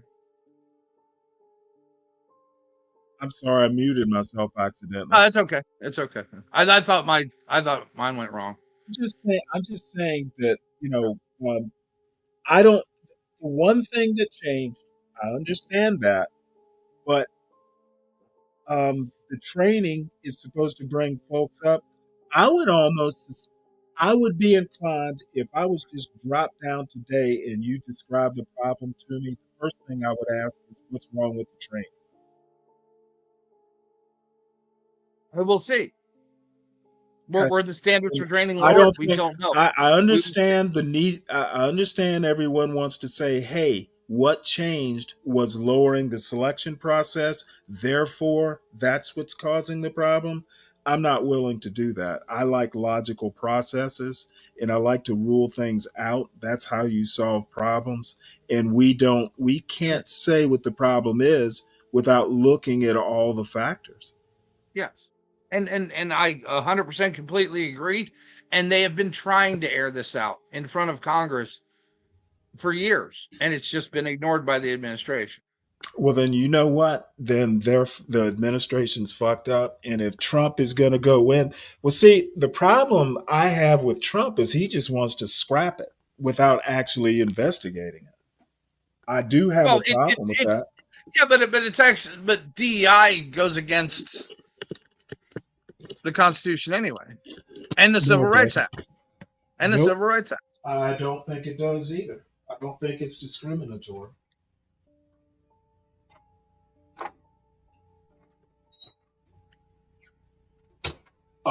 In my impression, and again, this is just my impression, it is not my opinion, and I'm not saying you are saying this. Let me say that at the outset. I think that when you have a group that's in power, if you bring another group up to be equal with them, a lot of people think, well, hey, I've lost power. And I don't know that that's necessarily true. I think that's what's happening with all this DEI and reverse discrimination and all that. People just, we didn't have as much power over the other group as we used to. Therefore, we have lost power. And I don't think that's necessarily. I don't think that's necessarily the case. Well, I mean, the biggest group that's been helped by DEI is white women. That is true. And same thing with affirmative action. That is true. And so for me, this isn't a racial thing at all. This is literally a merit thing, and especially when you're talking about aviation safety. Well, the problem is in certain parts. I'm not going to say aviation safety because I don't know enough about it. But when people start talking about the meritocracy, I kind of chuckle because we've never had a meritocracy. America has never been as meritocratic as we think. As in what though? What are, because Well, there's all kinds as of in, aspects. There's all kind of aspects you can put that into. And in some you well, would be I would correct, and say, in I others would you would not. say, pick a time, okay? Not a time, Well, sir. Not a time, sir. A situation. when sons inherit businesses, nepotism, basically. That's not meritocracy. There's plenty of nepotism around. Yeah, The old, I'm the not denying old, that, sir. the old boys network. That's not meritocracy. But that doesn't exist everywhere. In everything. No, I'm not Neither saying it does does. nepotism. I'm not saying it does. I'm saying we're not as meritocratic a society as we sometimes pretend to be. Oh, I would agree, but like I said, it depends on the context of it. I'll give you that. I just think the impression that I get sometimes is that people are talking across the board. Like um, we're willing to make blanket statements about DEI, but we're not willing to make blanket criticisms of meritocracy. Yeah, but meritocracy isn't a public service thing. I'm not sure I understand you. Why wouldn't it be? So the FAA administrator can just give his son a job in the FAA? Oh, no. I see what you're saying. No, Like there are private, there are certain there, things. there, there's a There are difference certain between there's certain public industries. accommodations and public Right. service. There's certain situations like being a pilot. That's meritocratic. I mean, you're either a It should good be. pilot or you're not. It should I be, think it. yes. And I and think it that's and is. that's part of the aviation safety I'm referring to. And the people that are controlling the movement, especially in and around DC, you're talking about at times hundreds of aircraft. They need to be on their game. Okay, well, that's a training issue, not a selection issue. It's a capabilities issue. If those who aren't capable wash out of the training, I would imagine. No, sir. That's I as I state, the hiring standards were lowered. So my guess I is don't. all The standards below hiring that were lowered standards, to meet. the hiring standards are not the training standards. They're two separate things. And we haven't seen training standards lowered to get groups in before. I don't know that that's the case with the It's the case ATC with Ranger selection School. process. It was the case with Ranger School in the Army. Okay, but yeah, You with can't Ranger School, you can't peer female candidates out, but you can okay, peer male I would, candidates out. I would tend to agree with you on Ranger School. Mhm. The Yeah, overall capabilities were lowered. I agree with that. yeah. And but I'm saying we literally have a history of the government doing this. Right, but we don't know that that's the case with the ATCs. No, but that's what needs to be looked into, and I'm all for Right. looking into it because Oh, I'm all honestly, for it too. if If the standards, if if the training standards are lowered, I will agree with you. no, and my thing is, look, if the left should be asking for this to be looked into more than the right, if they want to prove Donald Trump wrong. I would agree. But right now, that's not what they're asking for in their fights against what he's saying. Well, what they're asking for, they're talking about selection standards, not training standards. Quality of candidate literally equals quality of employee later down the line. I don't know that that's true. If we don't know what the training results are, what the training standards, we don't, like you said, there's an unknown factor here that would preclude me from making that assessment. I mean, if you're going to base it on history, I understand what you're doing. I'm just saying I'm not sure I can agree that we want to look at history without knowing specifics of the ATC standard, of the training standard. I don't know one way or the other. I'm not willing to just point at the selection standard and say that's the problem, because it might not be. It might be the training standard. It might be. It might be both. It could be a It conflation of issues altogether. It could very well be both. It just needs to be looked at honestly and open. But I also want to go back to Virgo's point that we've had airplane crashes way before DEI crashes happen. Yes, but crashes are different than air traffic control issues. Well, yeah. I meant, like, I should have said incidents. We've had incidents forever, way before DEI, way before affirmative action. Crashes have happened in these incidents have happened forever. But now we have an increase in 1 year of like 65%.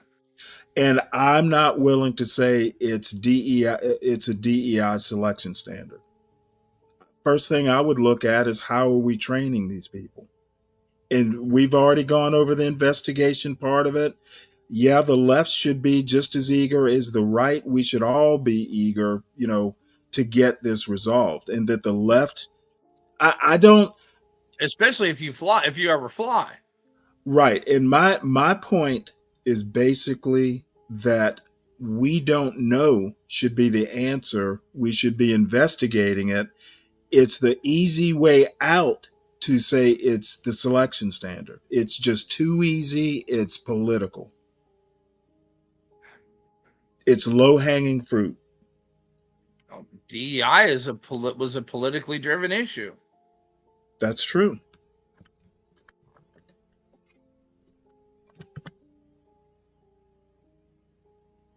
Hey, Ryan. Hey, buddy. Hey, can I talk about this for a quick minute and without you interrupting me?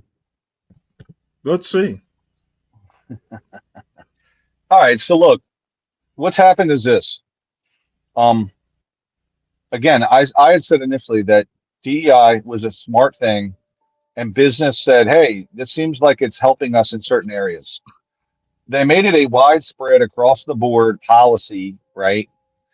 And there have been some negatives about that. So, because, we can't do anything a little. So when you do change standards that exist to accommodate or to, like, okay, we're going to change this around, like women's push-ups, like I said, right? You can't change and have women's push-ups and men's push-ups for police officers. That's just an example. So as long as you don't lower the standards, everything is fine. But they have done that in certain instances. An example is, and I'm going to give you an example. I'm trying to give an example. Okay, just let me just finish, and then you can roll on. You can crush my argument. So, an example is there was claims that there was widespread systemic racism with the SAT scores. Okay, and this is at the collegiate level, right? And they said this is a racist test. They threw out a lot of the SAT scores because they said this is a racist test, right? There has been, now they've recently reinstituted SATs at several colleges. Number one, they found that the SAT scores helped low-income people more to get into school. Lower income, it actually hurt low income, number one. Number two, they did throw out SAT scores, and I know, like, Johns Hopkins University, which is a high-end medical school, it's very famous. They got rid of SAT scores, started just picking broad-based candidates from Jakarta. Med schools do MCATs. Well, Okay. And black candidates with MCATs require lower scores to get into medical school than Asian or white. No, it was foreign kids. They accept people from all over the world, right? But what they found was kids were not passing their boards and this year, so they reinstituted them, right? So the point is about this DEI, they've done a broad-based thing, which was a good thing, and they literally trashed it and turned it into I don't want to say the word quota, but like a quota system in a sense. Like, to look good as a university, we've got to have this going on here, right? And I think that's the wrong spirit behind it, and I think it's just wrong, right? It doesn't make sense to do it. So what was great for business to have a diverse workforce became policy, and then it became an HR manager going, let's see, like those stupid ass Benetton ads, right? Or like these dumb commercials where it's like you got every group represented in the commercial, you know? So they took a good thing that was working, by the way, that was promoting diversity, and they turned it into a policy, which then smashed it basically. And now here we are with it, them blaming fucking Okay, aircraft crashes. let me go ahead. Let me know when you're done. Yeah, I'm done. I just wanted to say that. Okay, So I wouldn't blame the MCATs. I would blame the medical training. Okay, if you get a low MCAT, you shouldn't be passing medical school if you're not capable of getting through the training.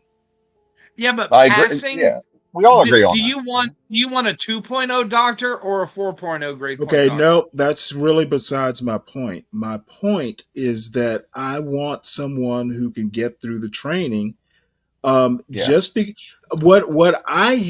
I think happened is they lowered MCAT scores, but they also lowered the standards for getting through the actual medical training. Well, that if they perhaps change, they did if that they too. cha- Yes, if because they well, hold on, they hold accepted on. lower MCAT score candidates. Okay, well, you know what? I think you should be able to accept lower score MCAT candidates, but you shouldn't change the actual standards of the training. I don't think you should lower any of the standards. Okay, I don't have a problem. I don't have a problem with widening the pool, of people coming into the school. I have a problem with you lowering the actual standards they have to get through to graduate. They should widen the pool because lowering the MCAT is lowering a standard. No, it's not. The acceptable MCAT score is lowering a standard. No. And it's judging on two different standards. Where the rubber meets the road is who graduates from medical school. So just so I just want to say about the study that was done.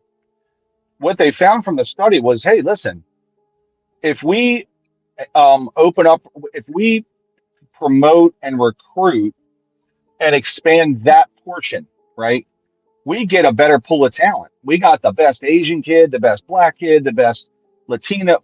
So expanding diversifying the recruitment efforts was great. And we got a bigger pool of talent, right? So, but instead, when it became a policy, then you have HR managers going, man, I got to get these, like, I don't want to say quotas, but they needed to make it look like the organization was diverse to keep their jobs, right? There was a motivation to do it, and it polluted this good thing that was fucking working. They had diverse workforces, the top profitable right, but companies. You're kind of help me out here because I think you're talking about two different things. Okay, go ahead. I'm sorry. Getting people in the door is one thing. Getting them out the door as qualified is a different thing. Okay, if you widen your pool, what you do between the time you hire them and the time there's a hiring process, there's a training process, and then there's a time you put them out into the field. Okay, the middle part, the training process, should not be lowered. I totally agree with that. And if you do lower the training standards, then the people you release out into the field, their quality is going to be lessened overall. Exactly. But there's a motivation for these organizations. Oh, sorry, Stanley. No, I'm just going to say, Yeah, there's a motivation, and it is a motivation that's detrimental to the end product. What Yes. I'm saying in the FAA case, you can do DEI to widen your applicant pool, to widen the people you bring into the training process, but the training process shouldn't change at all. When these people go out to the field, they either pass the training standard, or they Yes. wash out. So Yes. DEI, getting them in the door isn't the problem. It's what's going out the door once they're trained that's the problem. I would agree with that.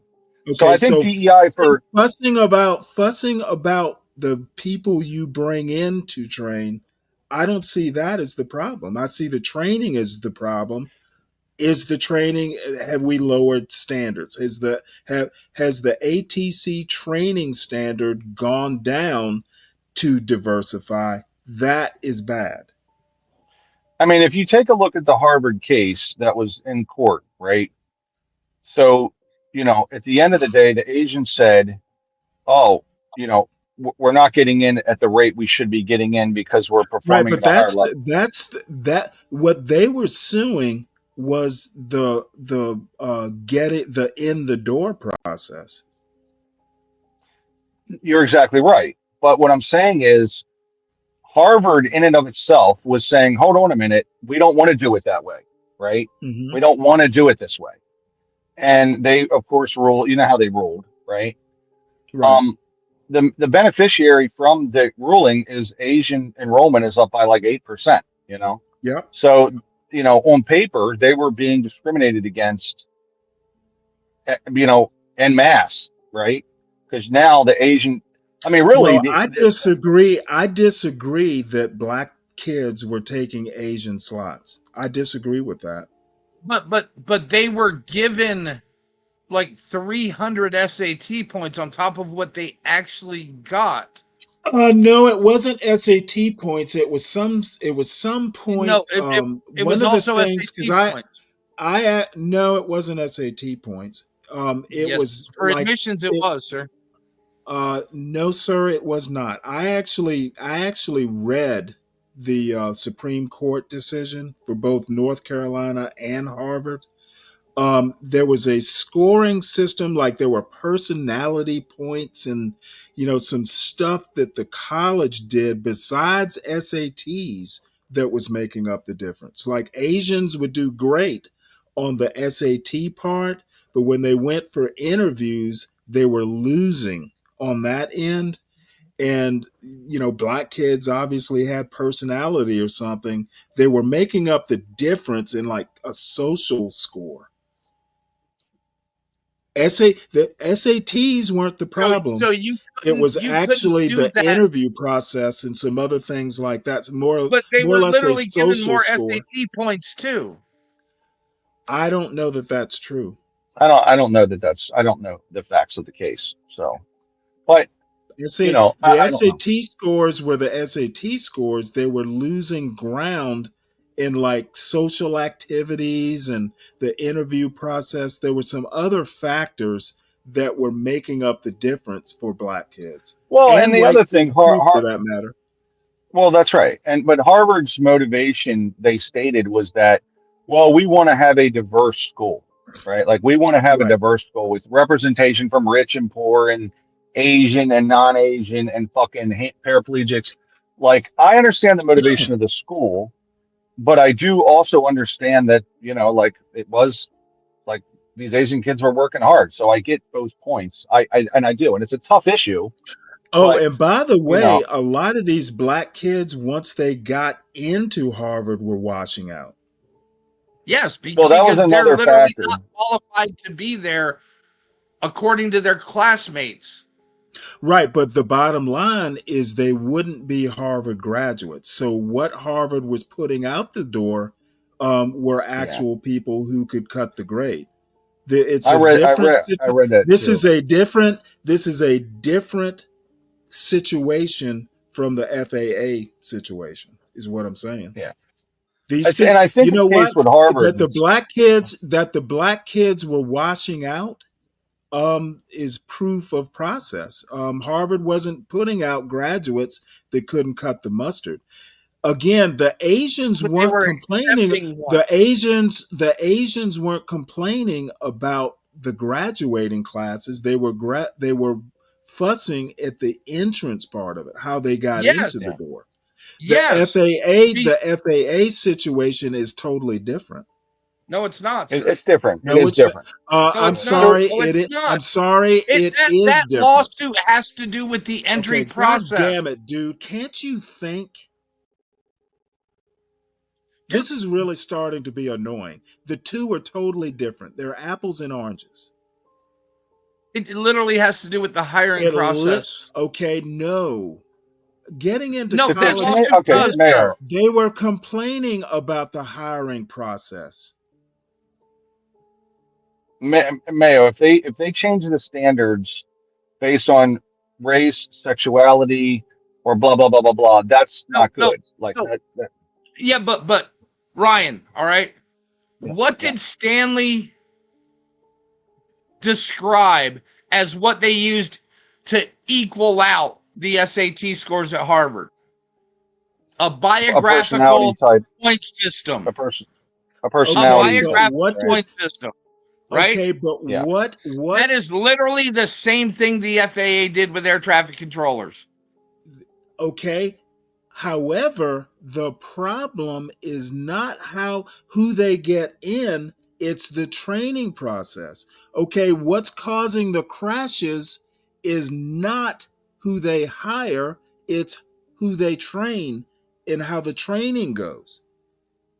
Okay, Does it matter where a doctor went to medical school and his quality? Totally different situation. You're comparing apples and oranges. No, I'm asking you a serious question. Does the medical school you go to make a better doctor? Not necessarily. It can, or it cannot. I mean, Yes. it can do both, But but I will say that if you do listen in a non-pass or fail world where those are the only two choices, does your grade point matter? Okay, when you hire somebody to be an air traffic controller, do they go directly to the tower or do they have to go through training? They got to go through training. If they push them through training, it's not right. But if they make them pass the test, that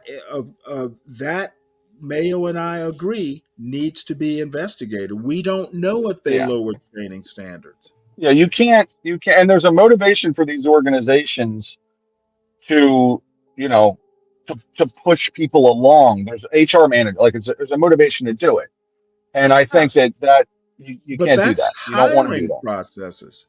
We're fussing about hiring but we've processes. seen these same standards exist for athletes in colleges. Okay, I'm not going to even bother with athletes in colleges. That's totally that's athletics. It's one thing to keep certain students there. Okay, let me put it to you this way. The other thing people don't actually understand is sometimes when you compare apples and oranges, you can't do it. Okay, getting into Harvard is not like getting hired to be an air traffic controller. Here, can I give you a good example of this? No, it's not. Can I give you a good example of what I'm talking about? Because I think that maybe it's getting off track. So as an organization, I'm Apple, right? I am being told by the CEO, there's a study that came out and it says that, diverse, gender, blah, blah, blah, like all these different, we will do better as a company. The CEO is then telling the HR guy, hey, man, we got to make sure we're recruiting from all these places. In the end, you're bringing people in, but that HR manager is going, well, the CEO is telling me this is the best for our organization. I've got to make sure I check these boxes with these places so that we are that, right? So at that point, there's a motivation for him to have 18 Latinos, 12 black guys, 14 this, 3 transgenders, right? So it creates this incentive system that I don't doesn't think necessarily they're hiring by quota. It's not by quota, but okay. I know. So I know that from firsthand experience, or secondhand experience, maybe, that I know that there were several police officers, okay, that went through the state police training last year, and they were trying to push these ladies through really hard, and not only was it easier with less chin-ups, but also it was just, we don't want to lose these girls. These girls are struggling with even the fact that we lowered this, but they're really struggling with the rest of it. Okay, so there was a motivation for those girls not to leave, so they took it real easy on them when they sprayed mace directly into their face and let them clean it stop you within a right there. second. You're So they made it. You're talking about lowering a training standard, which is going to affect the operational standard. That's obvious. I agree with you there. Yes. Yeah. Okay. So, but we yeah, know we know that lowering the training standard is going to lower the field standard. There, you'll get no argument there. Now, but my point is, hold on. Okay, is let me just do they accept that lower standard or not? But there's a documented history of this, especially with But government. What I'm saying is the people running the training were bending over backwards to try to get these young ladies not to leave. You know what? What? Because it hurt that it hurt them. Okay, but they're applying DEI to the training standard. Okay, not the hiring standard. The hiring standard is different from the training standard. Okay, if you're applying DEI to the training standard, you will have a valid argument that the operational standard is going to be lowered. That is a very valid argument, one that I wouldn't even bother arguing because I can't. Okay. With the But Stanley, I keep asking, is DEI being applied to the ATC training standard, and nobody can tell me. And by the way, just for the record, I don't think this is a DI issue. I think Trump's full of bullshit on it. But on principle, I understand what Mayor's saying. All I'm saying is DEI in a hiring standard doesn't necessarily affect the operational standard at all, unless DEI is being applied to the training standard. But Stanley, my question, the DEI standards for SAT tests actually affected graduation rates. No, it didn't. Yes, it did. No, I'm afraid it did. Yes, it did. You even said it. Okay. You even said it. Well, no. Graduation rates, because the people were washing out. Harvard didn't lower the training standards. Yes. Or the education standards. The people that you're right. Bringing in people with lower SAT scores increased a washout rate, but they weren't turning out Harvard graduates that couldn't cut the mustard. A Harvard graduate who's black went through the same process that any other Harvard graduate went through. They didn't lower the education standard. So you're right. It affected graduation rates, but graduation rates aren't necessarily an operational standard. It just means, hey, you brought in people who couldn't pass the training or the education. Mm-hmm. All I'm asking is the same thing happening at the FAA or whoever does the ATC training. Nobody can tell me. I'm saying if DEI is being applied to the ATC training, then that's a real problem and it needs to stop. No one can tell me if that's happening or not. The hiring standard, the hiring process. Because the less qualified candidates you get, no, I don't agree with the that. less quality employee you're going to have in the end. If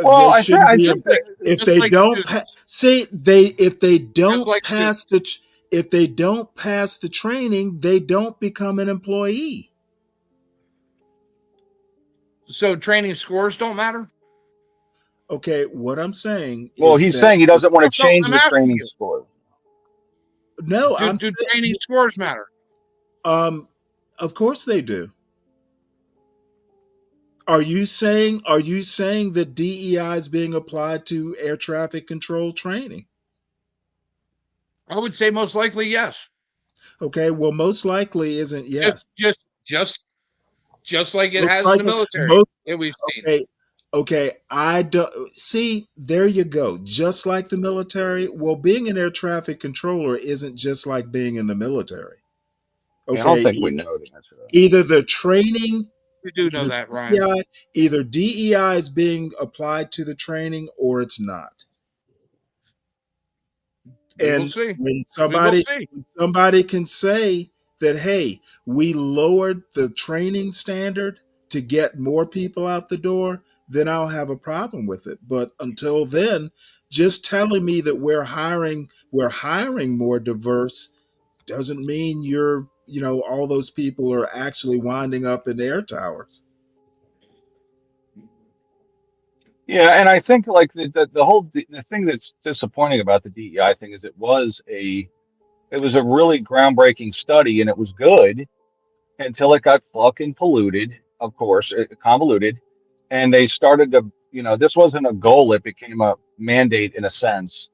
And it's kind of like NASA this. started out as a good idea too. Okay, Well, well, I'm just let me saying put it. that Let me cut to my chase at least. There's nothing wrong with DEI. It's how and what it's applied to that's the problem. There's some yeah, places like if you DEI. like, There's some places DEI shouldn't be applied. I think a good example of where it's worked well, and this is off the cuff, but example is in the Rooney Rule in NFL is kind of similar along those lines, right? So, hey, man, why are all the coaches white? Well, let's get some, let's try to investigate this. Well, no, the expectation is that only white people want to do the coaching, or they're being locked out. Black people are being locked out when a lot of the players are black, right? So now they say, okay, we need to recruit more black coaches, and which I think is good, and where every owner has to interview one black coach before they make their decision. Well, guess what? There's a guy in Pittsburgh, Mike Tomlin, who got interviewed as a result of it, and he's one of the most winning coaches in the fucking league. And he's never had a losing season, right? So this has helped that organization. And that was a great. I think that's smart. Like, hey, outreach, etc. But of course, once it becomes a mandate, is when you have the problems with it. When you have, because then all different motivations enter in. For HR managers and look at my company. All these companies virtue signal all kinds of bullshit like that. So you literally have to meet a racial standard if you have over 500 employees and you wanted a federal contract. Well, that I don't know about the specifics to that, but you possibly are correct. I don't know. I don't know of any contracts that fall that way, but I do know that Boeing, sir. Like the MB. Okay, I don't know. I know the MBE program was good when it started, and I thought, man, this is really gonna. I thought it would be a good thing, and then it just got convoluted, also. So unfortunately, I think once things get to that federal level, man, it's just I don't know. It's like they can't make policy that makes any freaking sense ever. So, and then they have this ESG rule, right? So it used to be the companies, and that goes beyond that. That's environmental standards for the company's social and governance, right? Well, it became that the company not only has to look at making money, but then we got companies trying to hit these goals, right? Which are very subjective. So I'm like, no, government, you make the laws around the environment. Forget these companies, right? Forget them. They're all full of shit. You make the environmental laws and let the companies make the money. It's your job to make the damn laws around the environment and around social and governance. Like, you guys make that shit, right? But the people that implement ESG isn't the government. It's actually the banks. There was a law passed, and it stated that under the SEC, if I were to buy a stock, if I'm a trader on Wall Street and I buy a stock in a publicly traded company, it is now a law that under the SEC. So I guess that's a mandate or a statute or something. I don't know if it's a law. It's not legislation. It's a mandate, I think. The mandate is if you have two stocks, okay, and both are of similar value, you need to buy the one that is better environmentally, social, a higher ESG score, all things being the same, right? So you can be called out on that as not doing your fiduciary duty if you buy the one that like just loves to burn carbon fuel if they both perform the same. So of course traders are going, well shit, I'm gonna pick the one that has higher ESG scores. So a lot of these companies said we got to get our ESG scores up. But that's just based on climate. That's not ESG. No, it's not. It's ESG. The ESG is beyond just climate. It's environmental, social. Are you being socially responsible, promoting diversity? You got handicap ramps in your building, and governance, which means your CEO is making this, and you're paying your workers at least, higher. There's not too much. Is the company governed in an ethical way to where you're paying people a fair wage, right? Those three things now are in play with these companies, which is why you see so much bullshit virtue signaling going on with these companies. We're green, blah, blah, blah, all that shit, right? It used to be that the trader's only responsibility was to buy stocks that perform the same. Like you could hammer a trader. He could be in trouble with the SEC if he was buying consistently shitty stocks. And I mean, he'd be in trouble. Consistently poor performing stocks, you could go, I'm going to open an investigation and see why this guy is choosing to pick these shitty picks. Maybe he's involved in selling the options on them, right? So again, government involvement and kind of polluting a thing that was probably pretty good, But I don't think the government should be involved in dictating to companies. You need to pick these stocks based on that kind of bullshit. I think it's just let me address a couple chat points here. Ivan, to a certain extent I agree that companies should hire to their market. However, the Chinatown, and the only Chinatown I know about is the one in DC, believe it or not. And I don't have that much experience there. I don't think when you work, say your market is Chinese, that doesn't necessarily mean you can't hire people of other races. Yeah, you want to have a Chinese presence, but it's not going to hurt. You don't want all one way or the other. I mean, I think that you could, don't hire 13% Black, 20% Latin. I think companies should hire who they want to hire. If a Black person comes in to work at a Chinese restaurant, I don't know, you might want to hire, because other people besides Chinese people go to eat in Chinatown. I'm not sure this is the best example. I don't disagree with you, but I think there's so many caveats to that I just kind of shrug my shoulders. There's places, especially I would say in sales, especially if you want to bring in. Oh, well, sales, you definitely want diversity in sales. Yeah, I have no problem. That makes more than sense because you want to make your customer base as wide as possible. You want to make you want somebody who knows how the customer is thinking. Right. No, listen, beyond that, look, I knew this dude at this car. This is totally inaccurate, but he was like, my ex's brother-in-law was he's a car manager, like he manages a lot. And he was like, look, man, I got one guy that's Asian. If anybody comes in that's Asian, I put him, he literally would just group based on race when people would come in the door, So I thought that was so funny. He's like, hey man, Black couple just came in. You're on them. And then white couple, boom, you go get them, So he would literally just group by race. But that's a good example of where, hey, diversity is good in that organization. If it was all just Black dudes or white dudes or whatever, they probably wouldn't do as well as the way that guy was running it. And this was like 25 years ago. That's the way he did it as the car manager, So I want Anyway, well, damn. Lindy, I know I agree that Trump should have just been presidential and let it go at that. But I personally think, and this is just my opinion, that Trump saw an opportunity to trash DEI once and for all, to put a stake through it, through its heart. And I think that's what he did today. I think that was his mission. So but keep he in mind that study still is DEI legitimate, was that Stanley. bold. That's what it was. That study's still legitimate. So I think smart HR managers and smart companies are going to go, hey, is this in our best interest to do this? Right. Yeah. So I think he's just going to, at the federal level, he's going to do something. But if you're a company, you can run it the way you want. Right. So you're going to say, okay, does this help our bottom line? If it does, we're going to do it. So, Well, and I think But it does if you help want a some federal companies. contract, if you want a just federal so you contract, know, it might be different. at the bottom of his executive order, Trump did say that, we need to make sure we're following civil rights law. He did put I that at agree the with that.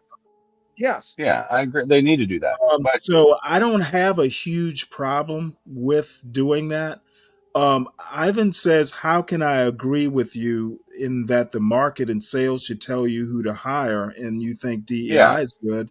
I don't think DEI is good across the board. I think there's some places where DEI shouldn't be applied. Air traffic yeah, control training, for instance. We shouldn't be yeah, lowering standards training people for air safety. yeah. I don't The think Navy Harvard SEALs.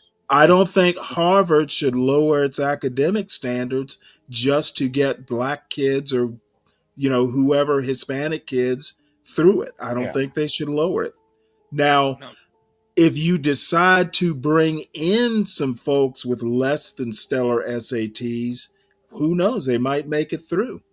They might not. and you But I should have don't to. think you should I don't think you should adjust your standards. The Asian argument was, hey, you know what? We don't even want them getting in if they're Asian kids who are better. I kind of disagree with that because I don't think there were enough black kids at Harvard, for instance, to really affect Asian numbers. I think there were some white kids like, if you're going to if you're going to make that argument, I would argue legacies probably affected, the numbers as well. They didn't go after legacies. They just went after black kids. I don't know I why have they a don't do problem that. with that. I don't I don't know, know but why. I don't, I read those. I read both the decisions just to see if legacy came up. It didn't much. They Stanley, didn't did go you think after the legacy decisions? admissions. Did you think the decisions that were put forth were sound? In other words, all The things only being what they thing, are, the only you thing that know. I agree with is that it wasn't working and it should probably just be scrapped. That was my upshot. Okay. Okay, but I have a problem that they went after affirmative action but didn't go after legacy admissions. Well, I think they should go. They should for sure. I just was They wondering should have. They constitutionally. should have. They should But have in legacy that admissions lawsuit. isn't a legal issue. It's Well, it can be. It can. discriminatory. It can. It can be It can be discriminatory. It can be. discriminatory. Yeah. How? What the hell do you mean? How? If How? I'm letting, What? well, it can be. What? It can. Based on no, Okay, based on the Civil Rights Act. Based on the Civil Rights Act. Okay, not Show me every discrimination legacy. suit. Not every Show me Okay, legacy let as me a let me right. help you out. Okay, discrimination doesn't have to be along the lines of civil rights. There are other types of discrimination. But this was a civil rights lawsuit. Right. And I'm saying it should have been more than just a civil rights lawsuit. So here's an Okay. example, Mayo. Discrimination of any sort is a civil rights issue. I think legacy admissions could be discriminatory. They could. Yeah. How? Yeah, Mayo, like Oh, this. for God's I'll sake. hit you. But I'll explain it to him. discrimination means something, especially in a lawsuit. especially in a civil Okay, rights lawsuit. you have no fucking clue what you're talking about. Really? Yeah, Mayo. Yeah, Yeah, Mayo. Check it you're out. really Really, so the things you can't discriminate against people aren't okay. specifically laid Look, out in the Civil Rights Act. okay. If a legacy gets in with a lower SAT score than an Asian kid who could have gotten in, that Yes, is exactly. discrimination. No, Yes, it's not. it is. Oh It God, is. No, it's you know not. what? I'm not gonna. No, I'm just gonna fucking stop no, there. because legacy I'm just isn't an gonna fucking immutable stop there. characteristic. No, legacy isn't an immutable Okay, characteristic. okay, dude. There are It would other be with college types of admissions. there are No, it other wouldn't. types. There are other types of discrimination besides immutable differences. You can discriminate along class lines. Your actual That's civil not class discrimination for discriminating against poor people. Poor isn't an immutable characteristic. Okay, there are other types of discrimination. Damn it. Yeah. In other words, I'm discriminated really against talking about a civil others. rights law. Okay, But what I'm saying they should. I'm not even if it was a separate lawsuit. If that makes you feel better. It would have to be. Okay, like I yeah, it said, would, I but it have could. a problem. I have a problem that they didn't sue over legacy admissions as well. So according to civil rights law, if I do something, I may not intend for it to have a discriminatory effect. But if it does in fact have a discriminatory effect, and I'm talking, in terms of civil rights, um, that is an issue. If it has an effect that's discriminatory, that can be an issue. It can be an issue, right? You follow me? So if I decide this Well, year I'm going to, the intent is to have legacy admissions. no, but legacy admissions aren't good. Just because your dad went there doesn't mean you should have a right to go there. If you're a Right. crackhead that's getting like a 600 SAT score and they let that kid in, just because your dad went there shouldn't give you access to that school when they got other kids Chippy, that got 1,000. Ivan, I'm not a disciple of what's his name? I can't even think of his name now. I'm not a Hayekian. I don't think the market should be determining, just every damn thing. Not everything. You see what I'm saying, man? You see what Yeah, I'm saying, man? it may be a lawsuit, but it's not going to be a civil rights lawsuit because the things you can sue somebody over civil rights discrimination are clearly laid No, out. I don't know Maybe that not. I that's don't know. I don't know. I don't know where it would land. I guess it would. I See, guess it would matter. you The can kids that did skew not get admitted. you can skew this. You can skew something like legacy admissions keeping Asian students out. Asian isn't an immutable. You can make this a civil rights Yeah. lawsuit. Yeah, I think I you can could. see how you could do it. Good luck on that. Honestly, Yeah, Well, well, you know what? I mean, Harvard case is a good example where you could do it. The law isn't about luck. no, Yeah. no, you would have to have standing, and if Harvard says that they allow Dude, 15% of their you're no more population, lawyer student than I am. population, no, yeah, but you have I no disagree. right. But you have no right to get into Harvard. You have no right to legacy admission to Harvard. Yes, you do. It's a policy of the. Well, you don't have a right, but it's a Okay, policy a of the school. discriminatory policy. Thank you, How is sir. it discriminatory? Thank you, sir. I Based just on the Civil explained it Rights to Act, I just how is it explained it to you. discriminatory? No, you didn't. Asian students are being discriminated against because they are not, a legacy population. That's yeah. Per se, Legacy some probably isn't are. in the Civil Rights Act. Okay, dude, I'm sorry for your limitations. No, dude, you literally do not understand how this shit works. You're literally so limited. Show me. That I don't have to show you shit. I'm not a lawyer. But I do understand simple logic.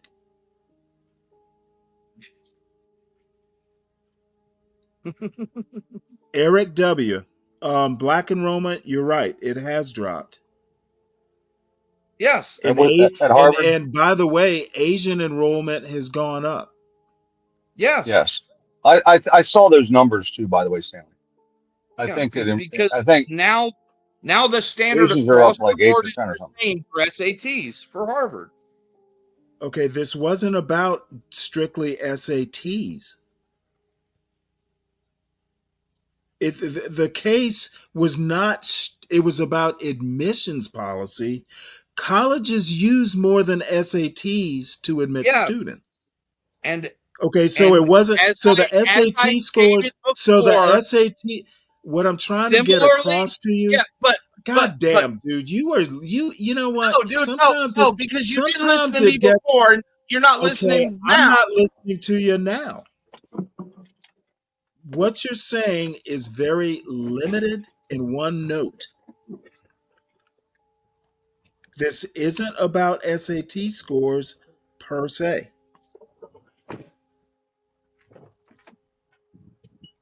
Or it wasn't.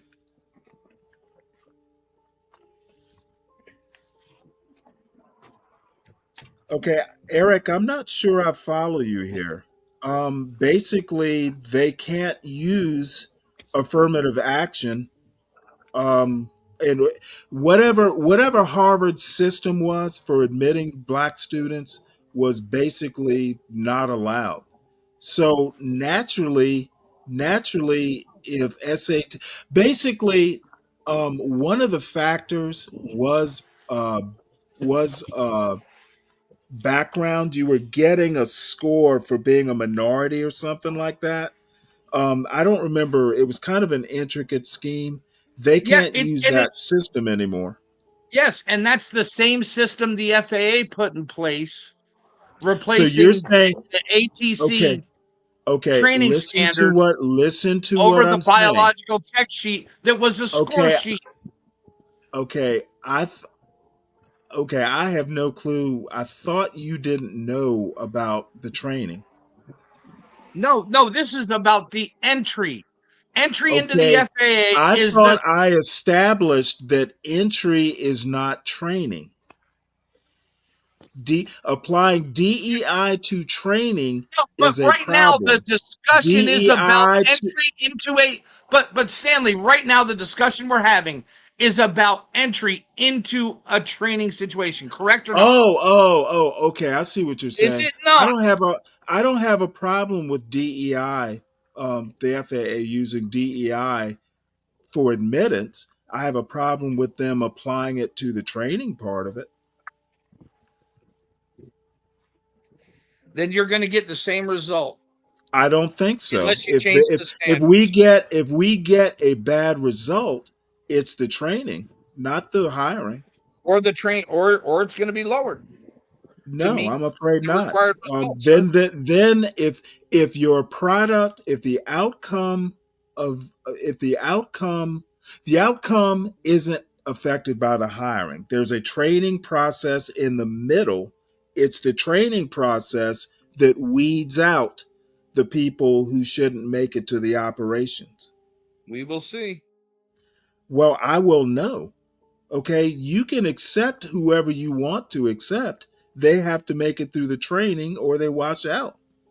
Or the training gets changed, so they pass. Okay, well, if the training gets changed, then you have an argument. And we will see. Eric, if I said that, wait, you just earlier said you didn't think the number of blacks at Harvard was dropping. I said that? If I did, that was in error. It's obvious. Oh yeah, it's documented. There's no argument there at all. Yeah, I don't know why I would argue that. Either you misunderstood me or I misspoke. But I will. Oh, no. Eric. I'm saying what I said was that blacks, if they lowered the admission standards or accommodated or changed the admission standards, blacks were getting washed out in the educational process. Okay, the number of if a black Harvard graduate with a low entrance exam or entrance score got in, um, but they graduated. Well, you know what? I don't have a problem with that. That was a good thing. Um, Blacks with the lower SAT scores were basically being washed out if they couldn't cut the mustard.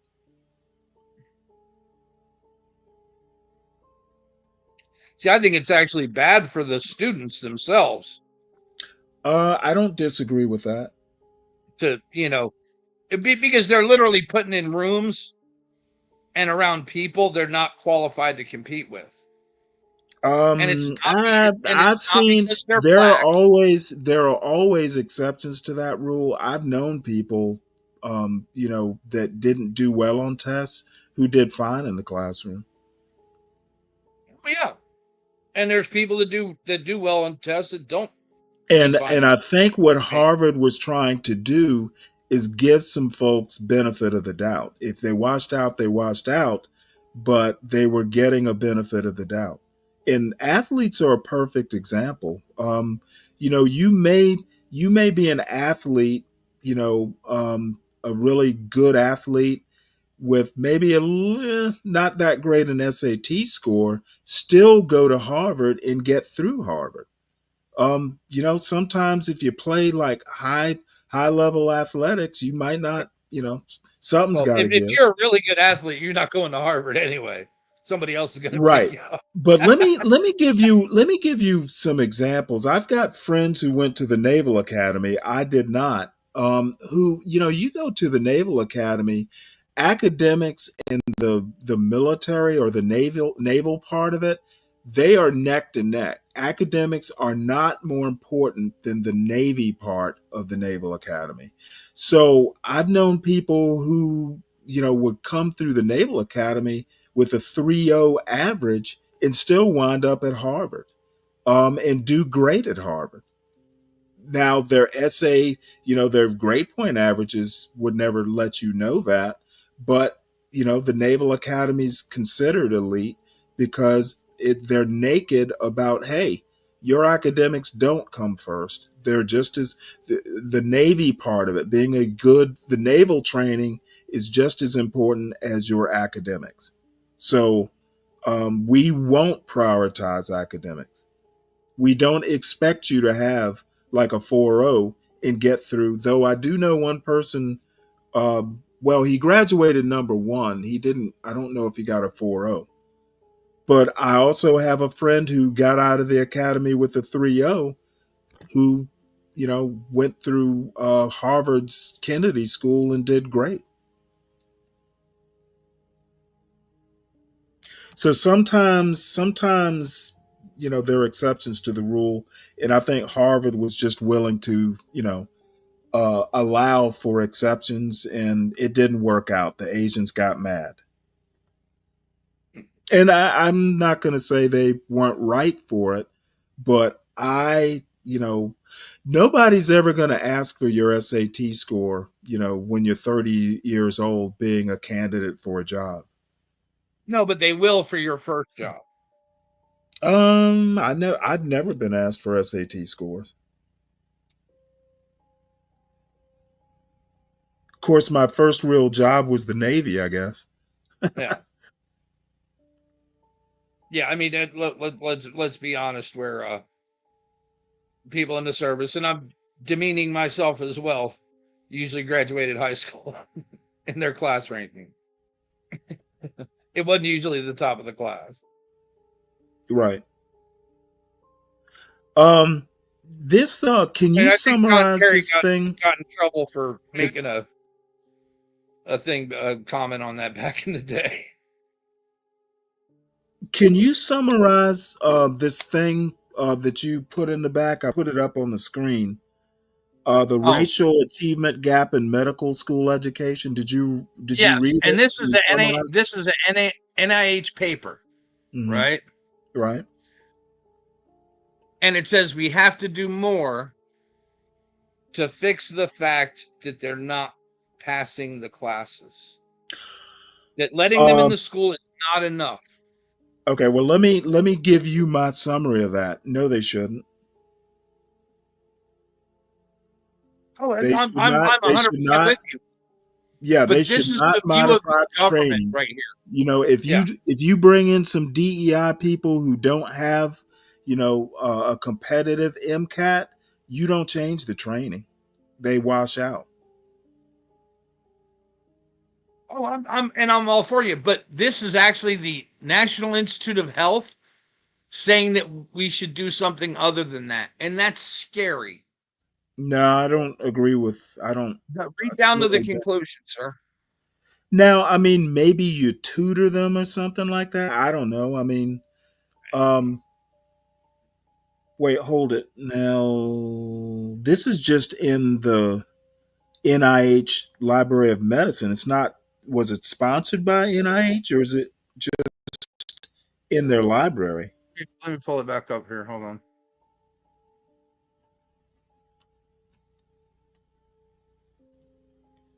Let me see where some of these people are.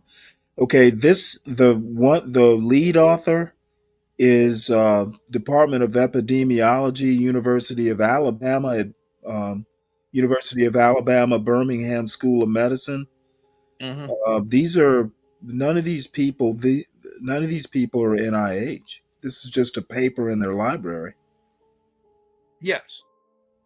Okay, so I don't know that this was necessarily Let's see. NIH sponsored. So Birmingham, and Hart.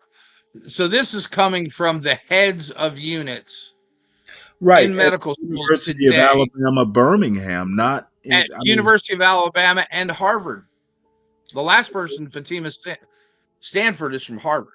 okay, but what I'm trying to point out is it's not the NIH saying this; it's some folks.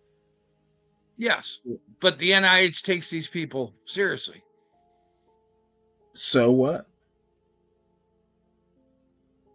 The NIH doesn't control This medical. work was The funding NIH. and support. This work was supported by the NIH, Okay, National Institute for so General Medical Sciences, Medical Science Training Program, National Institute of Diabetes and Digestive and Kidney Disease, American Association for Women, and selected professional fellowships. okay, so I mean it's in the NIH library. It's This just. study is also paid for by the NIH. Oh, was it? Or this work is supported by the NIH. Oh, okay. Funding and support on the bottom. Okay, and I mean the NIH. I mean, I'm sure it has influence, but they don't control medical They have a school lot of admissions. influence. But these are all. But also look at the doctors who wrote the study. Right, they're all in charge of portions of medical school. Okay, well, look, they're all doctors or PhDs Yes. or something. So, I mean, maybe they have an insight. Maybe it's just a paper. It's not policy. But policies are written off these papers too. It very well could be, but nonetheless, if not, but as you said, but this it's a Christmas wish list. Yes. And sometimes those wishes get granted, unfortunately, Okay, because I don't agree with this at all. Okay, well, I'm not sure I agree with it either. Yeah. But I don't. It talks about structural disparities and. I don't think that it shouldn't have been written. I don't think it shouldn't be read. No, it's an opinion piece. Right. But still.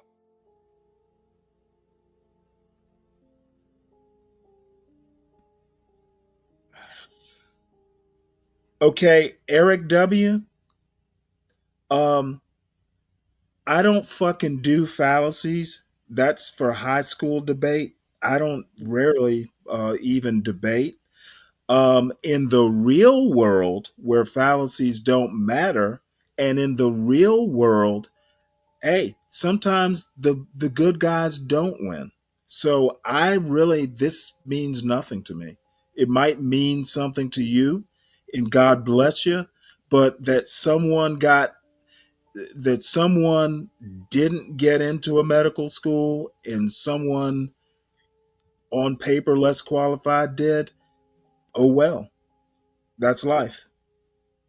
Here's an interesting thing I'm reading in this. Residency programs should consider the consequences of using any standardized test score as a primary screening tool for extending interview offers. Policymakers should advocate for educational equity in I'm not pre-K even. through post-secondary education. What is educational equity? Equal outcomes Oh, instead of educational equality. okay. That's Which, those which would mean terms I've never equal. heard them used together. Because learning ability and retaining knowledge, none of that's equal or can be. No, Some people are smarter than others. no. But have you there's several California schools that thought the numbered grade system was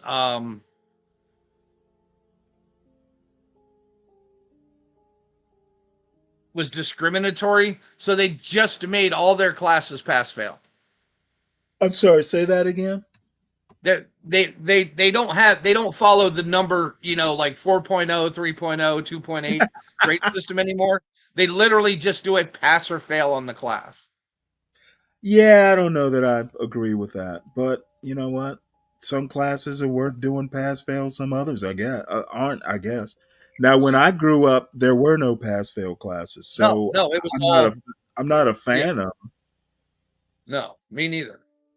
It's because Yeah, and honestly, especially in K through 12, because actual numerical grades are an indicator on who needs more help. I agree.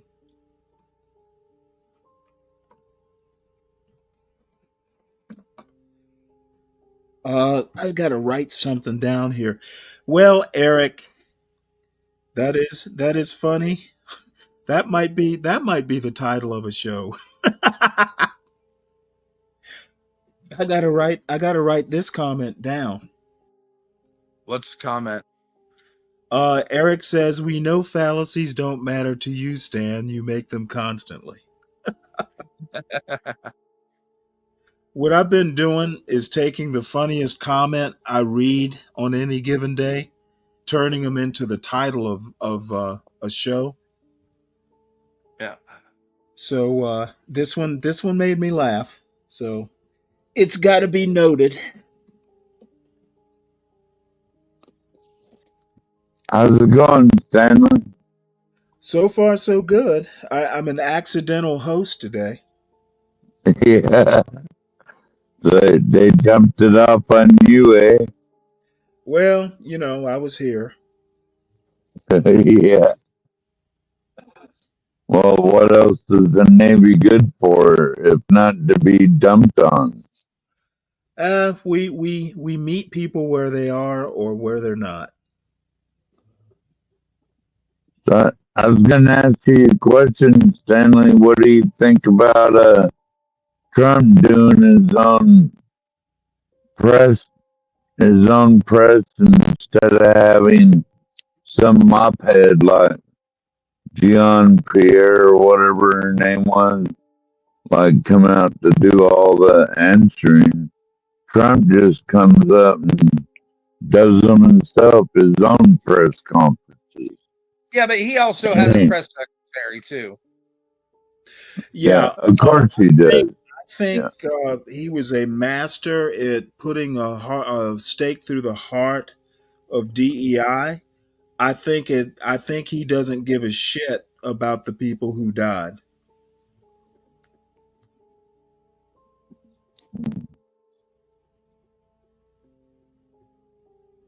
Any response to that?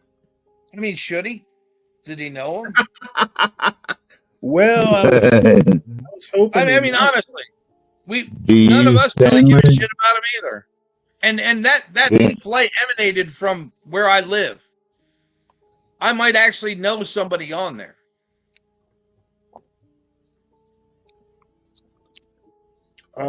Yeah, I mean, I, I'm sorry for their families. But it doesn't change my any of our day either way. To be Well, honest. here's the deal. People, people will take away from this press conference wasn't the condolences for the family. It's that Trump is gonna deal with DEI. Um, I think that for Trump fans, it was candy. For non-Trump fans, it was like I told you so. It was actually an I told you so for both of them. If you think about it. It's just the opposite. I told you. I told you he was going to do this. It's actually the same. I told you so. If you look at it, it's not like he didn't promise he wasn't going to do this. Do what? Get rid of DEI. Oh, well, I mean, I'm saying I'm just not sure today was a good day to talk about DEI. Tragedy that happened and all.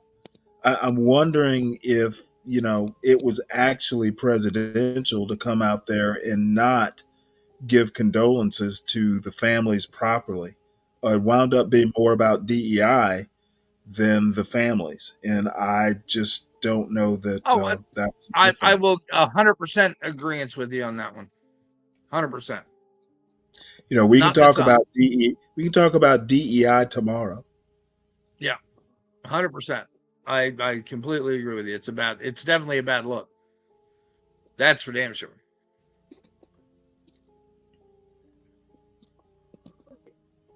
But he is Trump. He did what he did, and he does what he does.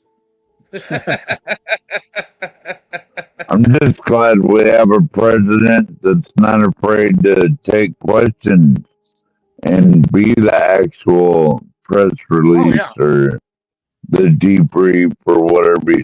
Yeah, well, he, you know what? he takes the questions on the fly. He did just that, and I think he came off as an uncaring man. Yeah, it was not a good look.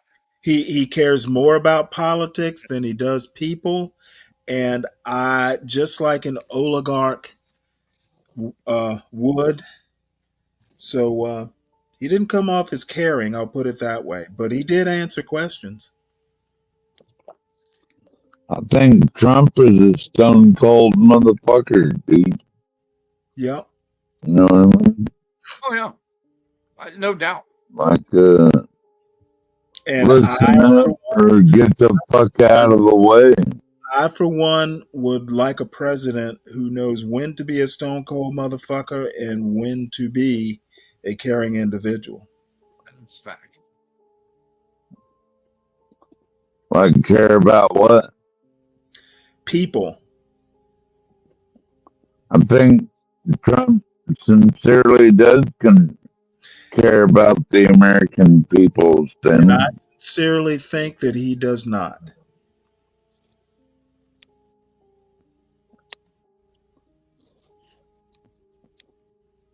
I mean, if you look at it, we did elect him to be a ruthless bastard. No, I don't think people elected him to be a ruthless bastard. They elected him to be president. They elected him to do the things he said he would do, and which ending DEI was one I of them. don't recall him saying he would be a ruthless bastard, for that matter. Now the way he goes about doing things is different.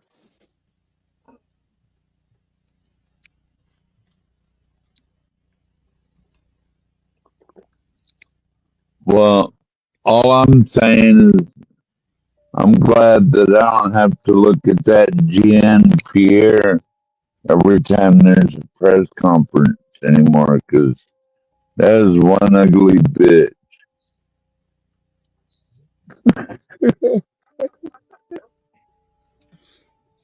Yeah, you're a real ladies' man.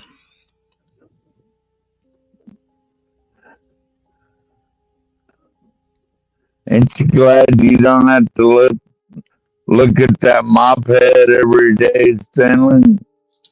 Well, I wasn't looking at her every day, but you know, Every time there's a press take, conference, I mean. I will take your word. I will take your word for it. You must have looked at her every day, so I can understand how you might get tired. I watched a lot of press conferences. Let's just put it like that.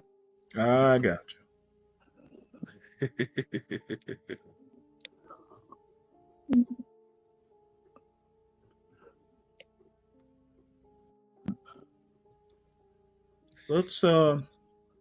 Let's put this up right quick. Hey, Lindy, I'm going to listen. Give me 1 sec. I'm going to go ahead and see if we can't listen to this press coverage right quick from Fox 5. Sets here. Any sense that this is starting to let up now and starting to die down and wind down as we approach these dark night hours? Well, it seemed like that because we hadn't seen much activity That's what the transporting scene looks any human remains from those smaller vehicles that I was talking about to the medical tent here. But I just saw 3 of them head toward the water's edge, which is where they were earlier today, picking up some of those human remains to transfer them a very short ways just across the parking lot. But so now it appears maybe they are continuing to progress, at least for now, or perhaps this is one of the final rounds this evening. But we'll keep you updated with those efforts as those they're not moving at the moment. They just have backed up the trucks to the water's edge at the moment. Yeah, I think to that point, I think we're running up against time, right? We're going to lose a daylight again. Our meteorologists have been telling us that rain will be moving in tomorrow. So, you know, you feel for these first responders, these crews out there, Katie, because you've painted this picture of this very grim task that we are so blessed to have them doing the work for us, the difficult work for us to recover these bodies, hopefully get some clarity and closure for some of these families that are desperately waiting to be reunited with their loved ones. But Katie, have you gotten a sense at all about just, you know, how people are coping doing this work? Have you been observing any of the maybe the fatigue that you're saying? We saw a lot of the divers having to swap with other people. And you were talking earlier, it wasn't about the temperature of the water that was troublesome now today. It was the air supply. Can you talk about that and kind of what they're up against? Yeah, it was our understanding earlier this afternoon that they were rotating dive teams. As we've mentioned, jurisdictions from all across our region are helping with the recovery efforts right now. So we have dive teams. MPD has a dive team on the scene. Prince George's County has a dive team on the scene. Of course, they train for this, but you would never expect this to actually come to fruition. But they have been going down and trying to recover not only the debris. What's the picture, Stan? Right now, but also, I didn't even realize it was remains HB's that they are dog. able to identify. I thought it was. While the water was cold, It's the so bigger cute. concern Hey, was how long they Lindy. could be underwater Hi, with their air guys. capacity. So Hey, Lindy. it was a priority to continue to rotate those individuals as they continue to do their recovery work. Oh, Katie Barlow from Southwest. It's incredible to see these pictures. It appears as though there's more light than what there is, but truly within Whose dog is that? you see much brighter pictures. But Katie, I'm sure you can attest to this. It It's starting to was get pretty Chippy. dark out there. It was HB's It dog. is. It's starting to get pretty dark, and I can tell you the temperature has HP don't have no significantly up dog. here. And while this He morning did, it and that was his very dog. quiet, it has started to sound a little bit died. louder out here with some of the trucks moving, traffic going by during rush hour. Oh. So it's the classic end of the day markers right now. Lower temperatures, getting dark out. Oh, yeah, I remember HP talking about he had a Flights dog. resuming at Reagan National Airport after that Then ground it stop died on Tuesday on him. following last last night's deadly midair collision. Yeah, well, So what flights say resumed. you, It left some Lindy? travelers of You've been hearing us diatribe back and forth. No, you know, Oh, here's the thing about Trump this morning.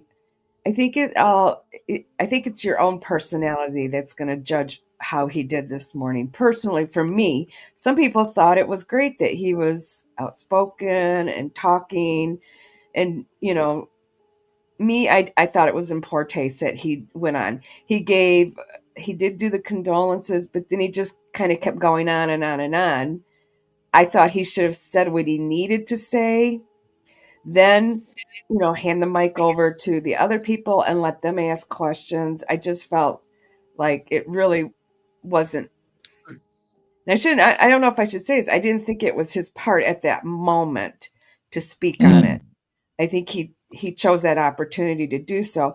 He's just one of these people. He's very business. I think he cares what happened to the people. I think he cares, but he's just so, okay, we can't do anything about it. We're gone. We're sorry. Now I'm pissed. This is what happened. Boom, boom, boom, boom, boom. And this You is know why what, it though? happened. That's how his brain works. You know what? And it works for him. And the one thing I have to say is that he can get away with it. What I worry about is people who want to imitate that who can't get away with it. Well, and I don't think he can always get away with it. I think that is I think he can. He just got reelected. I think in he's his going to get mind, talked about poorly in the press, and then now we're going to have that they're lying. This is what I couldn't stand about him the last time. And don't get me wrong, I voted for him. He wasn't my first choice. I'm going to always say that.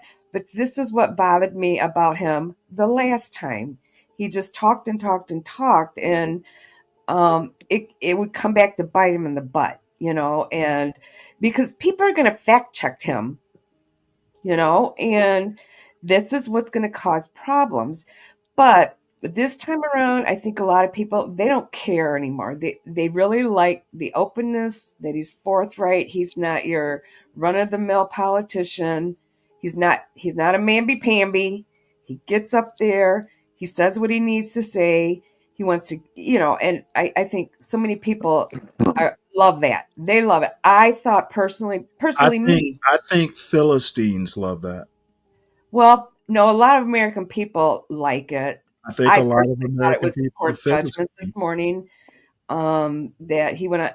I just thought he should have passed it and let other people speak, but because What he did, better be, what when he he was did, implying was he was making a lot of implications, and boy, oh boy, he better be able to follow up what with he it. did was politicize this accident. He most certainly did. He most certainly Okay, did. and if people love politicizing tragedies, then more power to them. Well, Stanley, you and I think he politicized it, but a lot of people think, oh, he's just speaking the truth, and this is what we need from our politicians. See, we Yeah, think okay. a little Well, differently. you know what? I think Trump voters do think a little differently. Well, I voted for him. No, not all Trump voters think the same way. There's a lot of us that Okay. don't agree with everything See, he does. I agree that with might many have worked the first time around where you didn't know what Trump was or who he would become. He's a known quantity. Okay. If you vote for Trump, then you are voting for a person who can be callous. Yep. Who is pretty much a racist and Yeah, no, I wouldn't go that far, but that's your opinion. sometimes doesn't know when to shut up. Well, you know what? And you're entitled to feel that way. I don't feel that way. I voted for him. I think what I just described are all qualities Trump has. I disagree with you. I think you're wrong. You think he's a racist, right? You always got to pull that card and say, zero racist. Oh, he's a racist. Bottom line, Sound like a little bitch when you say that. Bottom line is he was a known quantity. You voted for all these qualities. I think that's a problem. And I think all Trump voters knew what they were getting. I knew what Therefore, I was getting, but it was therefore, better than the alternative. There's therefore, absolutely no way. And therefore, you voted for okay, Kamala, which listen to to what I'm me saying, is Lindy. really Lindy, bad. I'll put you in the back too. Well, With I those can't even men. hear you.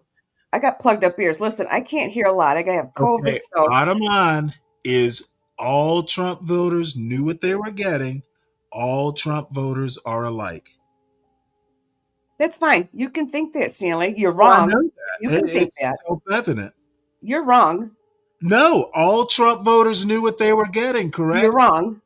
Okay, so all Trump voters didn't know Trump was Trump. Yes. Okay, then all Trump voters are alike. We are alike. You We knew what we all were Pull getting. the race card again, Let me Stanley. speak, Stanley. Hold on. We knew what we were getting. Not all of Yes. us. Therefore, loved in that case, that you all knew what you were getting, you are all alike. Not all of us That's love him. her. Okay, It that's doesn't make not us what I all said. alike. I didn't ask how much you love him. I said you knew what you were getting. That's Yes. kind of a bigoted way of thinking, Stanley. Motherfucker. You're all alike. You know what? You Right sound now, just like And we're John not. Galton. Be brave. in way of thinking. So We're not You're together. all alike. We all don't I'm agree going with to take everything. everything you say, every thought you express, I'm going to take with a Bud Light. All right. Well, I have a Bud Light, buddy. Sounds I'm more fun than talking now, about Trump. I'm too busy on the show to go out and get some. But the bottom line is that you all knew what you were getting. 12th man, you knew what you were getting. Lindy Lou, you knew what Yes. you were getting. I don't know who Mayo voted for, so I'll hold off on him. The alternative is Kamala. And nobody needed that. I voted for all I'm exactly saying, this. The I alternative is voted for Kamala. exactly the this. alternatives. And I agree with Stanley on this one. If you voted for Trump, you knew what you were getting. I knew exactly what it doesn't you're mean I have all to like alike. everything he does. I don't have to like No, everything. nobody's claiming that. Nobody's claiming that. But you knew who he was. Absolutely. And I don't so have did to most like voters. everything. all And I brothers. will complain about it. You're all brothers and sisters in Trump. Yes, we are. But I have the right to complain if I don't like something he does. And I will continue Nobody to complain claimed about you had to. Either. But the alternative was Kamala. And that's not happening. That was a disaster. So, with two, yeah. So, I'd just rather because I have the voted for him hard-nosed doesn't mean I motherfucker like instead of everything her, he yeah. does. Did you like everything Biden did? Me? Yes. Okay, why are we doing whataboutisms here? Well, you just did it with me. Did you like No, I everything didn't do Biden? a So all whataboutism with Biden you. voters were alike. I did no whataboutism. I made a statement Well, that you all brought a Trump point up, voters, so let's flip it all around. If you're Trump going to accuse voters me, are I'm alike. going to ask you: did you vote for Biden? And is all Biden voters alike? And I'm going to tell. Well, yeah, actually. All right. Did you like everything Biden did? Okay, but that has nothing to do with it. It has everything to do with it. You brought it up. So let's Didn't finish want it out. Trump. We all didn't You want brought it Trump up. to be Finish it president, out. so we voted for No. Biden, and we are all alike in that case. Yes, but and He he's didn't literally vote for saying he didn't Biden. really He vote for voted for Biden. He voted Kamala. against Trump as his main thing. But did you agree with everything Biden did? It doesn't really matter. I It does voted matter. for him. I voted for him, good or bad, whether I agree with him or not. I didn't want Trump to be president. No, you didn't vote for Biden. You voted against Trump. Right. Well, I voted for Biden, so Trump could be president. That's voting against Trump. I mean, Stanley, that goes on both sides. You can't just accuse Trump people of like this. Everybody that Stanley. votes, Yes, I can. votes for, that's just a You ridiculous all knew statement. what you were getting with Trump. It's a ridiculous. Stanley, Well, so did kinda- you. That's I why you know. voted against him. So what's wrong with that?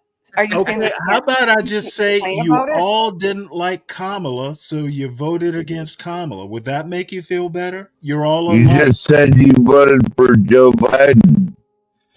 You know, you need to keep up, 12th man. I'm just saying, Stanley, what when you say that, it doesn't make sense because Oh, that it goes for makes everybody, sense. for You just whoever they vote for. That's it just kind of make a I stupid think it statement. makes sense.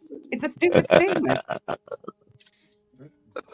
It's just kind of a dumb thing to say. No, actually, it's not a dumb thing to say. It really is. It's a true No, thing to I say. literally agree with everything he's saying. I do. I do too, but I'm saying that goes on Okay, well, if you anybody that you agree, vote for. That goes on anybody are that you you vote for, agreeing guys. with dumb things all of a sudden? That was a dumb statement, Stanley. No, I don't think it was. I'm just saying I don't have to like everything he does and everything he says. I knew it. I know it. I Come don't have on, to like Wendy. it. I'm not saying you agree with everything. I'm saying you knew what you were getting. Yes. I talked with the governor's office in my state today about Bad thing. killing DEI dead. We're gonna drive a stake in the heart of DEI, and it's gonna be dead. See, You when know you make what? it sound like that's You a are bad you are thing. the ultimate DEI, except the D stands for drunk. Yeah, you're drunk too. Fuck off, Stanley. No, unfortunately, I'm not 12th Oh my man. gosh, here we go. Yeah, you are. I've I'm seen you literally- drunk on more than one occasion. Yeah, but not this occasion. Yeah. Oh, you just popped one too, didn't you? Oh, I popped a can of tuna. Please tell me it's please tell me it's albacore. That sounds like tuna you'll be getting for a while. Yeah, I like my tuna with a little bit of dolphin mixed in, personally. I like me some white albacore, I'll be honest. That's about the only thing I can eat. This is Genova. It's yellowfin tuna packed in olive oil. Oh. Alright. That's only tuna you'll be getting for a while, Stanley. Yeah, well, you know Admit what? it. Good. I'd rather have good tuna than bad tuna. I don't think you got that. Not even going to touch that with a 10-foot pole. Hey, Cindy, I meant to tell you, yesterday I made 4 loaves of bread and a batch of buttermilk biscuits. So Yum. What kind of bread do you make, Stanley? That sounds good. Hey, Virgo, this canned tuna you'll like. It's actually a yellowfin, which, supposedly is the best grade of tuna, but it's packed in olive oil. Oh, and I made mayonnaise to go in it. Yeah.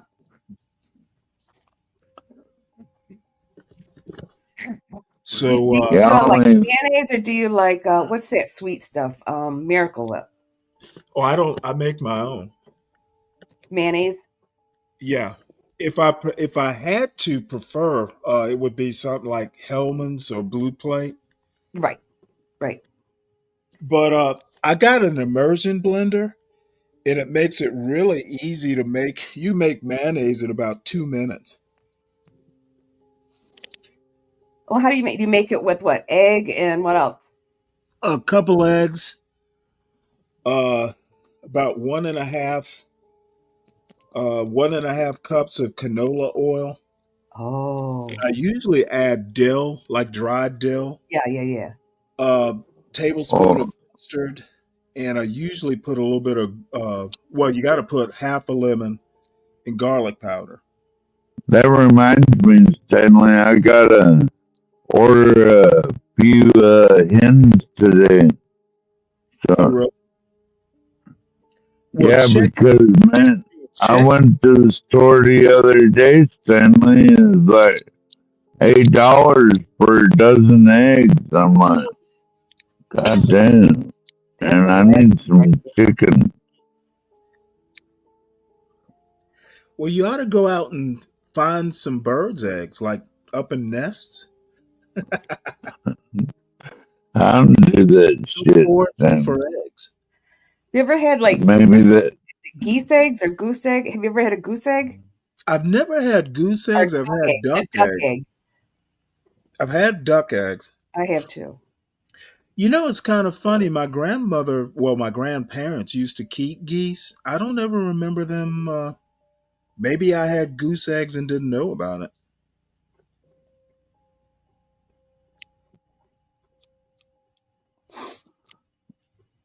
Let's see here. You know, Stanley, when you were talking about that, what was it again? Say that again. Well, you were sounding like Be Brave and John Galt when you were saying like, all y'all sound alike. That was a very bigoted statement, I think, Stanley. Yeah, well, I mean, all y'all are like. You're entitled to your thoughts. Here's the thing: we're all Sound entitled like to our thoughts. We something don't Be have to Brave would say. He's entitled to that. We don't have to agree with it. All right, y'all, I'm gonna take off. You guys have a good day. All right, Mayo. Hey, it was good Hi, having Mayo. you. I enjoyed it. Hey, Oh, man. Mayo. I forgot his name was Mayo. Here I'm talking Love about. you, Mayo. Peace out, brother. Y'all have a good one. Hi. Richard said he paid $9 for 18 eggs, but they are cage free. Oh, well, he's buying those expensive eggs. Well, he paid $18. Well, for 18 eggs, so that would be. Yeah, but they're cage free. He's buying like gourmet shit. Why don't you get like plebeian eggs like the rest of us, Richard? I had to jump off for a minute and go order some chickens. That way I make sure I don't run out of eggs, right, Stanley? Because I'm going to have my own chicken. 12 man, you don't have chickens, or do you have chickens? Well, I used to have them, and I regret getting rid of all of them. Well, do you have But, a place to keep them? Yeah. Yeah. Well, you've seen that trailer on my property, right, Stanley? I see. Yeah. That's my chicken coop right there. And, I know this is going to sound like a dumb question, 12th man, but how do they even survive in some of that weather? Evidently you have to build them a warm coop, but still, is that enough? well, you just hay and you all that, just you have to heat it up. You have to warm the place you up. have to baby them until they get feathers, and then once they get a full set of feathers, they can go in the coop or run around the yard or whatever. And I gotta tell you, Lindy Lou, that's the best goddamn mice or shrew deterrent. Cause them goddamn barred rock chicken, they'll eat a motherfucking mouse like right now. I've seen them chase them around. Well, do you have to have a heated coop when it's very, very cold, so it doesn't Well, get? yeah, when they're babies, yeah, you gotta. Okay, but even as an adult, you keep don't them real warm. survive. Okay, Yeah. but even as an adult, they can survive in that cold weather. Oh yeah, no problem. Yeah. That's amazing. Yeah. I guess I sure regret. I had 10 barred rock chickens, Lindy Lou, and man, I didn't know what I had. So one day I just jarred them. I thought it was too expensive to feed them and shit, so I just jarred them all up and ate a bunch of them. Well, Yeah. Well, maybe you can. Not that hard. You can get some more. You can get some more chickens. Yeah, that's what I was about to do right now. Is order some more chicken. That way, I don't have to worry about going to the store for eggs. Then I have my own eggs, right? Well, And how much then, does it cost per chicken? well, that don't matter right now. I mean, So is one of the chickens cost what, like $15, $20, $30? no, I can buy them for like $2 to $3 a piece, and then I can raise them up to be a certain egg laying age. But it is kind of a chore. I still have a way to take care of little chickens and stuff because, like, man, and $8 a dozen for eggs, like, I can't deal with that. So I guess I'm gonna have to go back to being a chicken egg farmer, at least on a small scale, like. Can you purchase them as an adult already? Do they have to be babies? Well, if you can find them, but yeah, you want to raise them from babies. I know. I have my friend the 30 show across the bay in Seldovia, and he has a whole bunch of chickens. Shit, man. Maybe you can buy eggs with him cheaper. Well, it's like across the bay, though. You can just fly over there, or whatever. Well, maybe you can buy some chickens from him. Maybe. When you say across the bay, how far is that from you, and how is it a chore to get there? It's like I don't know, like 50 miles as a Navy would fly. Like you could fly over there. It's not very far away, really.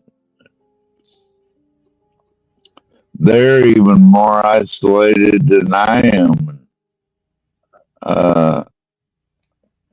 They have all kinds of chickens and quail and ducks and all that good shit over there.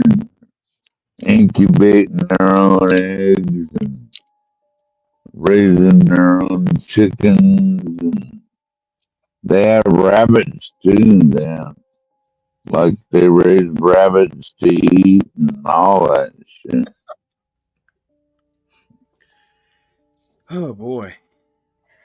Badass said that in West Tennessee, 18-count eggs are $5. That's a pretty good deal. Yeah, that's a good deal.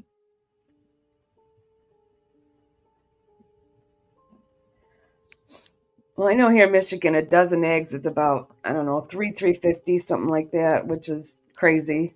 It's crazy. But not compared to $8, so I'm not going to complain. Well, like when I had my 10-barred rocket in, like they kept getting under my deck and into my toolbox and shit like that. So I jarred them all up. Now I regret it. Tennessee, here in West Tennessee, 18 eggs are $5. I know. That's not bad. Hopefully eggs are on the rebound. Need eggs to survive. Badass, you're not eating turtle eggs, are you?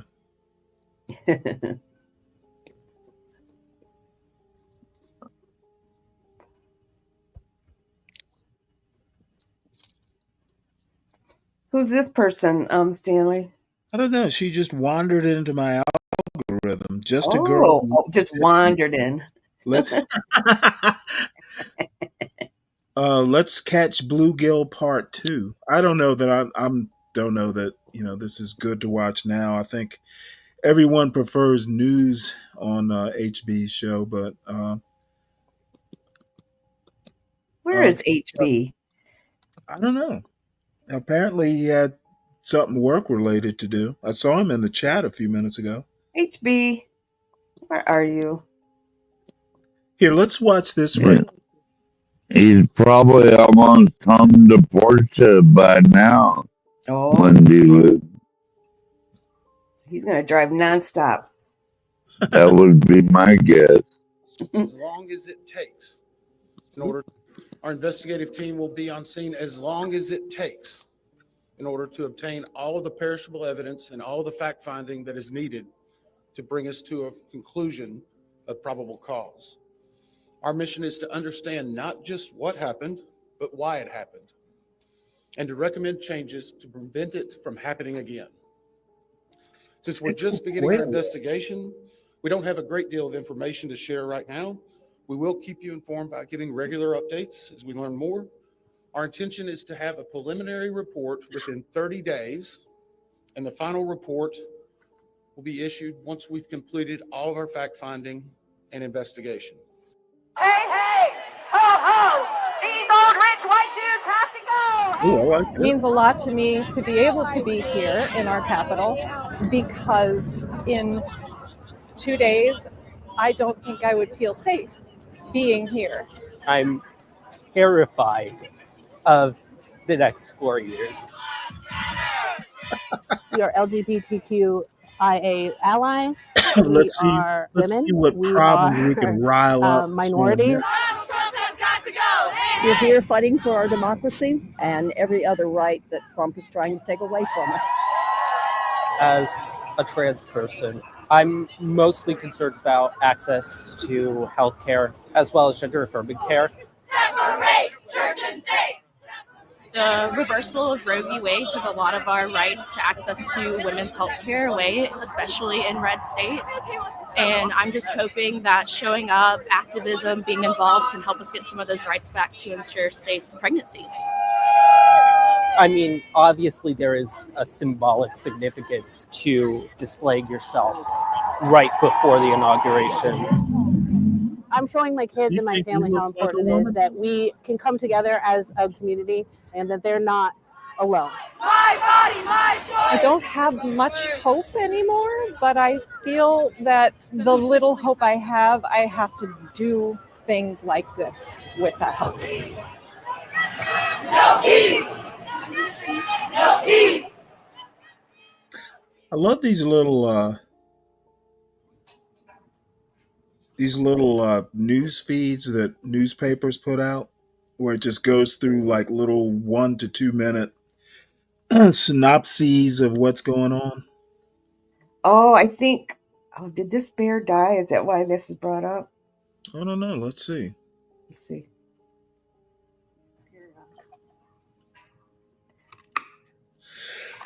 Do you know they're closer to raccoons than Not bears? having pandas for almost a year. I don't like the sound of like people eating, but I really miss the sound of a panda like crunching on a carrot.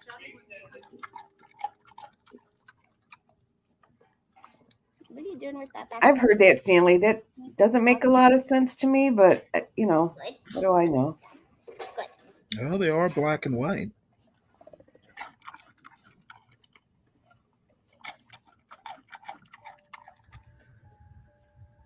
Looks like a bear to me.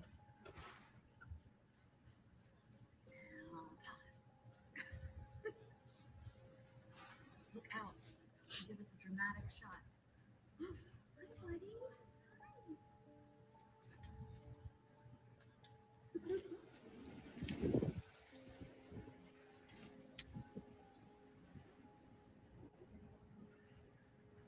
Hi, buddy. I don't.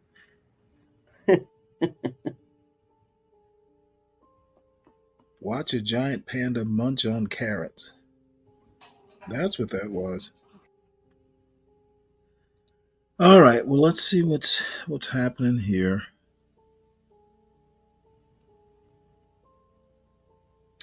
You heard about the control tower staffing. I did not. Apparently, the control tower staffing wasn't, quote, normal. How so? Okay.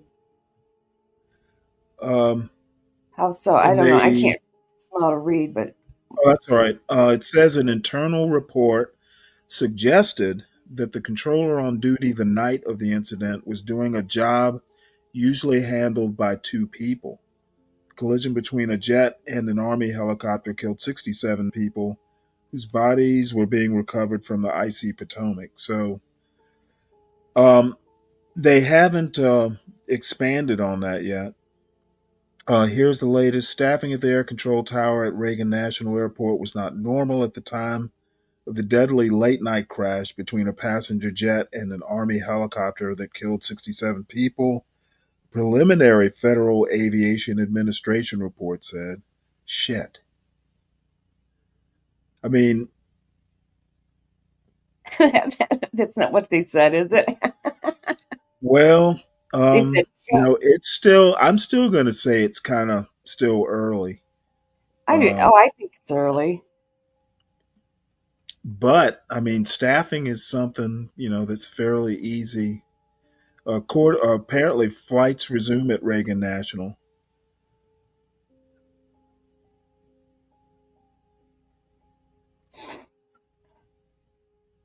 This isn't, man, that doesn't look like 150 feet off the ground.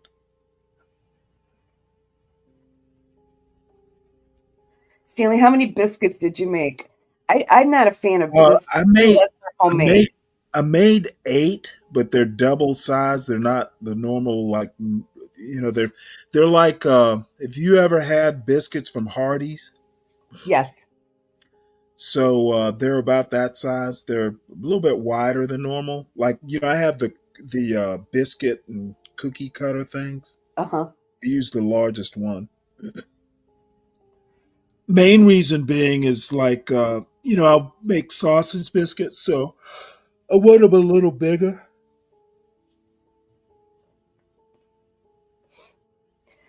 Yeah, I don't like them out of a can. I don't know. They're not bad, No. but My homemade is mom made them, and I didn't like them. I mean, she would make homemade too, but a lot of times, never liked them out of the can. I still don't. Sometimes you'll get a good brand, and it'll be okay if you put, like you said, sausage gravy over it. But oh shoot! You know what? I didn't even think about sausage gravy. Damn it! You know what? I've got like I usually take like 2 pounds of hamburger, mix it with a pound of hot pork sausage. geez, that's a lot of meat. Well, yeah. Dang. I mean, I don't eat it all at one time. Do you freeze it? Yeah, and I generally use it a pound at a time. It's a good idea. No, Yeah, if I I like. need like Yeah, I some like gravy, spicy sausage. yeah, I'll I use it. I make chili sometimes. Sometimes I make spaghetti with meatballs. Sometimes I'll make hamburgers. I use it for multi-purpose. I Yeah, just find that the sausage mixed with the hamburger, I just like it better. sounds good. I've never done it, but it sounds good. Yeah, it adds some fat if your hamburger's lean. I'm not if I can get 70/30, I will buy it. The 80/20 is okay. Like the 90/10, where the hamburger's so lean, they're not good to me. No, And no, you got to have some of that fat to make the sausage good. I mean, to right, make the gravy good, I should say. right. So, I mean, a mixture of hamburger and sausage, I could make some pretty good gravy. I got Yeah, a gallon of milk. So, I wasn't even thinking about it until until you mentioned it. So, they would go good over the biscuit. I cannot even speak right now. Would go good over the biscuits. You must have gotten drunk just listening to 12th Man. No, you know what? Did I tell you that I have COVID? Oh, still? Well, I Monday, and I don't know how long. I think it's supposed to be like 5 days. I'm going to retest again this weekend to see if I can go back to work. I haven't been to work. I'm just kind of starting to feel a little better, but my ears are all plugged up, you know. But Sorry to hear that. But yeah, I'm going to Where'd you test get it again from? this weekend to see if I can go back. I don't know if I can make it. If I feel better, I'll go back on Monday, but we'll see. Do you get out a lot? What do you mean? Right now? Well, I mean, you're obviously out amongst people. Must have caught it from somebody else. Oh, I work in a diagnostic center, so I work with patients. Ooh. So that's probably where I got it from. I work in the medical field. No better place to get sick. So I'm pretty sure that's where I got it at. Yeah, secondhand drunk, a contact drunk through the internet, no doubt. Chris, he said I need to wear your mask at all times. I'm wearing it around the house because there's other people living in the house, so I'm wearing it around here. They're wearing theirs, so Wearing an M95. yeah, I Nice. am. I am.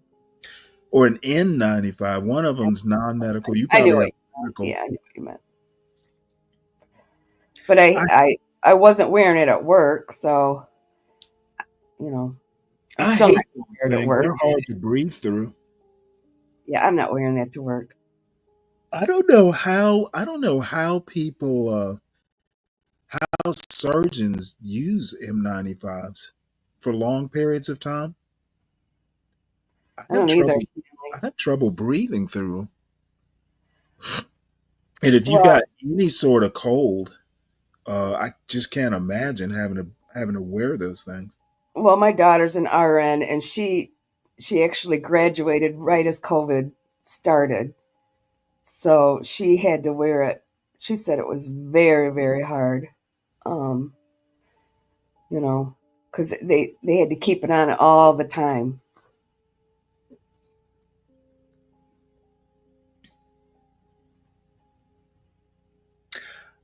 I don't know, Richard. Canned biscuits are okay to me. It's just they're better than most things that are canned. Most things that are canned aren't that good, but I mean, dough actually freezes well. Right. I freeze pizza dough all the time.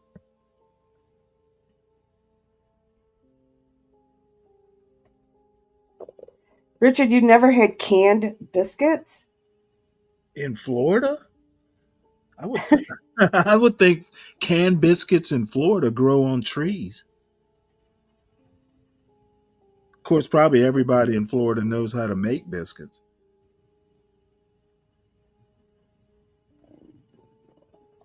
And let me take this, adjust this back down to human level.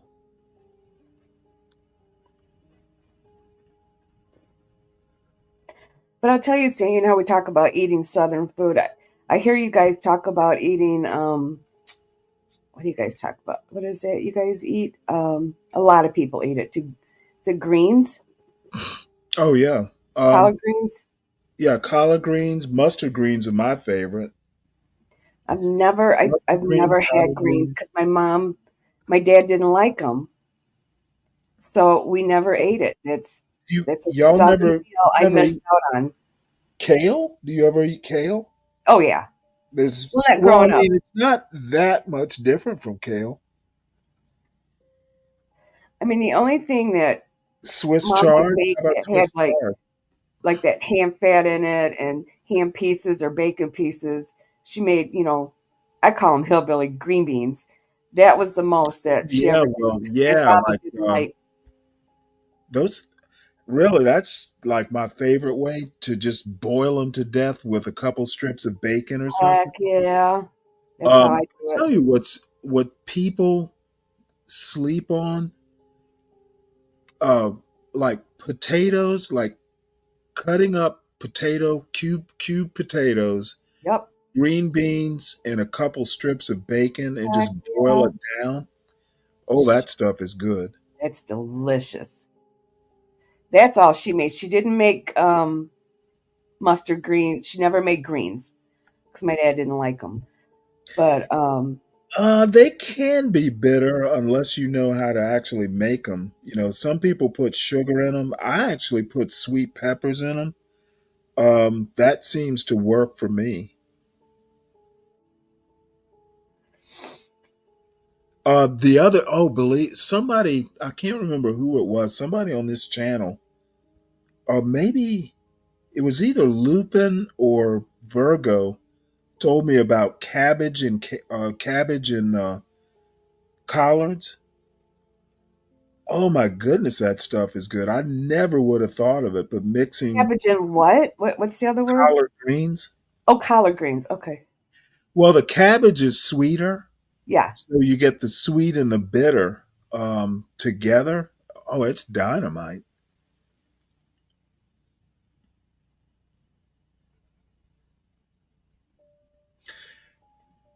Well, apparently, our calm and civil conversation is is driving down the numbers.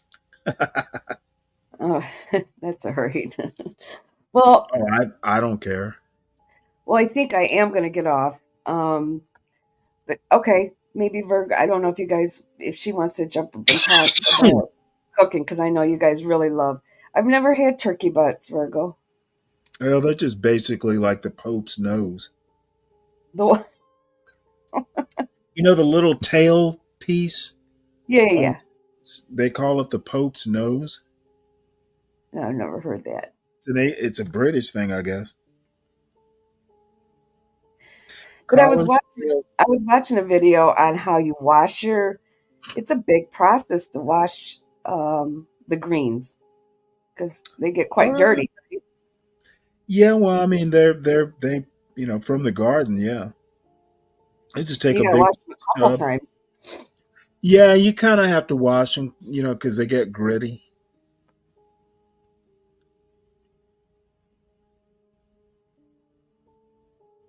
Grocery stores, like the bagged greens, generally they're washed enough that you can just wash it maybe once or twice at home, and you're good to go.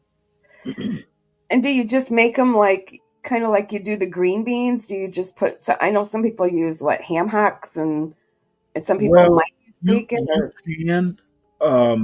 I actually don't make them that way anymore. I fry them. Basically, you kind of saute them in olive oil. I do onions and garlic. Brown them up or saute them up. Then I'll put the actual greens in, and then you basically just get them oiled up and just kind of fry them. Basically, it's really just sautéing them, but they say it's fried. And then once they start wilting down, I add chicken stock. oh So, and then sometimes I'll add mushrooms if I have them. Um, it's actually really good. I don't even bother. I don't now. Sometimes the recipes will call for you to put crumbled bacon. You fry up the bacon till it's crisp, and yeah. then you just crumble the bacon in. And then once you add the the chicken stock, the bacon softens up. I don't even put meat in it. It's good enough, just vegetarian. Well, the chicken stock's not vegetarian. I have used vegetable stock. Vegetable stock is pretty good. By the way, I make my own vegetable stock and chicken stock. I Oh, actually have shrimp stock. see, I would have that tendency to want to throw something like strips of bacon or some ham in it, or yeah. I find I don't. I. It's really weird. And I think it started after I started gardening. I just prefer some things without meat. I just don't the I want to taste the vegetables, and if I'm going to have bacon or something, something meaty or protein, I want that separate from the vegetables. I don't even like making meat sauce. The only reason I ever did it was because my son likes it. I like doing the meatballs separate from the marinara. Right. Right. And then, at the plate, I'll put the marinara and the meatballs and stuff like that over the spaghetti. I just don't want the meat. I don't know what it is. I've always been a person who I don't like my foods to touch on the plate. Oh, you're one of those. Like if the My dad was not a huge meat eater, and that my mother always, of course, we always had a meat, and then our veggies and our salads, and then the sides or whatever sides we had. But my father, no, he was not a big meat eater. He just didn't. Well, I like meat, but I just like as a matter of fact, I'll put it to you this way, like drippy vegetables, I put in a bowl because I don't even put it on the plate. I don't want that juice touching the meat. You're so funny because my dad now he loves like cooked spinach, so Oh, I love spinach. she always had a side just for him because the rest of us didn't like spinach. She always had a side of spinach for him, with his meal. And in salad, he loved the salads, and he'd eat very little meat. Like if she had pork chop or whatever, meatloaf or anything, he would just barely a little bit of that. He Now ate you all said of it. he was from the South? Yeah. Yep. Really? Yep. Oh, that is weird. Yep. Most Southerners are carnivores. Oh, he loved his vegetables. Loved his vegetables. Oh, take a look at this. These guys. So Vance, Catholic bishop sparring on immigrants, extends GOP's feud with church. Vance, Catholic bishop sparring. Yeah, the Pope said something about, we ought to treat the immigrants with dignity. And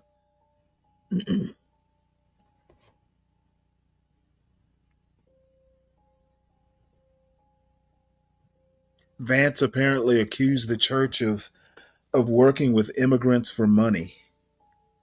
No. Here, I'm going to go ahead and play this. Play it.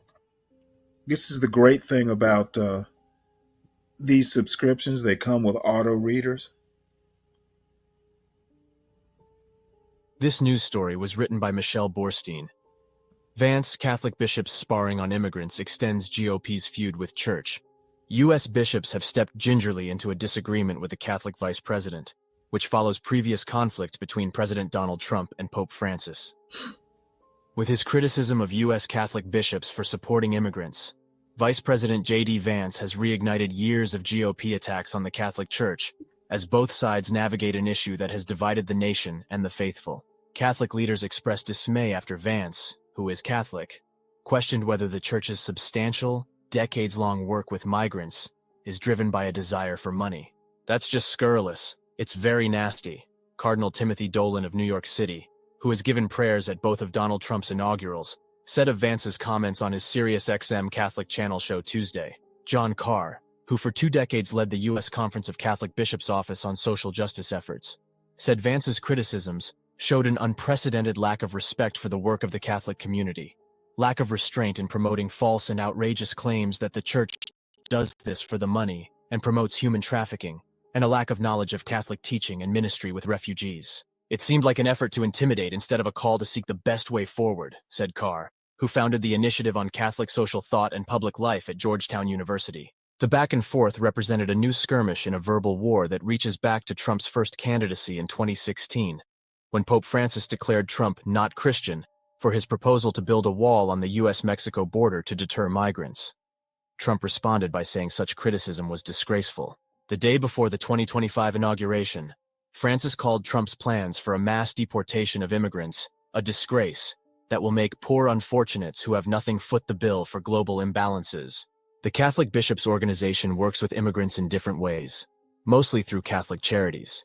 It contracts with the federal government to resettle refugees who have been vetted by the U.S. government. It also, like many other aid groups and municipalities, receives public funds, including during the first Trump term, to help people at the border who need basic services such as shelter and food. The newest chapter in the dispute came after Trump said immigration enforcement officials could now enter once protected areas, such as churches and schools, to detain people. The bishops, in response, said allowing non-emergency immigration enforcement in those places would be contrary to the common good. It noted the mere existence of the new policy had immigrants keeping children home from school and not attending religious services. Asked about that statement Sunday on CBS, Vance said he was heartbroken by it. He added that the bishops need to look in the mirror a little bit and recognize that when they receive over $100 million to help resettle illegal immigrants, are they worried about humanitarian concerns, or are they actually worried about their bottom line? The bishops group told the Washington Post that its federal government contracts and grants totaled $129 million in 2023, the last year for which figures were available, according to an annual audit by KPMG. The bishops spent $134 million that year on immigrant and refugee services, the audit said.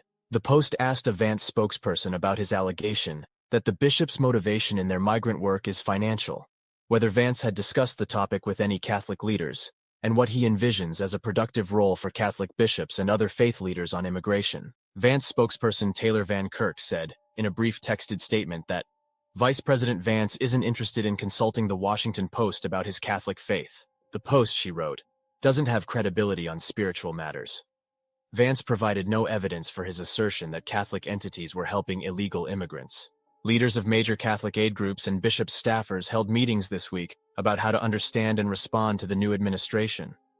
Some said an education campaign would begin in parishes to help rank-and-file Catholics understand church teaching on immigration, as well as the church's work with migrants and refugees. Others said they hoped Vance would soon meet with church leaders. Appaswamy Vino Pajanor, chief executive of Catholic Charities San Diego, said Vance's comments were frustrating and dejecting. We are now made out as the bad people, and we are taking care of the people who will be left on the streets, as if we are enemies of the state, he said. More education has to be passed on. There's a lot of misinformation. While Republican office holders have allied with the Catholic bishops when it comes to abortion and opposing transgender rights, conflict has stepped up in recent years about the church and other faith groups working with immigrants and refugees. Catholic Charities has been criticized by some GOP lawmakers who said leaders of the nonprofit organization should have to testify before Congress for allegedly fueling illegal immigration. Representative Marjorie Taylor Greene, Republican, Georgia, said in 2023 that Catholic groups who help migrants are evidence of Satan controlling the church. In Texas, Republicans in court papers accused a faith-based network of migrant shelters of creating stash houses, sheltering the undocumented from authorities. Attorney General Ken Paxton, Republican, asked a judge to shut down the shelters and turn over all records to the state. That case remains on appeal. Still, some in the church, including online influencers with large followings, have celebrated the Trump-Vance approach, a reflection of divisions among Catholics about how best to handle immigration and immigrants. That divide reflects a broader one about what should be the core of the Catholic mission, defending those whom the Bible calls the least of these, or shoring up the church's standing as a conservative institution. The "we must help poor illegal immigrants" stance directly results in the increase of human suffering, Texas podcaster Kyle Seraphin wrote Saturday on the social media platform X. Perhaps you aren't aware of what happens when a population lives in the shadow without the normal protections of America law enforcement. I'll help you. It results in rape, torture, extortion, enslavement, and murder. Cream City Catholic, a blog for Milwaukee Catholics, on Sunday posted on X praise for the vice president and a photo of him in jeans holding a rifle. The Catholic Vance will give liberal bishops a challenge they aren't used to. A young, appealing, intelligent, articulate, and muscular counterpoint to the effeminate, but fading, ecclesial zeitgeist of the 60s. He likely has a far better grasp of real Catholic social teaching, Cream City wrote. In some parishes, those contrasting views were evident. The Reverend Michael Bryant, a pastor in residence at Holy Comforter St. Cyprian Church, about a mile east of the U.S. Capitol, on Sunday, said he saw Trump's new orders as violations of the Catholic faith. Bryant read to the parishioners the statement that Episcopal Bishop Marianne Budd had delivered to Trump at a recent prayer service at Washington National Cathedral, begging him to be merciful to the stranger, for we were once strangers in this land. Bryant said it was disgraceful that Trump was calling for mass arrests of immigrants, while pardoning those who attacked the U.S. Capitol on January 6, 2021. Pray for those being targeted in our nation who come from Venezuela, Central America, and Haiti, among other places, Bryant told about 50 people. Lord, hear our prayer, congregants responded. A handful left during his talk. Others cheered and clapped and thanked him after the service. The parish's priest, Monsignor Charles Pope, closed the Mass by saying that honoring diversity includes political diversity, and that some congregants may disagree with Bryant for reasons of your own. Pope later told the Post that he disagrees with Vance's assertion that the bishop's group is motivated by money in its work with migrants. He noted that Catholic teaching on migration defends the rights of migrants to escape unsafe conditions, and the need to respect the laws and customs of the countries that take them in. Church teaching also says that prosperous nations are obliged, to the extent they are able, to absorb migrants in need. He also said Vance had been baited into levying criticism of the bishops because he was asked about their criticism of the new Trump policy, allowing immigration raids in churches and schools. It wasn't his instinct to come out against the Catholic bishops, Pope said. Dolan, the leader of the New York Archdiocese, said he was hurt by Vance's inaccurate comments about the church. A guy who has struck me as a gentleman and a thoughtful man, and from whom I'm still expecting great things. I hope it was an uncharacteristic moment, the cardinal said. Still, he added, you think we make money caring for the immigrants? We're losing it hand over fist. Many bishops and Catholic leaders who work on the topic declined to comment, reflecting the sensitivity of a clash that now includes not only the president and the pope, but also the nation's Catholic vice president. But bishops from across the ideological spectrum joined statements affirming the church's support for immigrants. Our parishes, schools, and ministries are here for you, offering spaces where you can find community and grow in faith, read a statement signed by 8 bishops in Maryland. Stanley, I'm going to have to jump off. I left you a little note. I think I'm going to, I have to jump off. All right. Well, I enjoyed it. I get these fevers that come and go. It's very weird. I'll be okay. And then a fever. I'm just joking. No, I didn't hear you. My ears are plugged, but no, I get these fevers and they come and they go. I break them and then they come back. So, and I can feel them starting. Well, no, I perfectly understand. I enjoyed your company. All right. Thank you. Bye. Bye. Hey, Clarice, this is an interesting point you bring up, and I hadn't thought of it. Yeah. I guess we should wait and see. Yeah, I guess the point was to stop subsidizing them. I guess, yeah, we're gonna have to give them 3 hots and a cot if we send them to Gitmo. But I guess maybe what they'll do is try and figure out if they can send these people to third party countries. I don't know, other than putting them in Gitmo to get them out of the the continental United States where they're less dangerous. I don't know. Guess we'll have to wait and see. But it's a good point. I hadn't thought of it. Except as punishment for a crime. Now, I'm assuming these are people that he's sending to Gitmo who have committed crimes. But maybe that's too much to assume. This is from Mayo Monkey. Let's see, where is it? He talked earlier about, and I didn't bring this up while he was here, about the increase in near misses. I suppose he was using that as evidence of the DEI argument. But other than there's an increase in near misses, apparently this was a near miss that didn't miss. So apparently it's been a problem for a while. But I don't really see how DEI hiring has anything to do with the operational part. These people, they don't hire these people off the street and put them right into control towers. They're supposed to be going through training.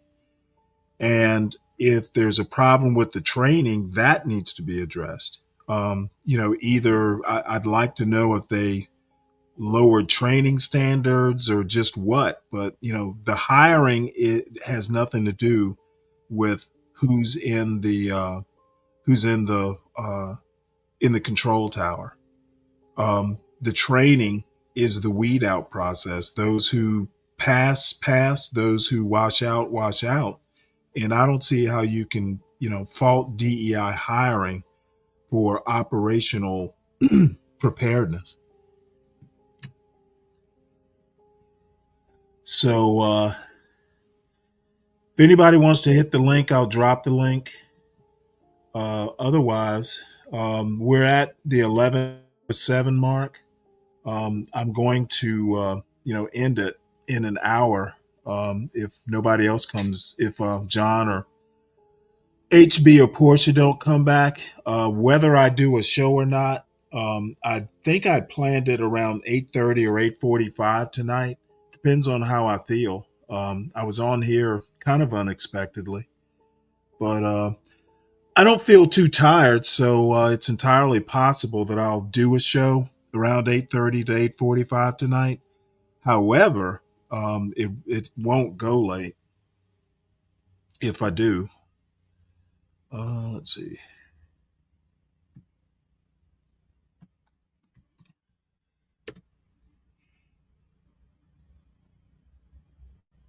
Send their ass to the Vatican then. I also wanted to comment. I wouldn't be surprised. I guess JD Vance is trying to get excommunicated or something.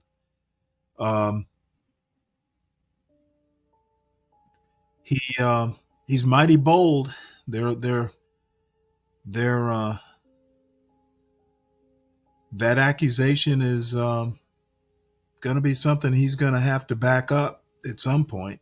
Pissing off the Catholics might not end well.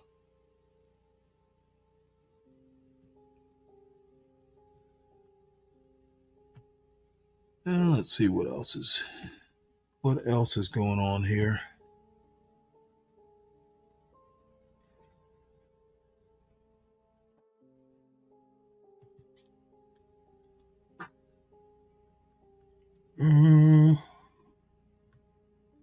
It's the Blue Man Group. Oh, the Blue Man Group's going away. Interesting. It's about time.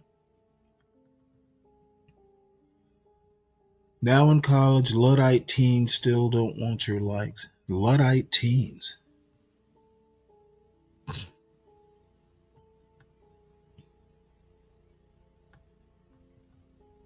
Marianne Faithfull died.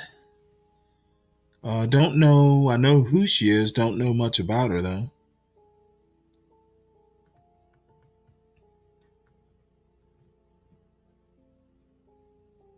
High school basketball twins signed 7-figure deals. Now they can't play.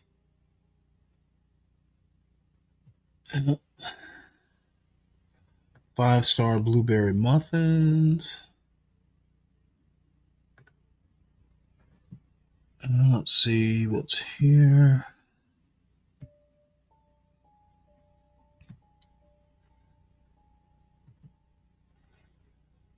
Anybody interested in RFK's? RFK Jr. tries to convince skeptical senators he won't undermine vaccines. We'll look into these confirmation hearings. This is from RFK's time in front of the Senate, whatever Senate committee he's testifying in front of. This news story was written by Dan Diamond, Finit Nirapil, Lauren Weber, and Rachel Rubain. RFK Jr. tries to convince skeptical senators that he won't undermine vaccines. Robert F. Kennedy Jr. on Thursday struggled to answer questions about Medicare, refused to rule out a debunked link between autism and vaccines, and said he would entertain conspiracy theories about the September 11, 2001, terrorist attacks, in a second day of hearings as he tries to persuade the Senate to confirm him as the nation's top health official. The former environmental lawyer and anti-vaccine activist, who is seeking to lead the nearly $2 trillion Department of Health and Human Services, faced sustained pressure from Democrats and the Republican chairman of the Senate's Health, Education, Labor and Pensions Committee regarding his years of debunked assertions about vaccines. Senator Bill Cassidy, Republican Louisiana, a physician and the panel's chairman, who has emerged as a pivotal figure in deciding whether Kennedy's nomination will succeed, opened the hearing by recounting his experience treating a young woman fighting for her life after contracting hepatitis B, a vaccine-preventable disease. "It was the worst day of my medical career," Cassidy said, adding that he has spent years trying to prevent children from dying of vaccine-preventable diseases, and that he worries Kennedy would set those efforts back. He closed the 3-hour hearing by urging Kennedy to announce that there is no link between vaccines and autism. Senators Susan Collins, Republican Maine, and Lisa Murkowski, Republican Alaska, also seen as potential swing votes, raised their own concerns about Kennedy's rhetoric on vaccines. Kennedy denied being anti-vaccine and said he was open to reviewing further data about the benefits of immunization, a statement reflecting his long-standing defense when pressed on his debunked vaccine claims. He also pledged not to undermine vaccine confidence, although several lawmakers questioned whether he would keep that commitment. "I'm going to restore trust, and that will restore vaccine uptake," Kennedy said in response to Collins's question about declining childhood vaccination rates. He also committed to work on priorities raised by Collins and Murkowski, such as combating Lyme disease, which afflicts residents of Maine and other northeastern states, and ensure health services for Alaska Natives. In his testimony, Kennedy sought to keep the focus on his Make America Healthy Again agenda, which promises to tackle the root causes of childhood illness, reduce the influence of the drug and food industries on regulations, and tackle public health problems such as obesity. "We'll reverse the chronic disease epidemic and put the nation back on the road to good health," Kennedy said. Republicans on the panel generally praised Kennedy as a brave truth-teller. Thursday's appearance, which followed Wednesday's hearing in front of the Senate's finance panel, was held in a smaller room and attracted less attention than Kennedy's first day of testimony, which was repeatedly interrupted by protesters, jeers, and applause from the crowd, and even a bathroom break. Unlike the Senate's finance panel, the Health Committee does not have the power to advance Kennedy's nomination, but the hearing was a major opportunity to affect the prospects of his confirmation.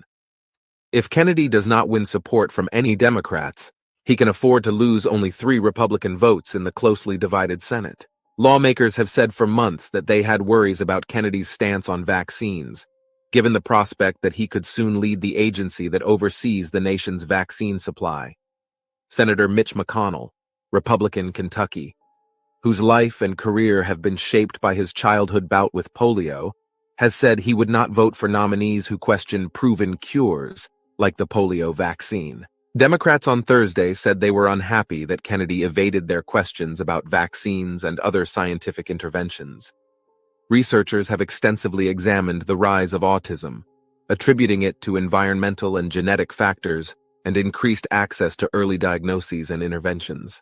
When people tried to pin you down on a point, you said, "Show me the data," or "Bring me the studies," said Senator Tammy Baldwin, Democrat, Wisconsin. "I want to suggest that data is out there, and those studies are out there." Senator Bernie Sanders, Independent, Vermont, who holds the top Democratic position on the panel, praised Kennedy's focus on chronic disease and the Make America Healthy Again branding, but said the doubts he has sown about vaccines threaten to put Americans at risk. "The evidence is there. Vaccines do not cause autism. Do you agree with that?" Sanders asked Kennedy, who didn't immediately provide an answer, prompting Sanders to swiftly interrupt him. "I asked you a simple question, Bobby," Sanders thundered at Kennedy. Some Republicans, meanwhile, echoed Kennedy's rhetoric about the need to question vaccines and seek more data about their benefits.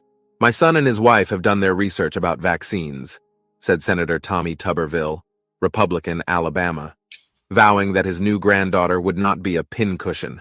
"We're not going to allow that to happen." Senators Rand Paul, Republican, Kentucky, and Markwayne Mullin, Republican, Oklahoma, pointed to the growing roster of vaccines for children and said people should be allowed to ask whether that could be linked to the rising rates of autism, a link that medical experts have repeatedly debunked. My God, if we didn't question science, where would we be today? Said Mullin, who suggested that Democrats didn't want to praise Kennedy because of his alliance with President Donald Trump. He also asked why lawmakers were unwilling to explore the causes of autism. The comments drew a sharp rebuke from Senator Maggie Hassan, Democrat, New Hampshire, who shared her own anxieties as the mother of an adult son with cerebral palsy. A day does not go by when I don't think about what did I do when I was pregnant with him that might have caused the hydrocephalus that has so impacted his life, Hassan said in emotional remarks. So please do not suggest that anybody in this body, of either political party, doesn't want to know what the cause of autism is. We probably got enough of that to get the gist of it. Let me address Ivan's point. I don't do questions like this. Doctor is something a Black woman or any woman can do. It doesn't take a lot of physical strength generally. And, being smart is not something that's limited to males. 42nd best doctor compared to what? 42nd best in the country, 42nd best in the hospital. Depending on the situation, if it's an emergency, I want a doctor, someone who's trained to do it. I'm not sure that I buy questions, hypotheticals like this. I tend to find them childish. I heard people voting for Trump to get rid of, let's see. Then they wasted a vote because Trump's not going to get rid of vaccines. Vaccines aren't going away. They actually work. And then to John's point about female pilots, helo pilot was woman. So what? Especially helicopter pilots, women can do it just as well as men. White male pilot, female co-pilot. Again, white men can pilot just fine, just like they're white women. So I guess it's interesting to know the sex of the pilot, but it, doesn't mean much to me.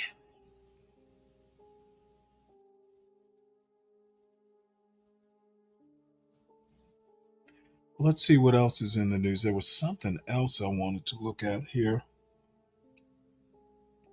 Oops.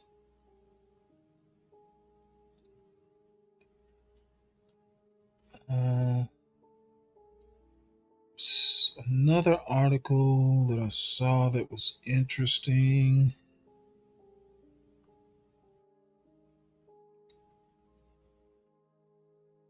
Oh, here, Kash Patel.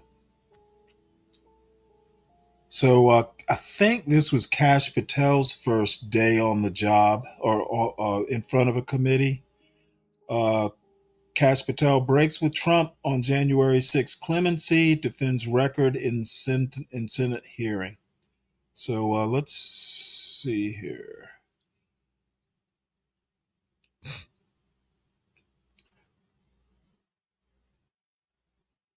We'll read this right quick. This news story was written by Jeremy Roebuck, Mark Berman, Perry Stein, and Derek Hawkins. Kash Patel breaks with Trump on January 6th clemency, defends record in Senate hearing. Kash Patel, President Donald Trump's pick to lead the FBI, emphatically made his case to lead the Bureau on Thursday, telling senators he was ready to tackle violent crime and other significant issues. I am fit to be the director of the FBI, Patel said. Appearing before the Senate Judiciary Committee, Patel portrayed himself as a loyal ally to law enforcement, touting his years of experience as an assistant public defender, federal prosecutor, and congressional staffer. Patel notably split with Trump, who granted blanket pardons to defendants charged in the January 6, 2021, attack on the Capitol. Those defendants included people convicted of assaulting police, and Patel said he did not agree with commuting any sentence of any individual who committed violence against law enforcement. But Patel also declined to explicitly acknowledge that Trump lost the 2020 presidential election. And amid repeated questions about his loyalty to Trump, Patel also avoided directly answering whether he would resign if given an unethical or unconstitutional order from the White House. Committee Chairman Chuck Grassley, Republican Iowa, and other Republicans robustly defended the nominee. Democrats focused on Patel's history of incendiary rhetoric. Patel pushed back at some of their characterizations, including disputing that a list of officials in his book was an enemies list. Two other senior Trump nominees were also on Capitol Hill today for confirmation hearings: Tulsi Gabbard and Robert F. Kennedy Jr. You know, this is interesting. Apparently, Kash Patel is open to moving the FBI headquarters to Alabama. I think that would actually be awesome. Having the FBI like in Birmingham or somewhere, that would as a matter of fact, that Martin Luther King would probably love something like that. That'll be like having the Union Army back down south. Crown, believe this or not, yesterday I made 4 loaves of bread and a bunch of buttermilk biscuits. I'm making tuna salad as we speak. So I'm going to have a couple tuna salad sandwiches and a glass of milk for dinner. So yep, I'm gonna make sure that I eat good. Had a couple pork chop buttermilk biscuits for breakfast, so I've had enough energy to go on all day, to natter on all day.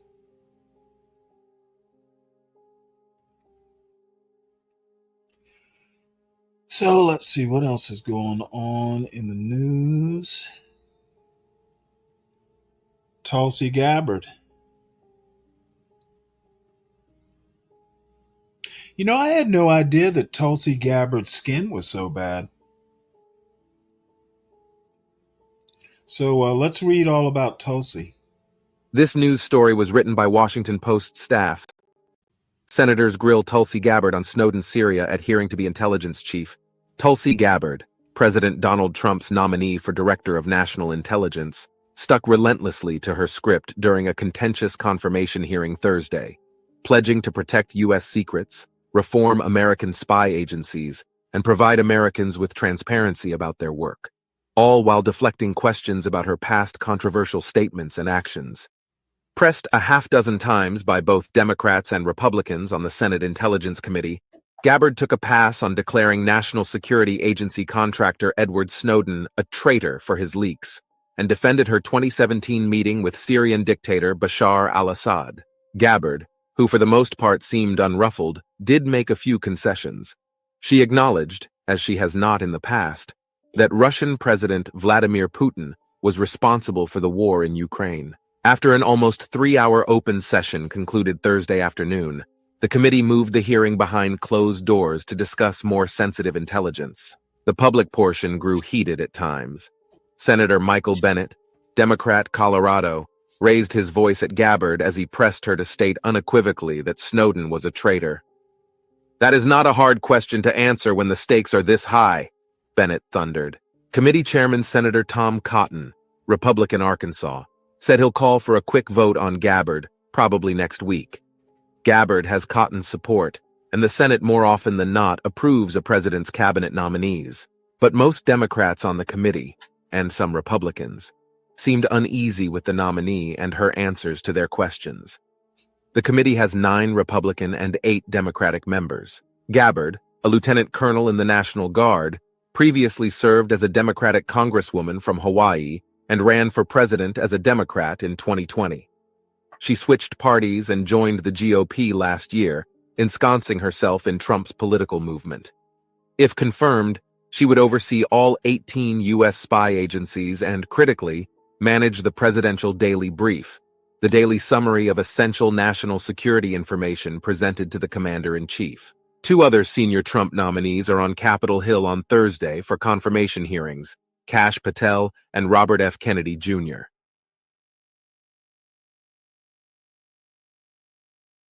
Well, I'm going to predict that probably all three will be confirmed.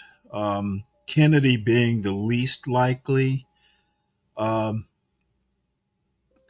so it's actually pretty good to have an advantage.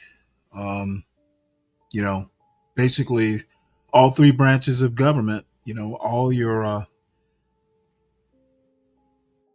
All your drunks and your vaccine deniers and your uh, your other uh, your other weird picks or shoe-ins.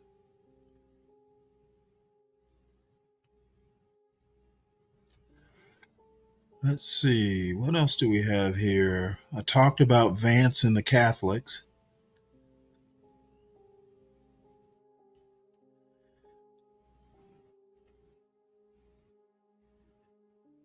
Let's see, Hamas freed 8 hostages from Gaza Strip. Let's play this.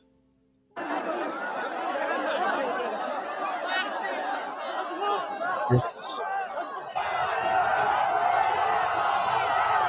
what that? Oh, okay. Yes, this is them freeing the hostages.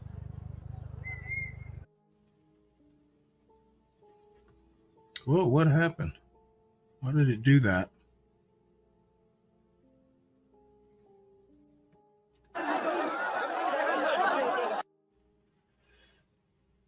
For some reason it doesn't want to expand.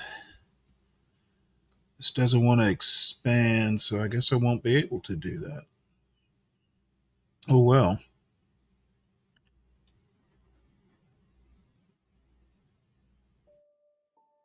Let's try it from here.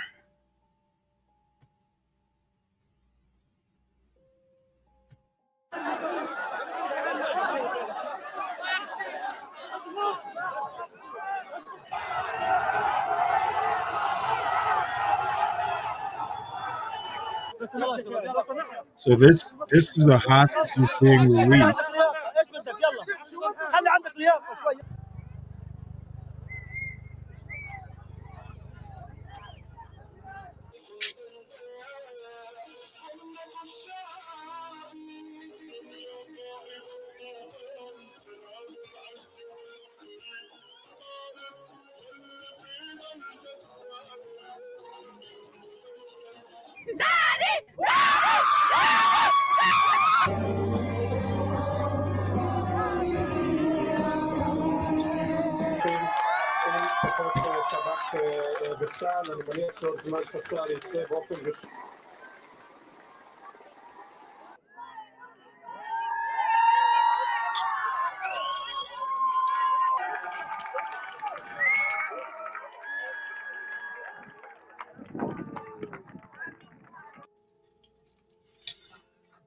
All right, well, we'll read the article here. This news story was written by Kelsey Abels, Lior Soroka, Miriam Berger, Victoria Bissett, Mohammed El Shama, and Brian Pietsch. Live updates. Hamas releases 8 hostages from Gaza Strip in ceasefire deal. Hamas freed 8 hostages, 3 Israelis and 5 Thai nationals, Thursday as part of a ceasefire deal between Israel and the Palestinian militant group, the Israeli military said. In exchange, Israel freed 110 Palestinian prisoners and detainees. The release of the Palestinians had been delayed until the safe exit of our hostages in the next phases is assured, Israeli Prime Minister Benjamin Netanyahu's office said, referring to chaotic scenes in Gaza surrounding the hostage release Thursday, when a crush of civilians crowded around the hostages as fighters attempted to hand them over to the International Committee of the Red Cross. Israel demands that the ceasefire mediators see to this, the Prime Minister's statement said. On Thursday morning, Hamas released 20-year-old Agam Berger, a soldier seized by Palestinian militants during their October 7, 2023, attack on Israel, according to statements from the Israeli military and Netanyahu's office. Later Thursday, an Israeli military statement said that 7 hostages, including an Israeli man and a woman and 5 foreign nationals, were transferred to the Red Cross. The government of Israel embraces Agam Berger, a soldier of the Israel Defense Forces, Netanyahu's office said in a statement. Civilians Arbel Yehud, 29, and Gadi Moshe Moses, 80, were the other 2 Israelis freed. According to the agreement with Israel, Hamas was to release female civilian hostages first, sparking concern about Yehud's condition when female soldiers were released before her last week. Many Thai nationals work in agriculture in Israel, some in closed military zones where they are the only civilians. 41 Thai nationals were killed in the October 7 Hamas attacks, The Washington Post previously reported. The 110 Palestinian prisoners and detainees freed after the release of the hostages include 30 teenagers and 32 people sentenced to life imprisonment, according to the Palestinian Prisoners Society. Here's what else to know. President Donald Trump's envoy to the Middle East, Steve Witkoff, told Axios that he expects rebuilding Gaza could take 10 to 15 years, adding that there was almost nothing left of Gaza. Trump last week suggested displacing Palestinians temporarily while we just clean out that whole thing, referring to the Gaza Strip. Qatar's emir, Tamim bin Hamad Al Thani, met with Syrian interim leader Ahmed al-Sharaa on Thursday in Damascus, in the first visit by a foreign head of state to the country since the fall of former President Bashar al-Assad. Officials said the two discussed reconstruction, among other issues, a priority for Syria as it emerges from nearly a decade and a half of civil war. More than 423,000 people have returned to northern Gaza since Monday, according to estimates cited by the UN humanitarian agency. Allowing residents to return to the north was a key demand of Hamas during negotiations ahead of the ceasefire agreement. 10 Palestinians were killed in an Israeli airstrike, the Palestinian Health Ministry in Ramallah said, as Israel continues its operations in the West Bank. The UN humanitarian agency said Thursday that there has been a drastic deterioration in the humanitarian and protection situation in the West Bank.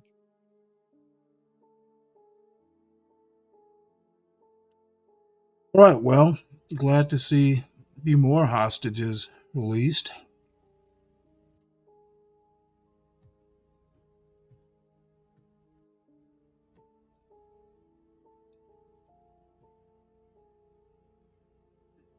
Oh, wow.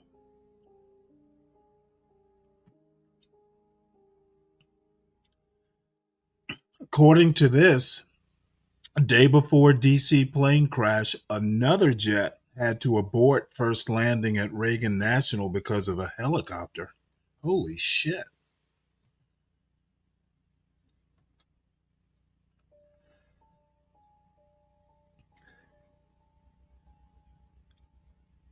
Wow. Let's see if there's any more on that point.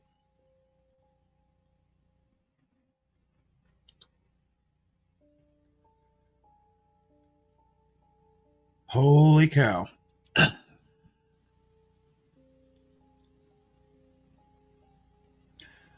Let's see. So we're at 11:35. We got about we'll let it go what? Another well, I guess 20 minutes. So if you want to come up and fuss at me for any reason, feel free to come on up.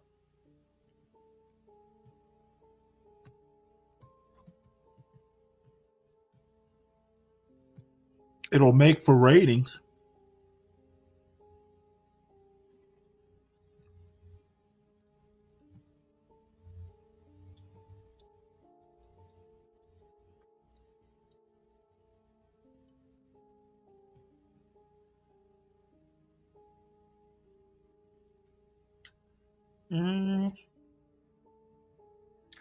Trump administration shakes up senior FBI ranks.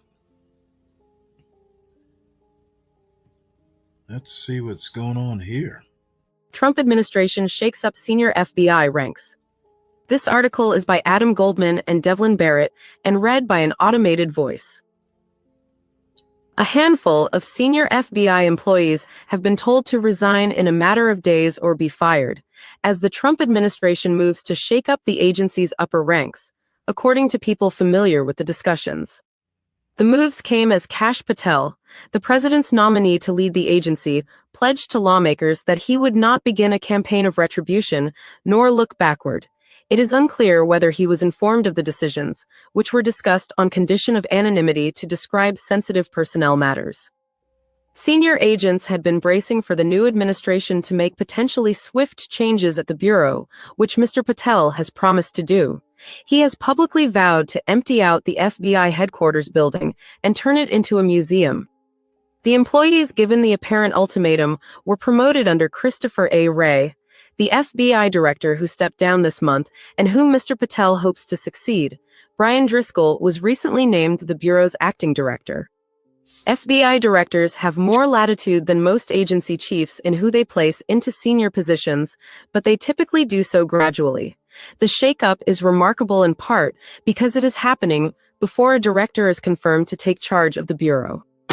The decision by President Trump's administration echoes similar ones being made at the Justice Department, where career prosecutors, including top officials who hold significant sway over how the agency makes charging decisions, have been reassigned or fired.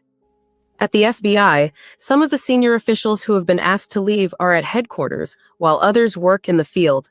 Some have already taken steps to retire and exit the agency, including an agent who worked on the FBI's investigation into Russian interference in the 2016 election, and another who oversaw an investigation into Mr. Trump's handling of classified documents. Two people familiar with the personnel changes said the agent in charge of the Bureau's Washington field office would also leave the Bureau, but had intended to do so well before the personnel changes this week at the FBI and Justice Department. Still more are worried they will be pushed out of the agency or demoted. CNN earlier reported on Thursday that FBI officials had been demoted or resigned.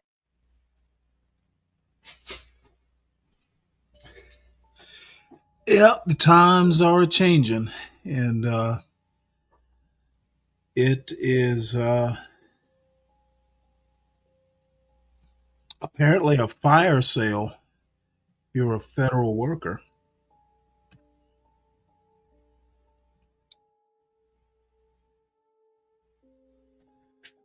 Let's see. Elon Musk takes his Twitter takeover tactics to Washington. Surprise, surprise, surprise. Deja vu. Elon Musk takes his Twitter takeover tactics to Washington. This article is by Kate Conger and Ryan Mack and read by an automated voice.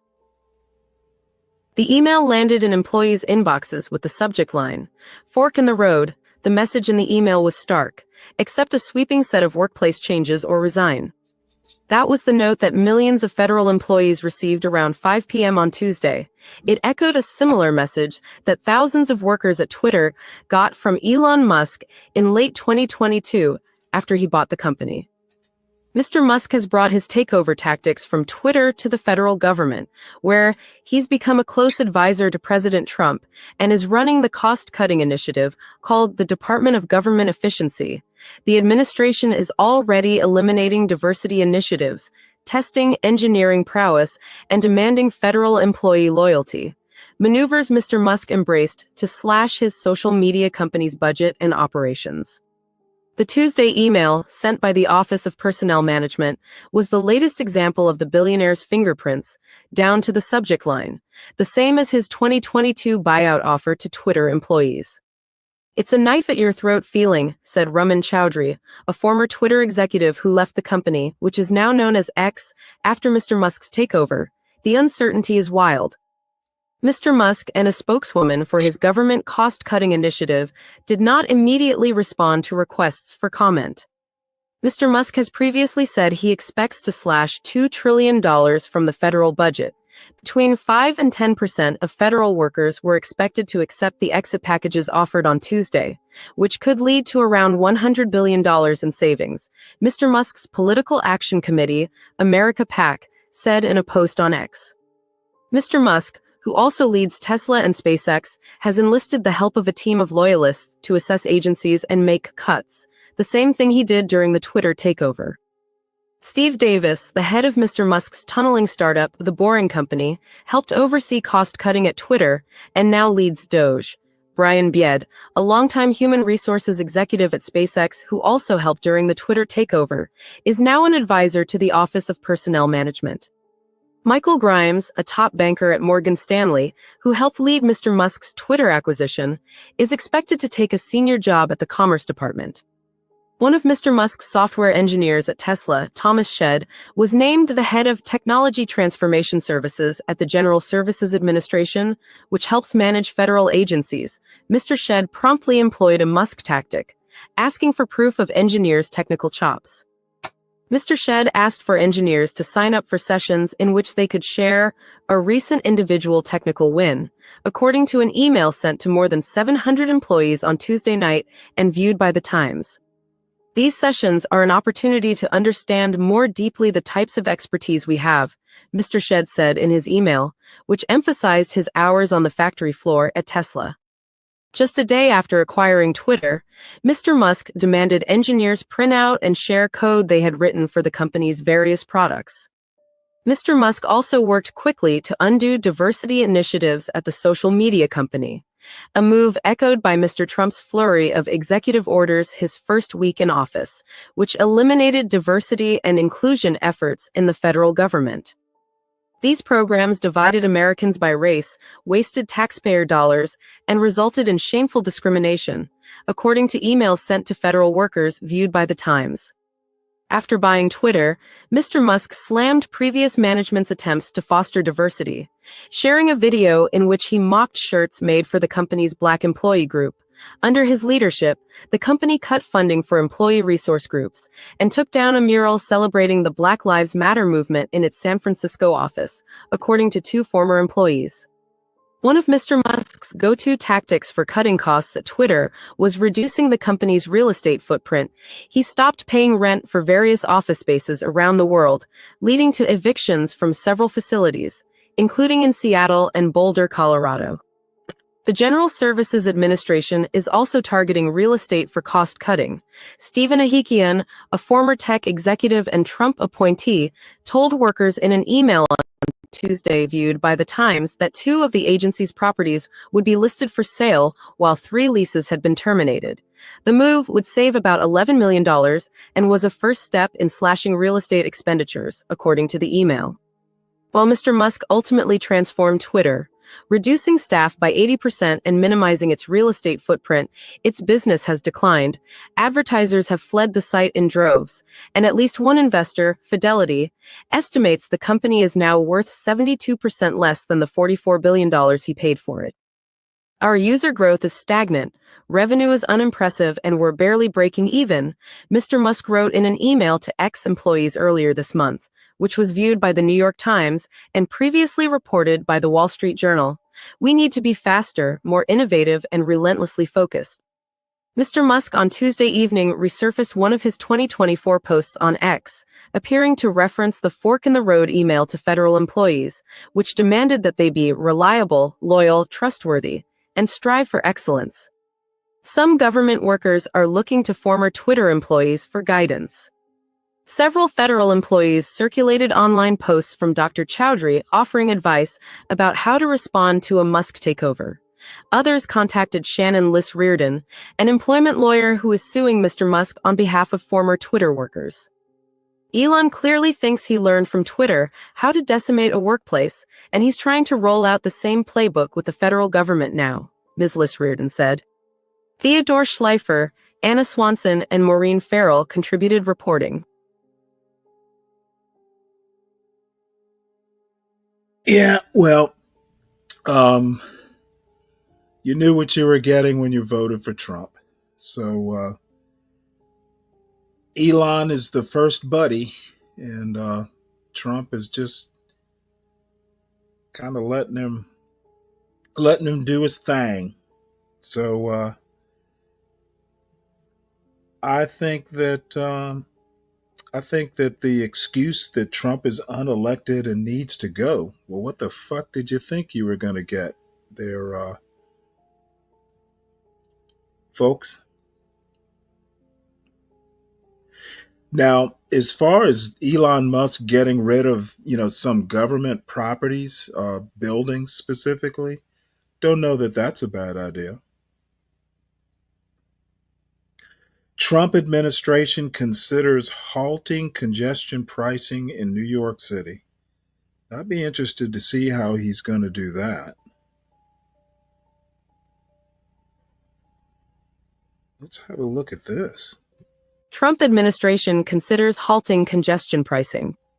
This article is by Benjamin Oreskes, Anna Lay, Stephanos Chen, Winnie Hu, and Maggie Haberman, and read by an automated voice. The Trump administration is considering a move to halt New York City's congestion pricing program, according to multiple people with knowledge of the matter. The Department of Transportation is discussing whether to withdraw a key federal authorization that the tolling plan received from the Biden administration last year. Such a move would almost certainly touch off a legal battle between the state and federal government and could effectively kill congestion pricing in its infancy. No final decision has been made, but President Trump had vowed to halt congestion pricing when he entered office, saying it was harmful to the city's economy. The program's opponents have urged Mr. Trump to re-examine it, with Governor Philip D. Murphy of New Jersey calling it a disaster for working and middle-class New Jersey commuters and residents in a letter to Mr. Trump last week. The tolling program, which is meant to provide funding for public transit, started on January 5th after surviving a number of lawsuits seeking to block it and a last-minute suspension by Governor Kathy Hochul of New York in June. Ms. Hochul and Mr. Trump have spoken twice this week, including on Thursday morning. They discussed a range of issues, including congestion pricing, according to a person familiar with the matter, with the governor conveying to Mr. Trump that the program was showing signs of success. President Trump told Ms. Hochul, the person said, that there would be no immediate action, and that before any decisions were made, they should touch base again next week. Avi Small, Ms. Hochul's spokesman, said in a written statement that America's economy relies on New York City, and New York City relies on public transit. A White House spokesman did not immediately respond to a request for comment. There is little precedent for the reversal of a transportation project of this magnitude, transit experts said. New York's congestion pricing plan, which first took shape more than 6 decades ago, is the first such program in the country. Legal experts said that it was unlikely the federal government could directly scrap congestion pricing, and whatever maneuver it employed to derail the plan would undoubtedly be challenged in court. It is questionable whether the administration can unilaterally halt congestion pricing, said Michael Gerard, a Columbia Law School professor who supports the program. The legal authority for that is not at all apparent. Officials for the Metropolitan Transportation Authority, which operates congestion pricing, declined to comment on the latest potential threat to the plan, but pointed to recent comments they had made about the plan's resilience. We've been sued in every federal court and state court east of the Mississippi, and we're batting 1.000, Jana Lieber, the chair and chief executive of the MTA, said in an interview this month. We've won every time. Other cities that have implemented congestion pricing programs, including London, Stockholm, and Singapore, have used the tolls to cut traffic and vehicle emissions, push people to use other modes of transportation, and raise money. The tolls are typically unpopular at the onset before gradually winning over more public support. In New York, more than half of voters across the state were opposed to congestion pricing in a Siena College survey released in December. The plan, which state lawmakers approved in 2019, charges most vehicles a $9 fee to enter Manhattan below 60th Street. The program cleared its final bureaucratic hurdle in November when the Federal Highway Administration, an agency within the Transportation Department, granted New York the approval it needed to toll drivers. Congestion pricing seeks both to reduce the number of vehicles entering the newly tolled zone and to help the MTA raise $15 billion in financing for repairs and upgrades to the city's aging subway system.